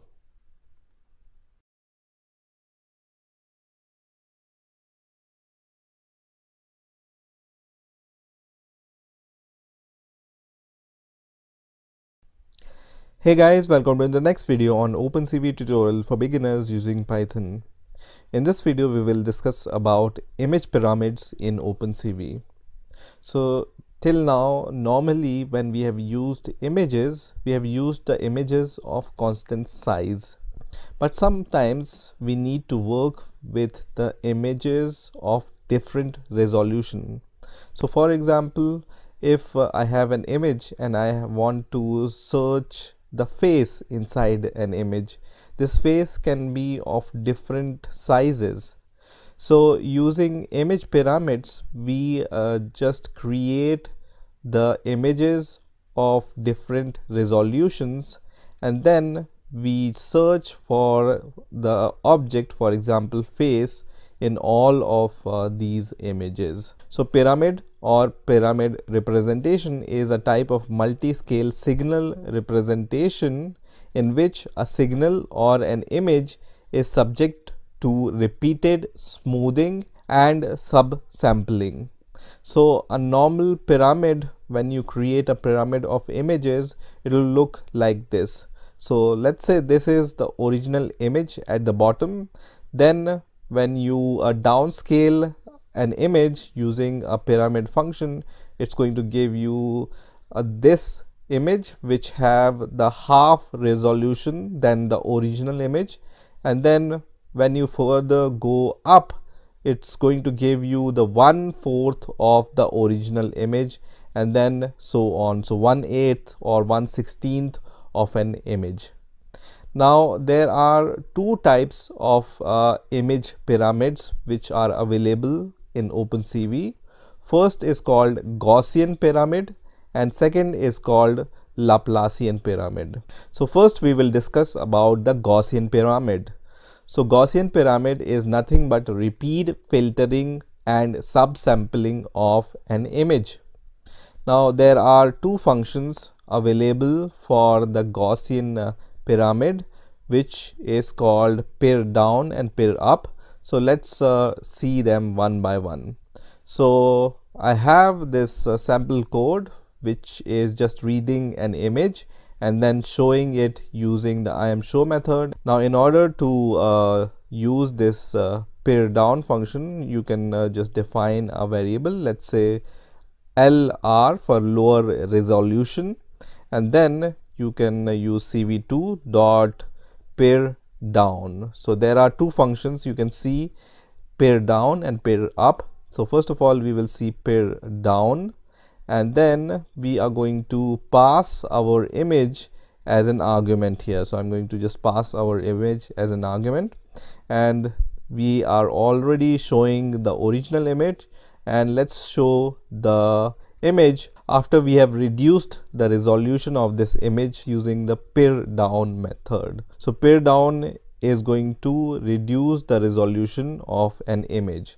So I'm going to just use LR here, and let's say this is the pare down 1 image. Okay, so let's run this code and let's see what happens. So you can see this is the original image, and this is about, you can see 1/4 of this original image, right? So this pare down method is going to reduce the resolution of an image. When you apply the same method on the second image, so let's say this is LR1, and then we create a second variable LR2, and when we pass LR1 as an argument for this method to create the LR2 image, then let's see what happens. So this will be LR1, and let's just say this is going to give us LR2. The resolution of image will reduce further. So let's see what happens. So this was the original image, this was the image which we got from the first pare down method, and then we get this image which is further reduced in resolution. So this is the image after applying the pare down method second time on the LR1 image. Okay, so you can see the resolution of image is reducing, and it's creating a kind of pyramid, and that's why it's called the image pyramid.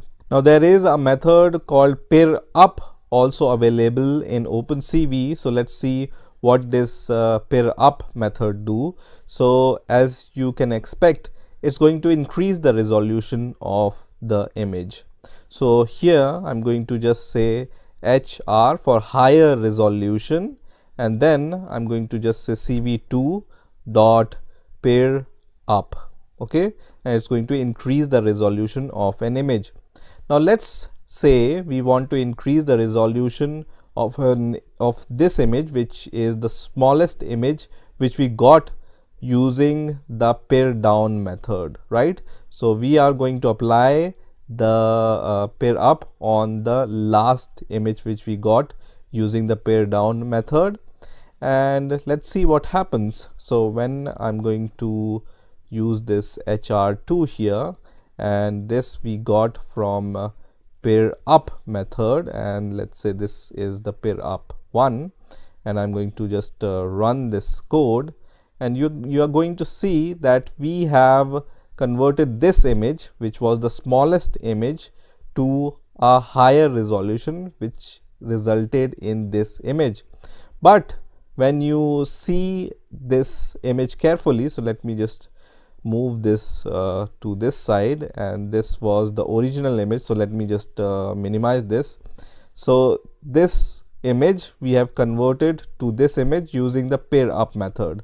So ideally this image should look like this, but you have to remember that this pare up image is not going to be equal to this image, because once you decrease the resolution using the pare down method, you lose the information about that image. So when you use pare up to just increase the resolution of this image, then you can see the result looks little bit blurred because some of the information is loosed using the pare down method. So you have to keep this in mind that when you want to increase the resolution after you have reduced the resolution, you're not going to get the same result as you might expect that this image should look like this, but they are not equal images. So this image is just a higher resolution of this image and it has nothing to do with this image. So these are the two methods which are available in Gaussian pyramid. Now if you want to create a pyramid of multiple resolution, instead of just using this pair up or pair down method repeatedly, what you can do here is, I'm going to just remove this and remove this code also. So what I'm going to do is I'm going to copy the image into a new variable. So I'm going to just say layer is equal to img dot copy. There is a method available for copying the image, which is copy, and then I'm going to create the Gaussian pyramid array. Okay, so I'm going to just create a variable called gp for Gaussian pyramid is equal to, then in square bracket I'm going to just pass this image here as the first element of this list. Then what I can do is I can use a for loop instead of just rewriting this pare down method again and again. And you might already know how to use for loop in Python. So for I in range, and here we can provide any range. So let's say we want to create 5 image pyramid. Okay, so 5 times we want to reduce the resolution. So we are going to give 6 here, because range goes the number minus 1. So whatever you give here, minus 1, right? So now what we are going to do is we are going to just use our layer parameter once again, and then we are going to just call cv2 dot pare down method. So pare down, and then we want to just say layer. Okay, and then we want to append to the Gaussian pyramid list. Okay, so we are going to just say gp dot append, and we are going to append the result of this pare down to our list which we have created here. Okay, so this is going to just append this image to our list of images, and then let's just show this image using cv2 dot imshow method. So cv2 dot imshow, and here we can just say str for converting the integer to the string, because the first parameter you give to imshow is a string parameter. That's why I'm converting the integer to the string, and the second parameter is the image. So let's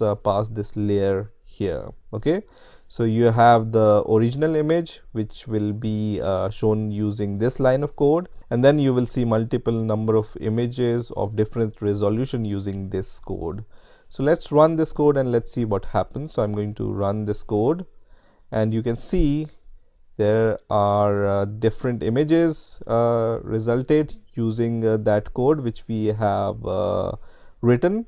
So this was the first image, which is 0, and then this is the second image, and then this is the third, fourth, fifth, and sixth. So sixth, you can see, have a very small resolution. So this is how you can use pare down method multiple times using a for loop. Now what are Laplacian pyramids? So Laplacian pyramids are formed from the Gaussian pyramids. There is no exclusive function for creating the Laplacian pyramid.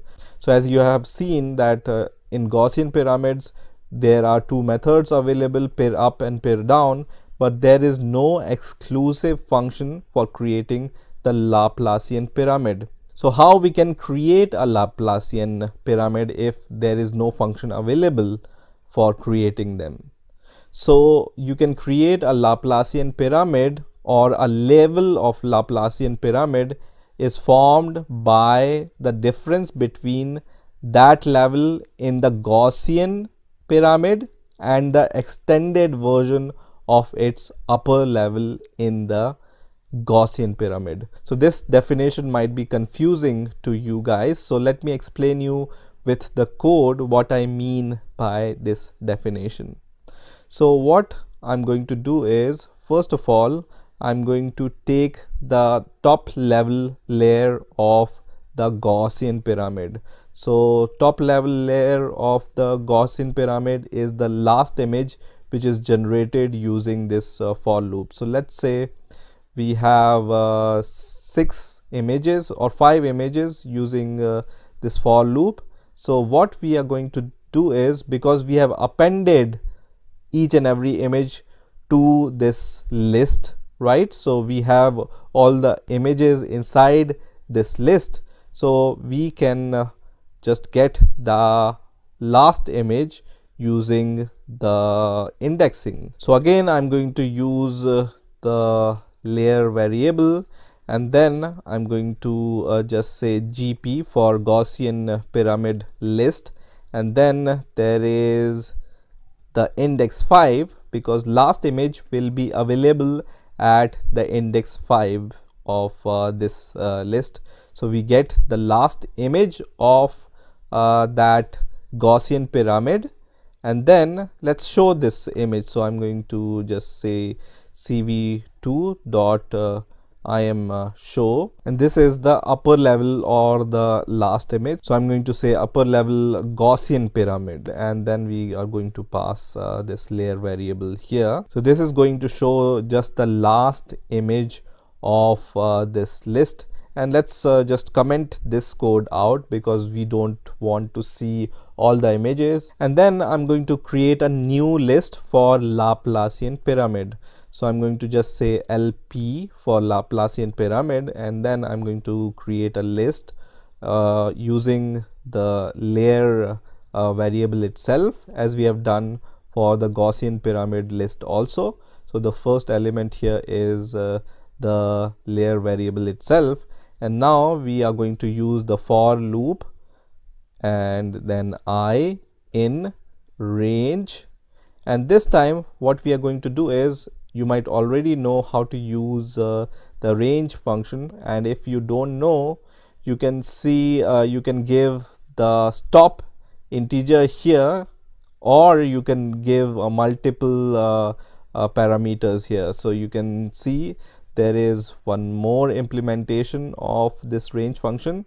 So you can give the start parameter and the stop range. So start is the starting point, stop is the stopping point, and also you can give the steps. So this step means in what number you want to reduce. Okay, so let's say we want to start from 5, and then we want to go until 0, and we want to reduce in the step of -1. Okay, so 5 4 3 2 1. So let's print the value of I first of all, if you might be interested in the result of this range function. Then let's just run this code, and let's see what happens.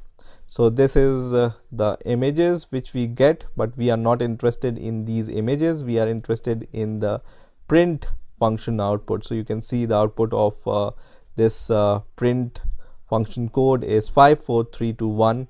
As I said, the lower limit is not reached. So if you give 0 here, then it's going to go until 1 and not 0.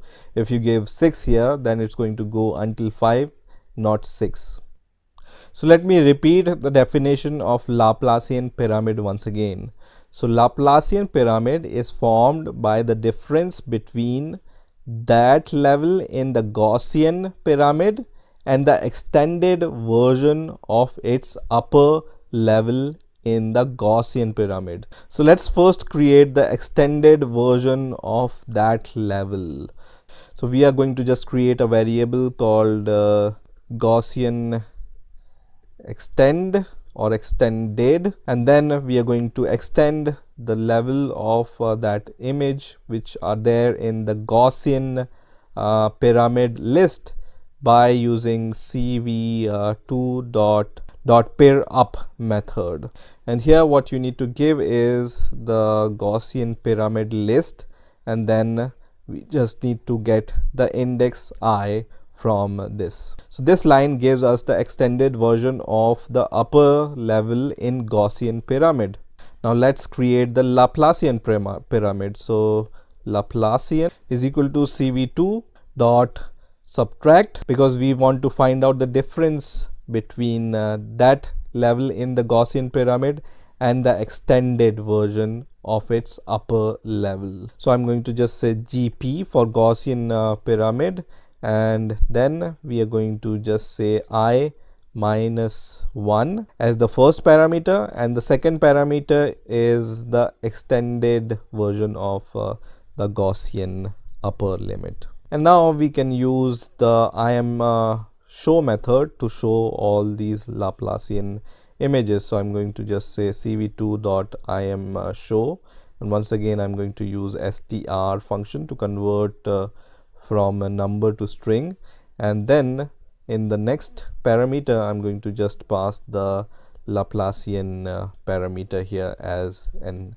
image source. So what do you think? Will this code work? So let's see what happens when we are going to run this code. So you can see the Laplacian pyramid looks just like the edge detection. So all the edges are shown here on every image. This is the first level, this is the second level, third level, fourth, fifth level. So these images are called the Laplacian pyramid. Now what is the use of creating those Laplacian pyramids or the Gaussian pyramids?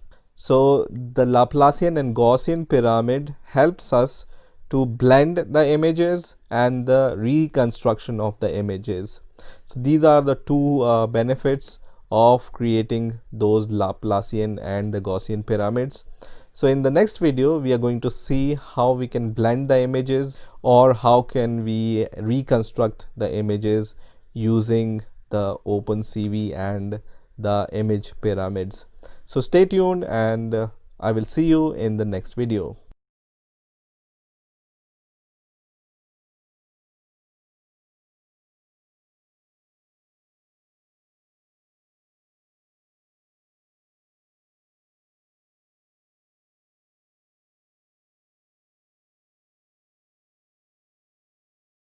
Hey guys, in this video I'm going to show you how you can create a standalone executable file using your Python scripts.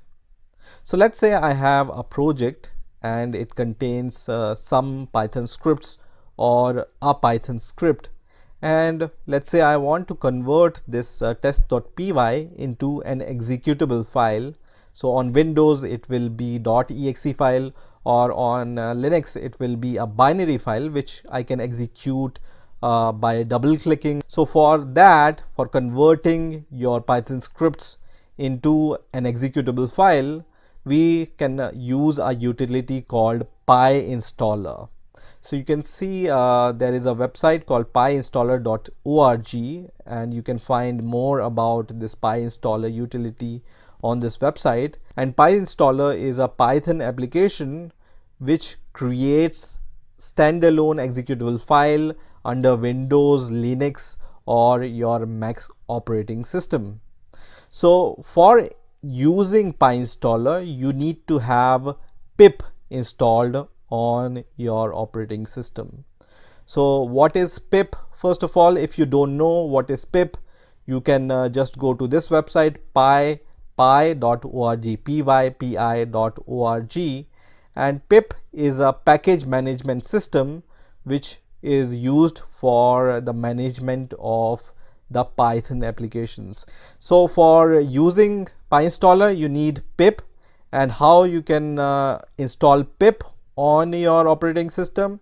You just need to install Python on your operating system. Pip will be automatically installed with the installation of Python, so you don't need any extra step to install this pip on your operating system. So if the Python is installed, the latest version, then pip is going to work. I have already created a video about how to install Python on your Windows operating system, let's say. So I will just put the link in the description so you can see that video and move ahead.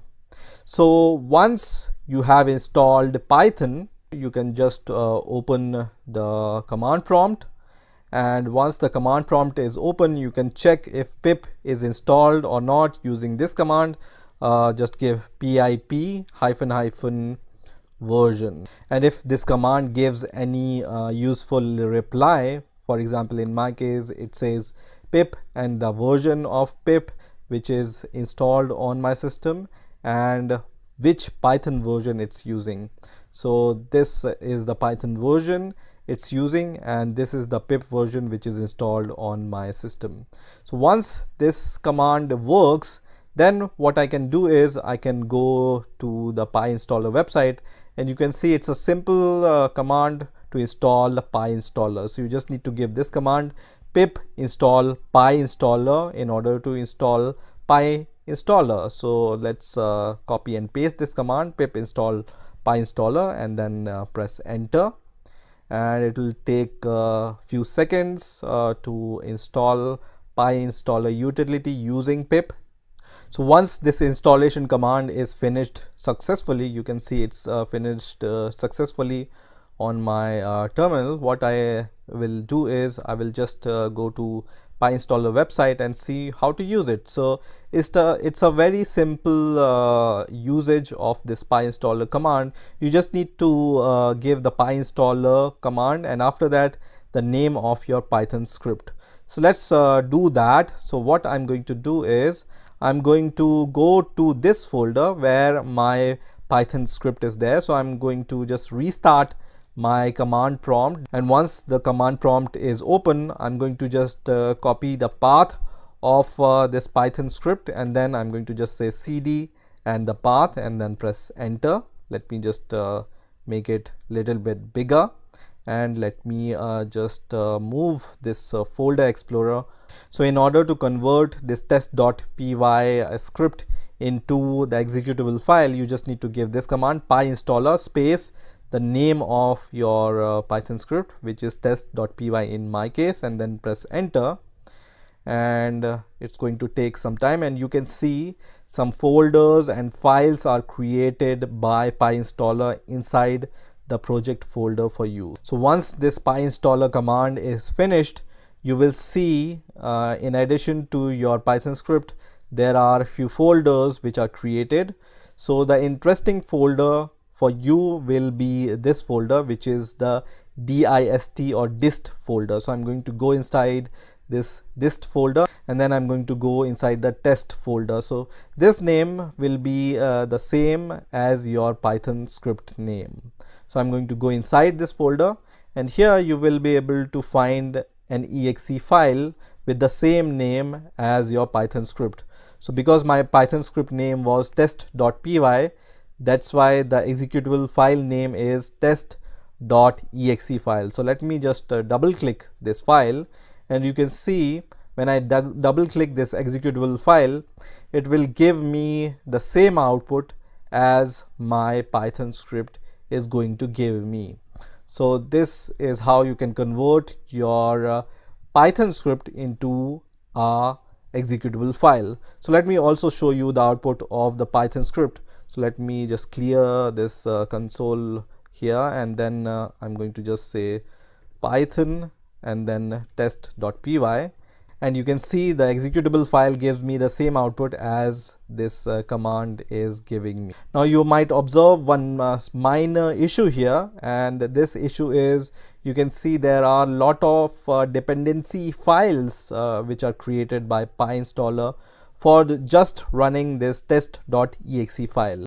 So what if I just need to create this test.exe without all these dependencies? So let's go back to my project. So this was the project, and I'm going to delete all these generated files and folders which were created by PyInstaller.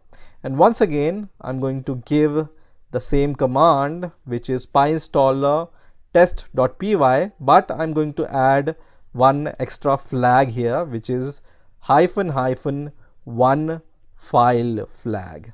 So what this flag will do is it's going to just create one exe file without the dependency files. So let me just give this command and let's see what happens when I give this PyInstaller command with one file flag. So now you can see all these folders are recreated, but when I go to the dist folder here, you can see this time only test.exe file is created without any extra dependency, right? So all the dependencies will be bundled with this exe file, and only one file will be created, and this is much better than creating all the dependencies and just transferring all the dependencies to your client or anyone. So let me just double click this also, and you will see it's going to give you the same result.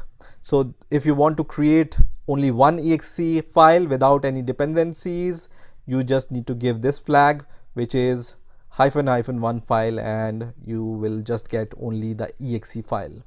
Once again, let me just give the cls command to clear the terminal.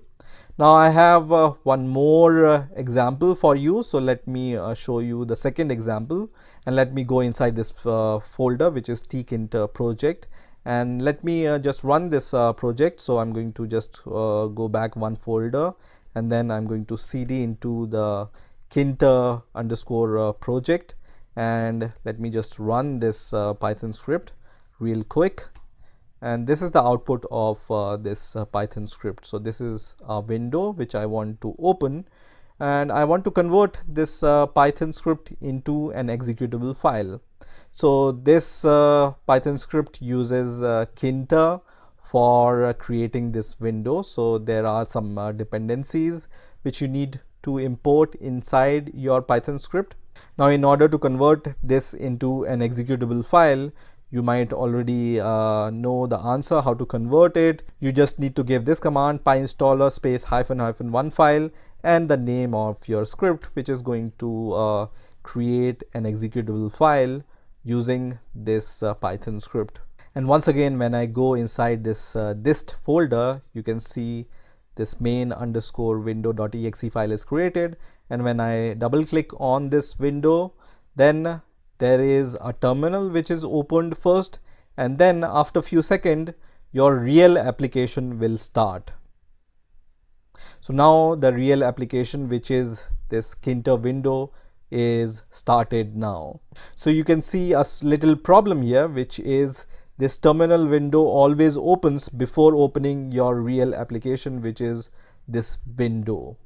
So how can I just remove this terminal, and I just want to open this registration form without this terminal? So there is one more flag which you need to add in order to achieve this. So I'm going to just close these two windows and terminal, and for now let me just remove all these directories. So delete, and let me just clear the terminal.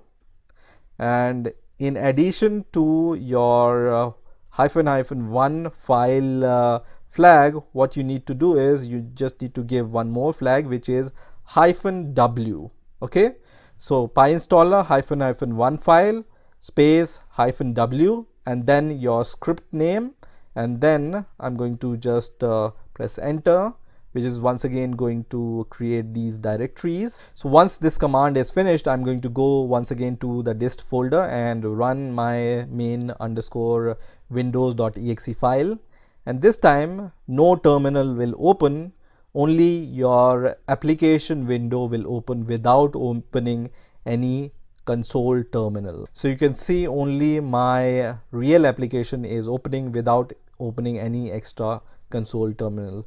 So minus W is for opening your real application without any console output. Now there is one more thing which I want to show you here is, for example, your project contains some extra dependencies on some extra things which are related to, for example, your Chrome extensions or any other thing. What you can do is you can use a utility called NSIS, which is open source utility. So you can just go to this website, which is nsis.sourceforge.io. I'm going to give you the link in the description, and when you reach to this page, you can see the download button on the right hand side. So I'm going to click this download button, which is going to open this page, and then I'm going to just click on the download link here, and after a few seconds this executable file for NSIS utility will be downloaded on my system. You can see it's about 1.4 megabytes, so it's not a big file, so you can directly install it and then run this executable file. And once you run it, let me just minimize the browser, and also let me just minimize these windows, and this is the installer window. So I'm going to just click next, I agree, and then leave everything as default, next, and this will be the location, click install. And once this NSIS utility is installed, you can just leave this checkbox checked which says run NSIS, which is going to run your NSIS application. So this is the NSIS menu. What you need to do is you just need to click on this link, which is installer based on zip file. So just click on this link, installer based on zip file, and provide the path for your directory. So what you can do here is, once you have created your exe file, so there is this exe file, you can name this folder anything. For example, I will just leave it as a dist folder, and then you just need to convert it into a zip file. So let me convert it to a zip file. So I'm going to just say add to archive, and then I'm going to create a zip file, and then I'm going to just say OK, which is going to create this zip file. And inside this zip file, you already know my exe file is there. So once you have created your zip file, just copy the path of this directory and go to this window which is opened using NSIS, and then just give the path of your zip file. So this is the zip file. I'm going to just give the path of this zip file, and then I'm going to just click on this generate button, which is going to generate, you can see, this dist.exe file. Okay, so once this dist.exe file is created using your zip file, you can test this using this test button. So just click on test, and it's going to open this kind of installation windows. So this dist.exe file you can just give to your clients or your colleagues in order to install this exe file on their operating system. Obviously it should be a Windows operating system. So I'm going to just double click on this exe file, and it will work like a normal installer. Now one thing to note about PyInstaller utility is, if you want to create a Windows exe file, you need to run PyInstaller on your Windows operating system. So if you want to create a Linux binary using your Windows operating system PyInstaller, it will not work. Okay, so if you want to create a executable file, use Windows operating system with PyInstaller. If you want to create a Linux binary, then just run that Python script with PyInstaller using that operating system. So that's it for this video. This is how you can create a standalone executable file using your Python script. I hope you have enjoyed this video, and I will see you in the next video.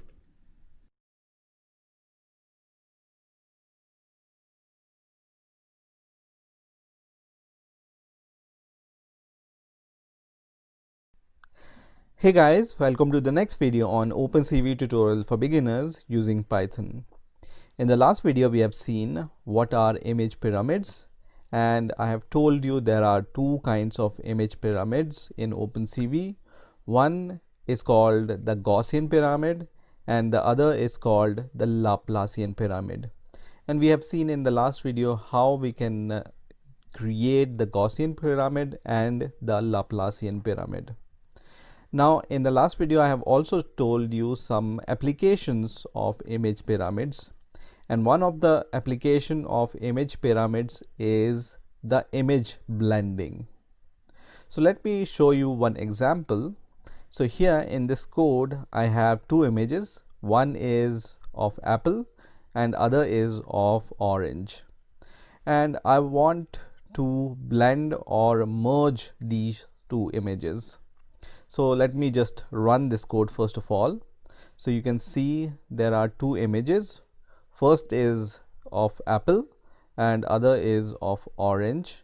And I have also printed the shape of these two images. So you can see the shape is similar, 512 by 512, and orange image shape is also 512 by 512.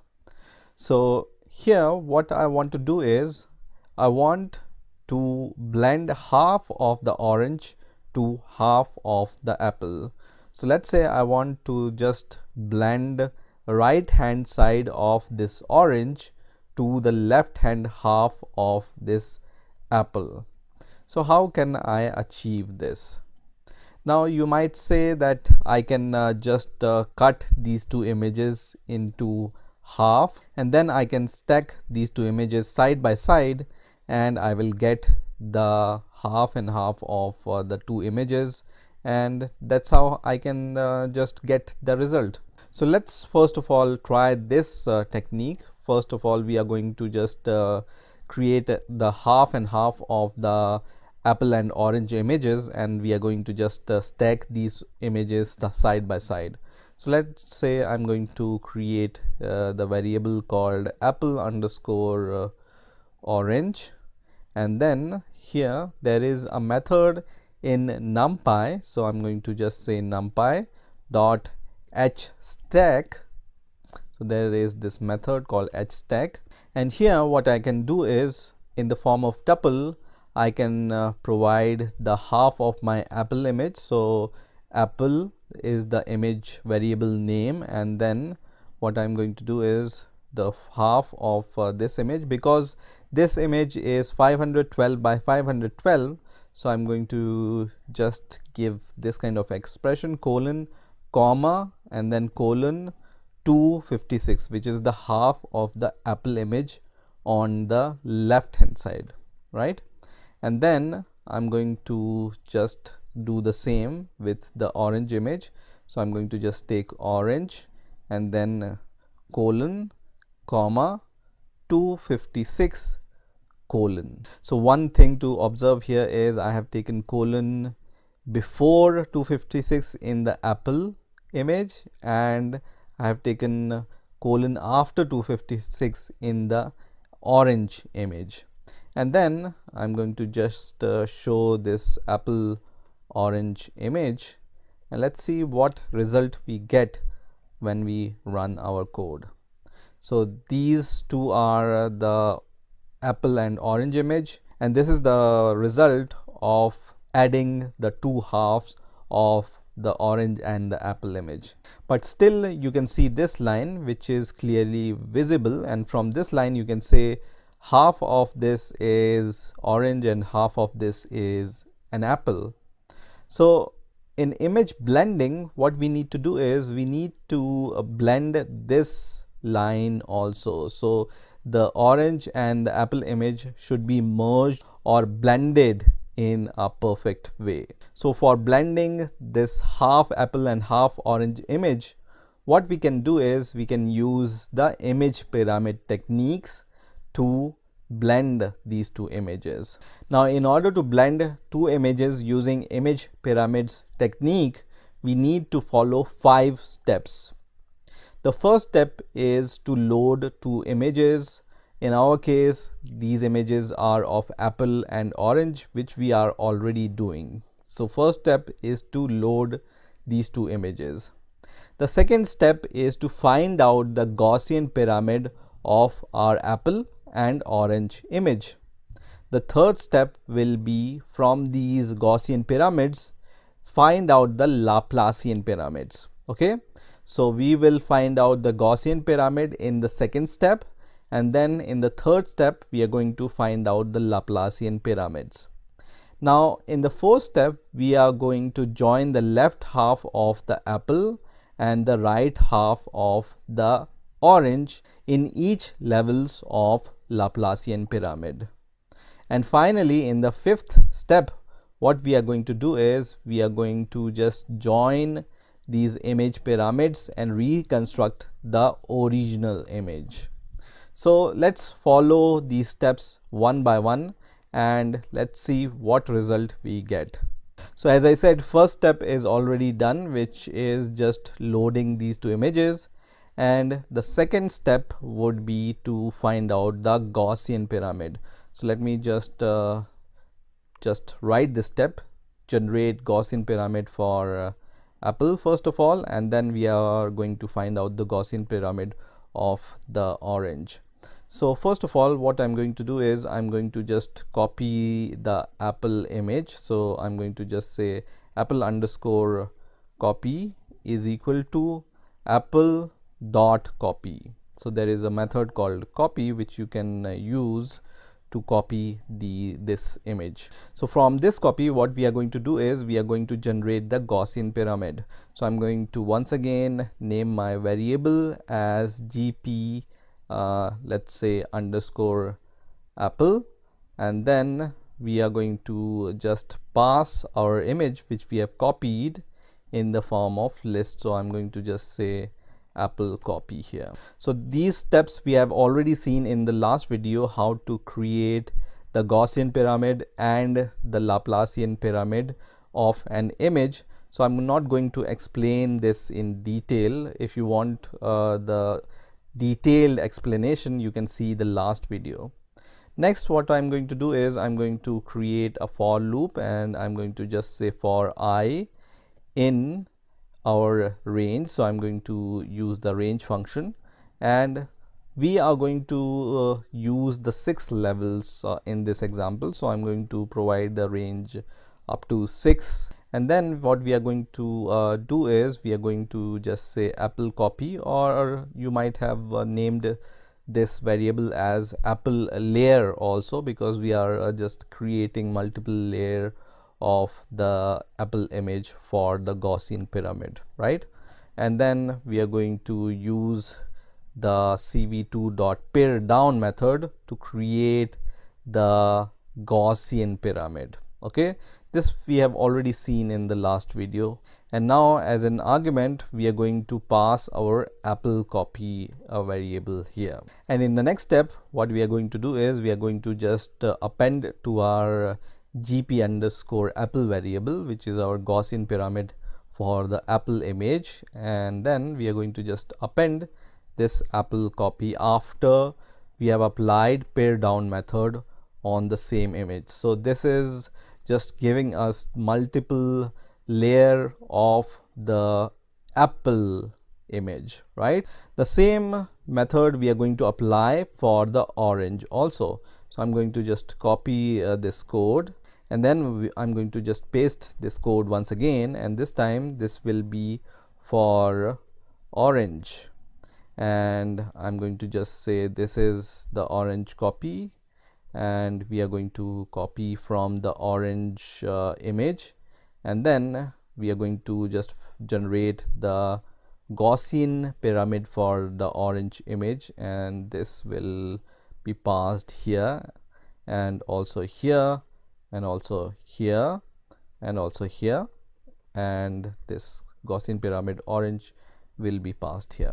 Okay, so we have generated the Gaussian pyramid for the apple and the orange. Now we are going to generate the Laplacian pyramid for apple and orange. So this also we have seen in the last video.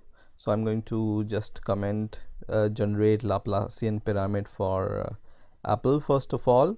And to find out the Laplacian pyramid for the apple, what we are going to do is we are going to once again take our apple copy, and then using our Gaussian pyramid. So let's take Gaussian pyramid for the apple, and we are going to use the fifth element of this list. So what we have learned in the last video, how we can find out the Laplacian pyramid. A level in the Laplacian pyramid is formed by the difference between the level in the Gaussian pyramid and extended version of its upper level in the Gaussian pyramid. So this difference we are going to find out in this step. So I'm going to just say this is LP for the apple, which stands for Laplacian pyramid for the apple, is equal to, in the list we are going to just pass the apple copy, and then we are going to use the for loop. So for I in the range, so we are going to take the range, and in the last video I have shown you how to take the range for the Laplacian pyramid.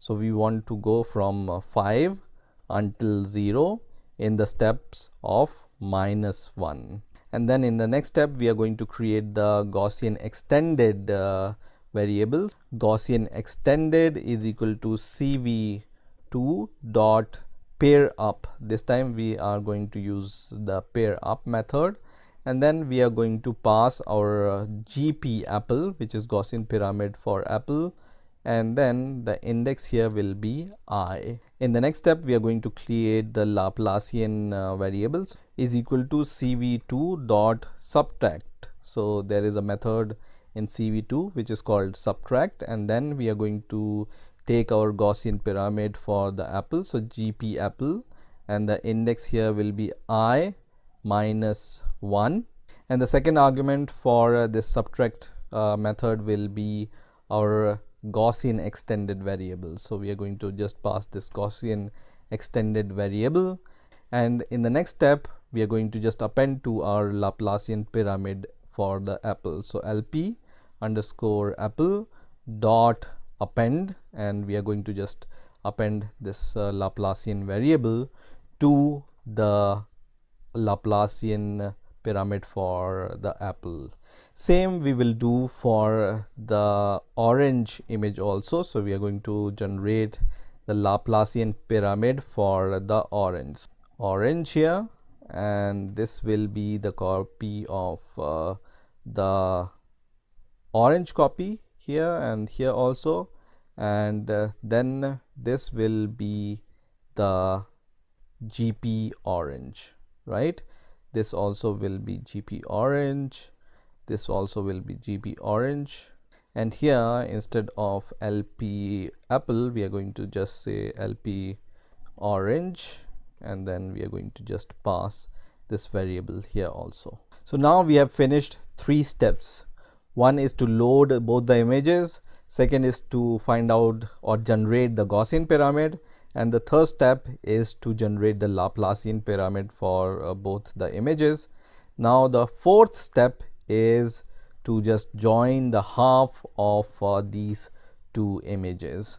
So what I'm going to do is, now I'm going to just create one more variable which will be apple underscore orange underscore, let's say, pyramid is equal to, and also we are going to create a variable called n, and we are going to see later how to use this variable, and then we are going to use the for loop, and then we are going to create 2 variables, one for the first image.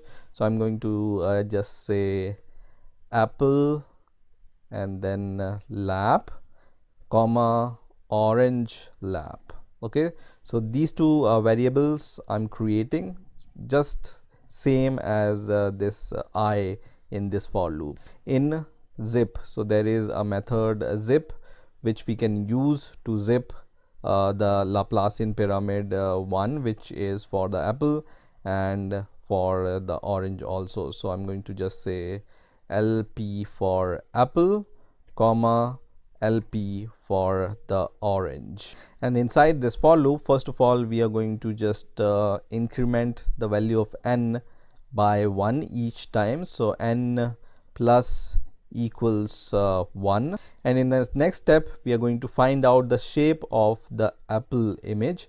So the apple image shape gives us 3 values. First is columns, so I'm going to just say COLS for columns, then rows, and then the third value is the number of channels, and then we are going to just say apple lap dot shape. In the next step, we are going to just create a variable called Laplacian, and we are going to just join the two halves of these two images which we are getting inside the variable apple lap and orange lap. So we are basically doing this step after applying the Gaussian pyramid and the Laplacian pyramid on both the images. So np.hstake method we are going to apply in this step. So I'm going to just write np.hstack, and then as an argument what we are going to do is, we in the form of tuple, first of all we are going to take our apple lap variable, which is this one, and in the square bracket we are going to just write colon comma 0 comma int.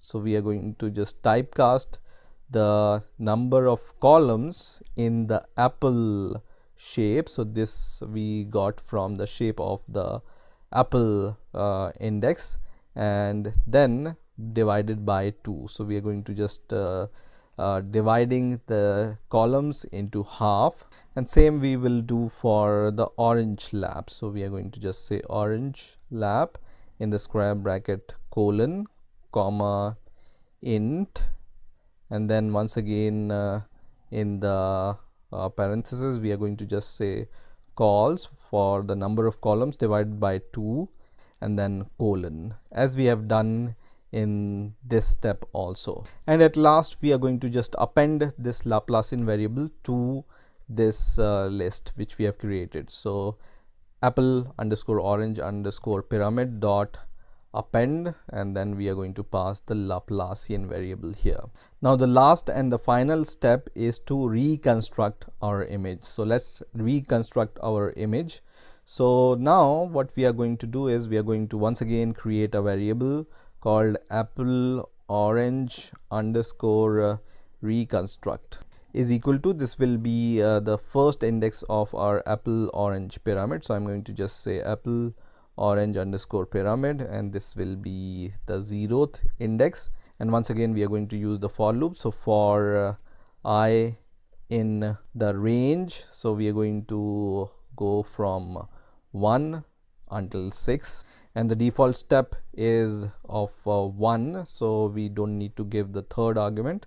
And inside the for loop we are going to just take this variable once again, and then we are going to apply the pair up method on this. So cv2 dot pair up, and as an argument we are going to pass the same variable. So we are going to just apply the pair up on this apple orange reconstruct from the 0th index of the pyramid up to the 6th level. And the last step will be to add all the layers. So apple orange reconstructed once again, or reconstruct is equal to cv2 dot add. So this is also one method which is called add, and here we are adding apple orange pyramid and the reconstructed apple orange image. Okay, so this is this variable which we got by just adding the left and right halves of each level, and then we are just reconstructing this image using the pair up method, and thus just adding the pyramid level. So this should be, I think, the index I, right? We cannot just add the list to the image directly. Okay, so this will be at each layer we are just reconstructing and adding it to the image which we got by just addition of this half of the images. Now in the end, let's try to just load this reconstructed apple orange image in the I am show window, and let's hope it works. I haven't checked it yet, so I'm not sure it will work or not. And you can see it's working in the first go, so that's a good thing. So you can see the difference. So this result we got by just stacking this apple and orange image side by side, but this line is clearly visible. But when we applied the Gaussian pyramid and the Laplacian pyramid technique for blending the images, then you can see this line is perfectly blended and this line is not anymore visible. So this is the perfect blending of the orange and the apple image. So this is how you can use the Laplacian and Gaussian pyramids to reconstruct and blend two images together, and result is in front of you, so you can see how it can blend two images so perfectly. So this is how you can blend images using image pyramid technique. I hope you have enjoyed this video, and I'm going to see you in the next video.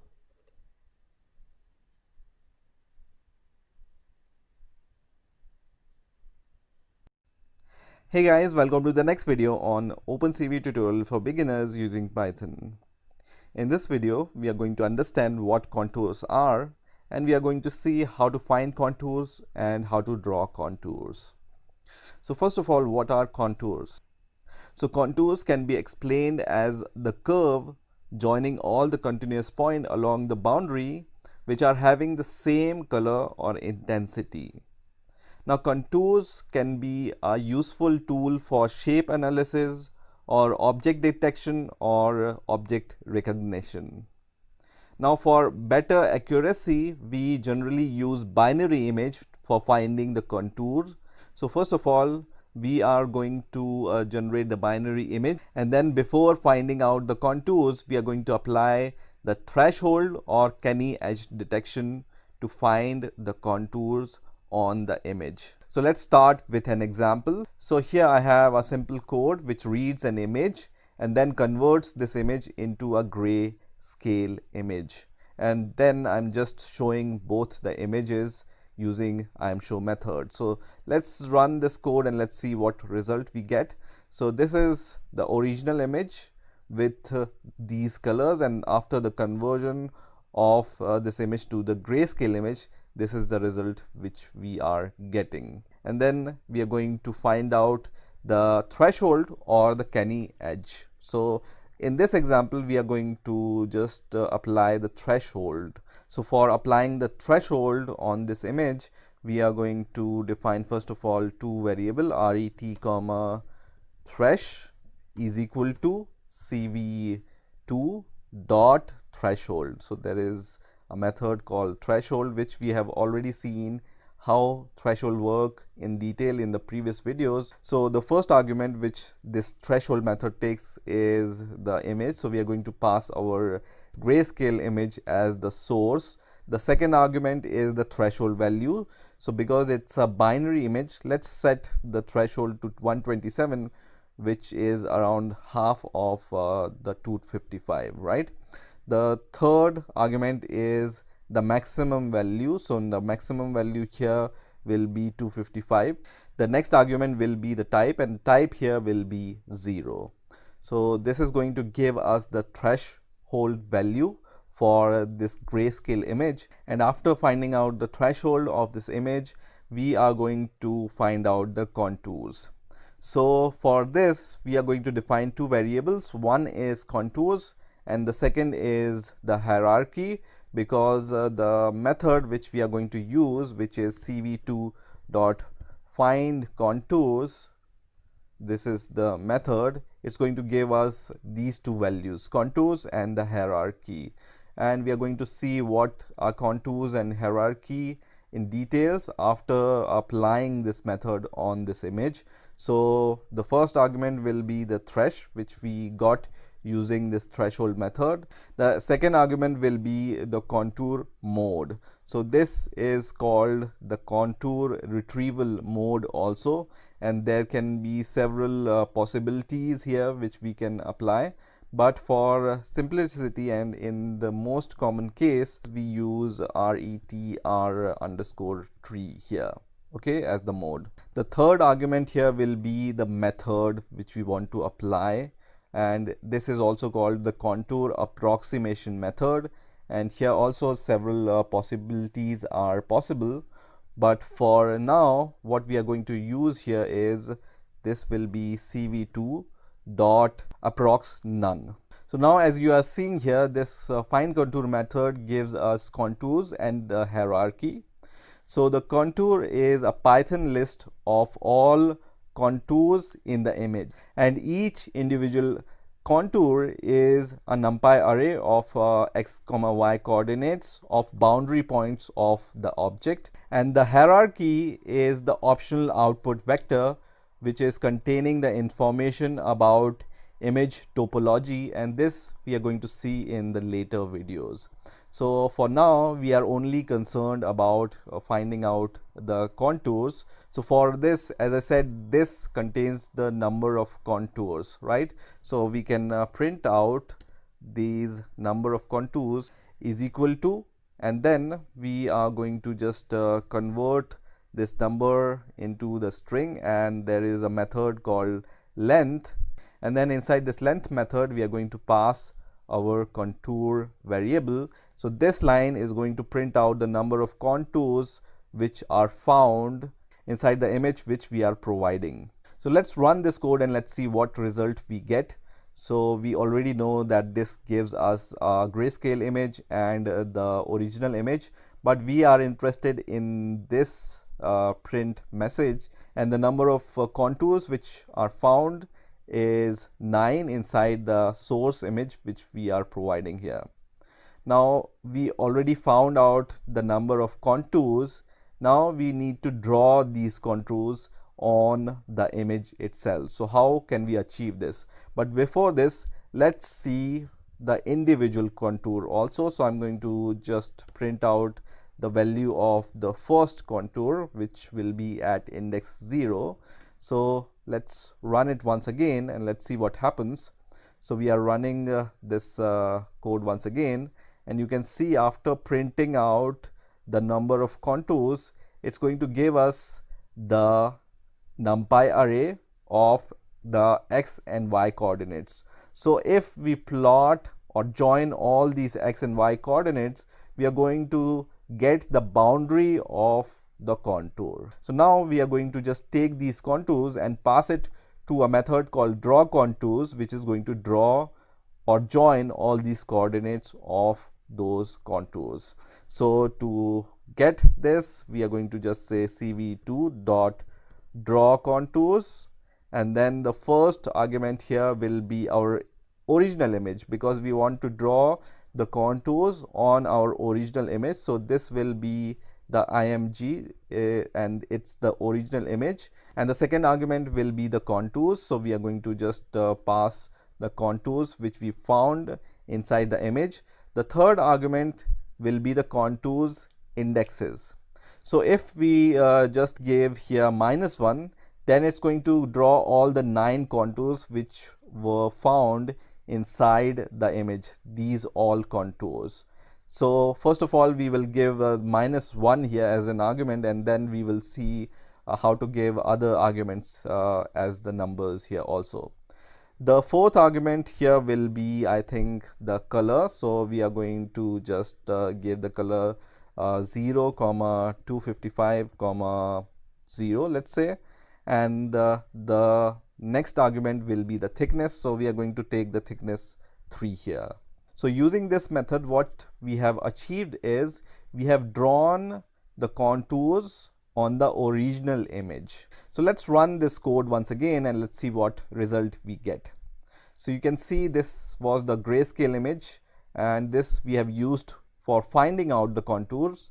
But the interesting image here is this one, and here you can see all the contours are drawn on this image. So all the green lines or green boundaries are all contours. So because we have given -1, it has drawn all the contours on this image, and we can also give the contour index. So let's say we just want to find out the contour 0, which will be the first contour which is found inside the image.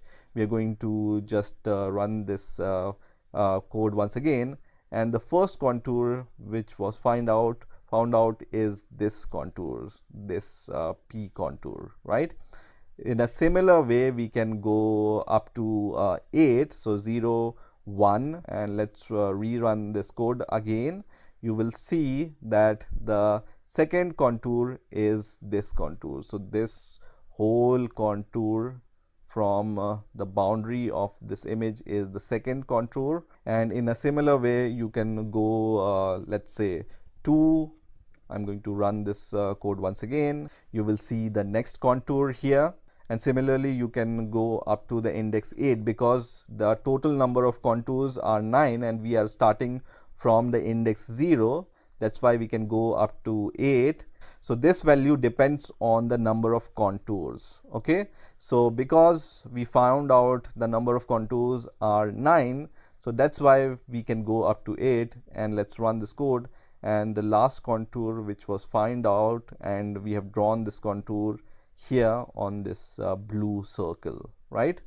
Now if we go beyond this index, let's say we give 9 here, we are going to get the error, right?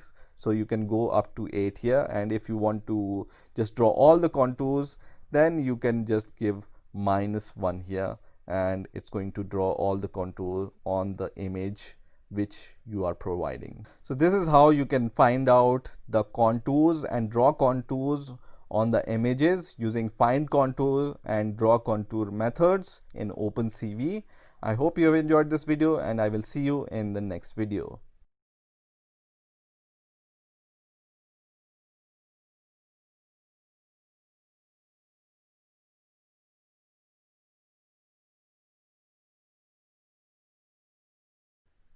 Hey guys, welcome to the next video on OpenCV tutorial for beginners using Python. In this video, I'm going to show you how you can create a very basic and simple motion detection and tracking system using Python and OpenCV. So let me show you what we are going to achieve at the end of this video. So I have this video, which is a sample video, and you can see some people are walking around inside this video. Now what I want to do here is I want to show these rectangles around these moving people or persons. So this is tracking, and when some movement occurs, I also want to show this kind of status. That status is movement because somebody is moving inside the video. So if nobody is moving, this status will be blank, and if somebody is moving, then this status will be movement. So this is what we are going to achieve at the end of this video. So we are going to try to track each and every person, and also we are going to track this person with this rectangle, and also we will show the status as movement when somebody moves inside the video. So let's get started. So to start with, I have this basic code which just reads a video using video capture class, and then if this video is valid, then I'm going to just show this frame by frame inside I'm show window. And I'm sure you might be knowing all this code because I've shown you step by step how to capture the video or how you can read the video frames using video capture method.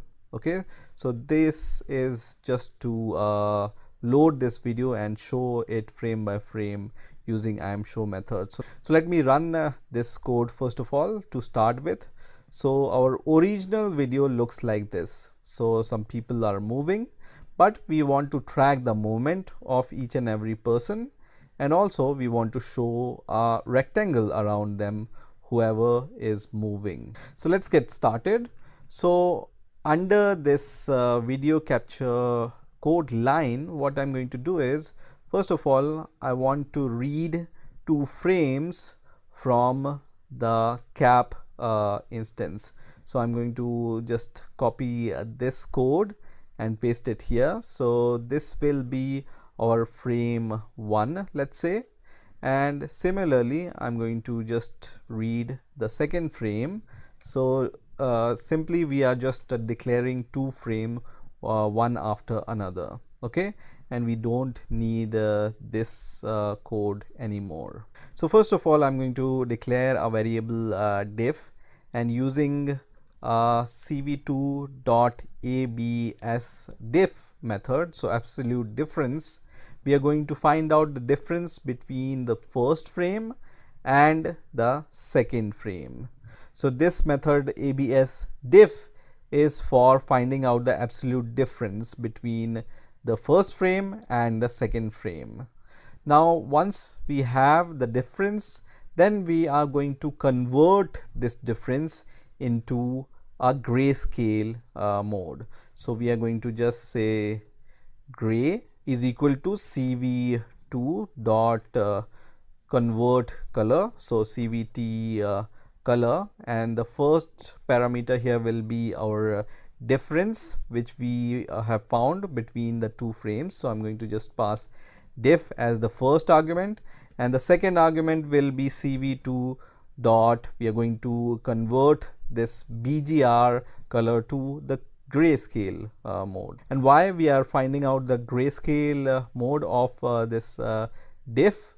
Because we are going to find out the contour in the later stages, and in the last video we have learned that it's easier to find out the contours in the grayscale mode as compared to the colored mode or the BGR mode.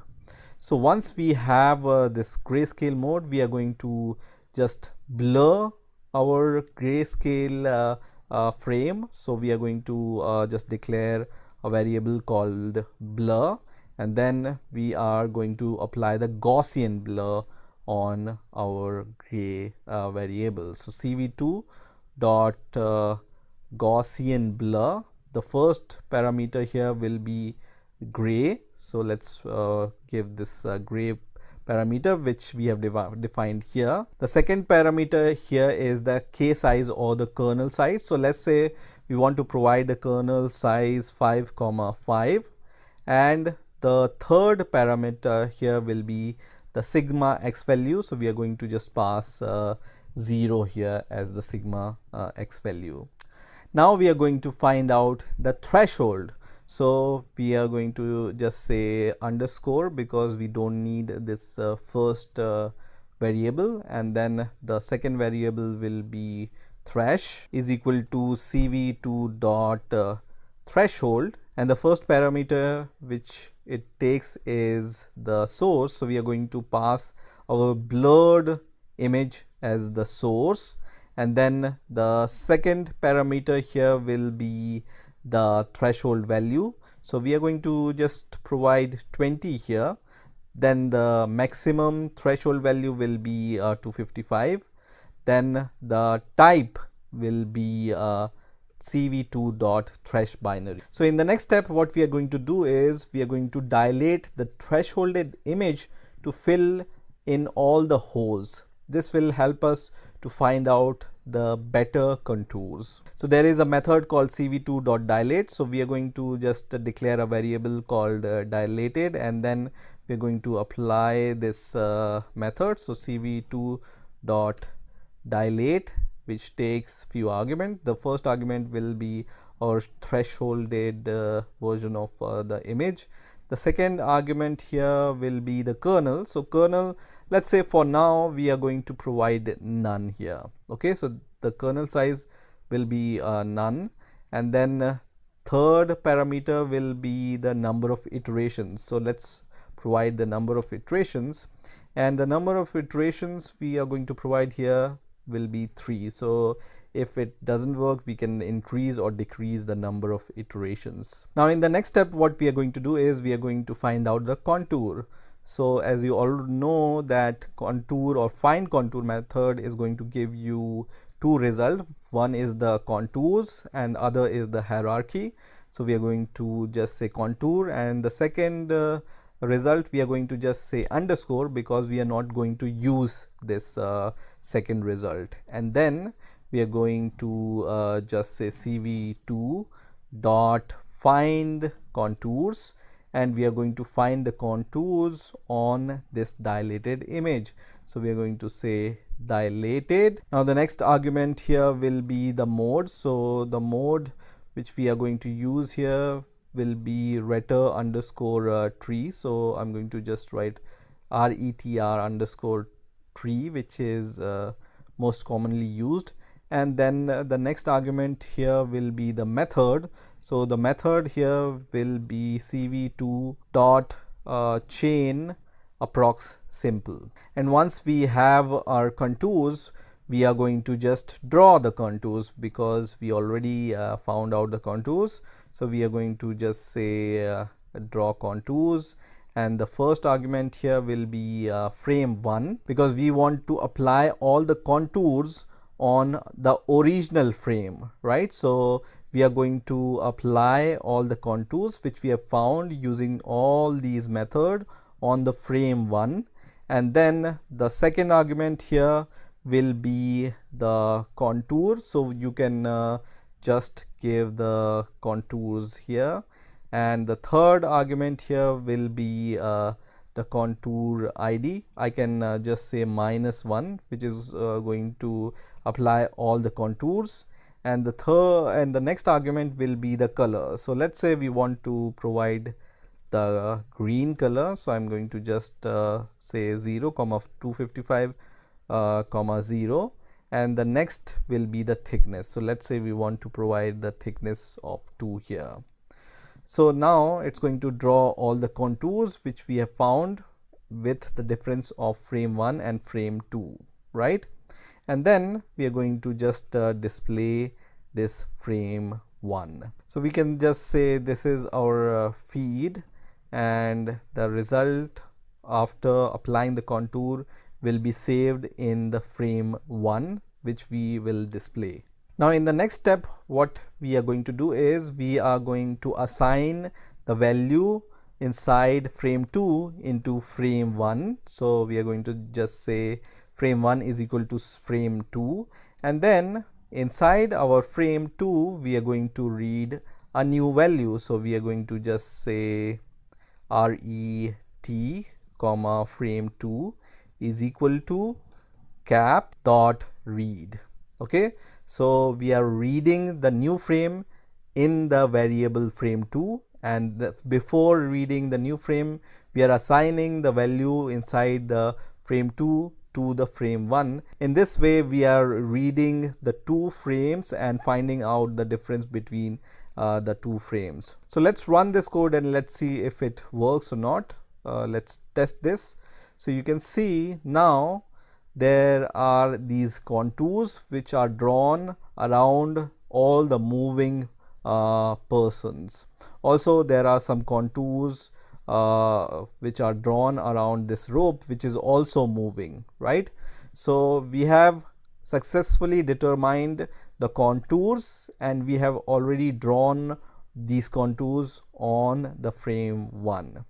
But this was not the result we are looking for. We want to draw the rectangle around these moving persons, and also we want some noises to be removed. So we don't want to draw the contour on the moving rope, let's say. Okay, so how to remove these noises and how to draw these rectangles, let's see. So now in the next step what we are going to do is, under or before we are drawing these contours, we don't want to draw the contours now. We want to draw the rectangles, right? So what we are going to do is we are going to iterate over all the contours. So we are going to just say for contour. So from contours, we are going to find out contour in contours, right? So this is the list and we are iterating over this list. So inside this for loop, the first step will be to save all the coordinates of the found contours. Okay, so we are going to define the x coordinate, then the y coordinate, and then we are going to just say width comma height. And there is a method called bounding rect which we are going to apply on the contour. So we are going to just say is equal to cv2 dot bounding rect. This is the method which we are going to apply, which is going to give us the x and y coordinate and the width and height, right? And we are going to apply this bounding rect method on the contour which we are getting using this contours list. Now in the next step, we are going to find out the area of the contour, and we are going to just say if this area is less than certain value, then we don't want to do anything. We don't want to draw a rectangle or anything. We just want to continue. Otherwise, if this contour area is greater than let's say some kind of a person's area, then we want to draw a rectangle on it. So inside this for loop, we are going to just define a if condition. So we can say if cv2 dot contour area. So there is a method called contour area, which is this one, where we can pass our contour. So we are going to pass our contour, and if the area of this contour, let's say, is less than 700, then we are going to just say continue. So this code essentially mean that if the area of the contour is less than 700, then we are going to do nothing. We don't want to draw any rectangle. Otherwise, if the area is greater than 700, then we want to draw the rectangle. So we are going to just say cv2 dot rectangle. We have already learned how to draw a rectangle on an image using the rectangle method. The first argument here will be the source, which will be frame 1. The second argument will be the point 1. So we are going to just say point 1 will be x comma y.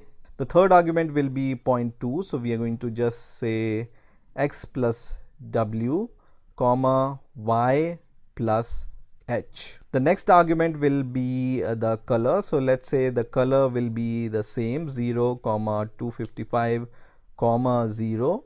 The next argument will be the thickness. Let's say we want to give the thickness 2, as we have done with the draw contour. We have provided the thickness of 2 here, right?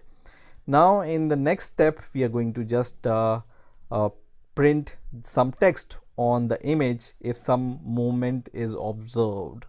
So we can just say cv2 dot put text. This also we have seen in the previous videos how to put text on an image. So this time the source will be our frame 1.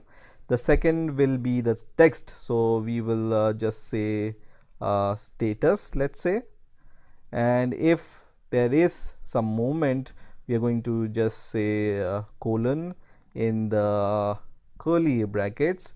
We are going to just use the format method. So this is just formatting the result using the string, and we are going to just say movement. The next argument here will be the origin. So where we want to put this text.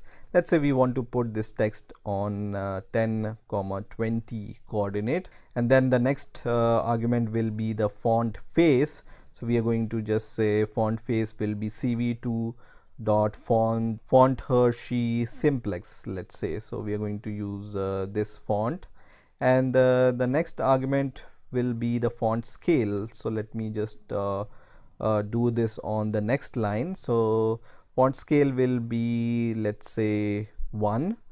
The next will be the color of the font.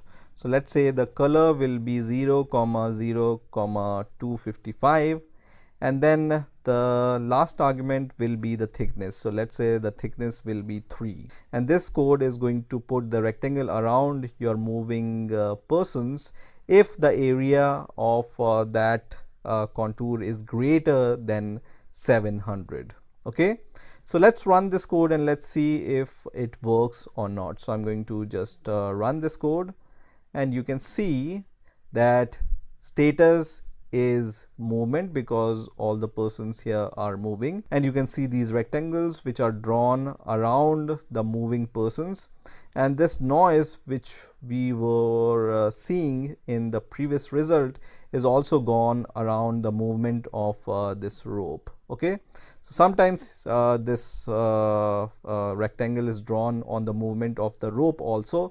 So in this case you can also increase the expected area. Let's say we just want to find out the contours which are greater than 900, and we can now you can see these rectangles are drawn around these moving persons with the area which have the contour area more than 900. So you can remove these kind of noises from the frame using this area. So this was a very basic example how you can detect the motion and track your moving object inside your video using Python and OpenCV.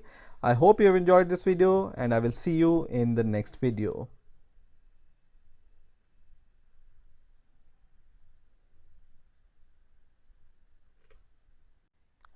Hey guys, welcome to the next video on OpenCV tutorial for beginners using Python.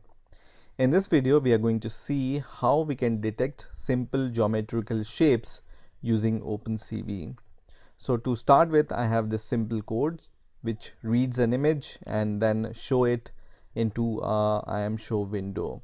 So let's run this simple code first of all, and let's see what it does. So you can see I have this image which I'm loading into a OpenCV window using IamShow method, and here we have some shapes. So we have a pentagon, circle, rectangle, square, triangle, and this star shape, right? And let's say we want to detect using OpenCV which shape it is based upon the geometrical shape, and we want to write the name on top of this shape. So how we can achieve this, let's see using OpenCV. So as you can see, the first step is to read an image, and then in the second line I'm just converting this image into a grayscale mode image. So using this code I'm just converting this image into a grayscale mode, and in the next step we are going to find out the threshold. So I'm going to just say underscore comma thresh is equal to cv2 dot threshold. So cv2 dot threshold, and we are going to pass our image which is a grayscale image which we have converted as a source, and then the next two values are the threshold values and the maximum value of the threshold. So for now I am giving the threshold value to 40 because I know this will work, but if you want to be more flexible you can always use the track bar to find out which threshold will work with your image. The second value is the maximum value of the threshold, and the next value will be the type. So the type here will be cv2 dot thresh binary. So we are going to just say cv2 dot thresh binary. Now in the next step we are going to find out the contours. So contours we have already seen in the last videos how to find out the contours and what are contours. So for that I'm going to define two variables. One is contours variable, other is the underscore variable because we don't need the second result. And then I'm going to just say cv2 dot find contours the first argument here will be the thresholded image, and then the second argument here will be the mode, and third will be the method. So let's give these two values. So cv2 dot retr tree, and the method will be cv2 dot chain approx none. Okay, so let's give this method. So this is the simple procedure to find out the contours inside an image. Now in the next step, I'm going to iterate over all the contours. So I'm going to just say for contour in contours. So we are going to iterate over all the contours, and then we are going to first of all use a method called cv2.approx poly dp. So I'm going to just declare a variable. First of all, I'm going to just say approx is equal to cv2 dot this method which I have mentioned, which is called approx poly dp. So this method approximates a polygonal curves with a specific precision, and the first argument which it takes is the curve. So our curve here will be the contour which we have found on the shape. The second argument here will be epsilon. So epsilon is the parameter specifying the approximation accuracy. So here what we are going to do is we are going to define epsilon is equal to 0.01, and then we are going to multiply this number by cv2 dot arc length. So there is this method called arc length, and what does this arc length method do? It calculates a contours parameter or a curve length. So here in this arc length parameter, we are going to pass once again our contour variable, and the second argument here will be if it's closed or the open contour. So in our case, we know that all the shapes which we want to detect are closed, so we are going to just pass through here. And the next argument in the approx poly dp method will be once again if it's a closed shape or the open shape. So once again we are going to pass through here because all the shapes which we have are closed shapes.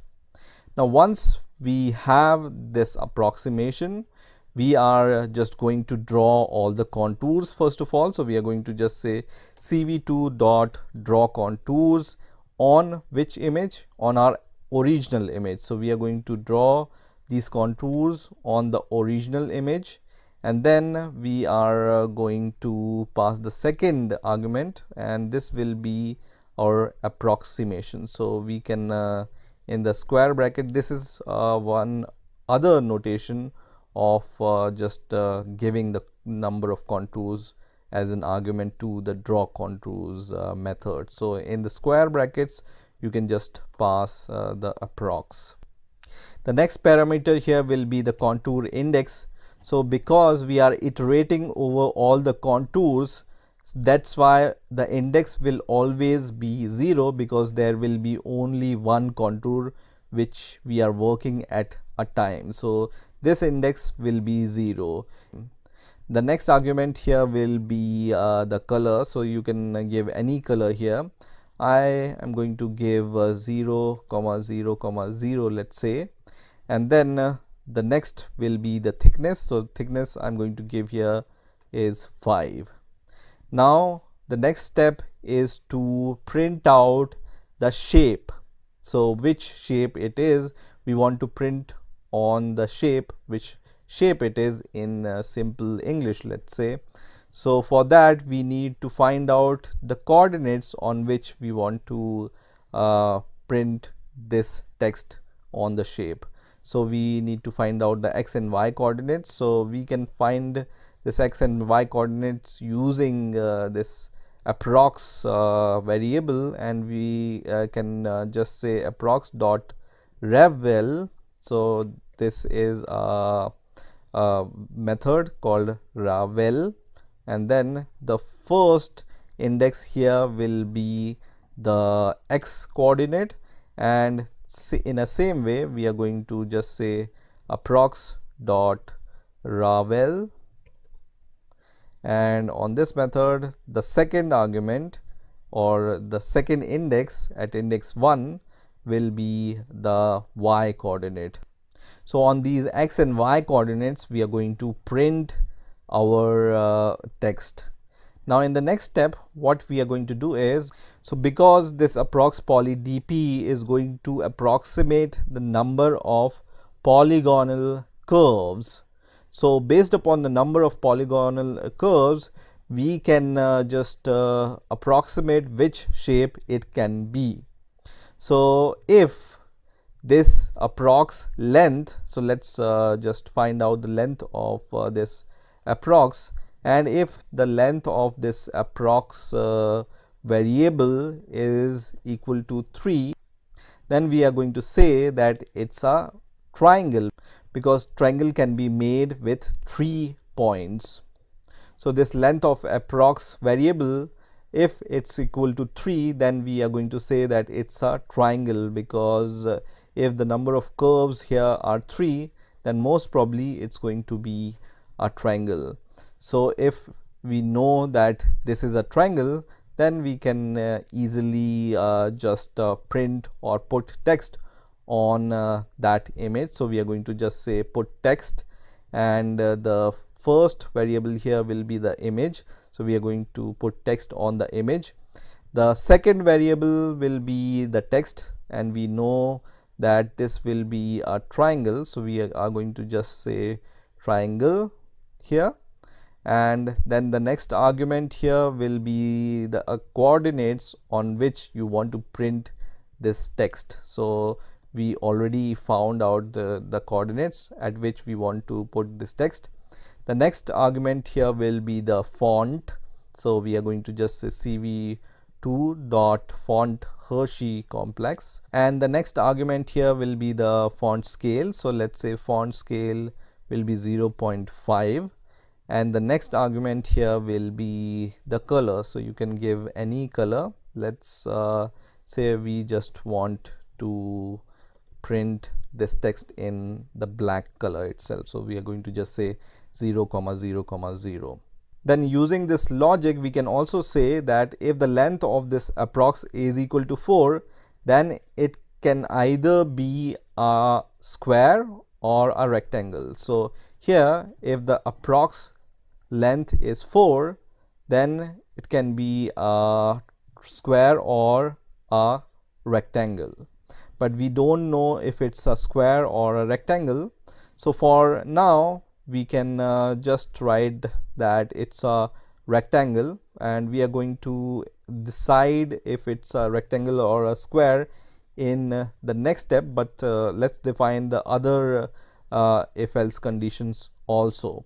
So this was elif. Similarly, if number of approx points are 5, then we are going to say that it's a pentagon. So we are going to print out the pentagon text on the x and y coordinates, and if the number of points are 10, then we are going to just say that it's a star shape. So we are going to just say star, because in the star the number of points are 10. And then we are going to say that in any other condition, so we are going to just say else, and we are going to just remove this condition from here, else in any other condition it's going to be a circle.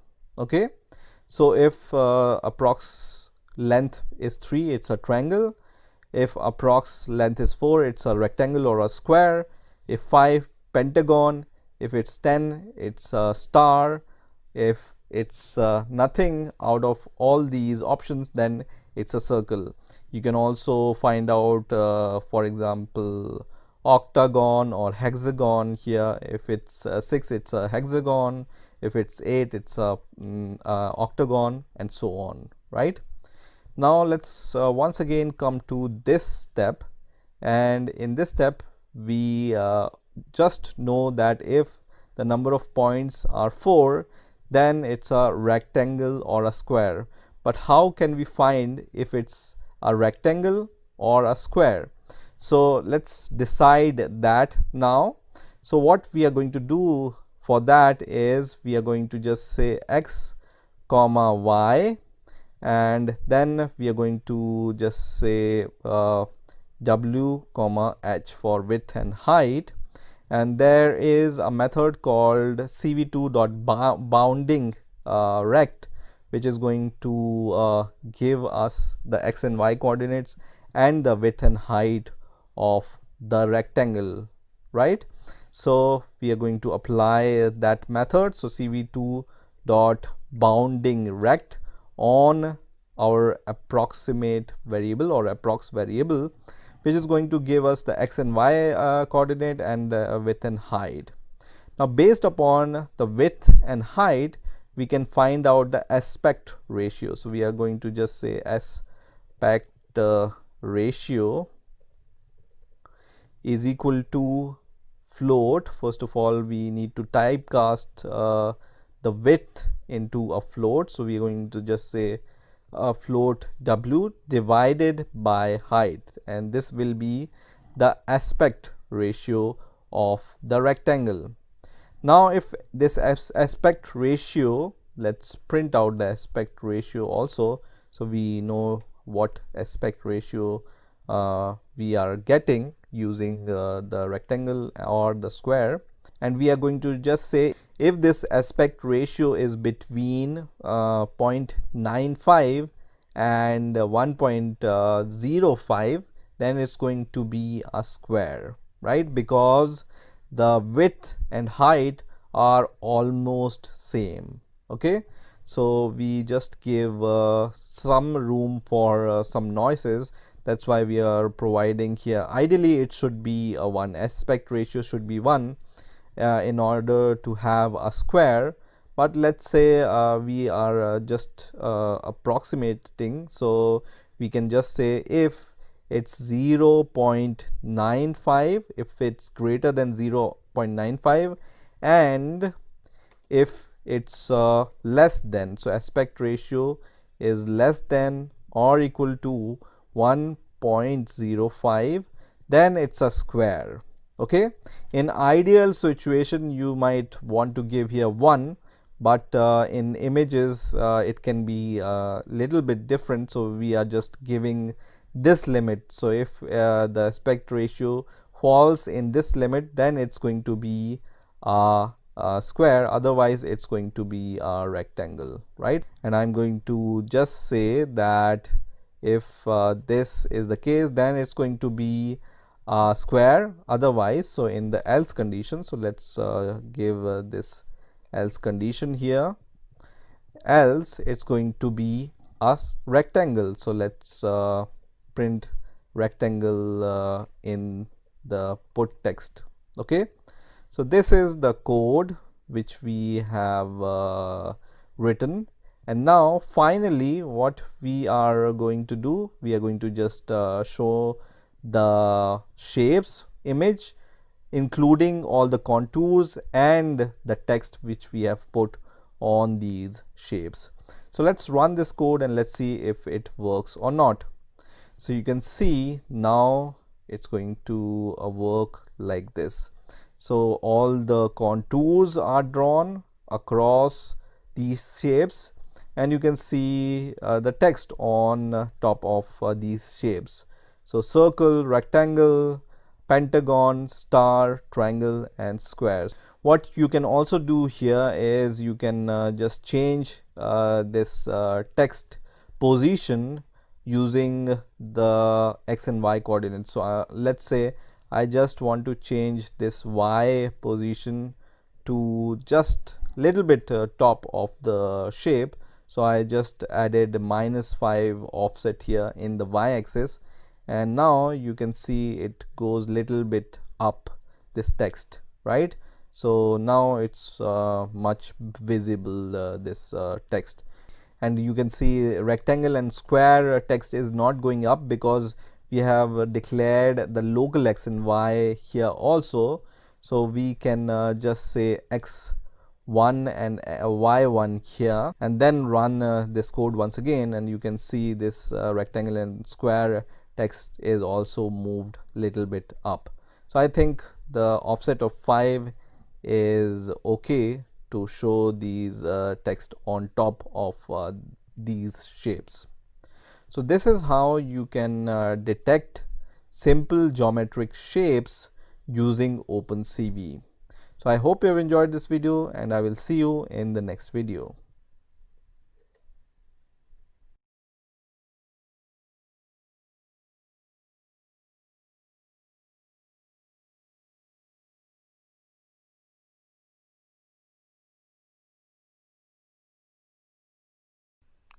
Hey guys, welcome to the next video on OpenCV tutorial for beginners using Python.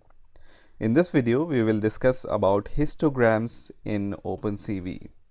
So what is a histogram? So you can consider histogram as a graph or a plot which gives you an overall idea about the intensity distribution of an image. So let me give you some examples, and then I will be able to explain you better how histogram works and why they are useful. So to start with, I have this example which is a very normal example. Here I'm creating 200 by 200 pixel image using NumPy zeros, which essentially mean that we are going to get a 200 by 200 pixel image of black pixels. So let me just start this example, and you can see this is the final result. So all the pixels here in this image are black, and the size is 200 by 200. Now let's say we want to calculate or find out the histogram of this image. So there are several ways of finding out histogram of an image. So let's see them one by one. So first of all, we are going to find out the histogram using the matplotlib because the plot using matplotlib you can draw easily. So let's use that first of all. So for that, what I'm going to do is I'm going to use PLT because I have already imported this matplotlib library as PLT. So PLT dot hist, there is a function called plt.hist which calculates the histogram of an image. And because it's just a grayscale image, or it's just a black image, so it's easier to find out the histogram. So what you can do here is the first argument here will be your image or your source. So I'm going to just say image dot ravel. Okay, so there is a method called ravel. The second argument here will be maximum number of pixel values. So I'm going to just say 256. The third argument here will be the range. So the range will vary from 0 to 256. Okay, so this is all you need to find out the histogram using the matplotlib, and you just need to show this plot in a matplotlib window. So you can just say plt.show. So that's it. So let's run this code and let's see what happens. So you see this plot using matplotlib and also our original image. So as we have created the image of 200 by 200 pixel of black pixels, so all the intensity of this graph you can see is 0. So you can see here 200 multiplied by 200 is equal to 40,000. So these are the number of pixels. So on the y-axis you will see total number of pixels, and here the intensity. So intensity starts from 0 to 256. So this graph is showing how many number of pixels inside an image which have this pixel values. So in our example, all the pixels inside this image have the pixel value 0. That's why this graph is like this. So all the 40,000 pixels inside the image have the pixel value 0. So you will get this type of histograms. So once again, the histogram is a graph or a plot which gives you the overall idea about the intensity distribution of an image. Now, histogram is just another way of understanding the image. By looking at the histogram of an image, you can get the intuition about the contrast, brightness, intensity, distribution, etc. Now let's improve this example which we have. So I'm going to just close this window, and let's say I want to add some white pixel also inside this image. So what I'm going to say is I'm going to just cv2 dot rectangle. So I'm going to just add the rectangle inside this image, and the source here will be the img variable. Then where I want to introduce this rectangle. So I want to introduce this rectangle at this point, which will be, let's say, which starts from 0 comma 100, and the second point here will be, let's say, 200 comma 200. Okay, so this will be 200, and the next value here will be the color. So let's say we want to add the white pixels, so this will be 255, which will be the maximum value, and then the next argument will be the thickness. So I'm going to just say -1, which will fill this rectangle inside this image. So when I run now this code, you will see this graph and this image. So you can see half of this image contains black pixels and half of this image contains the white pixels, and we already know that the size of this image is 200 by 200. That's why here in the graph you will see 20,000 pixels are black, which means that 20,000 pixels have the pixel value 0, and 20,000 pixels have the pixel value 255. That's why you see this here. So you can see, you can easily find out the pixel intensity of an image easily using histograms. Now next we are going to add some more pixels into this image, and this time what we are going to do is we are going to add the rectangle inside the same image. So let's say it goes from 0 comma 50 to 100 comma 100, and the color here we are going to provide the pixel value of 127, let's say. Okay, so which is the half of 0 and 255 approximately. So I'm going to run this example once again, and now you will see this kind of image. So you can see half of the pixels here are white. That means 20,000 pixels have the pixel value of 255. So you can see here. Now around 15,000 pixels here in the half of this image have the pixel value of 0. That's why you can see this line here, and we have added the rectangle of pixel value 127 also. So around, you can see around 5,000 pixels here have the pixel value of 127. So this is how the histogram is going to work. So let's use now the original image, so some kind of image instead of this black or white image.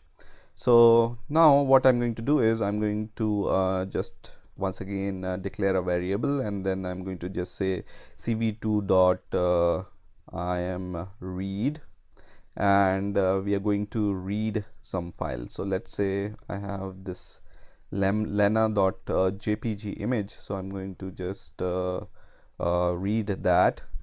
I hope the extension is correct, jpg, and we are going to read this image in the grayscale mode. So I'm going to just say 0 here, And now I'm going to run this example once again, and you can see this Lena image is loaded in the grayscale mode, and here is the histogram of this image. So these are all the pixel intensities inside this image. So you can see from this graph that most number of pixels contained inside this image have the pixel value around 150. Now you can also find out the pixel intensity of different colors. So till now we have been just using the grayscale mode or black or white pixels, but you can also use the same histogram for the BGR values also. So let's see how we can do that. So what we are going to do is, let me just remove this code, or I'm going to just leave it commented, and here I'm going to just say B comma G comma R, and there is a method we have already seen which is called cv dot split, which is going to split your image into BGR values. So we are going to just give the source, which is our image, and then if you want to show these BGR values, you can just show in the I'm show window. So BGR, and here also BG and R. And when you want to show the histogram of BGR values, then also you can use matplotlib.hist method. You just need to change this source from image to BGR. So B, G and R. Okay, so now what we are going to do is we are going to run our code, and let's see what happens. So it's giving me this error because I'm reading this image in the grayscale mode. So I'm going to remove this extra parameter from IAMRead, because we want to read this image in the color form, and then only we will be able to get the BGR channels, right? In the grayscale mode there are no BGR channels. So I'm going to run this script once again, and let's see what happens. So you can see this histogram of blue channels and green channels and the red channels, and these are the images which are loaded in these different channels. So this is the image which is loaded in the blue channel, and this is the green, and this is the red channel, and you can see the histogram of each channel differently using matplotlib. So let me just close all these windows. Now there is a method in CV2 also which is called calc_hist, which is going to give you the histogram of an image. So for that, what you can do is, I'm going to just comment all this code, because I just want to show how you can use the CV2 calc_hist method. Okay, so what you can do is you can use a method. So let's say hist and then cv dot calc_hist, and this method takes few arguments. So the first argument here will be the image. So it's the source which you give, but the only special thing is you just give this image in the square brackets. Okay, the second argument here is the channels. So it is the index of channels for which we calculate the histogram. So here in our case, because we are going to read the image in grayscale mode, we can just give the channel 0 here. So for one channel you can give 0 here, for different channel you can give 0, 1, 2 value. The next argument here is the image mask. So to find histogram of full image, it is given as none because our image is loaded in the grayscale mode, so we can give here none. The next value is the hist size. So this hist size is the representation of bin counts, and this is also given in the square bracket, so we are going to just say 256 here. The next argument is the range. So range will vary from 0 to 256, so minimum and the maximum range of the x-axis, you can say, so 256. And then we can just show this hist or histogram inside the plt, so plt.plot method, so dot plot, and then we can just give this histogram value here. Okay, so let's run this code and let's see what happens. So you can see you get the histogram of this image using the OpenCV calc hist method. And what are the uses of the histogram? So a histogram can tell you whether or not your image has been properly exposed.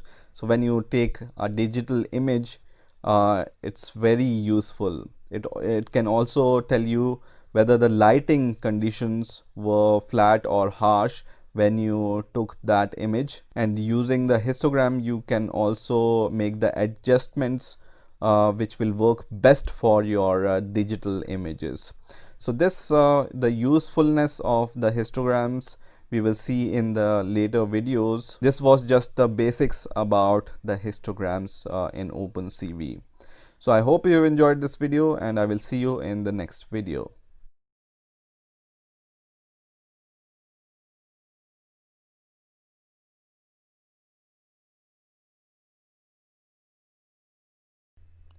Hey guys, welcome to the next video on OpenCV tutorial for beginners using Python. In this video, we will discuss about template matching in OpenCV. So first of all, what is template matching? So template matching is a method of searching and finding the location of a template image inside a larger image. In OpenCV, there is a method called match template for achieving this purpose. So let's get started and let's see an example about it.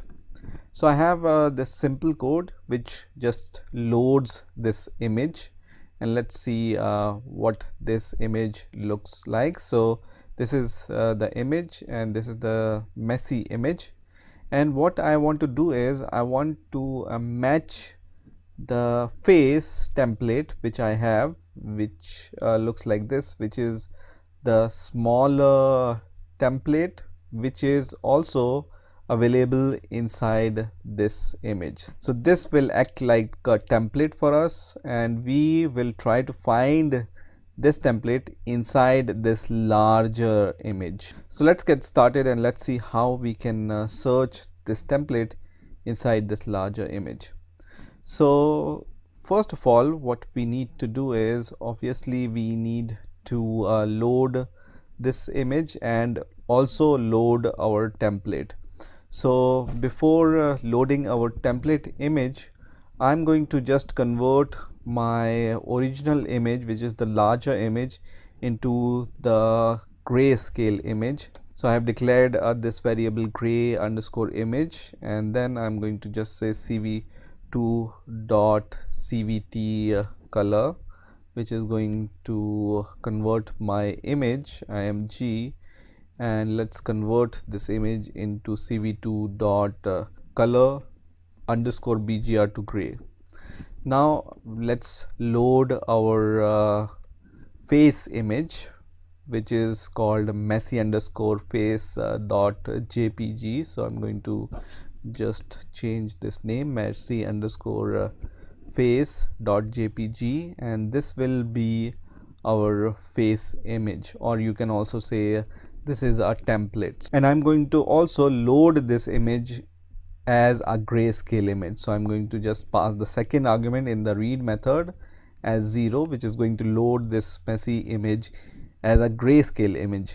Now in the next line we will simply use this method which is called match template, and we are going to save it into some variables. So we can just say res is equal to cv2 dot match template, which is this method which takes few argument. First is our image, so I'm going to pass our grayscale image here. The second argument here will be the template which we are trying to search inside this image. So this will be our template. The third is the method.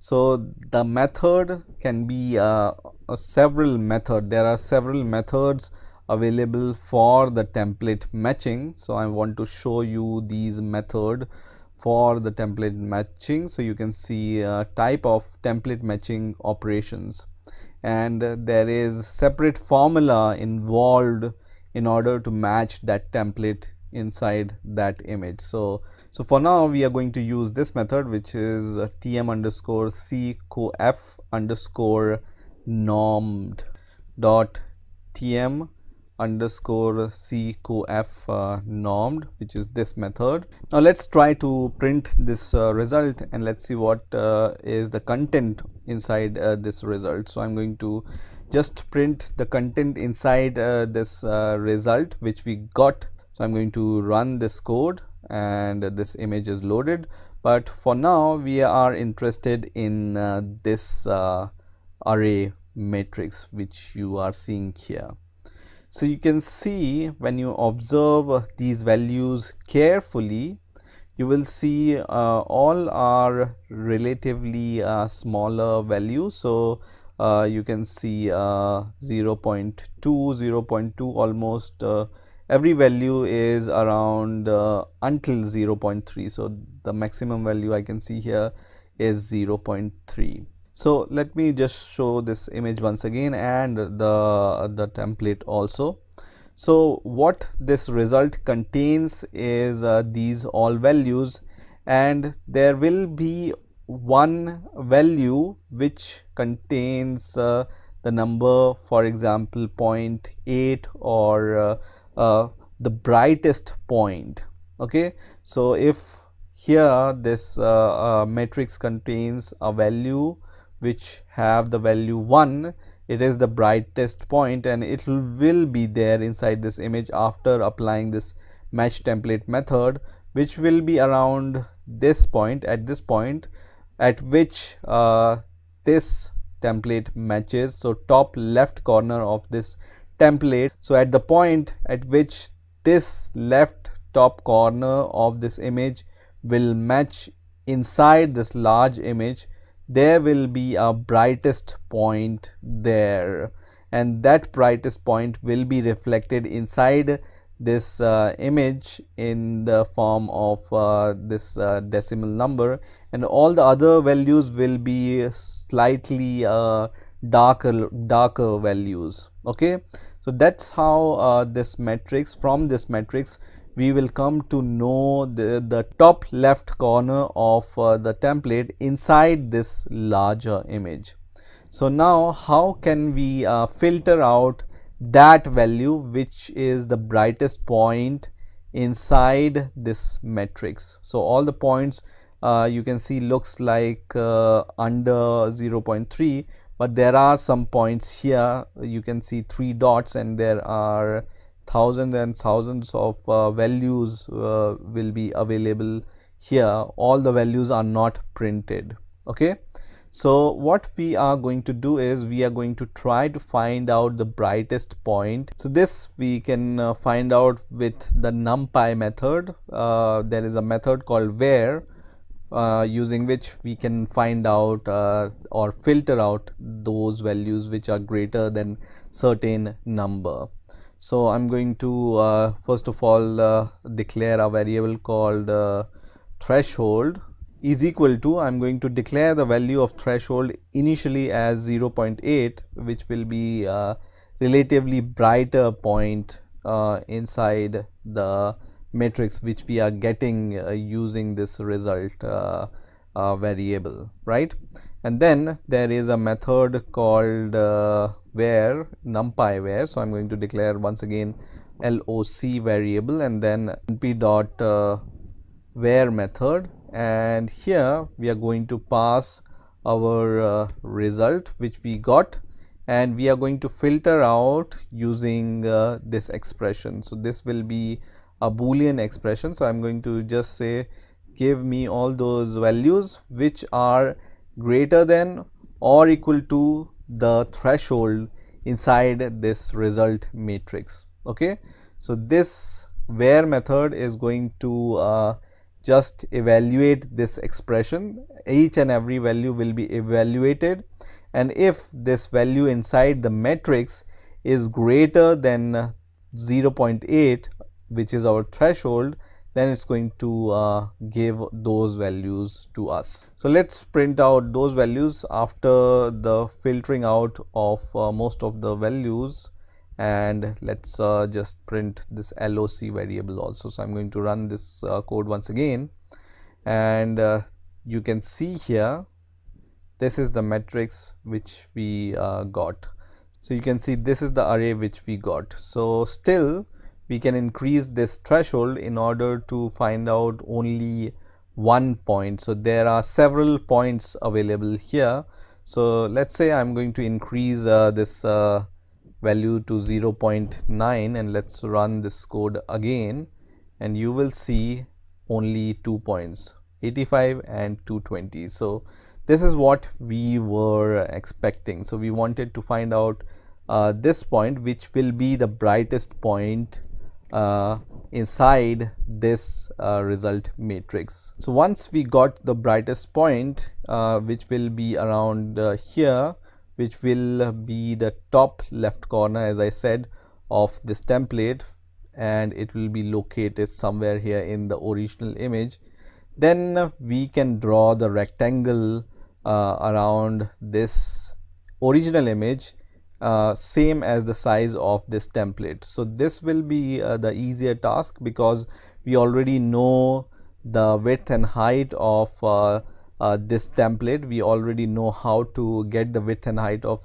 this template, and same size rectangle we just want to draw on this original image. So let's see how we can do this. So there is already a method, so I'm going to just declare two variables, width and height, and you already know the method. So template dot shape is going to give you the shape of your image, right? So I'm going to just say template dot shape, and then inside the square brackets we are going to just give 2 colons and -1. This means that we want to get the column and the rows value in the reverse order, so width and height. That's why I have given this -1 index here. Now in the next step, what we are going to do is we are going to just draw all the rectangles where the template is matched. So by seeing this template image and the original image, we know that there is only one messy face inside this image. But let's say there are several number of matched templates inside our original image. For that we need to iterate over the result which we got after applying the filter on the result. So for that we are going to just iterate over that result. In our case, as we know that there is only 1 point, so we don't even need to iterate over it. But if there are multiple number of matched templates, then this for loop will be handy. So for pt in your loc variable, so we are going to just say zip, which is going to iterate over this loc variable. So asterisk loc, and then we are going to find out the width and height here also. So we are just reversing the x-axis and y-axis, right? So we are going to just say colon colon -1 here, and then once again inside this for loop, so cv2 dot rectangle method, and the first argument here will be our original image because we want to draw the rectangle on the original image. The second argument will be the first point of the rectangle. So the first point will be this one pt, which we are getting using the LOC variable. So as you all know that the first point here will be the top left corner of the rectangle, and the second point here will be the bottom right corner. So how can we get the bottom right corner? We will get the bottom right corner using this pt variable, and then on the 0th index we are going to just add the width, comma, on the first index, so pt square bracket first, we are going to add the height. Okay, so essentially we have just found out the width and height of our template, and we are getting the second point using this addition on the first point, width and height. So it's going to give us this bottom right corner of this template or this point. So this is how we are getting our 2 points to draw the rectangle. Now the third and fourth variable will be simple, which are the color. So you can just say 0 comma 0 comma 255, which will be the green color, and the width, let's say 2 here. So we want to give the width 2 here. So let's run this code and let's see what happens. So I'm going to run this code, and you can see this red rectangle is drawn on the face of the messy, and you can here also see this rectangle will match our template image. So whatever image is inside this rectangle will be exactly same as our template. And once again you can see the result. Let me explain this code once again. So if this point, this threshold will be 0.08, let's say. In the case of 0.09 threshold, we are only getting two values, this 85 and 220, right? That's why we are seeing the clear rectangle here. When we are giving the threshold 0.8 here, let's see what happens. So I'm going to run this code once again. You can see there will be this rectangle, but it will be much thicker. Why it's much thicker? Because we are getting several number of values, 1 2 3 4 5 6 7 8 9. So we are getting the 9 points on the x-axis and the y-axis. So this for loop will iterate 9 times, and this rectangle will be drawn 9 times on the image, and that's why this rectangle is much thicker. Let's just change this value to 0.9 once again, and you will see this rectangle is you know, the single rectangle. That's why it's much thinner, right? Now when you give this value, let's say we give the value 0.3, so most of the point, as you can see here, have the value 0.3, and when we run this code, you will see so many rectangles here. So that's why this thresholding is essential for us to find out the brightest point or the value which have the maximum value, right? So that's why we were filtering out these points and finding out the values more than 0.9 threshold. And about the methods, so let's try different methods. So let's try to give different methods here. These two methods behave a little bit differently. So we can start with this TMCORR normed, and we can apply it here, and it's going to give us this kind of result. You can see we are getting several points here after filtering. So let's try to increase this value to 0.95, and let's rerun this code, and let's see what happens. So now you are getting 4 values. You can also filter that out, let's say 0.99. now let's see what happens. So now you are getting only 2 values. Okay, so you need to try to change this value to the maximum point. So try to change this value and you will get this kind of rectangle, only one rectangle. So every method is going to give you different result, and that's why you need to try all the result. Not all the result will give you the perfect rectangle or template matching, so you need to try different methods on your images. So this is how you can do template matching in OpenCV. I hope you've enjoyed this video, and I will see you in the next video.